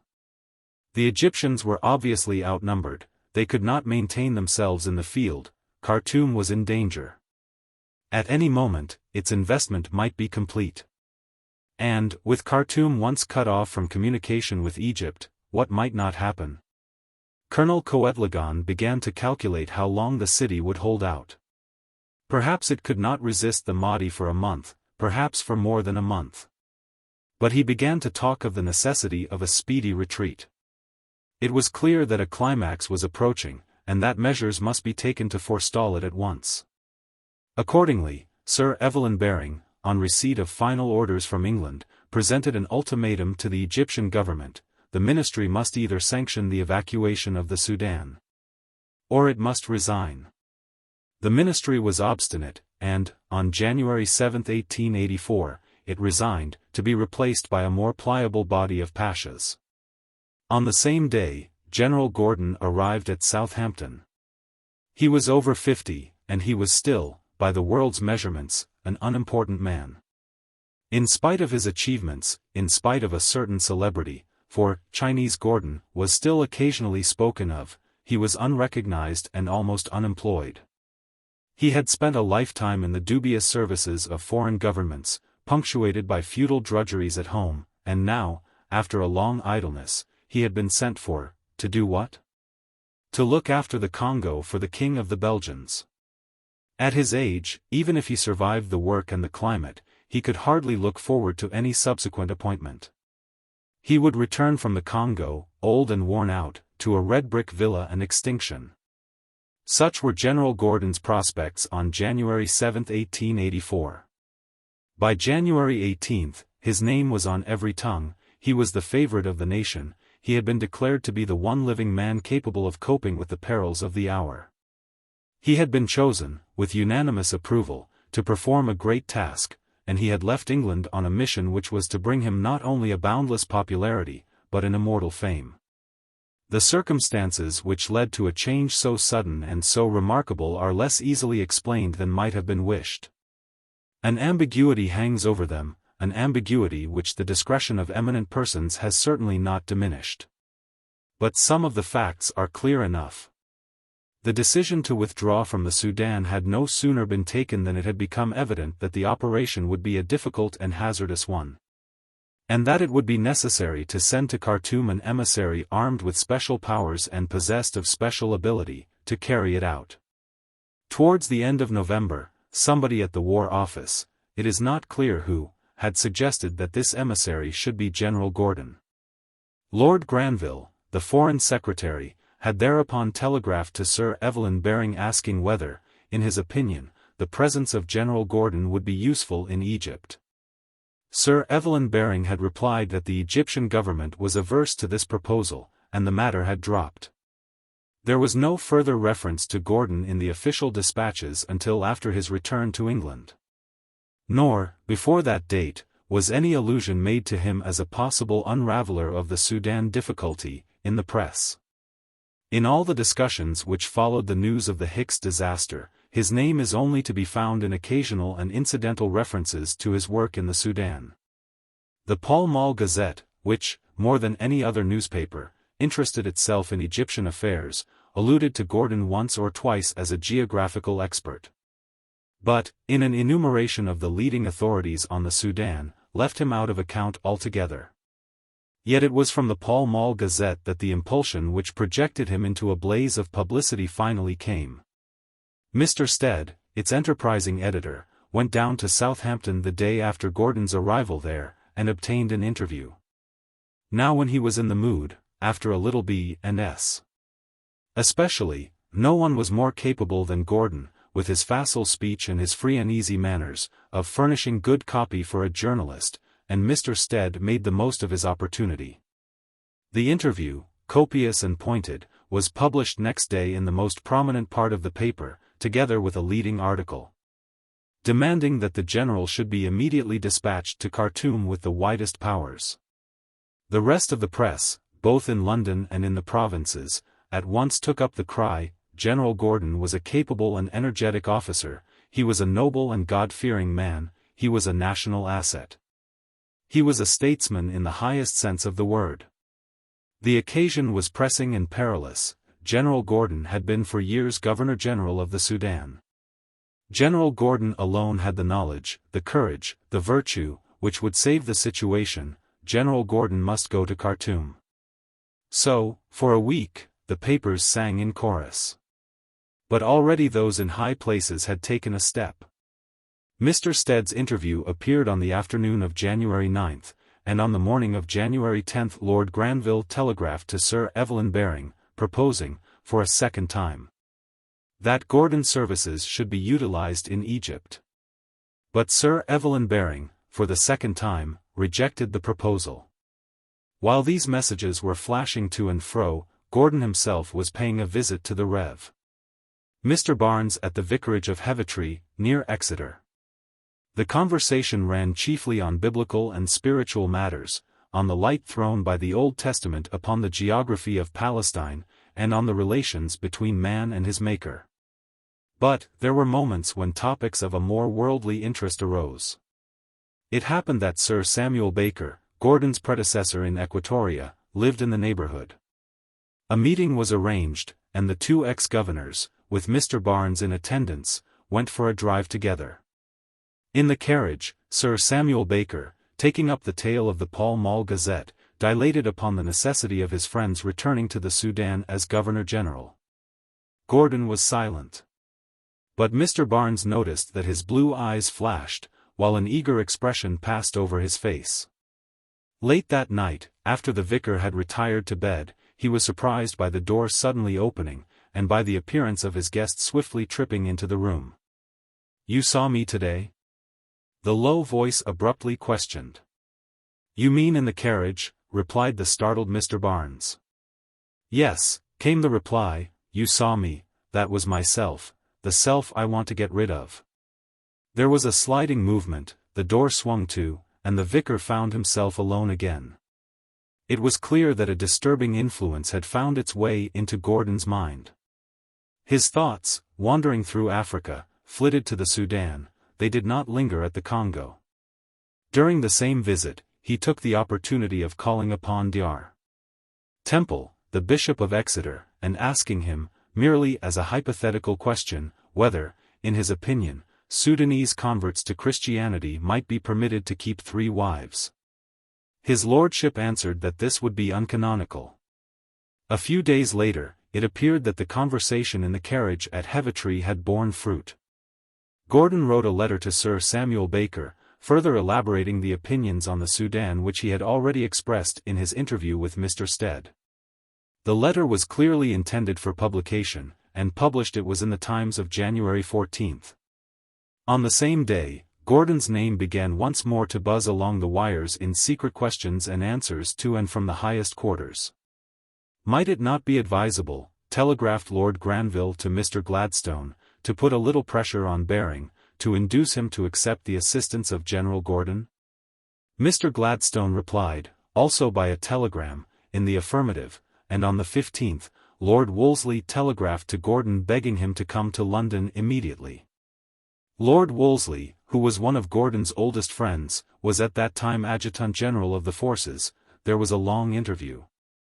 And, though the details of the conversation have never transpired, it is known that, in the course of it, Lord Wolseley asked Gordon if he would be willing to go to the Sudan. To which Gordon replied that there was only one objection, his prior engagement to the King of the Belgians. Before nightfall, Lord Granville, by private telegram, had put a little pressure on Baring. He had, he said, heard indirectly that Gordon was ready to go at once to the Sudan on the following rather vague terms, his mission to be to report to Her Majesty's government on the military situation, and to return without any further engagement. He would be under you for instructions and will send letters through you under flying seal. He might be of use, Lord Granville added, in informing you and us of the situation. It would be popular at home, but there may be countervailing objections. Tell me, such was Lord Granville's concluding injunction, your real opinion. It was the 3rd time of asking, and Sir Evelyn Baring resisted no longer. Gordon, he telegraphed on the 16th, would be the best man if he will pledge himself to carry out the policy of withdrawing from the Sudan as quickly as is possible, consistently with saving life. He must also understand that he must take his instructions from the British representative in Egypt. I would rather have him than anyone else. Provided there is a perfectly clear understanding with him as to what his position is to be and what line of policy he is to carry out. Otherwise, not. Whoever goes should be distinctly warned that he will undertake a service of great difficulty and danger. In the meantime, Gordon, with the Sudan upon his lips, with the Sudan in his imagination, had hurried to Brussels, to obtain from the King of the Belgians a reluctant consent to the postponement of his Congo mission. On the 17th he was recalled to London by a telegram from Lord Wolseley. On the 18th the final decision was made. At noon, Gordon told the Rev. Mr. Barnes, Wolseley came to me and took me to the ministers. He went in and talked to the ministers, and came back and said, Her Majesty's government wants you to undertake this. Government is determined to evacuate the Sudan, for they will not guarantee future government. Will you go and do it? I said, yes. He said, go in.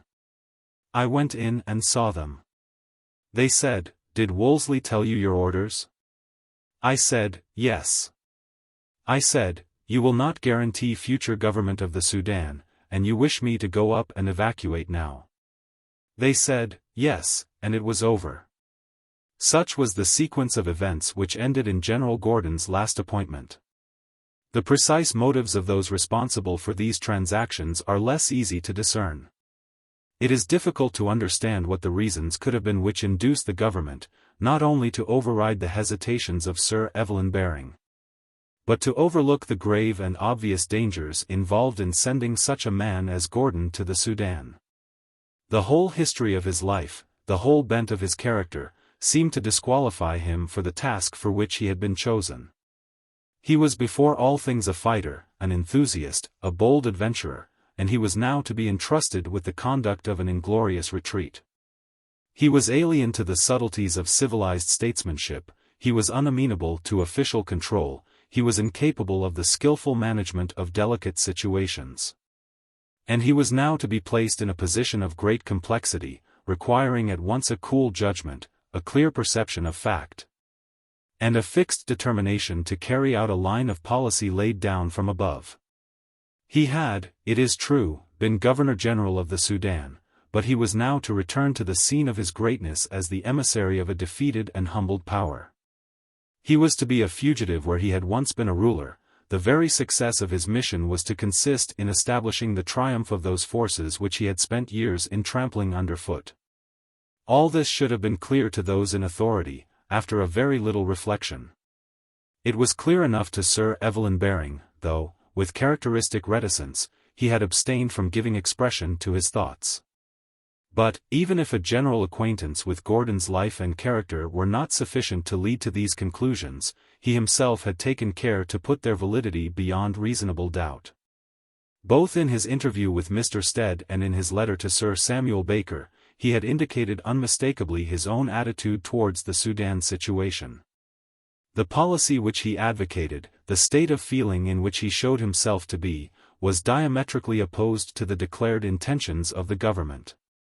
He was by no means in favor of withdrawing from the Sudan, he was in favor, as might have been supposed, of vigorous military action.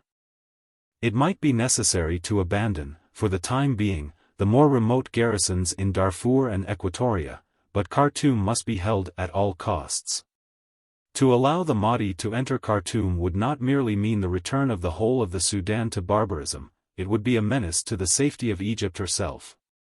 To attempt to protect Egypt against the Mahdi by fortifying her southern frontier was preposterous. You might as well fortify against a fever. Arabia, Syria, the whole Mohammedan world, would be shaken by the Mahdi's advance. In self-defense, Gordon declared to Mr. Stead, the policy of evacuation cannot possibly be justified. The true policy was obvious. A strong man, Sir Samuel Baker, perhaps, must be sent to Khartoum, with a large contingent of Indian and Turkish troops and with 2 millions of money. He would very soon overpower the Mahdi, whose forces would fall to pieces of themselves. For in Gordon's opinion it was an entire mistake to regard the Mahdi as in any sense a religious leader. He would collapse as soon as he was face to face with an English general. Then the distant regions of Darfur and Equatoria could once more be occupied, their original sultans could be reinstated. The whole country would be placed under civilized rule, and the slave trade would be finally abolished.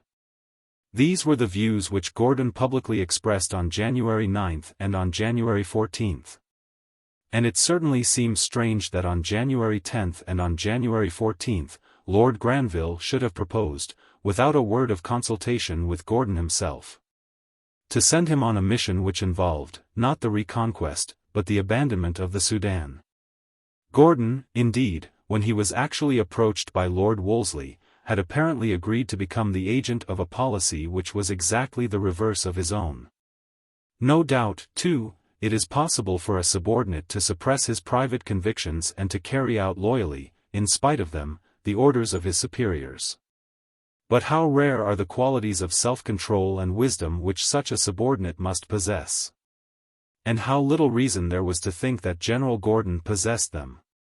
In fact, the conduct of the government wears so singular an appearance that it has seemed necessary to account for it by some ulterior explanation. It has often been asserted that the true cause of Gordon's appointment was the clamor in the press. It is said, among others, by Sir Evelyn Baring himself, who has given something like an official sanction to this view of the case, that the government could not resist the pressure of the newspapers and the feeling in the country which it indicated. That ministers, carried off their feet by a wave of Gordon cultus, were obliged to give way to the inevitable. But this suggestion is hardly supported by an examination of the facts. Already, early in December, and many weeks before Gordon's name had begun to figure in the newspapers. Lord Granville had made his first effort to induce Sir Evelyn Baring to accept Gordon's services. The first newspaper demand for a Gordon mission appeared in the Pall Mall Gazette on the afternoon of January 9. And the very next morning, Lord Granville was making his second telegraphic attack upon Sir Evelyn Baring. The feeling in the press did not become general until the 11th, and on the 14th Lord Granville, in his telegram to Mr. Gladstone, for the third time proposed the appointment of Gordon. Clearly, on the part of Lord Granville at any rate, there was no extreme desire to resist the wishes of the press. Nor was the government as a whole by any means incapable of ignoring public opinion. A few months were to show that, plainly enough. It is difficult to avoid the conclusion that if ministers had been opposed to the appointment of Gordon, he would never have been appointed. As it was, the newspapers were in fact forestalled, rather than followed, by the government. How, then, are we to explain the government's action? Are we to suppose that its members, like the members of the public at large, were themselves carried away by a sudden enthusiasm, a sudden conviction that they had found their savior? That General Gordon was the man, they did not quite know why, but that was of no consequence, the one man to get them out of the whole Sudan difficulty, they did not quite know how. But that was of no consequence either if only he were sent to Khartoum. Doubtless even cabinet ministers are liable to such impulses. Doubtless it is possible that the cabinet of that day allowed itself to drift, out of mere lack of consideration, and judgment, and foresight, along the rapid stream of popular feeling towards the inevitable cataract. That may be so, yet there are indications that a more definite influence was at work. There was a section of the government which had never become quite reconciled to the policy of withdrawing from the Sudan. To this section, we may call it the imperialist section, which was led, inside the cabinet, by Lord Hartington, and outside by Lord Wolseley. The policy which really commended itself was the very policy which had been outlined by General Gordon in his interview with Mr. Stead and his letter to Sir Samuel Baker. They saw that it might be necessary to abandon some of the outlying parts of the Sudan to the Mahdi, but the prospect of leaving the whole province in his hands was highly distasteful to them. Above all, they dreaded the loss of Khartoum. Now, supposing that General Gordon, in response to a popular agitation in the press, were sent to Khartoum, what would follow? Was it not at least possible that, once there, with his views and his character, he would, for some reason or other, refrain from carrying out a policy of pacific retreat? Was it not possible that in that case he might so involve the English government that it would find itself obliged, almost imperceptibly perhaps, to substitute for its policy of withdrawal a policy of advance? Was it not possible that General Gordon might get into difficulties, that he might be surrounded and cut off from Egypt? If that were to happen, how could the English government avoid the necessity of sending an expedition to rescue him? And, if an English expedition went to the Sudan, was it conceivable that it would leave the Mahdi as it found him? In short, would not the dispatch of General Gordon to Khartoum involve, almost inevitably, the conquest of the Sudan by British troops, followed by a British occupation? And, behind all these questions, a still larger question loomed. The position of the English in Egypt itself was still ambiguous, the future was obscure. How long, in reality, would an English army remain in Egypt? Was not one thing, at least, obvious, that if the English were to conquer and occupy the Sudan, their evacuation of Egypt would become impossible? With our present information, it would be rash to affirm that all, or any, of these considerations were present to the minds of the imperialist section of the government. Yet it is difficult to believe that a man such as Lord Wolseley, for instance, with his knowledge of affairs and his knowledge of Gordon, could have altogether overlooked them. Lord Hartington, indeed, may well have failed to realize at once the implications of General Gordon's appointment, for it took Lord Hartington some time to realize the implications of anything. But Lord Hartington was very far from being a fool. And we may well suppose that he instinctively, perhaps subconsciously, apprehended the elements of a situation which he never formulated to himself. However that may be, certain circumstances are significant. It is significant that the go-between who acted as the government's agent in its negotiations with Gordon was an imperialist, Lord Wolseley. It is significant that the ministers whom Gordon finally interviewed, and who actually determined his appointment, were by no means the whole of the cabinet, but a small section of it, presided over by Lord Hartington. It is significant, too, that Gordon's mission was represented both to Sir Evelyn Baring, who was opposed to his appointment, and to Mr. Gladstone, who was opposed to an active policy in the Sudan, as a mission merely to report. While, no sooner was the mission actually decided upon, than it began to assume a very different complexion. In his final interview with the ministers, Gordon, we know, though he said nothing about it to the Rev. Mr. Barnes, threw out the suggestion that it might be as well to make him the Governor-General of the Sudan. The suggestion, for the moment, was not taken up. But it is obvious that a man does not propose to become a Governor-General in order to make a report. We are in the region of speculations. One other presents itself. Was the movement in the press during that second week of January a genuine movement, expressing a spontaneous wave of popular feeling? Or was it a cause of that feeling, rather than an effect? The engineering of a newspaper agitation may not have been an impossibility, even so long ago as 1884.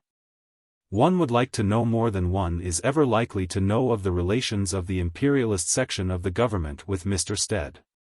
But it is time to return to the solidity of fact. Within a few hours of his interview with the ministers, Gordon had left England forever. At 8 o'clock in the evening, there was a little gathering of elderly gentlemen at Victoria Station. Gordon, accompanied by Colonel Stewart, who was to act as his second-in-command, tripped on to the platform. Lord Granville bought the necessary tickets. The Duke of Cambridge opened the railway carriage door. The General jumped into the train. And then Lord Wolseley appeared, carrying a leather bag, in which was £200 in gold, collected from friends at the last moment for the contingencies of the journey. The bag was handed through the window. The train started. As it did so, Gordon leaned out and addressed a last whispered question to Lord Wolseley. Yes, it had been done. Lord Wolseley had seen to it himself. Next morning, every member of the cabinet would receive a copy of Dr. Samuel Clarke's Scripture Promises. That was all. The train rolled out of the station. Before the travelers reached Cairo, steps had been taken which finally put an end to the theory, if it had ever been seriously held, that the purpose of the mission was simply the making of a report. On the very day of Gordon's departure, Lord Granville telegraphed to Sir Evelyn Baring as follows: Gordon suggests that it may be announced in Egypt that he is on his way to Khartoum to arrange for the future settlement of the Sudan for the best advantage of the people. Nothing was said of reporting. A few days later, Gordon himself telegraphed to Lord Granville suggesting that he should be made Governor-General of the Sudan, in order to accomplish the evacuation, and to restore to the various sultans of the Sudan their independence. Lord Granville at once authorized Sir Evelyn Baring to issue, if he thought fit, a proclamation to this effect in the name of the Khedive. Thus the mission, to report, had already swollen into a governor-generalship, with the object, not merely of effecting the evacuation of the Sudan, but also of setting up various sultans, to take the place of the Egyptian government. In Cairo, in spite of the hostilities of the past, Gordon was received with every politeness. He was at once proclaimed Governor-General of the Sudan, with the widest powers. He was on the point of starting off again on his journey southwards, when a singular and important incident occurred. Zobeir, the rebel chieftain of Darfur, against whose forces Gordon had struggled for years, and whose son, Suleiman, had been captured and executed by Gessi, Gordon's lieutenant, was still detained at Cairo. It so fell out that he went to pay a visit to one of the ministers at the same time as the new Governor-General. The two men met face to face, and, as he looked into the savage countenance of his old enemy, an extraordinary shock of inspiration ran through Gordon's brain. He was seized, as he explained in a state paper, which he drew up immediately after the meeting, with a mystic feeling that he could trust Zobeir. It was true that Zobeir was the greatest slave hunter who ever existed. It was true that he had a personal hatred of Gordon, owing to the execution of Suleiman, and one cannot wonder at it, if one is a father. It was true that, only a few days previously, on his way to Egypt, Gordon himself had been so convinced of the dangerous character of Zobeir that he had recommended by telegram his removal to Cyprus. But such considerations were utterly obliterated by that one moment of electric impact of personal vision. Henceforward, there was a rooted conviction in Gordon's mind that Zobeir was to be trusted, that Zobeir must join him at Khartoum, that Zobeir's presence would paralyze the Mahdi. That Zobeir must succeed him in the government of the country after the evacuation. Did not Sir Evelyn Baring, too, have the mystic feeling? Sir Evelyn Baring confessed that he had not. He distrusted mystic feelings. Zobeir, no doubt, might possibly be useful. But, before deciding upon so important a matter, it was necessary to reflect and to consult. In the meantime, failing Zobeir, something might perhaps be done with the Emir Abdul Shakur, the heir of the Darfur sultans. The Emir, who had been living in domestic retirement in Cairo, was with some difficulty discovered, given £2,000, an embroidered uniform, together with the largest decoration that could be found. And informed that he was to start at once with General Gordon for the Sudan, where it would be his duty to occupy the province of Darfur, after driving out the forces of the Mahdi. The poor man begged for a little delay, but no delay could be granted. He hurried to the railway station in his frock coat and fez, and rather the worse for liquor. Several extra carriages for his 23 wives and a large quantity of luggage had then to be hitched on to the Governor-General's train. And at the last moment some commotion was caused by the unaccountable disappearance of his embroidered uniform. It was found, but his troubles were not over. On the steamer, General Gordon was very rude to him, and he drowned his chagrin in hot rum and water. At Aswan he disembarked, declaring that he would go no farther. Eventually, however, he got as far as Dongola, whence, after a stay of a few months, he returned with his family to Cairo.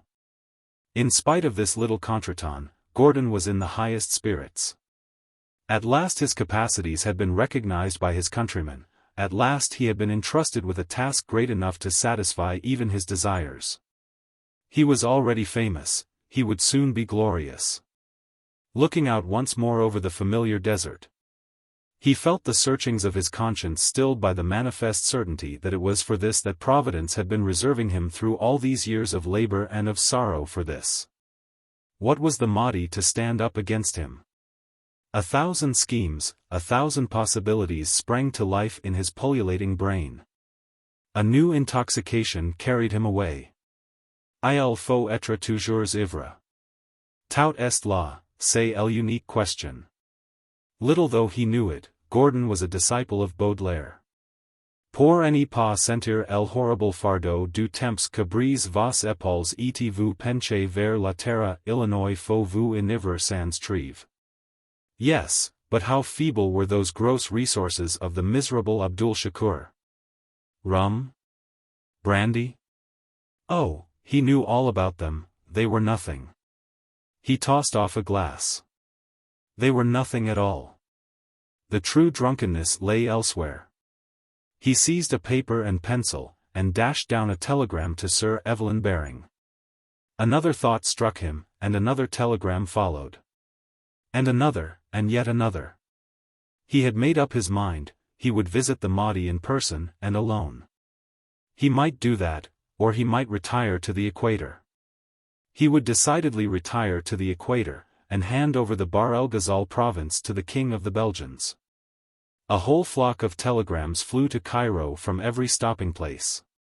Sir Evelyn Baring was patient and discreet, he could be trusted with such confidences, but unfortunately Gordon's strange exhilaration found other outlets. At Berber, in the course of a speech to the assembled chiefs, he revealed the intention of the Egyptian government to withdraw from the Sudan. The news was everywhere in a moment, and the results were disastrous.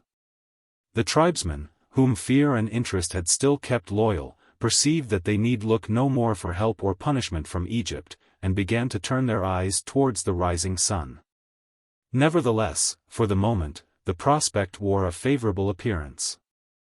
The Governor-General was welcomed at every stage of his journey, and on February 18 he made a triumphal entry into Khartoum. The feeble garrison, the panic-stricken inhabitants, hailed him as a deliverer. Surely they need fear no more, now that the great English Pasha had come among them. His first acts seemed to show that a new and happy era had begun.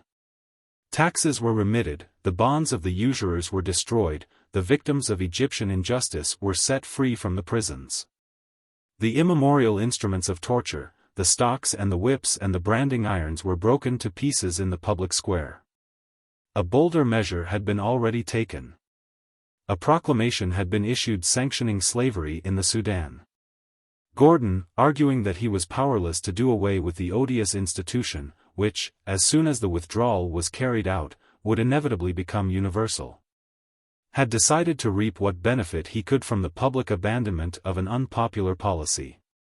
At Khartoum the announcement was received with enthusiasm, but it caused considerable perturbation in England.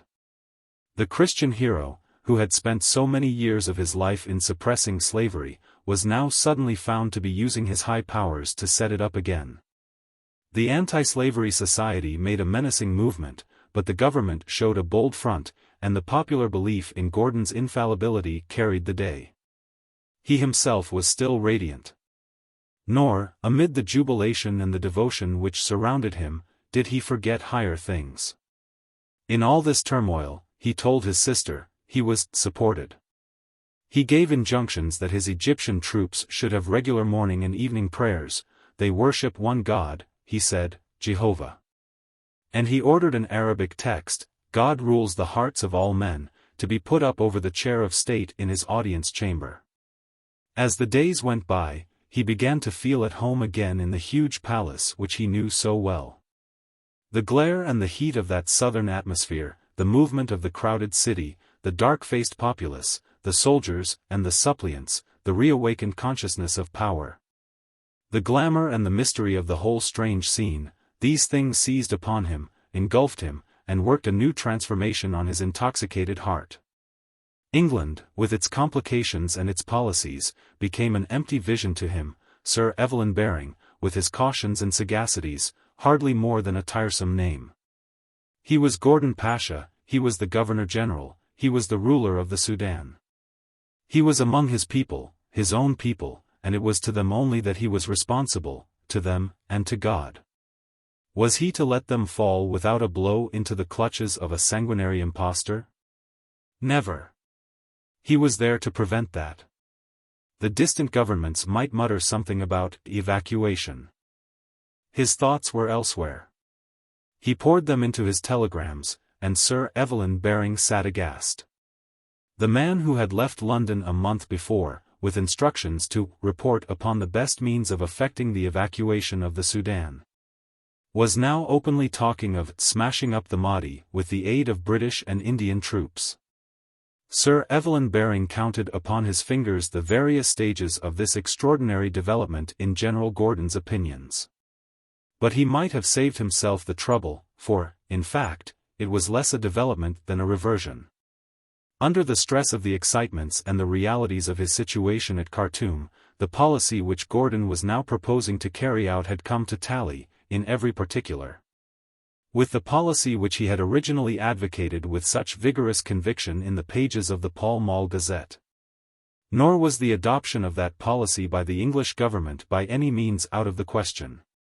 For, in the meantime, events had been taking place in the eastern Sudan, in the neighborhood of the Red Sea port of Suakin, which were to have a decisive effect upon the prospects of Khartoum. General Baker, the brother of Sir Samuel Baker, attempting to relieve the beleaguered garrisons of Sinkat and Tokar, had rashly attacked the forces of Osman Digna, had been defeated, and obliged to retire. Sinkat and Tokar had then fallen into the hands of the Mahdi's general.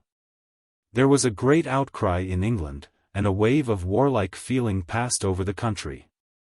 Lord Wolseley at once drew up a memorandum advocating the annexation of the Sudan. In the House of Commons even Liberals began to demand vengeance and military action, whereupon the government dispatched Sir Gerald Graham with a considerable British force to Suakin. Sir Gerald Graham advanced, and in the battles of El Teb and Tamai inflicted 2 bloody defeats upon the Mahdi's forces. It almost seemed as if the government was now committed to a policy of interference and conquest, as if the imperialist section of the cabinet were at last to have their way. The dispatch of Sir Gerald Graham coincided with Gordon's sudden demand for British and Indian troops with which to smash up the Mahdi. The business, he assured Sir Evelyn Baring, in a stream of telegrams, could very easily be done. It made him sick, he said, to see himself held in check and the people of the Sudan tyrannized over by a feeble lot of stinking dervishes. Let Zobeir at once be sent down to him, and all would be well. The original sultans of the country had unfortunately proved disappointing. Their place should be taken by Zobeir. After the Mahdi had been smashed up, Zobeir should rule the Sudan as a subsidized vassal of England, on a similar footing to that of the Emir of Afghanistan. The plan was perhaps feasible. But it was clearly incompatible with the policy of evacuation, as it had been hitherto laid down by the English government. Should they reverse that policy? Should they appoint Zobeir, reinforce Sir Gerald Graham, and smash up the Mahdi? They could not make up their minds. So far as Zobeir was concerned, there were 2 counterbalancing considerations. On the one hand, Evelyn Baring now declared that he was in favor of the appointment. But, on the other hand, would English public opinion consent to a man, described by Gordon himself as the greatest slave hunter who ever existed, being given an English subsidy and the control of the Sudan? While the cabinet was wavering, Gordon took a fatal step. The delay was intolerable, and one evening, in a rage, he revealed his desire for Zobeir, which had hitherto been kept a profound official secret, to Mr. Power, the English consul at Khartoum, and the special correspondent of the Times. Perhaps he calculated that the public announcement of his wishes would oblige the government to yield to them. If so, he was completely mistaken, for the result was the very reverse. The country, already startled by the proclamation in favor of slavery, could not swallow Zobeir. The Anti-Slavery Society set on foot a violent agitation, opinion in the House of Commons suddenly stiffened, and the cabinet, by a substantial majority, decided that Zobeir should remain in Cairo. The imperialist wave had risen high, but it had not risen high enough, and now it was rapidly subsiding. The government's next action was decisive. Sir Gerald Graham and his British army were withdrawn from the Sudan. The critical fortnight during which these events took place was the first fortnight of March. By the close of it, Gordon's position had undergone a rapid and terrible change. Not only did he find himself deprived, by the decision of the government, both of the hope of Zobeir's assistance and of the prospect of smashing up the Mahdi with the aid of British troops. The military movements in the eastern Sudan produced, at the very same moment, a yet more fatal consequence. The adherents of the Mahdi had been maddened, they had not been crushed, by Sir Gerald Graham's victories. When, immediately afterwards, the English withdrew to Suakin, from which they never again emerged, the inference seemed obvious: they had been defeated, and their power was at an end. The warlike tribes to the north and the northeast of Khartoum had long been wavering. They now hesitated no longer, and joined the Mahdi. From that moment, it was less than a month from Gordon's arrival at Khartoum, the situation of the town was desperate. The line of communications was cut. Though it still might be possible for occasional native messengers, or for a few individuals on an armed steamer, to win their way down the river into Egypt. The removal of a large number of persons, the loyal inhabitants or the Egyptian garrison, was henceforward an impossibility. The whole scheme of the Gordon mission had irremediably collapsed. Worse still, Gordon himself, so far from having effected the evacuation of the Sudan, was surrounded by the enemy. The question now is, Sir Evelyn Baring told Lord Granville, on March 24, how to get General Gordon and Colonel Stewart away from Khartoum. The actual condition of the town, however, was not, from a military point of view, so serious as Colonel Coetlogon, in the first moments of panic after the Hicks disaster, had supposed. Gordon was of opinion that it was capable of sustaining a siege of many months. With his usual vigor, he had already begun to prepare an elaborate system of earthworks, mines, and wire entanglements. There was a 5 or 6 months' supply of food, there was a great quantity of ammunition, the garrison numbered about 8,000 men. There were, besides, 9 small paddle-wheel steamers, hitherto used for purposes of communication along the Nile, which, fitted with guns and protected by metal plates, were of considerable military value. "We are all right," Gordon told his sister on March 15, "we shall, go on for months." So far, at any rate, there was no cause for despair. But the effervescent happiness of 3 weeks since had vanished. Gloom, doubt, disillusionment, self-questioning, had swooped down again upon their victim. "Either I must believe he does all things in mercy and love, or else I disbelieve his existence, there is no halfway in the matter. What holes do I not put myself into? And for what? So mixed are my ideas. I believe ambition put me here in this ruin. Was not that the explanation of it all? Our Lord's promise is not for the fulfillment of earthly wishes. Therefore, if things come to ruin here, he is still faithful, and is carrying out his great work of divine wisdom. How could he have forgotten that? But he would not transgress again. I owe all to God, and nothing to myself, for, humanly speaking, I have done very foolish things. However, if I am humbled, the better for me."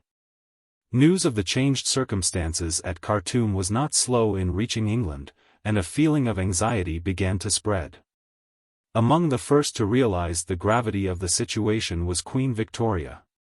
"It is alarming," she telegraphed to Lord Hartington on March 25, "General Gordon is in danger, you are bound to try to save him.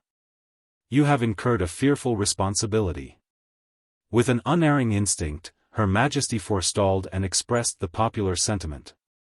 During April, when it had become clear that the wire between Khartoum and Cairo had been severed.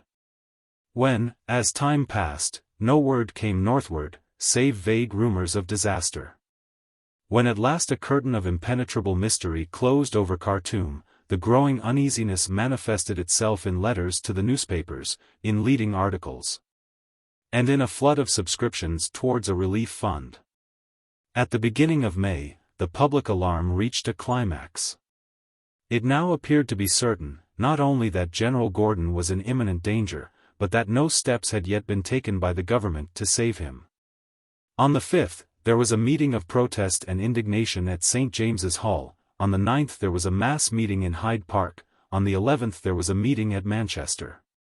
The Baroness Burdett Coutts wrote an agitated letter to the Times begging for further subscriptions.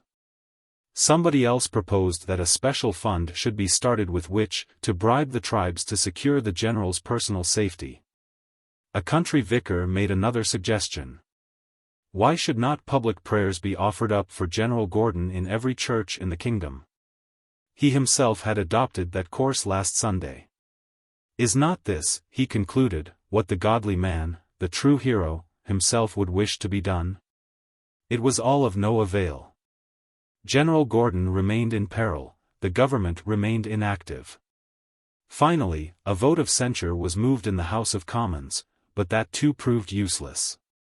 It was strange. The same executive which, 2 months before, had trimmed its sails so eagerly to the shifting gusts of popular opinion, now, in spite of a rising hurricane, held on its course. A new spirit, it was clear, a determined, an intractable spirit, had taken control of the Sudan situation. What was it? The explanation was simple, and it was ominous. Mr. Gladstone had intervened. The old statesman was now entering upon the penultimate period of his enormous career. He who had once been the rising hope of the stern and unbending Tories, had at length emerged, after a lifetime of transmutations, as the champion of militant democracy. He was at the apex of his power. His great rival was dead, he stood preeminent in the eye of the nation, he enjoyed the applause, the confidence, the admiration, the adoration, even, of multitudes. Yet, such was the peculiar character of the man, and such was the intensity of the feelings which he called forth, at this very moment, at the height of his popularity, he was distrusted and loathed. Already an unparalleled animosity was gathering its forces against him. For, indeed, there was something in his nature which invited, which demanded, the clashing reactions of passionate extremes. It was easy to worship Mr. Gladstone. To see in him the perfect model of the upright man, the man of virtue and of religion, the man whose whole life had been devoted to the application of high principles to affairs of state.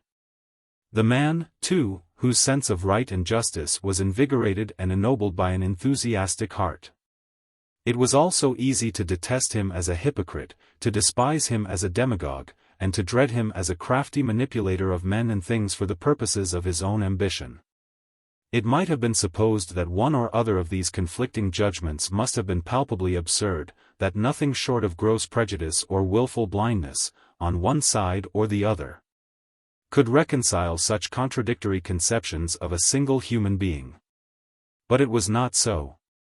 The elements were so mixed in Mr. Gladstone that his bitterest enemies, and his enemies were never mild, and his warmest friends, and his friends were never tepid, could justify, with equal plausibility, their denunciations or their praises. What, then, was the truth? In the physical universe there are no chimeras. But man is more various than nature. Was Mr. Gladstone, perhaps, a chimera of the spirit? Did his very essence lie in the confusion of incompatibles? His very essence? It eludes the hand that seems to grasp it. One is baffled, as his political opponents were baffled 50 years ago. The soft serpent coils harden into quick strength that has vanished, leaving only emptiness and perplexity behind. Speech was the fiber of his being. And, when he spoke, the ambiguity of ambiguity was revealed. The long, winding, intricate sentences, with their vast burden of subtle and complicated qualifications, befogged the mind like clouds, and like clouds, too, dropped thunderbolts. Could it not then at least be said of him with certainty that his was a complex character? But here also there was a contradiction. In spite of the involutions of his intellect and the contortions of his spirit, it is impossible not to perceive a strain of naivete in Mr. Gladstone. He adhered to some of his principles, that of the value of representative institutions, for instance with a faith which was singularly literal. His views upon religion were uncritical to crudeness. He had no sense of humor.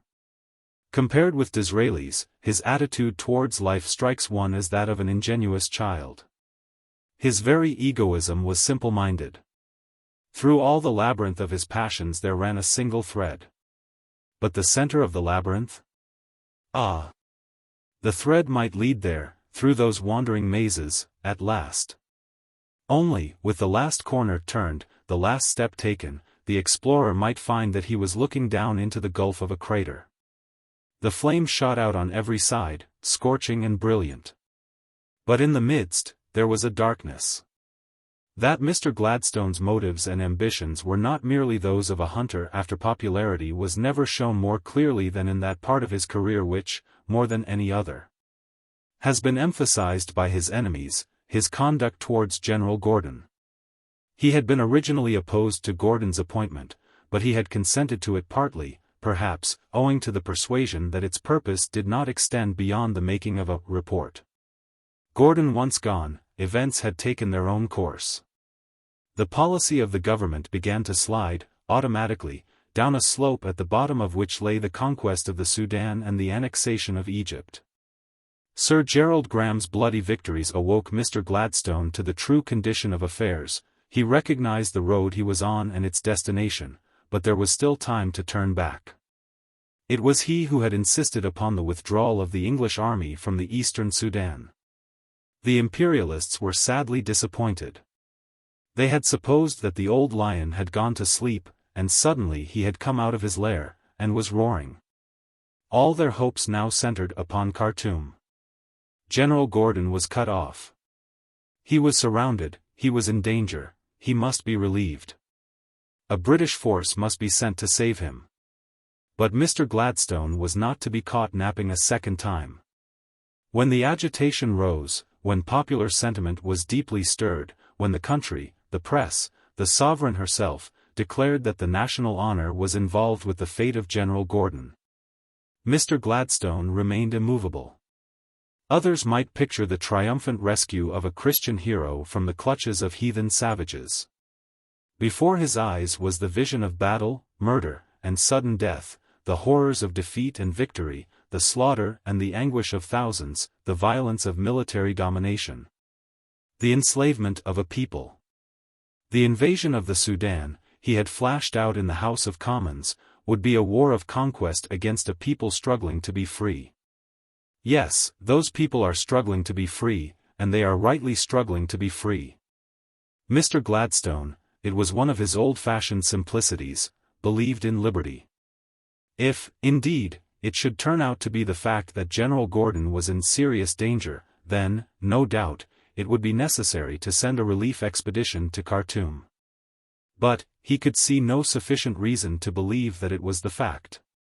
Communications, it was true, had been interrupted between Khartoum and Cairo, but no news was not necessarily bad news.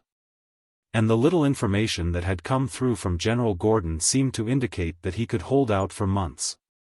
So his agile mind worked, spinning its familiar web of possibilities and contingencies and fine distinctions. General Gordon, he was convinced, might be hemmed in, but he was not surrounded.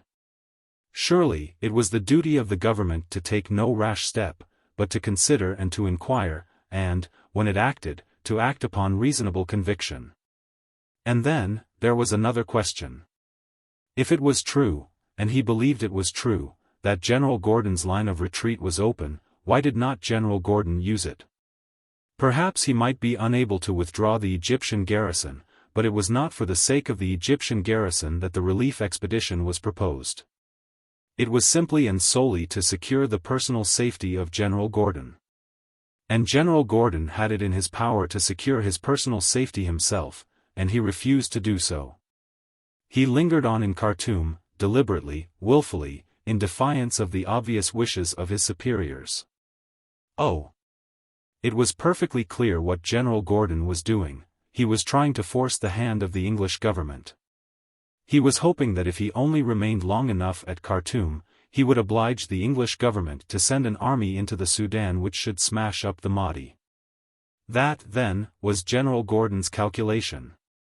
Well, General Gordon would learn that he had made a mistake. Who was he that he should dare to imagine that he could impose his will upon Mr. Gladstone?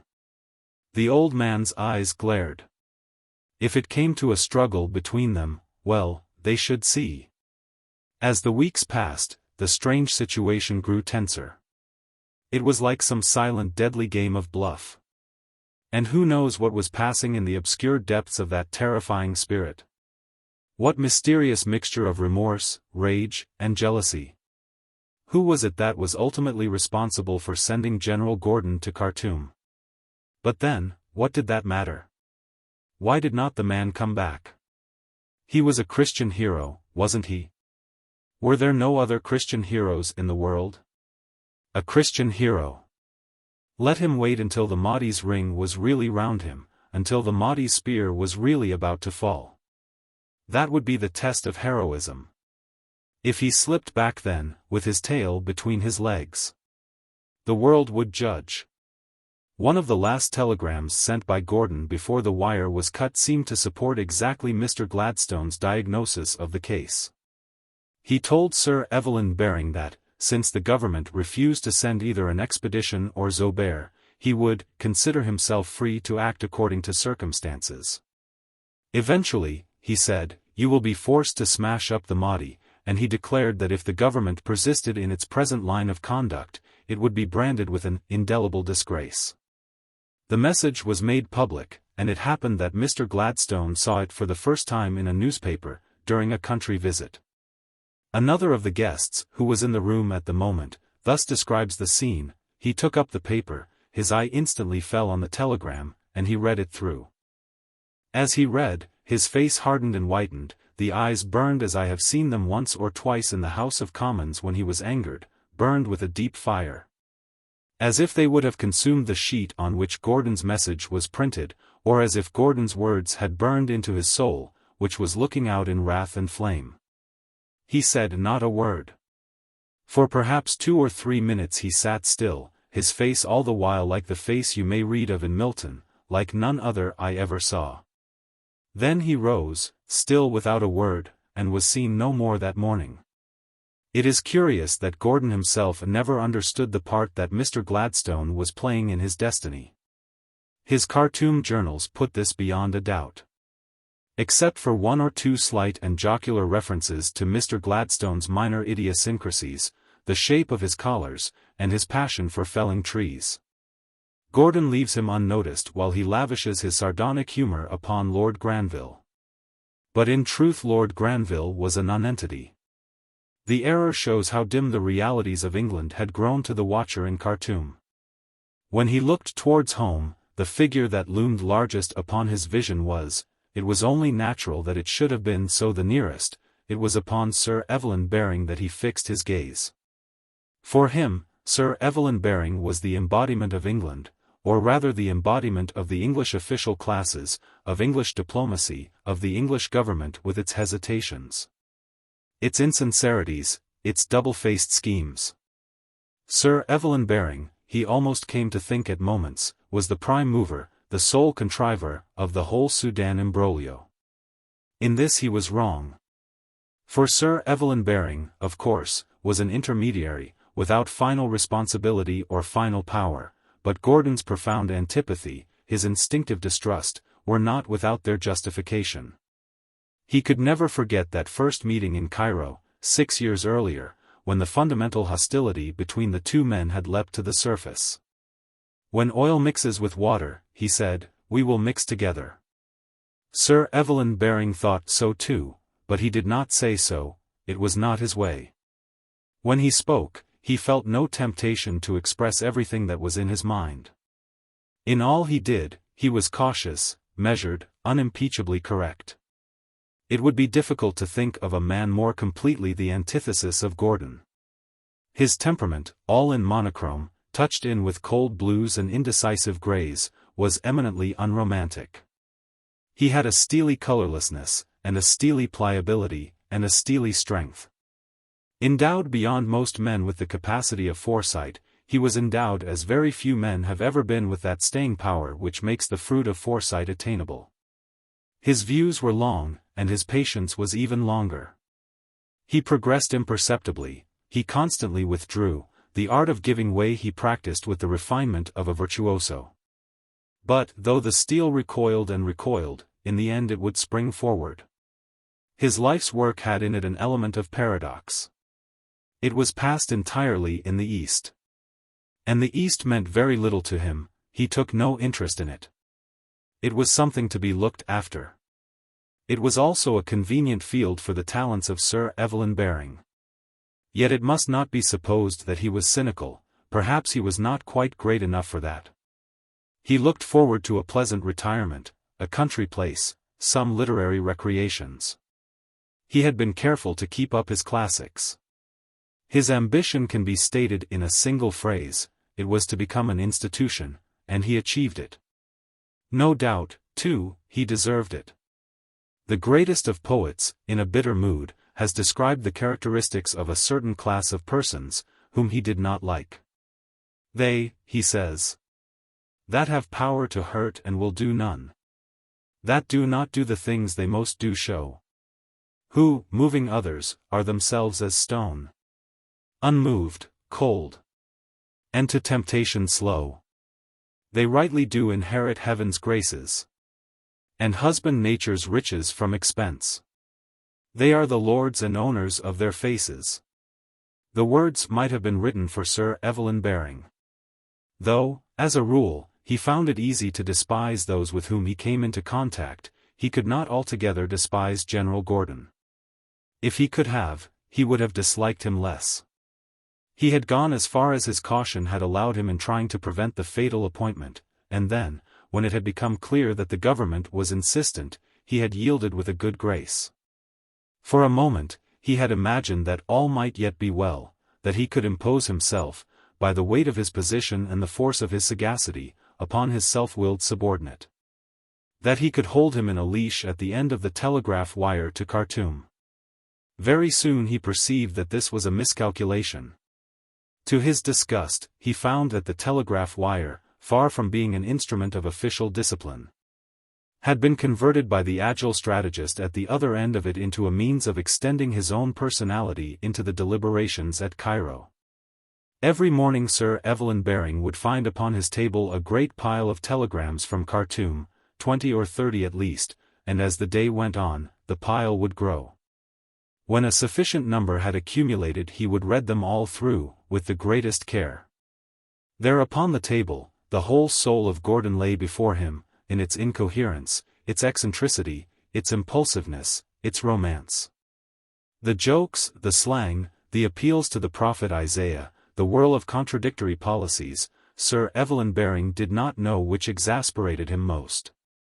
He would not consider whether, or to what degree, the man was a maniac. No, he would not. A subacid smile was the only comment he allowed himself. His position, indeed, was an extremely difficult one, and all his dexterity would be needed if he was to emerge from it with credit. On one side of him was a veering and vacillating government. On the other, a frenzied enthusiast. It was his business to interpret to the first the wishes, or rather the inspirations, of the second, and to convey to the second the decisions, or rather the indecisions, of the first. A weaker man would have floated helplessly on the ebb and flow of the cabinet's wavering policies, a rasher man would have plunged headlong into Gordon's schemes. He did neither. With a singular courage and a singular caution he progressed along a razor edge. He devoted all his energies to the double task of evolving a reasonable policy out of Gordon's intoxicated telegrams, and of inducing the divided ministers at home to give their sanction to what he had evolved. He might have succeeded, if he had not had to reckon with yet another irreconcilable. Time was a vital element in the situation, and time was against him. When the tribes round Khartoum rose, the last hope of a satisfactory solution vanished. He was the first to perceive the altered condition of affairs. Long before the government, long before Gordon himself, he understood that the only remaining question was that of the extrication of the Englishmen from Khartoum. He proposed that a small force should be dispatched at once across the desert from Suakin to Barber, the point on the Nile nearest to the Red Sea, and thence up the river to Gordon.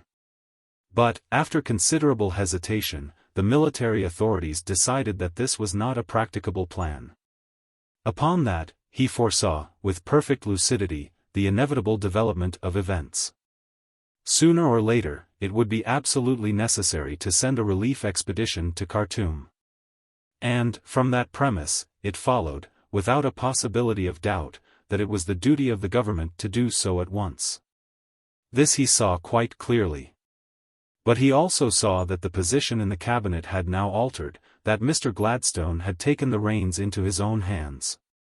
And Mr. Gladstone did not wish to send a relief expedition. What was Sir Evelyn Baring to do? Was he to pit his strength against Mr. Gladstone's? To threaten resignation? To stake his whole future upon General Gordon's fate? For a moment he wavered. He seemed to hint that unless the government sent a message to Khartoum promising a relief expedition before the end of the year, he would be unable to be a party to their acts. The government refused to send any such message, and he perceived, as he tells us, that it was evidently useless to continue the correspondence any further. After all, what could he do? He was still only a secondary figure, his resignation would be accepted, he would be given a colonial governorship and Gordon would be no nearer safety. But then, could he sit by and witness a horrible catastrophe, without lifting a hand? Of all the odious dilemmas which that man had put him into, this, he reflected, was the most odious. He slightly shrugged his shoulders. No, he might have power to hurt, but he would do none. He wrote a dispatch, a long, balanced, guarded, grey dispatch. informing the government that he ventured to think that it was a question worthy of consideration whether the naval and military authorities should not take some preliminary steps in the way of preparing boats, etc., so as to be able to move, should the necessity arise. Then, within a week, before the receipt of the government's answer, he left Egypt. From the end of April until the beginning of September, during the most momentous period of the whole crisis, he was engaged in London upon a financial conference, while his place was taken in Cairo by a substitute. With a characteristically convenient unobtrusiveness, Sir Evelyn Baring had vanished from the scene. Meanwhile, far to the southward, over the wide-spreading lands watered by the Upper Nile and its tributaries, the power and the glory of him who had once been Muhammad Ahmed were growing still. In the Bahr el-Ghazal, the last embers of resistance were stamped out with the capture of Lupton Bay. And through the whole of that vast province 3 times the size of England, every trace of the Egyptian government was obliterated. Still farther south the same fate was rapidly overtaking Equatoria, where Emir Pasha, withdrawing into the unexplored depths of Central Africa, carried with him the last vestiges of the old order. The Mahdi himself still lingered in his headquarters at El Obeid. But, on the rising of the tribes round Khartoum, he had decided that the time for an offensive movement had come, and had dispatched an army of 30,000 men to lay siege to the city. At the same time, in a long and elaborate proclamation, in which he asserted, with all the elegance of Oriental rhetoric, both the sanctity of his mission and the invincibility of his troops, he called upon the inhabitants to surrender. Gordon read aloud the summons to the assembled townspeople. With one voice they declared that they were ready to resist. This was a false Mahdi, they said. God would defend the right. They put their trust in the Governor-General. The most learned sheikh in the town drew up a theological reply, pointing out that the Mahdi did not fulfill the requirements of the ancient prophets. At his appearance, had the Euphrates dried up and revealed a hill of gold? Had contradiction and difference ceased upon the earth? And, moreover, did not the faithful know that the true Mahdi was born in the year of the prophet 255, from which it surely followed that he must be now 1046 years old? And was it not clear to all men that this pretender was not a tenth of that age? These arguments were certainly forcible, but the Mahdi's army was more forcible still. The besieged sallied out to the attack, they were defeated, and the rout that followed was so disgraceful that 2 of the commanding officers were, by Gordon's orders, executed as traitors. From that moment the regular investment of Khartoum began. The Arab generals decided to starve the town into submission. When, after a few weeks of doubt, it became certain that no British force was on its way from Suakin to smash up the Mahdi, and when, at the end of May, Berber, the last connecting link between Khartoum and the outside world, fell into the hands of the enemy, Gordon set his teeth, and sat down to wait and to hope, as best he might. With unceasing energy he devoted himself to the strengthening of his defenses and the organization of his resources, to the digging of earthworks, the manufacture of ammunition, the collection and the distribution of food. Every day there were sallies and skirmishes, every day his little armored steamboats paddled up and down the river, scattering death and terror as they went. Whatever the emergency, he was ready with devices and expedients. When the earthworks were still uncompleted he procured hundreds of yards of cotton, which he dyed the color of earth, and spread out in long, sloping lines, so as to deceive the Arabs, while the real works were being prepared farther back. When a lack of money began to make itself felt, he printed and circulated a paper coinage of his own. To combat the growing discontent and disaffection of the townspeople, he instituted a system of orders and medals. The women were not forgotten, and his popularity redoubled. There was terror in the thought that harm might come to the Governor-General. Awe and reverence followed him. Wherever he went he was surrounded by a vigilant and jealous guard, like some precious idol, some mascot of victory. How could he go away? How could he desert his people? It was impossible. It would be, as he himself exclaimed in one of his latest telegrams to Sir Evelyn Baring, the climax of meanness, even to contemplate such an act. Sir Evelyn Baring thought differently. In his opinion it was General Gordon's plain duty to have come away from Khartoum. To stay involved inevitably a relief expedition, a great expense of treasure and the loss of valuable lives. To come away would merely mean that the inhabitants of Khartoum would be taken prisoner by the Mahdi. So Sir Evelyn Baring put it, but the case was not quite so simple as that. When Berber fell, there had been a massacre lasting for days, an appalling orgy of loot and lust and slaughter. When Khartoum itself was captured, what followed was still more terrible. Decidedly, it was no child's play to be taken prisoner by the Mahdi. And Gordon was actually there, among those people, in closest intercourse with them, responsible, beloved. Yes, no doubt. But was that in truth his only motive? Did he not wish in reality, by lingering in Khartoum, to force the hand of the government? To oblige them, whether they would or no, to send an army to smash up the Mahdi? And was that fair? Was that his duty? He might protest, with his last breath, that he had tried to do his duty. Sir Evelyn Baring, at any rate, would not agree. But Sir Evelyn Baring was inaudible, and Gordon now cared very little for his opinions.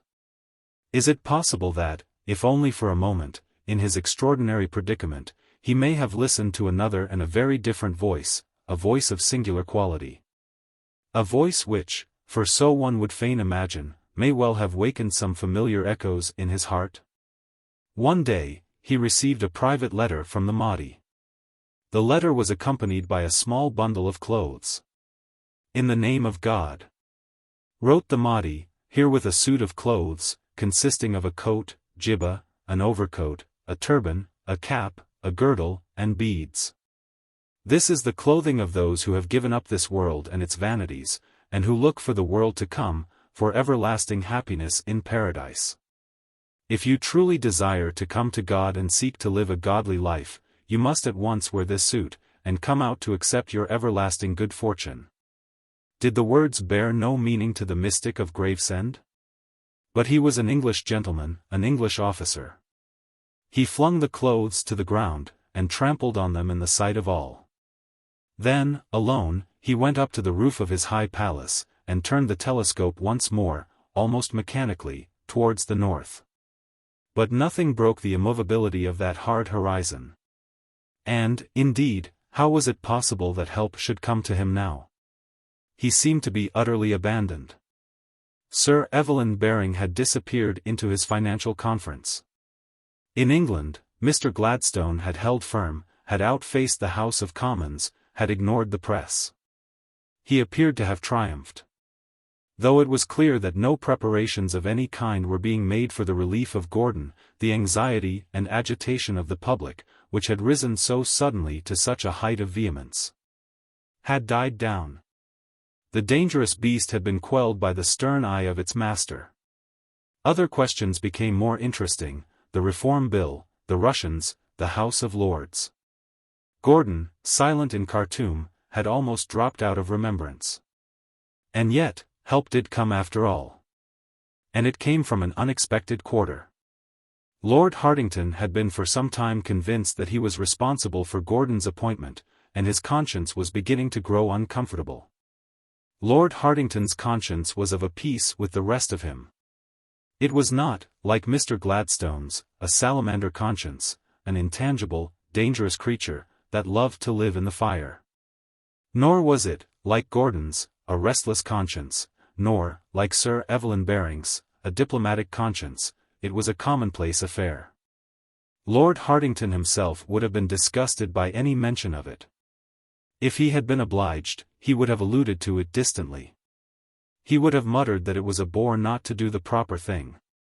He was usually bored, for one reason or another, but this particular form of boredom he found more intense than all the rest. He would take endless pains to avoid it.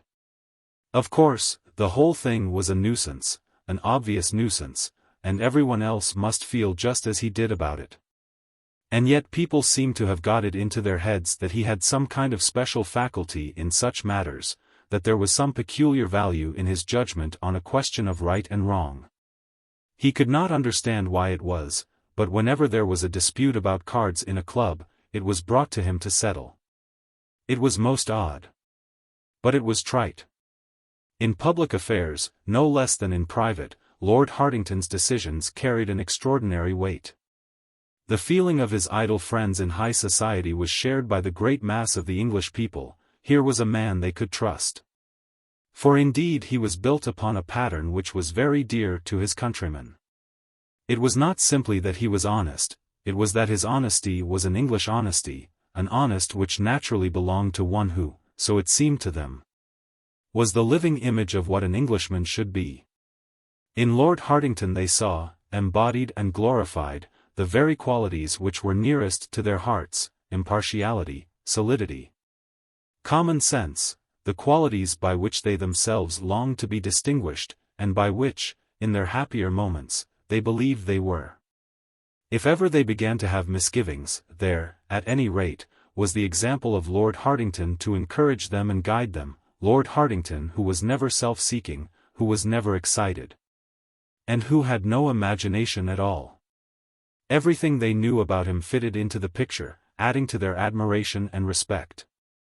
His fondness for field sports gave them a feeling of security. And certainly there could be no nonsense about a man who confessed to two ambitions, to become Prime Minister and to win the Derby, and who put the second above the first. They loved him for his casualness, for his inexactness, for refusing to make life a cut-and-dried business, for ramming an official dispatch of high importance into his coat pocket, and finding it there, still unopened, at Newmarket, several days later. They loved him for his hatred of fine sentiments. They were delighted when they heard that at some function, on a florid speaker's avowing that this was the proudest moment of his life. Lord Hartington had growled in an undertone, "The proudest moment of my life was when my pig won the prize at Skipton Fair." Above all, they loved him for being dull. It was the greatest comfort. With Lord Hartington they could always be absolutely certain that he would never, in any circumstances, be either brilliant or subtle or surprising or impassioned or profound. As they sat, listening to his speeches, in which considerations of stolid plainness succeeded one another with complete flatness, they felt, involved and supported by the colossal tedium, that their confidence was finally assured. They looked up, and took their fill of the sturdy, obvious presence. The inheritor of a splendid dukedom might almost have passed for a farm hand. Almost, but not quite. For an air that was difficult to explain, of preponderating authority, lurked in the solid figure. And the lordly breeding of the House of Cavendish was visible in the large, long, bearded, unimpressionable face. One other characteristic, the necessary consequence, or, indeed, it might almost be said, the essential expression, of all the rest, completes the portrait. Lord Hartington was slow. He was slow in movement, slow in apprehension, slow in thought and the communication of thought, slow to decide, and slow to act. More than once this disposition exercised a profound effect upon his career. A private individual may, perhaps, be slow with impunity. But a statesman who is slow, whatever the force of his character and the strength of his judgment, can hardly escape unhurt from the hurrying of time's winged chariot, can hardly hope to avoid some grave disaster or some irretrievable mistake. The fate of General Gordon, so intricately interwoven with such a mass of complicated circumstance with the policies of England and of Egypt, with the fanaticism of the Mahdi, with the irreproachability of Sir Evelyn Baring, with Mr. Gladstone's mysterious passions, was finally determined by the fact that Lord Hartington was slow. If he had been even a very little quicker, if he had been quicker by 2 days, but it could not be. The ponderous machinery took so long to set itself in motion. The great wheels and levers, once started, revolved with such a laborious, such a painful deliberation, that at last their work was accomplished, surely, firmly, completely. In the best English manner, and too late. 7 stages may be discerned in the history of Lord Hartington's influence upon the fate of General Gordon. At the end of the first stage, he had become convinced that he was responsible for Gordon's appointment to Khartoum. At the end of the second, he had perceived that his conscience would not allow him to remain inactive in the face of Gordon's danger. At the end of the 3rd, he had made an attempt to induce the cabinet to send an expedition to Gordon's relief. At the end of the 4th, he had realized that the cabinet had decided to postpone the relief of Gordon indefinitely. At the end of the 5th, he had come to the conclusion that he must put pressure upon Mr. Gladstone. At the end of the 6th, he had attempted to put pressure upon Mr. Gladstone, and had not succeeded. At the end of the 7th, he had succeeded in putting pressure upon Mr. Gladstone. The relief expedition had been ordered, he could do no more. The turning point in this long and extraordinary process occurred towards the end of April, when the cabinet, after the receipt of Sir Evelyn Baring's final dispatch, decided to take no immediate measures for Gordon's relief. From that moment it was clear that there was only one course open to Lord Hartington, to tell Mr. Gladstone that he would resign unless a relief expedition was sent. But it took him more than 3 months to come to this conclusion. He always found the proceedings at cabinet meetings particularly hard to follow. The interchange of question and answer, of proposal and counterproposal, the crowded councillors, Mr. Gladstone's subtleties, the abrupt and complicated resolutions, these things invariably left him confused and perplexed. After the crucial cabinet at the end of April, he came away in a state of uncertainty as to what had occurred. He had to write to Lord Granville to find out. And by that time, of course, the government's decision had been telegraphed to Egypt. 3 weeks later, in the middle of May, he had grown so uneasy that he felt himself obliged to address a circular letter to the cabinet proposing that preparations for a relief expedition should be set on foot at once. And then he began to understand that nothing would ever be done until Mr. Gladstone, by some means or other, had been forced to give his consent. A singular combat followed. The slippery old man perpetually eluded the cumbrous grasp of his antagonist. He delayed, he postponed, he raised interminable difficulties, he prevaricated, he was silent, he disappeared. Lord Hartington was dauntless. Gradually, inch by inch, he drove the Prime Minister into a corner. But in the meantime many weeks had passed. On July 1st, Lord Hartington was still remarking that he really did not feel that he knew the mind or intention of the government in respect of the relief of General Gordon. The month was spent in a succession of stubborn efforts to wring from Mr. Gladstone some definite statement upon the question. It was useless. On July 31st, Lord Hartington did the deed. He stated that, unless an expedition was sent, he would resign. It was, he said, a question of personal honor and good faith, and I don't see how I can yield upon it. His conscience had worked itself to rest at last. When Mr. Gladstone read the words, he realized that the game was over. Lord Hartington's position in the Liberal Party was second only to his own. He was the leader of the rich and powerful Whig aristocracy, his influence with the country was immense. Nor was he the man to make idle threats of resignation. He had said he would resign, and resign he would. The collapse of the government would be the inevitable result. On August 5, therefore, Parliament was asked to make a grant of £300,000, in order to enable Her Majesty's government to undertake operations for the relief of General Gordon, should they become necessary.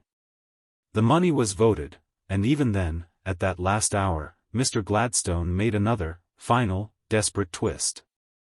Trying to save himself by the proviso which he had inserted into the resolution, he declared that he was still unconvinced of the necessity of any operations at all. I nearly, he wrote to Lord Hartington, but not quite, adopt words received today from Granville.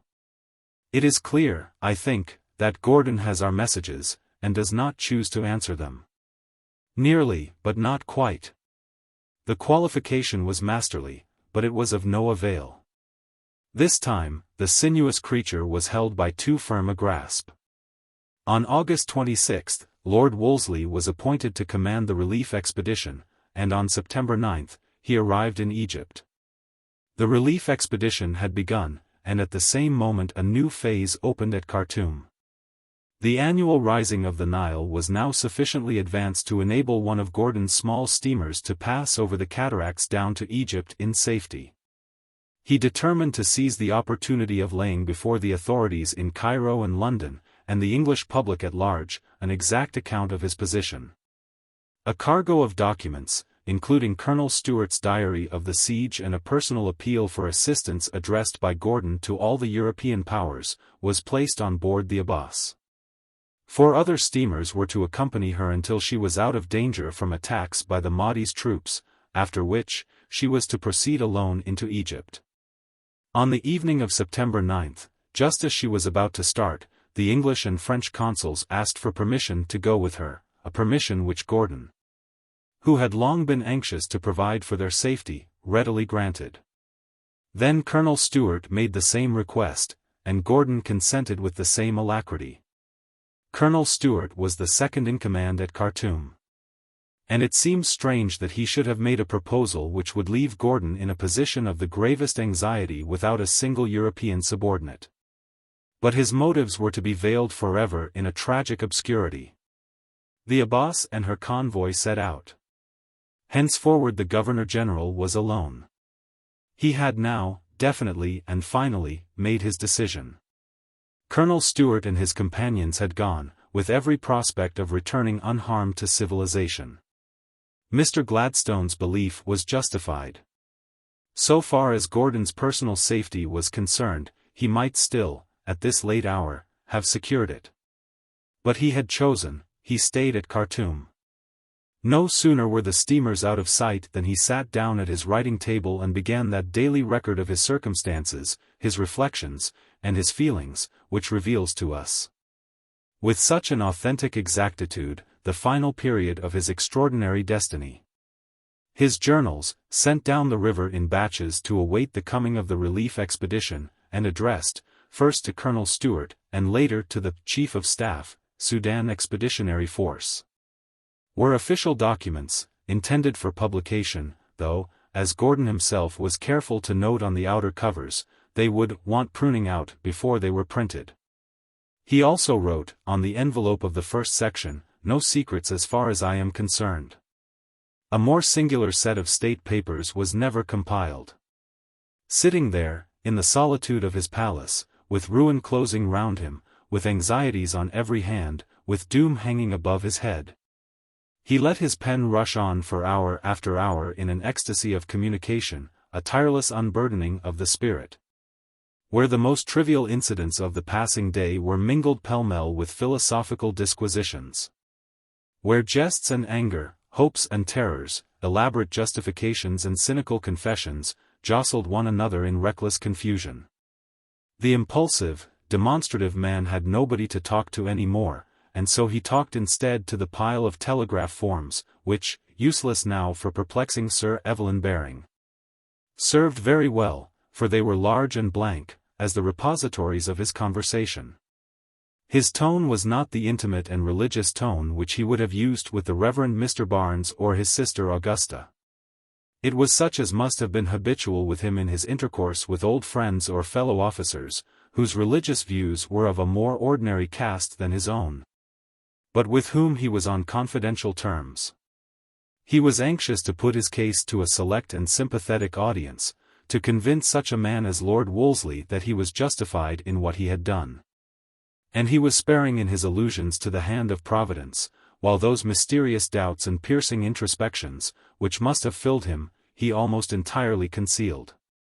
He expressed himself, of course, with eccentric abandon. It would have been impossible for him to do otherwise, but he was content to indicate his deepest feelings with a fleer. Yet sometimes, as one can imagine happening with him in actual conversation, his utterance took the form of a half-soliloquy, a copious outpouring addressed to himself more than to anyone else, for his own satisfaction. There are passages in the Khartoum journals which call up in a flash the light, gliding figure, and the blue eyes with the candor of childhood still shining in them. One can almost hear the low voice, the singularly distinct articulation, the persuasive, the self-persuasive, sentences, following each other so unassumingly between the puffs of a cigarette. As he wrote, two preoccupations principally filled his mind. His reflections revolved around the immediate past and the impending future. With an unerring persistency he examined, he excused, he explained, his share in the complicated events which had led to his present situation. He rebutted the charges of imaginary enemies. He laid bare the ineptitude and the faithlessness of the English government. He poured out his satire upon officials and diplomatists. He drew caricatures, in the margin, of Sir Evelyn Baring, with sentences of shocked pomposity coming out of his mouth.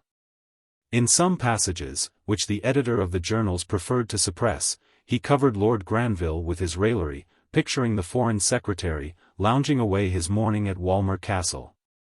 Opening the Times and suddenly discovering, to his horror, that Khartoum was still holding out. Why, he said distinctly he could only hold out 6 months, and that was in March, counts the months. August. Why, he ought to have given in. What is to be done?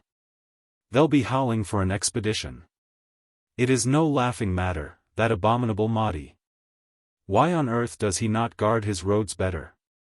What is to be done? Several times in his bitterness he repeats the suggestion that the authorities at home were secretly hoping that the fall of Khartoum would relieve them of their difficulties. What that Mahdi is about, Lord Granville is made to exclaim in another deleted paragraph, I cannot make out. Why does he not put all his guns on the river and stop the route? What? We will have to go to Khartoum. Why, it will cost millions, what a wretched business. What? Send Zobeir? Our conscience recoils from that, it is elastic, but not equal to that. It is a pact with the devil. Do you not think there is any way of getting hold of him, in a quiet way? If a boy at Eton or Harrow, he declared, had acted as the government had acted, I think he would be kicked, and I am sure he would deserve it. He was the victim of hypocrites and humbugs. There was no sort of parallel to all this in history, except David with Uriah the Hittite, but then, there was an Eve in the case, and he was not aware that the government had even that excuse. From the past, he turned to the future, and surveyed, with a disturbed and piercing vision, the possibilities before him. Supposing that the relief expedition arrived, what would be his position? Upon one thing he was determined, whatever happened, he would not play the part of the rescued lamb.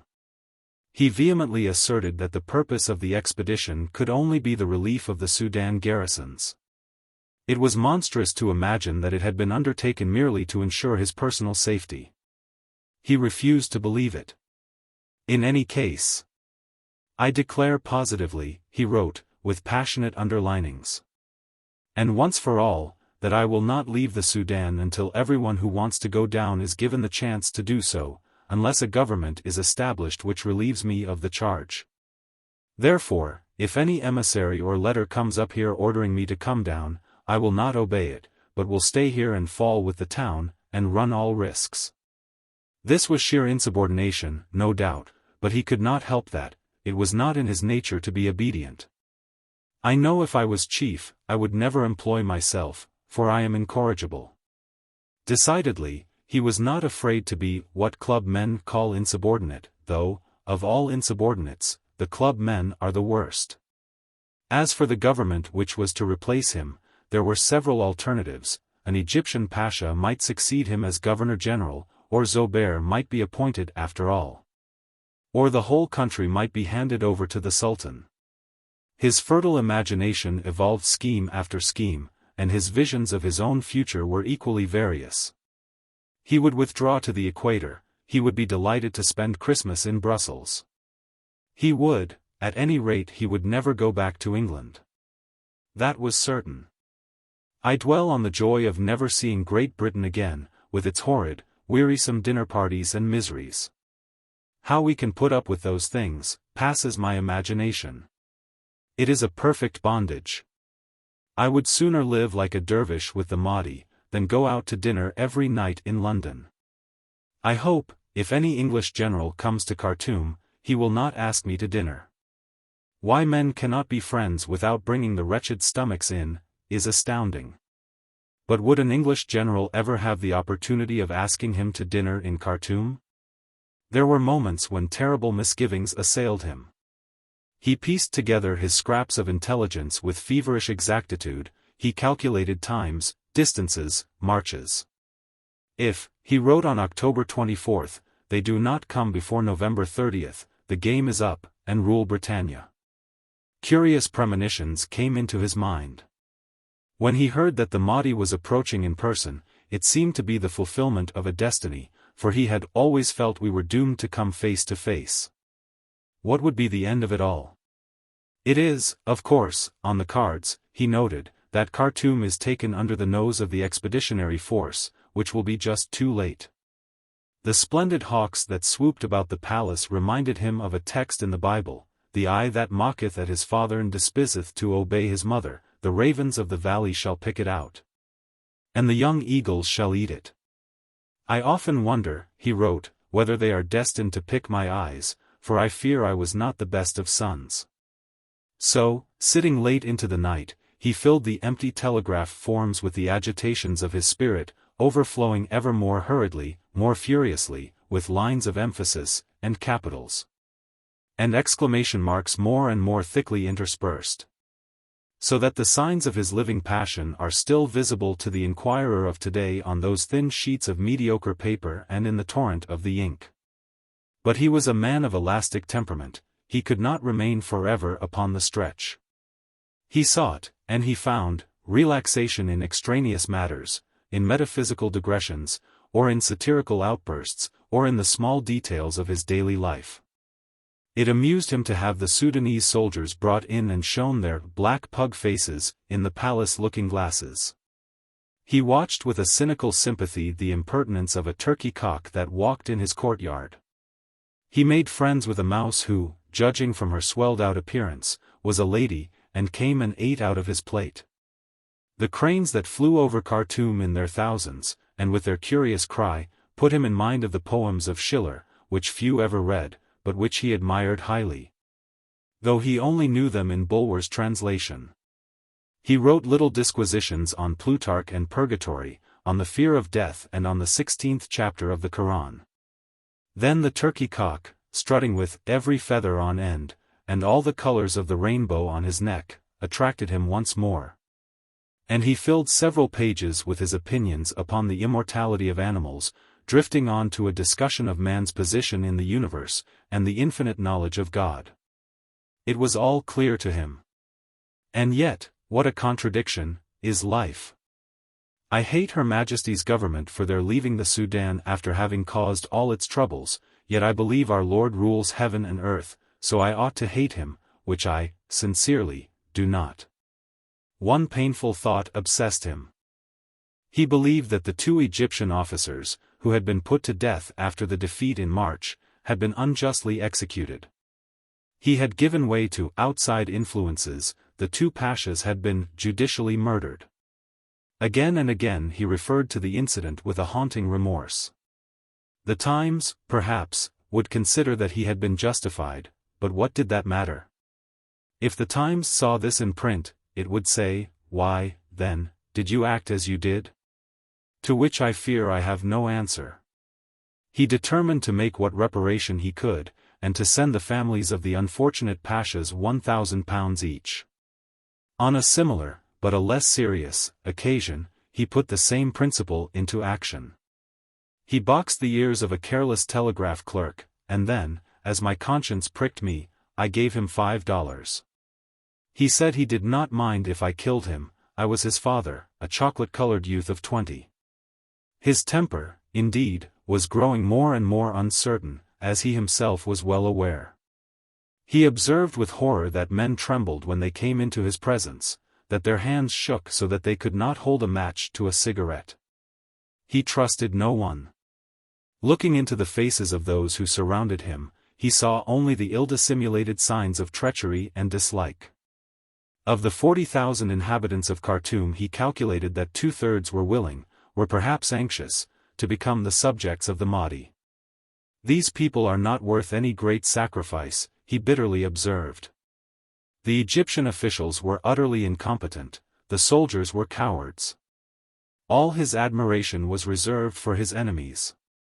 The meanest of the Mahdi's followers was, he realized, a determined warrior, who could undergo thirst and privation, who no more cared for pain or death than if he were stone.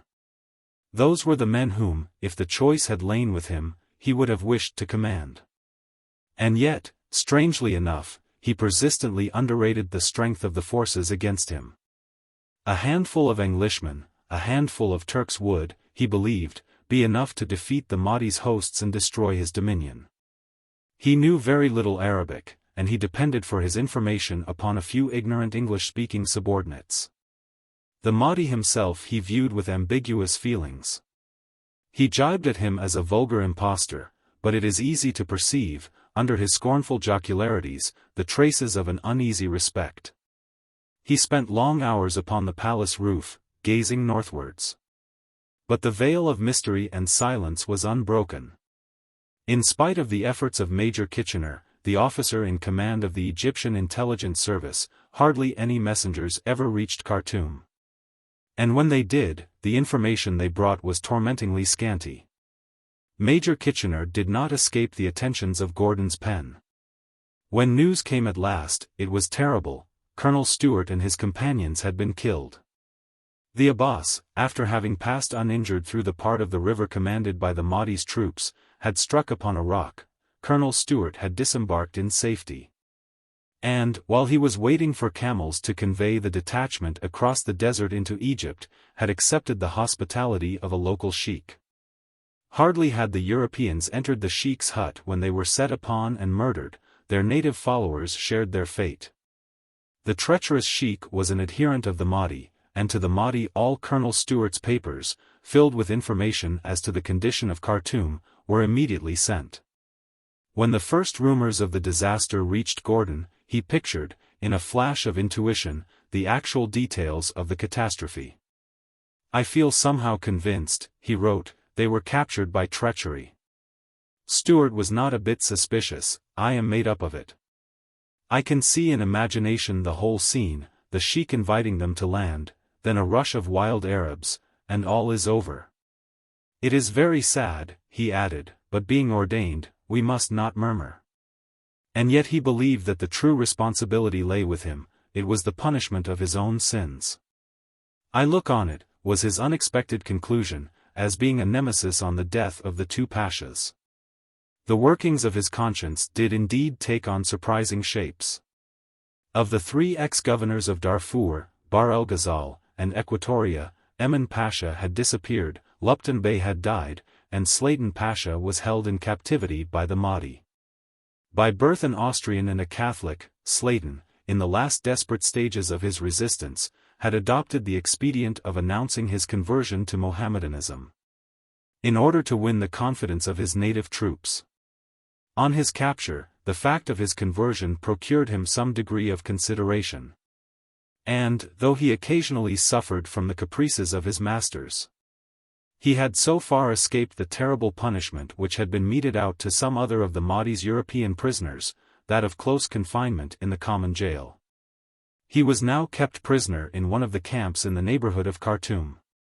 He managed to smuggle through a letter to Gordon, asking for assistance, in case he could make his escape. To this letter Gordon did not reply. Slatin wrote again and again. His piteous appeals, couched in no less piteous French, made no effect upon the heart of the Governor-General. "Excellence," he wrote, "j'ai envoyé deux lettres, sans avoir reçu une réponse de votre excellence. Excellence. J'ai me battu 27 fois pour le gouvernement contre l'ennemi, en m'a fait 2 fois. Et j'ai rien fait contre l'honneur, rien de chose que doit empêcher votre excellence de m'écrire en réponse que j'ai sais quoi faire. J'ai voix pris, excellence, de m'honorer avec une réponse. P.S. Si votre excellence ont peut-être entendu que j'ai fait quelque chose contre l'honneur d'un officier et cela vous empêche de m'écrire, j'ai vous prie de me donner l'occasion de me défendre. Et juges après la vérité." The unfortunate Slatin understood well enough the cause of Gordon's silence. It was in vain that he explained the motives of his conversion. in vain that he pointed out that it had been made easier for him since he had, perhaps unhappily, not received a strict religious education at home. Gordon was adamant. Sladen had denied his Lord, and that was enough. His communications with Khartoum were discovered and he was put in chains. When Gordon heard of it, he noted the fact grimly in his diary, without a comment. A more ghastly fate awaited another European who had fallen into the hands of the Mahdi. Olivier Pain, a French adventurer, who had taken part in the Commune, and who was now wandering, for reasons which have never been discovered, in the wastes of the Sudan, was seized by the Arabs, made prisoner, and hurried from camp to camp. He was attacked by fever, but mercy was not among the virtues of the savage soldiers who held him in their power. Hoisted upon the back of a camel, he was being carried across the desert, when, overcome by weakness, he lost his hold, and fell to the ground. Time or trouble were not to be wasted upon an infidel. Orders were given that he should be immediately buried, the orders were carried out, and in a few moments the cavalcade had left the little hillock far behind. But some of those who were present believed that Olivier Pain had been still breathing when his body was covered with the sand. Gordon, on hearing that a Frenchman had been captured by the Mahdi, became extremely interested. The idea occurred to him that this mysterious individual was none other than Ernest Renan, who, he wrote, in his last publication, takes leave of the world, and is said to have gone into Africa, not to reappear again. He had met Renan at the rooms of the Royal Geographical Society, had noticed that he looked bored, the result, no doubt, of too much admiration, and had felt an instinct that he would meet him again. The instinct now seemed to be justified. There could hardly be any doubt that it was Renan. Who else could it be? If he comes to the lines, he decided, and it is Renan, I shall go and see him, for whatever one may think of his unbelief in our Lord, he certainly dared to say what he thought. And he has not changed his creed to save his life. That the mellifluous author of the Vie de Jesus should have determined to end his days in the depths of Africa, and have come, in accordance with an intuition, to renew his acquaintance with General Gordon in the lines of Khartoum, would indeed have been a strange occurrence. But who shall limit the strangeness of the possibilities that lie in wait for the sons of men? At that very moment, in the southeastern corner of the Sudan, another Frenchman, of a peculiar eminence, was fulfilling a destiny more extraordinary than the wildest romance. In the town of Harar, near the Red Sea, Arthur Rimbaud surveyed with splenetic impatience the tragedy of Khartoum. C'est justement les Anglais, he wrote, avec leur absurde politique, que minent désormais le commerce de toutes ces côtes. Ils voulaient tout remenir et ils sont arrivés à faire pire que les Egyptiens et les Turcs, ruines parieuses. Leur Gordon est un idiot, leur Wolseley un aine, et toutes leurs enterprises un suite insensée d'absurdités et de depredations. So wrote the amazing poet of the Saison d'Offer amid those futile turmoils of petty commerce, in which, with an inexplicable deliberation, he had forgotten the enchantments of an unparalleled adolescence, forgotten the fogs of London and the streets of Brussels, forgotten Paris, forgotten the subtleties and the frenzies of inspiration, forgotten the agonized embraces of Verlaine. When the contents of Colonel Stuart's papers had been interpreted to the Mahdi, he realized the serious condition of Khartoum, and decided that the time had come to press the siege to a final conclusion. At the end of October, he himself, at the head of a fresh army, appeared outside the town. From that moment, the investment assumed a more and more menacing character. The lack of provisions now for the first time began to make itself felt.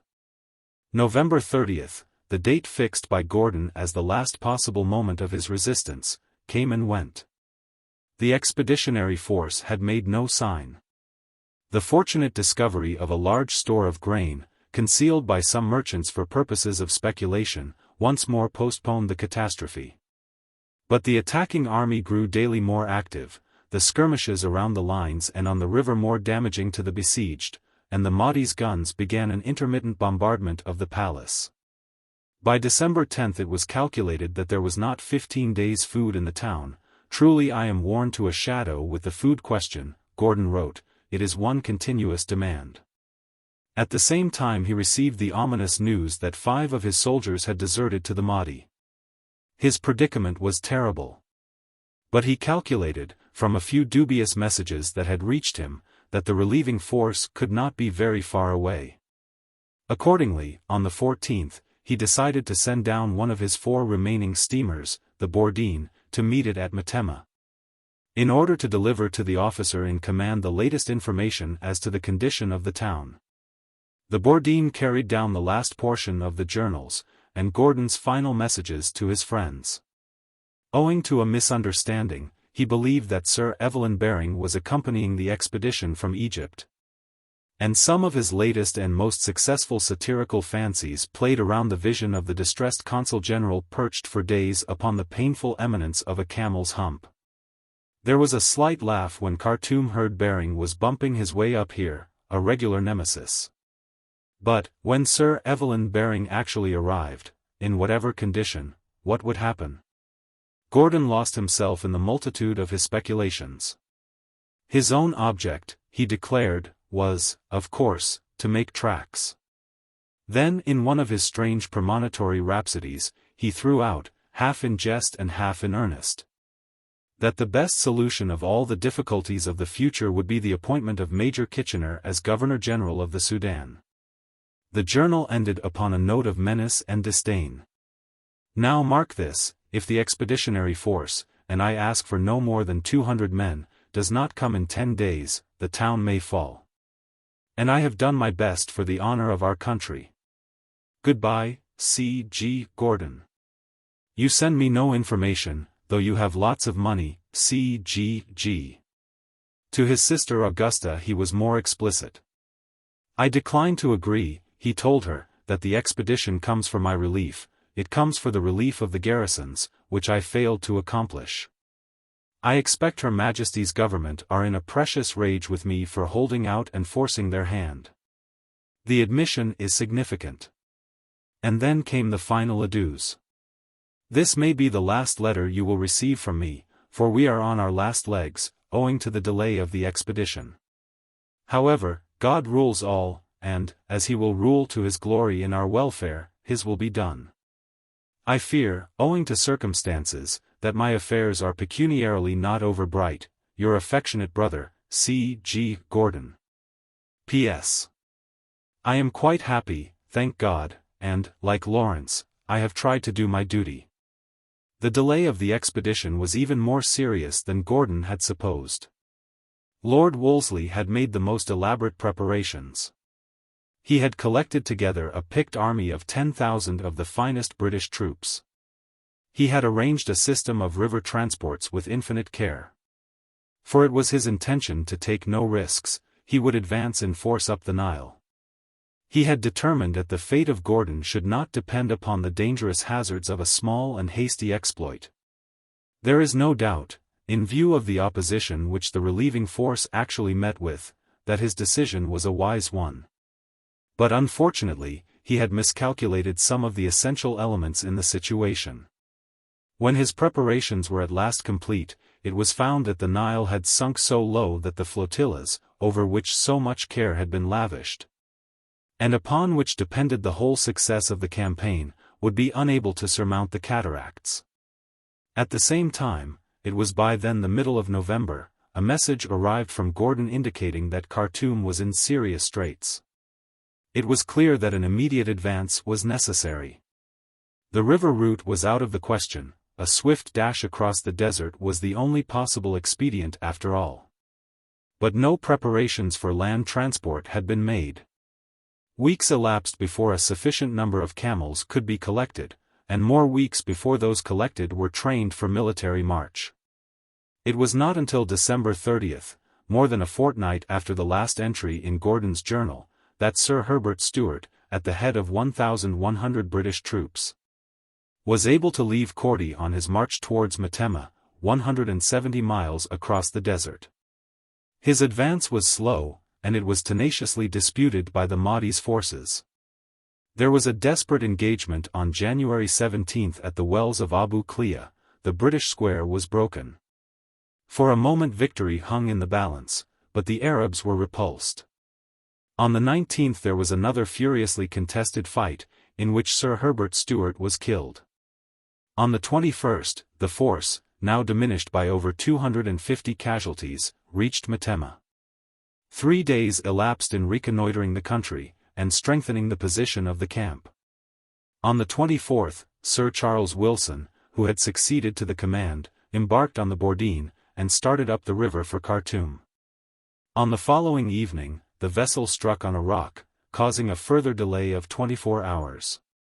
It was not until January 28 that Sir Charles Wilson, arriving under a heavy fire within sight of Khartoum, saw that the Egyptian flag was not flying from the roof of the palace. The signs of ruin and destruction on every hand showed clearly enough that the town had fallen. The relief expedition was 2 days late. The details of what passed within Khartoum during the last weeks of the siege are unknown to us. In the diary of Bourdini Bey, a Levantine merchant, we catch a few glimpses of the final stages of the catastrophe, of the starving populace, the exhausted garrison. The fluctuations of despair and hope, the dauntless energy of the Governor-General. Still he worked on, indefatigably, apportioning provisions, collecting ammunition, consulting with the townspeople, encouraging the soldiers. His hair had suddenly turned quite white. Late one evening, Bourdini Bey went to visit him in the palace, which was being bombarded by the Mahdi's cannon. The high building, brilliantly lighted up, afforded an excellent mark.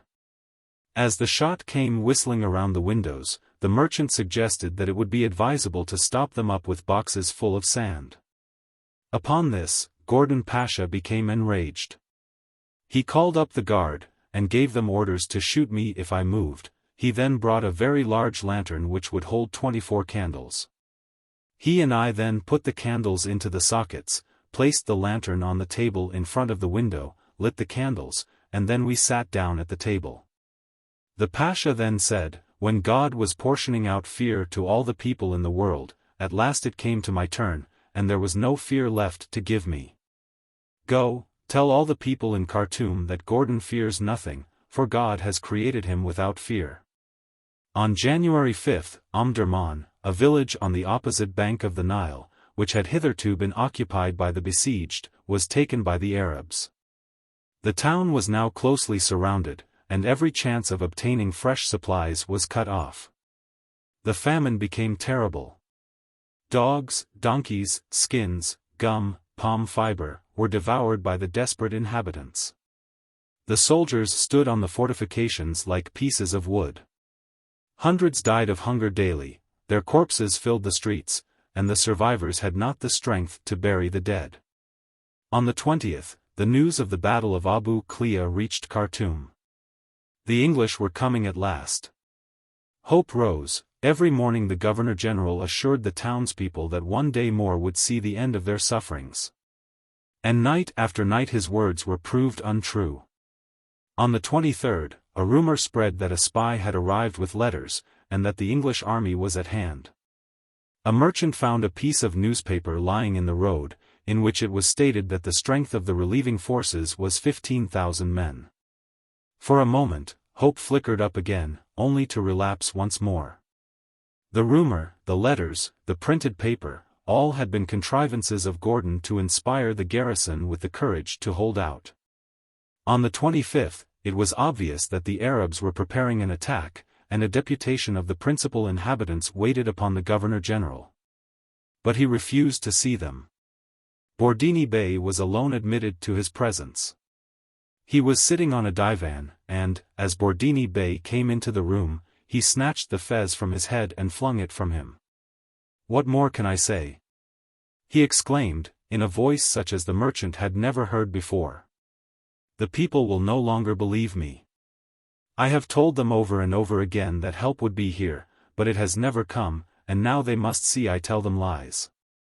I can do nothing more.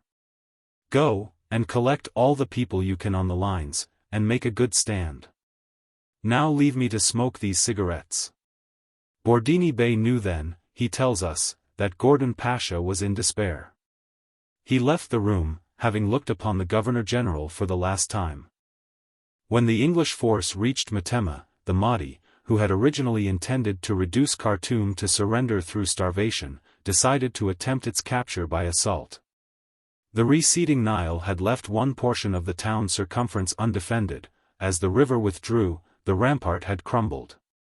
A broad expanse of mud was left between the wall and the water, and the soldiers, overcome by hunger and the lassitude of hopelessness, had trusted to the morass to protect them, and neglected to repair the breach.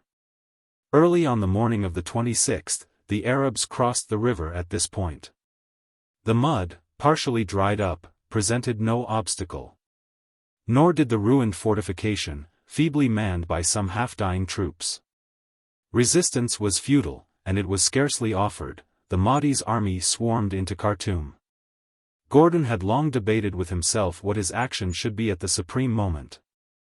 "I shall never, D.V., he had told Sir Evelyn Baring, be taken alive."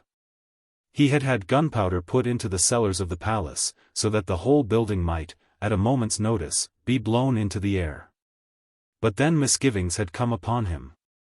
Was it not his duty to maintain the faith, and, if necessary, to suffer for it, to remain a tortured and humiliated witness of his lord in the Mahdi's chains? The blowing up of the palace would have, he thought, more or less the taint of suicide, would be, in a way, taking things out of God's hands. He remained undecided. And meanwhile, to be ready for every contingency, he kept one of his little armored vessels close at hand on the river, with steam up, day and night, to transport him, if so he should decide, southward, through the enemy, to the recesses of Equatoria. The sudden appearance of the Arabs, the complete collapse of the defense, saved him the necessity of making up his mind. He had been on the roof, in his dressing gown, when the attack began.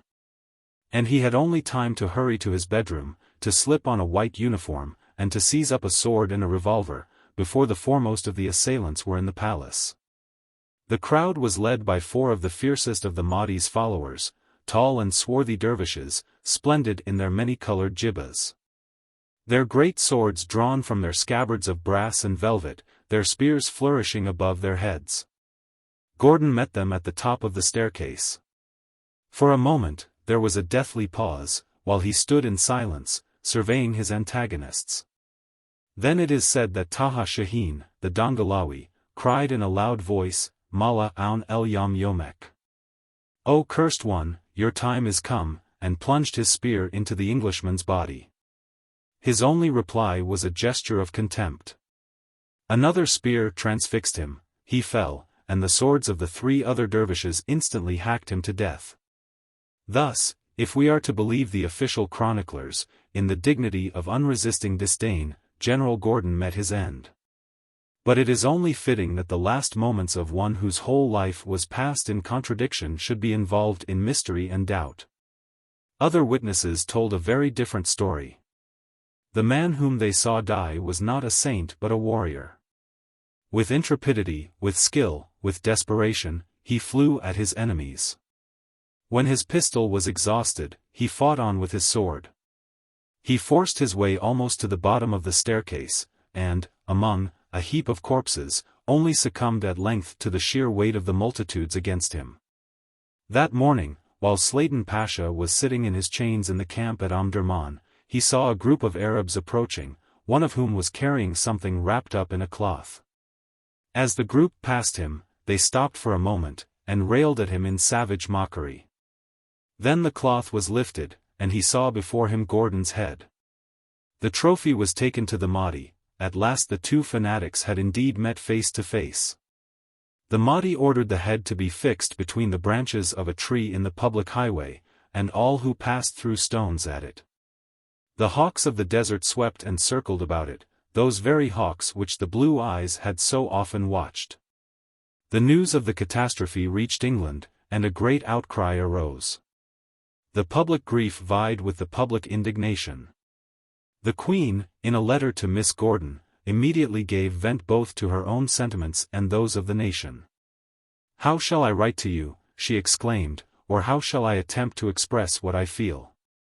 To think of your dear, noble, heroic brother, who served his country and his Queen so truly, so heroically, with a self-sacrifice so edifying to the world, not having been rescued. That the promises of support were not fulfilled, which I so frequently and constantly pressed on those who asked him to go, is to me grief inexpressible. Indeed, it has made me ill. Would you express to your other sisters and your elder brother my true sympathy, and what I do so keenly feel, the stain left upon England? For your dear brother's cruel, though heroic, fate. In reply, Miss Gordon presented the Queen with her brother's Bible, which was placed in one of the corridors at Windsor, open, on a white satin cushion, and enclosed in a crystal case.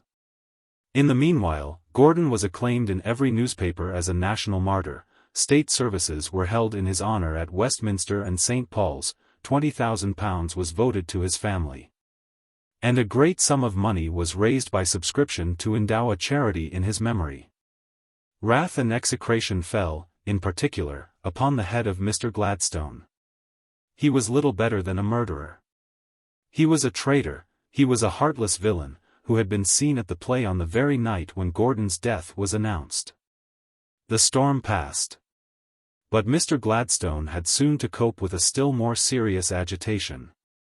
The cry was raised on every side that the national honor would be irreparably tarnished if the Mahdi were left in the peaceful possession of Khartoum, and that the expeditionary force should be at once employed to chastise the false prophet and to conquer the Sudan. But it was in vain that the imperialists clamored. In vain that Lord Wolseley wrote several dispatches, proving over and over again that to leave the Mahdi unconquered must involve the ruin of Egypt. In vain that Lord Hartington at last discovered that he had come to the same conclusion. The old man stood firm. Just then, a crisis with Russia on the Afghan frontier supervened. And Mr. Gladstone, pointing out that every available soldier might be wanted at any moment for a European war, withdrew Lord Wolseley and his army from Egypt. The Russian crisis disappeared. The Mahdi remained supreme lord of the Sudan. And yet it was not with the Mahdi that the future lay. Before 6 months were out, in the plenitude of his power, he died, and the Khalifa Abdullahi reigned in his stead. The future lay with Major Kitchener and his Maxim Nordenfeldt guns. 13 years later the Mahdi's empire was abolished forever in the gigantic hecatomb of Omdurman.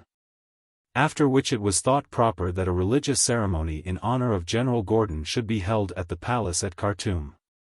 The service was conducted by 4 chaplains, of the Catholic, Anglican, Presbyterian, and Methodist persuasions, and concluded with a performance of "Abide with Me," the general's favorite hymn, by a select company of Sudanese buglers. Everyone agreed that General Gordon had been avenged at last. Who could doubt it? General Gordon himself, possibly, fluttering, in some remote nirvana, the pages of a phantasmal Bible, might have ventured on a satirical remark. But General Gordon had always been a contradictious person, even a little off his head, perhaps, though a hero. And besides, he was no longer there to contradict. At any rate, it had all ended very happily, in a glorious slaughter of 20,000 Arabs, a vast addition to the British Empire, and a step in the peerage for Sir Evelyn Baring. Bibliography. General Gordon. Reflections in Palestine. Letters. Khartoum Journals. E. Hake. The Story of Chinese Gordon. H. W. Gordon. Events in the Life of C. G. Gordon. D. C. Bulger. Life of General Gordon. Sir W. Butler. General Gordon. Reverend R. H. Barnes and C. E. Brown. Charles George Gordon, A Sketch. A. Bioves. Un Grand Aventurier. Li Hung Chang. Memoirs. Point 2. Colonel Chail Long. My Life in 4 Continents. Lord Cromer. Modern Egypt. Sir R. Wingate. Mahdiism and the Sudan. Sir R. Sladen. Fire and Sword in the Sudan. J. Orwalder. 10 Years of Captivity in the Mahdi's Camp. C. Neufeld. A Prisoner of the Khalifa. Wilfrid Blunt. A Secret History of the English Occupation of Egypt. Gordon at Khartoum. Winston Churchill. The River War. F. Power. Letters from Khartoum. Lord Morley. Life of Gladstone. George W. Smalley. Mr. Gladstone. Harper's Magazine, 1898. B. Holland. Life of the 8th Duke of Devonshire. Lord Fitzmaurice. Life of the 2nd Earl Granville. S. Gwynn and Gertrude Tuckwell. Life of Sir Charles Dilke. Arthur Rimbaud. Lettres. G. F. Stevens. With Kitchener to Khartoum.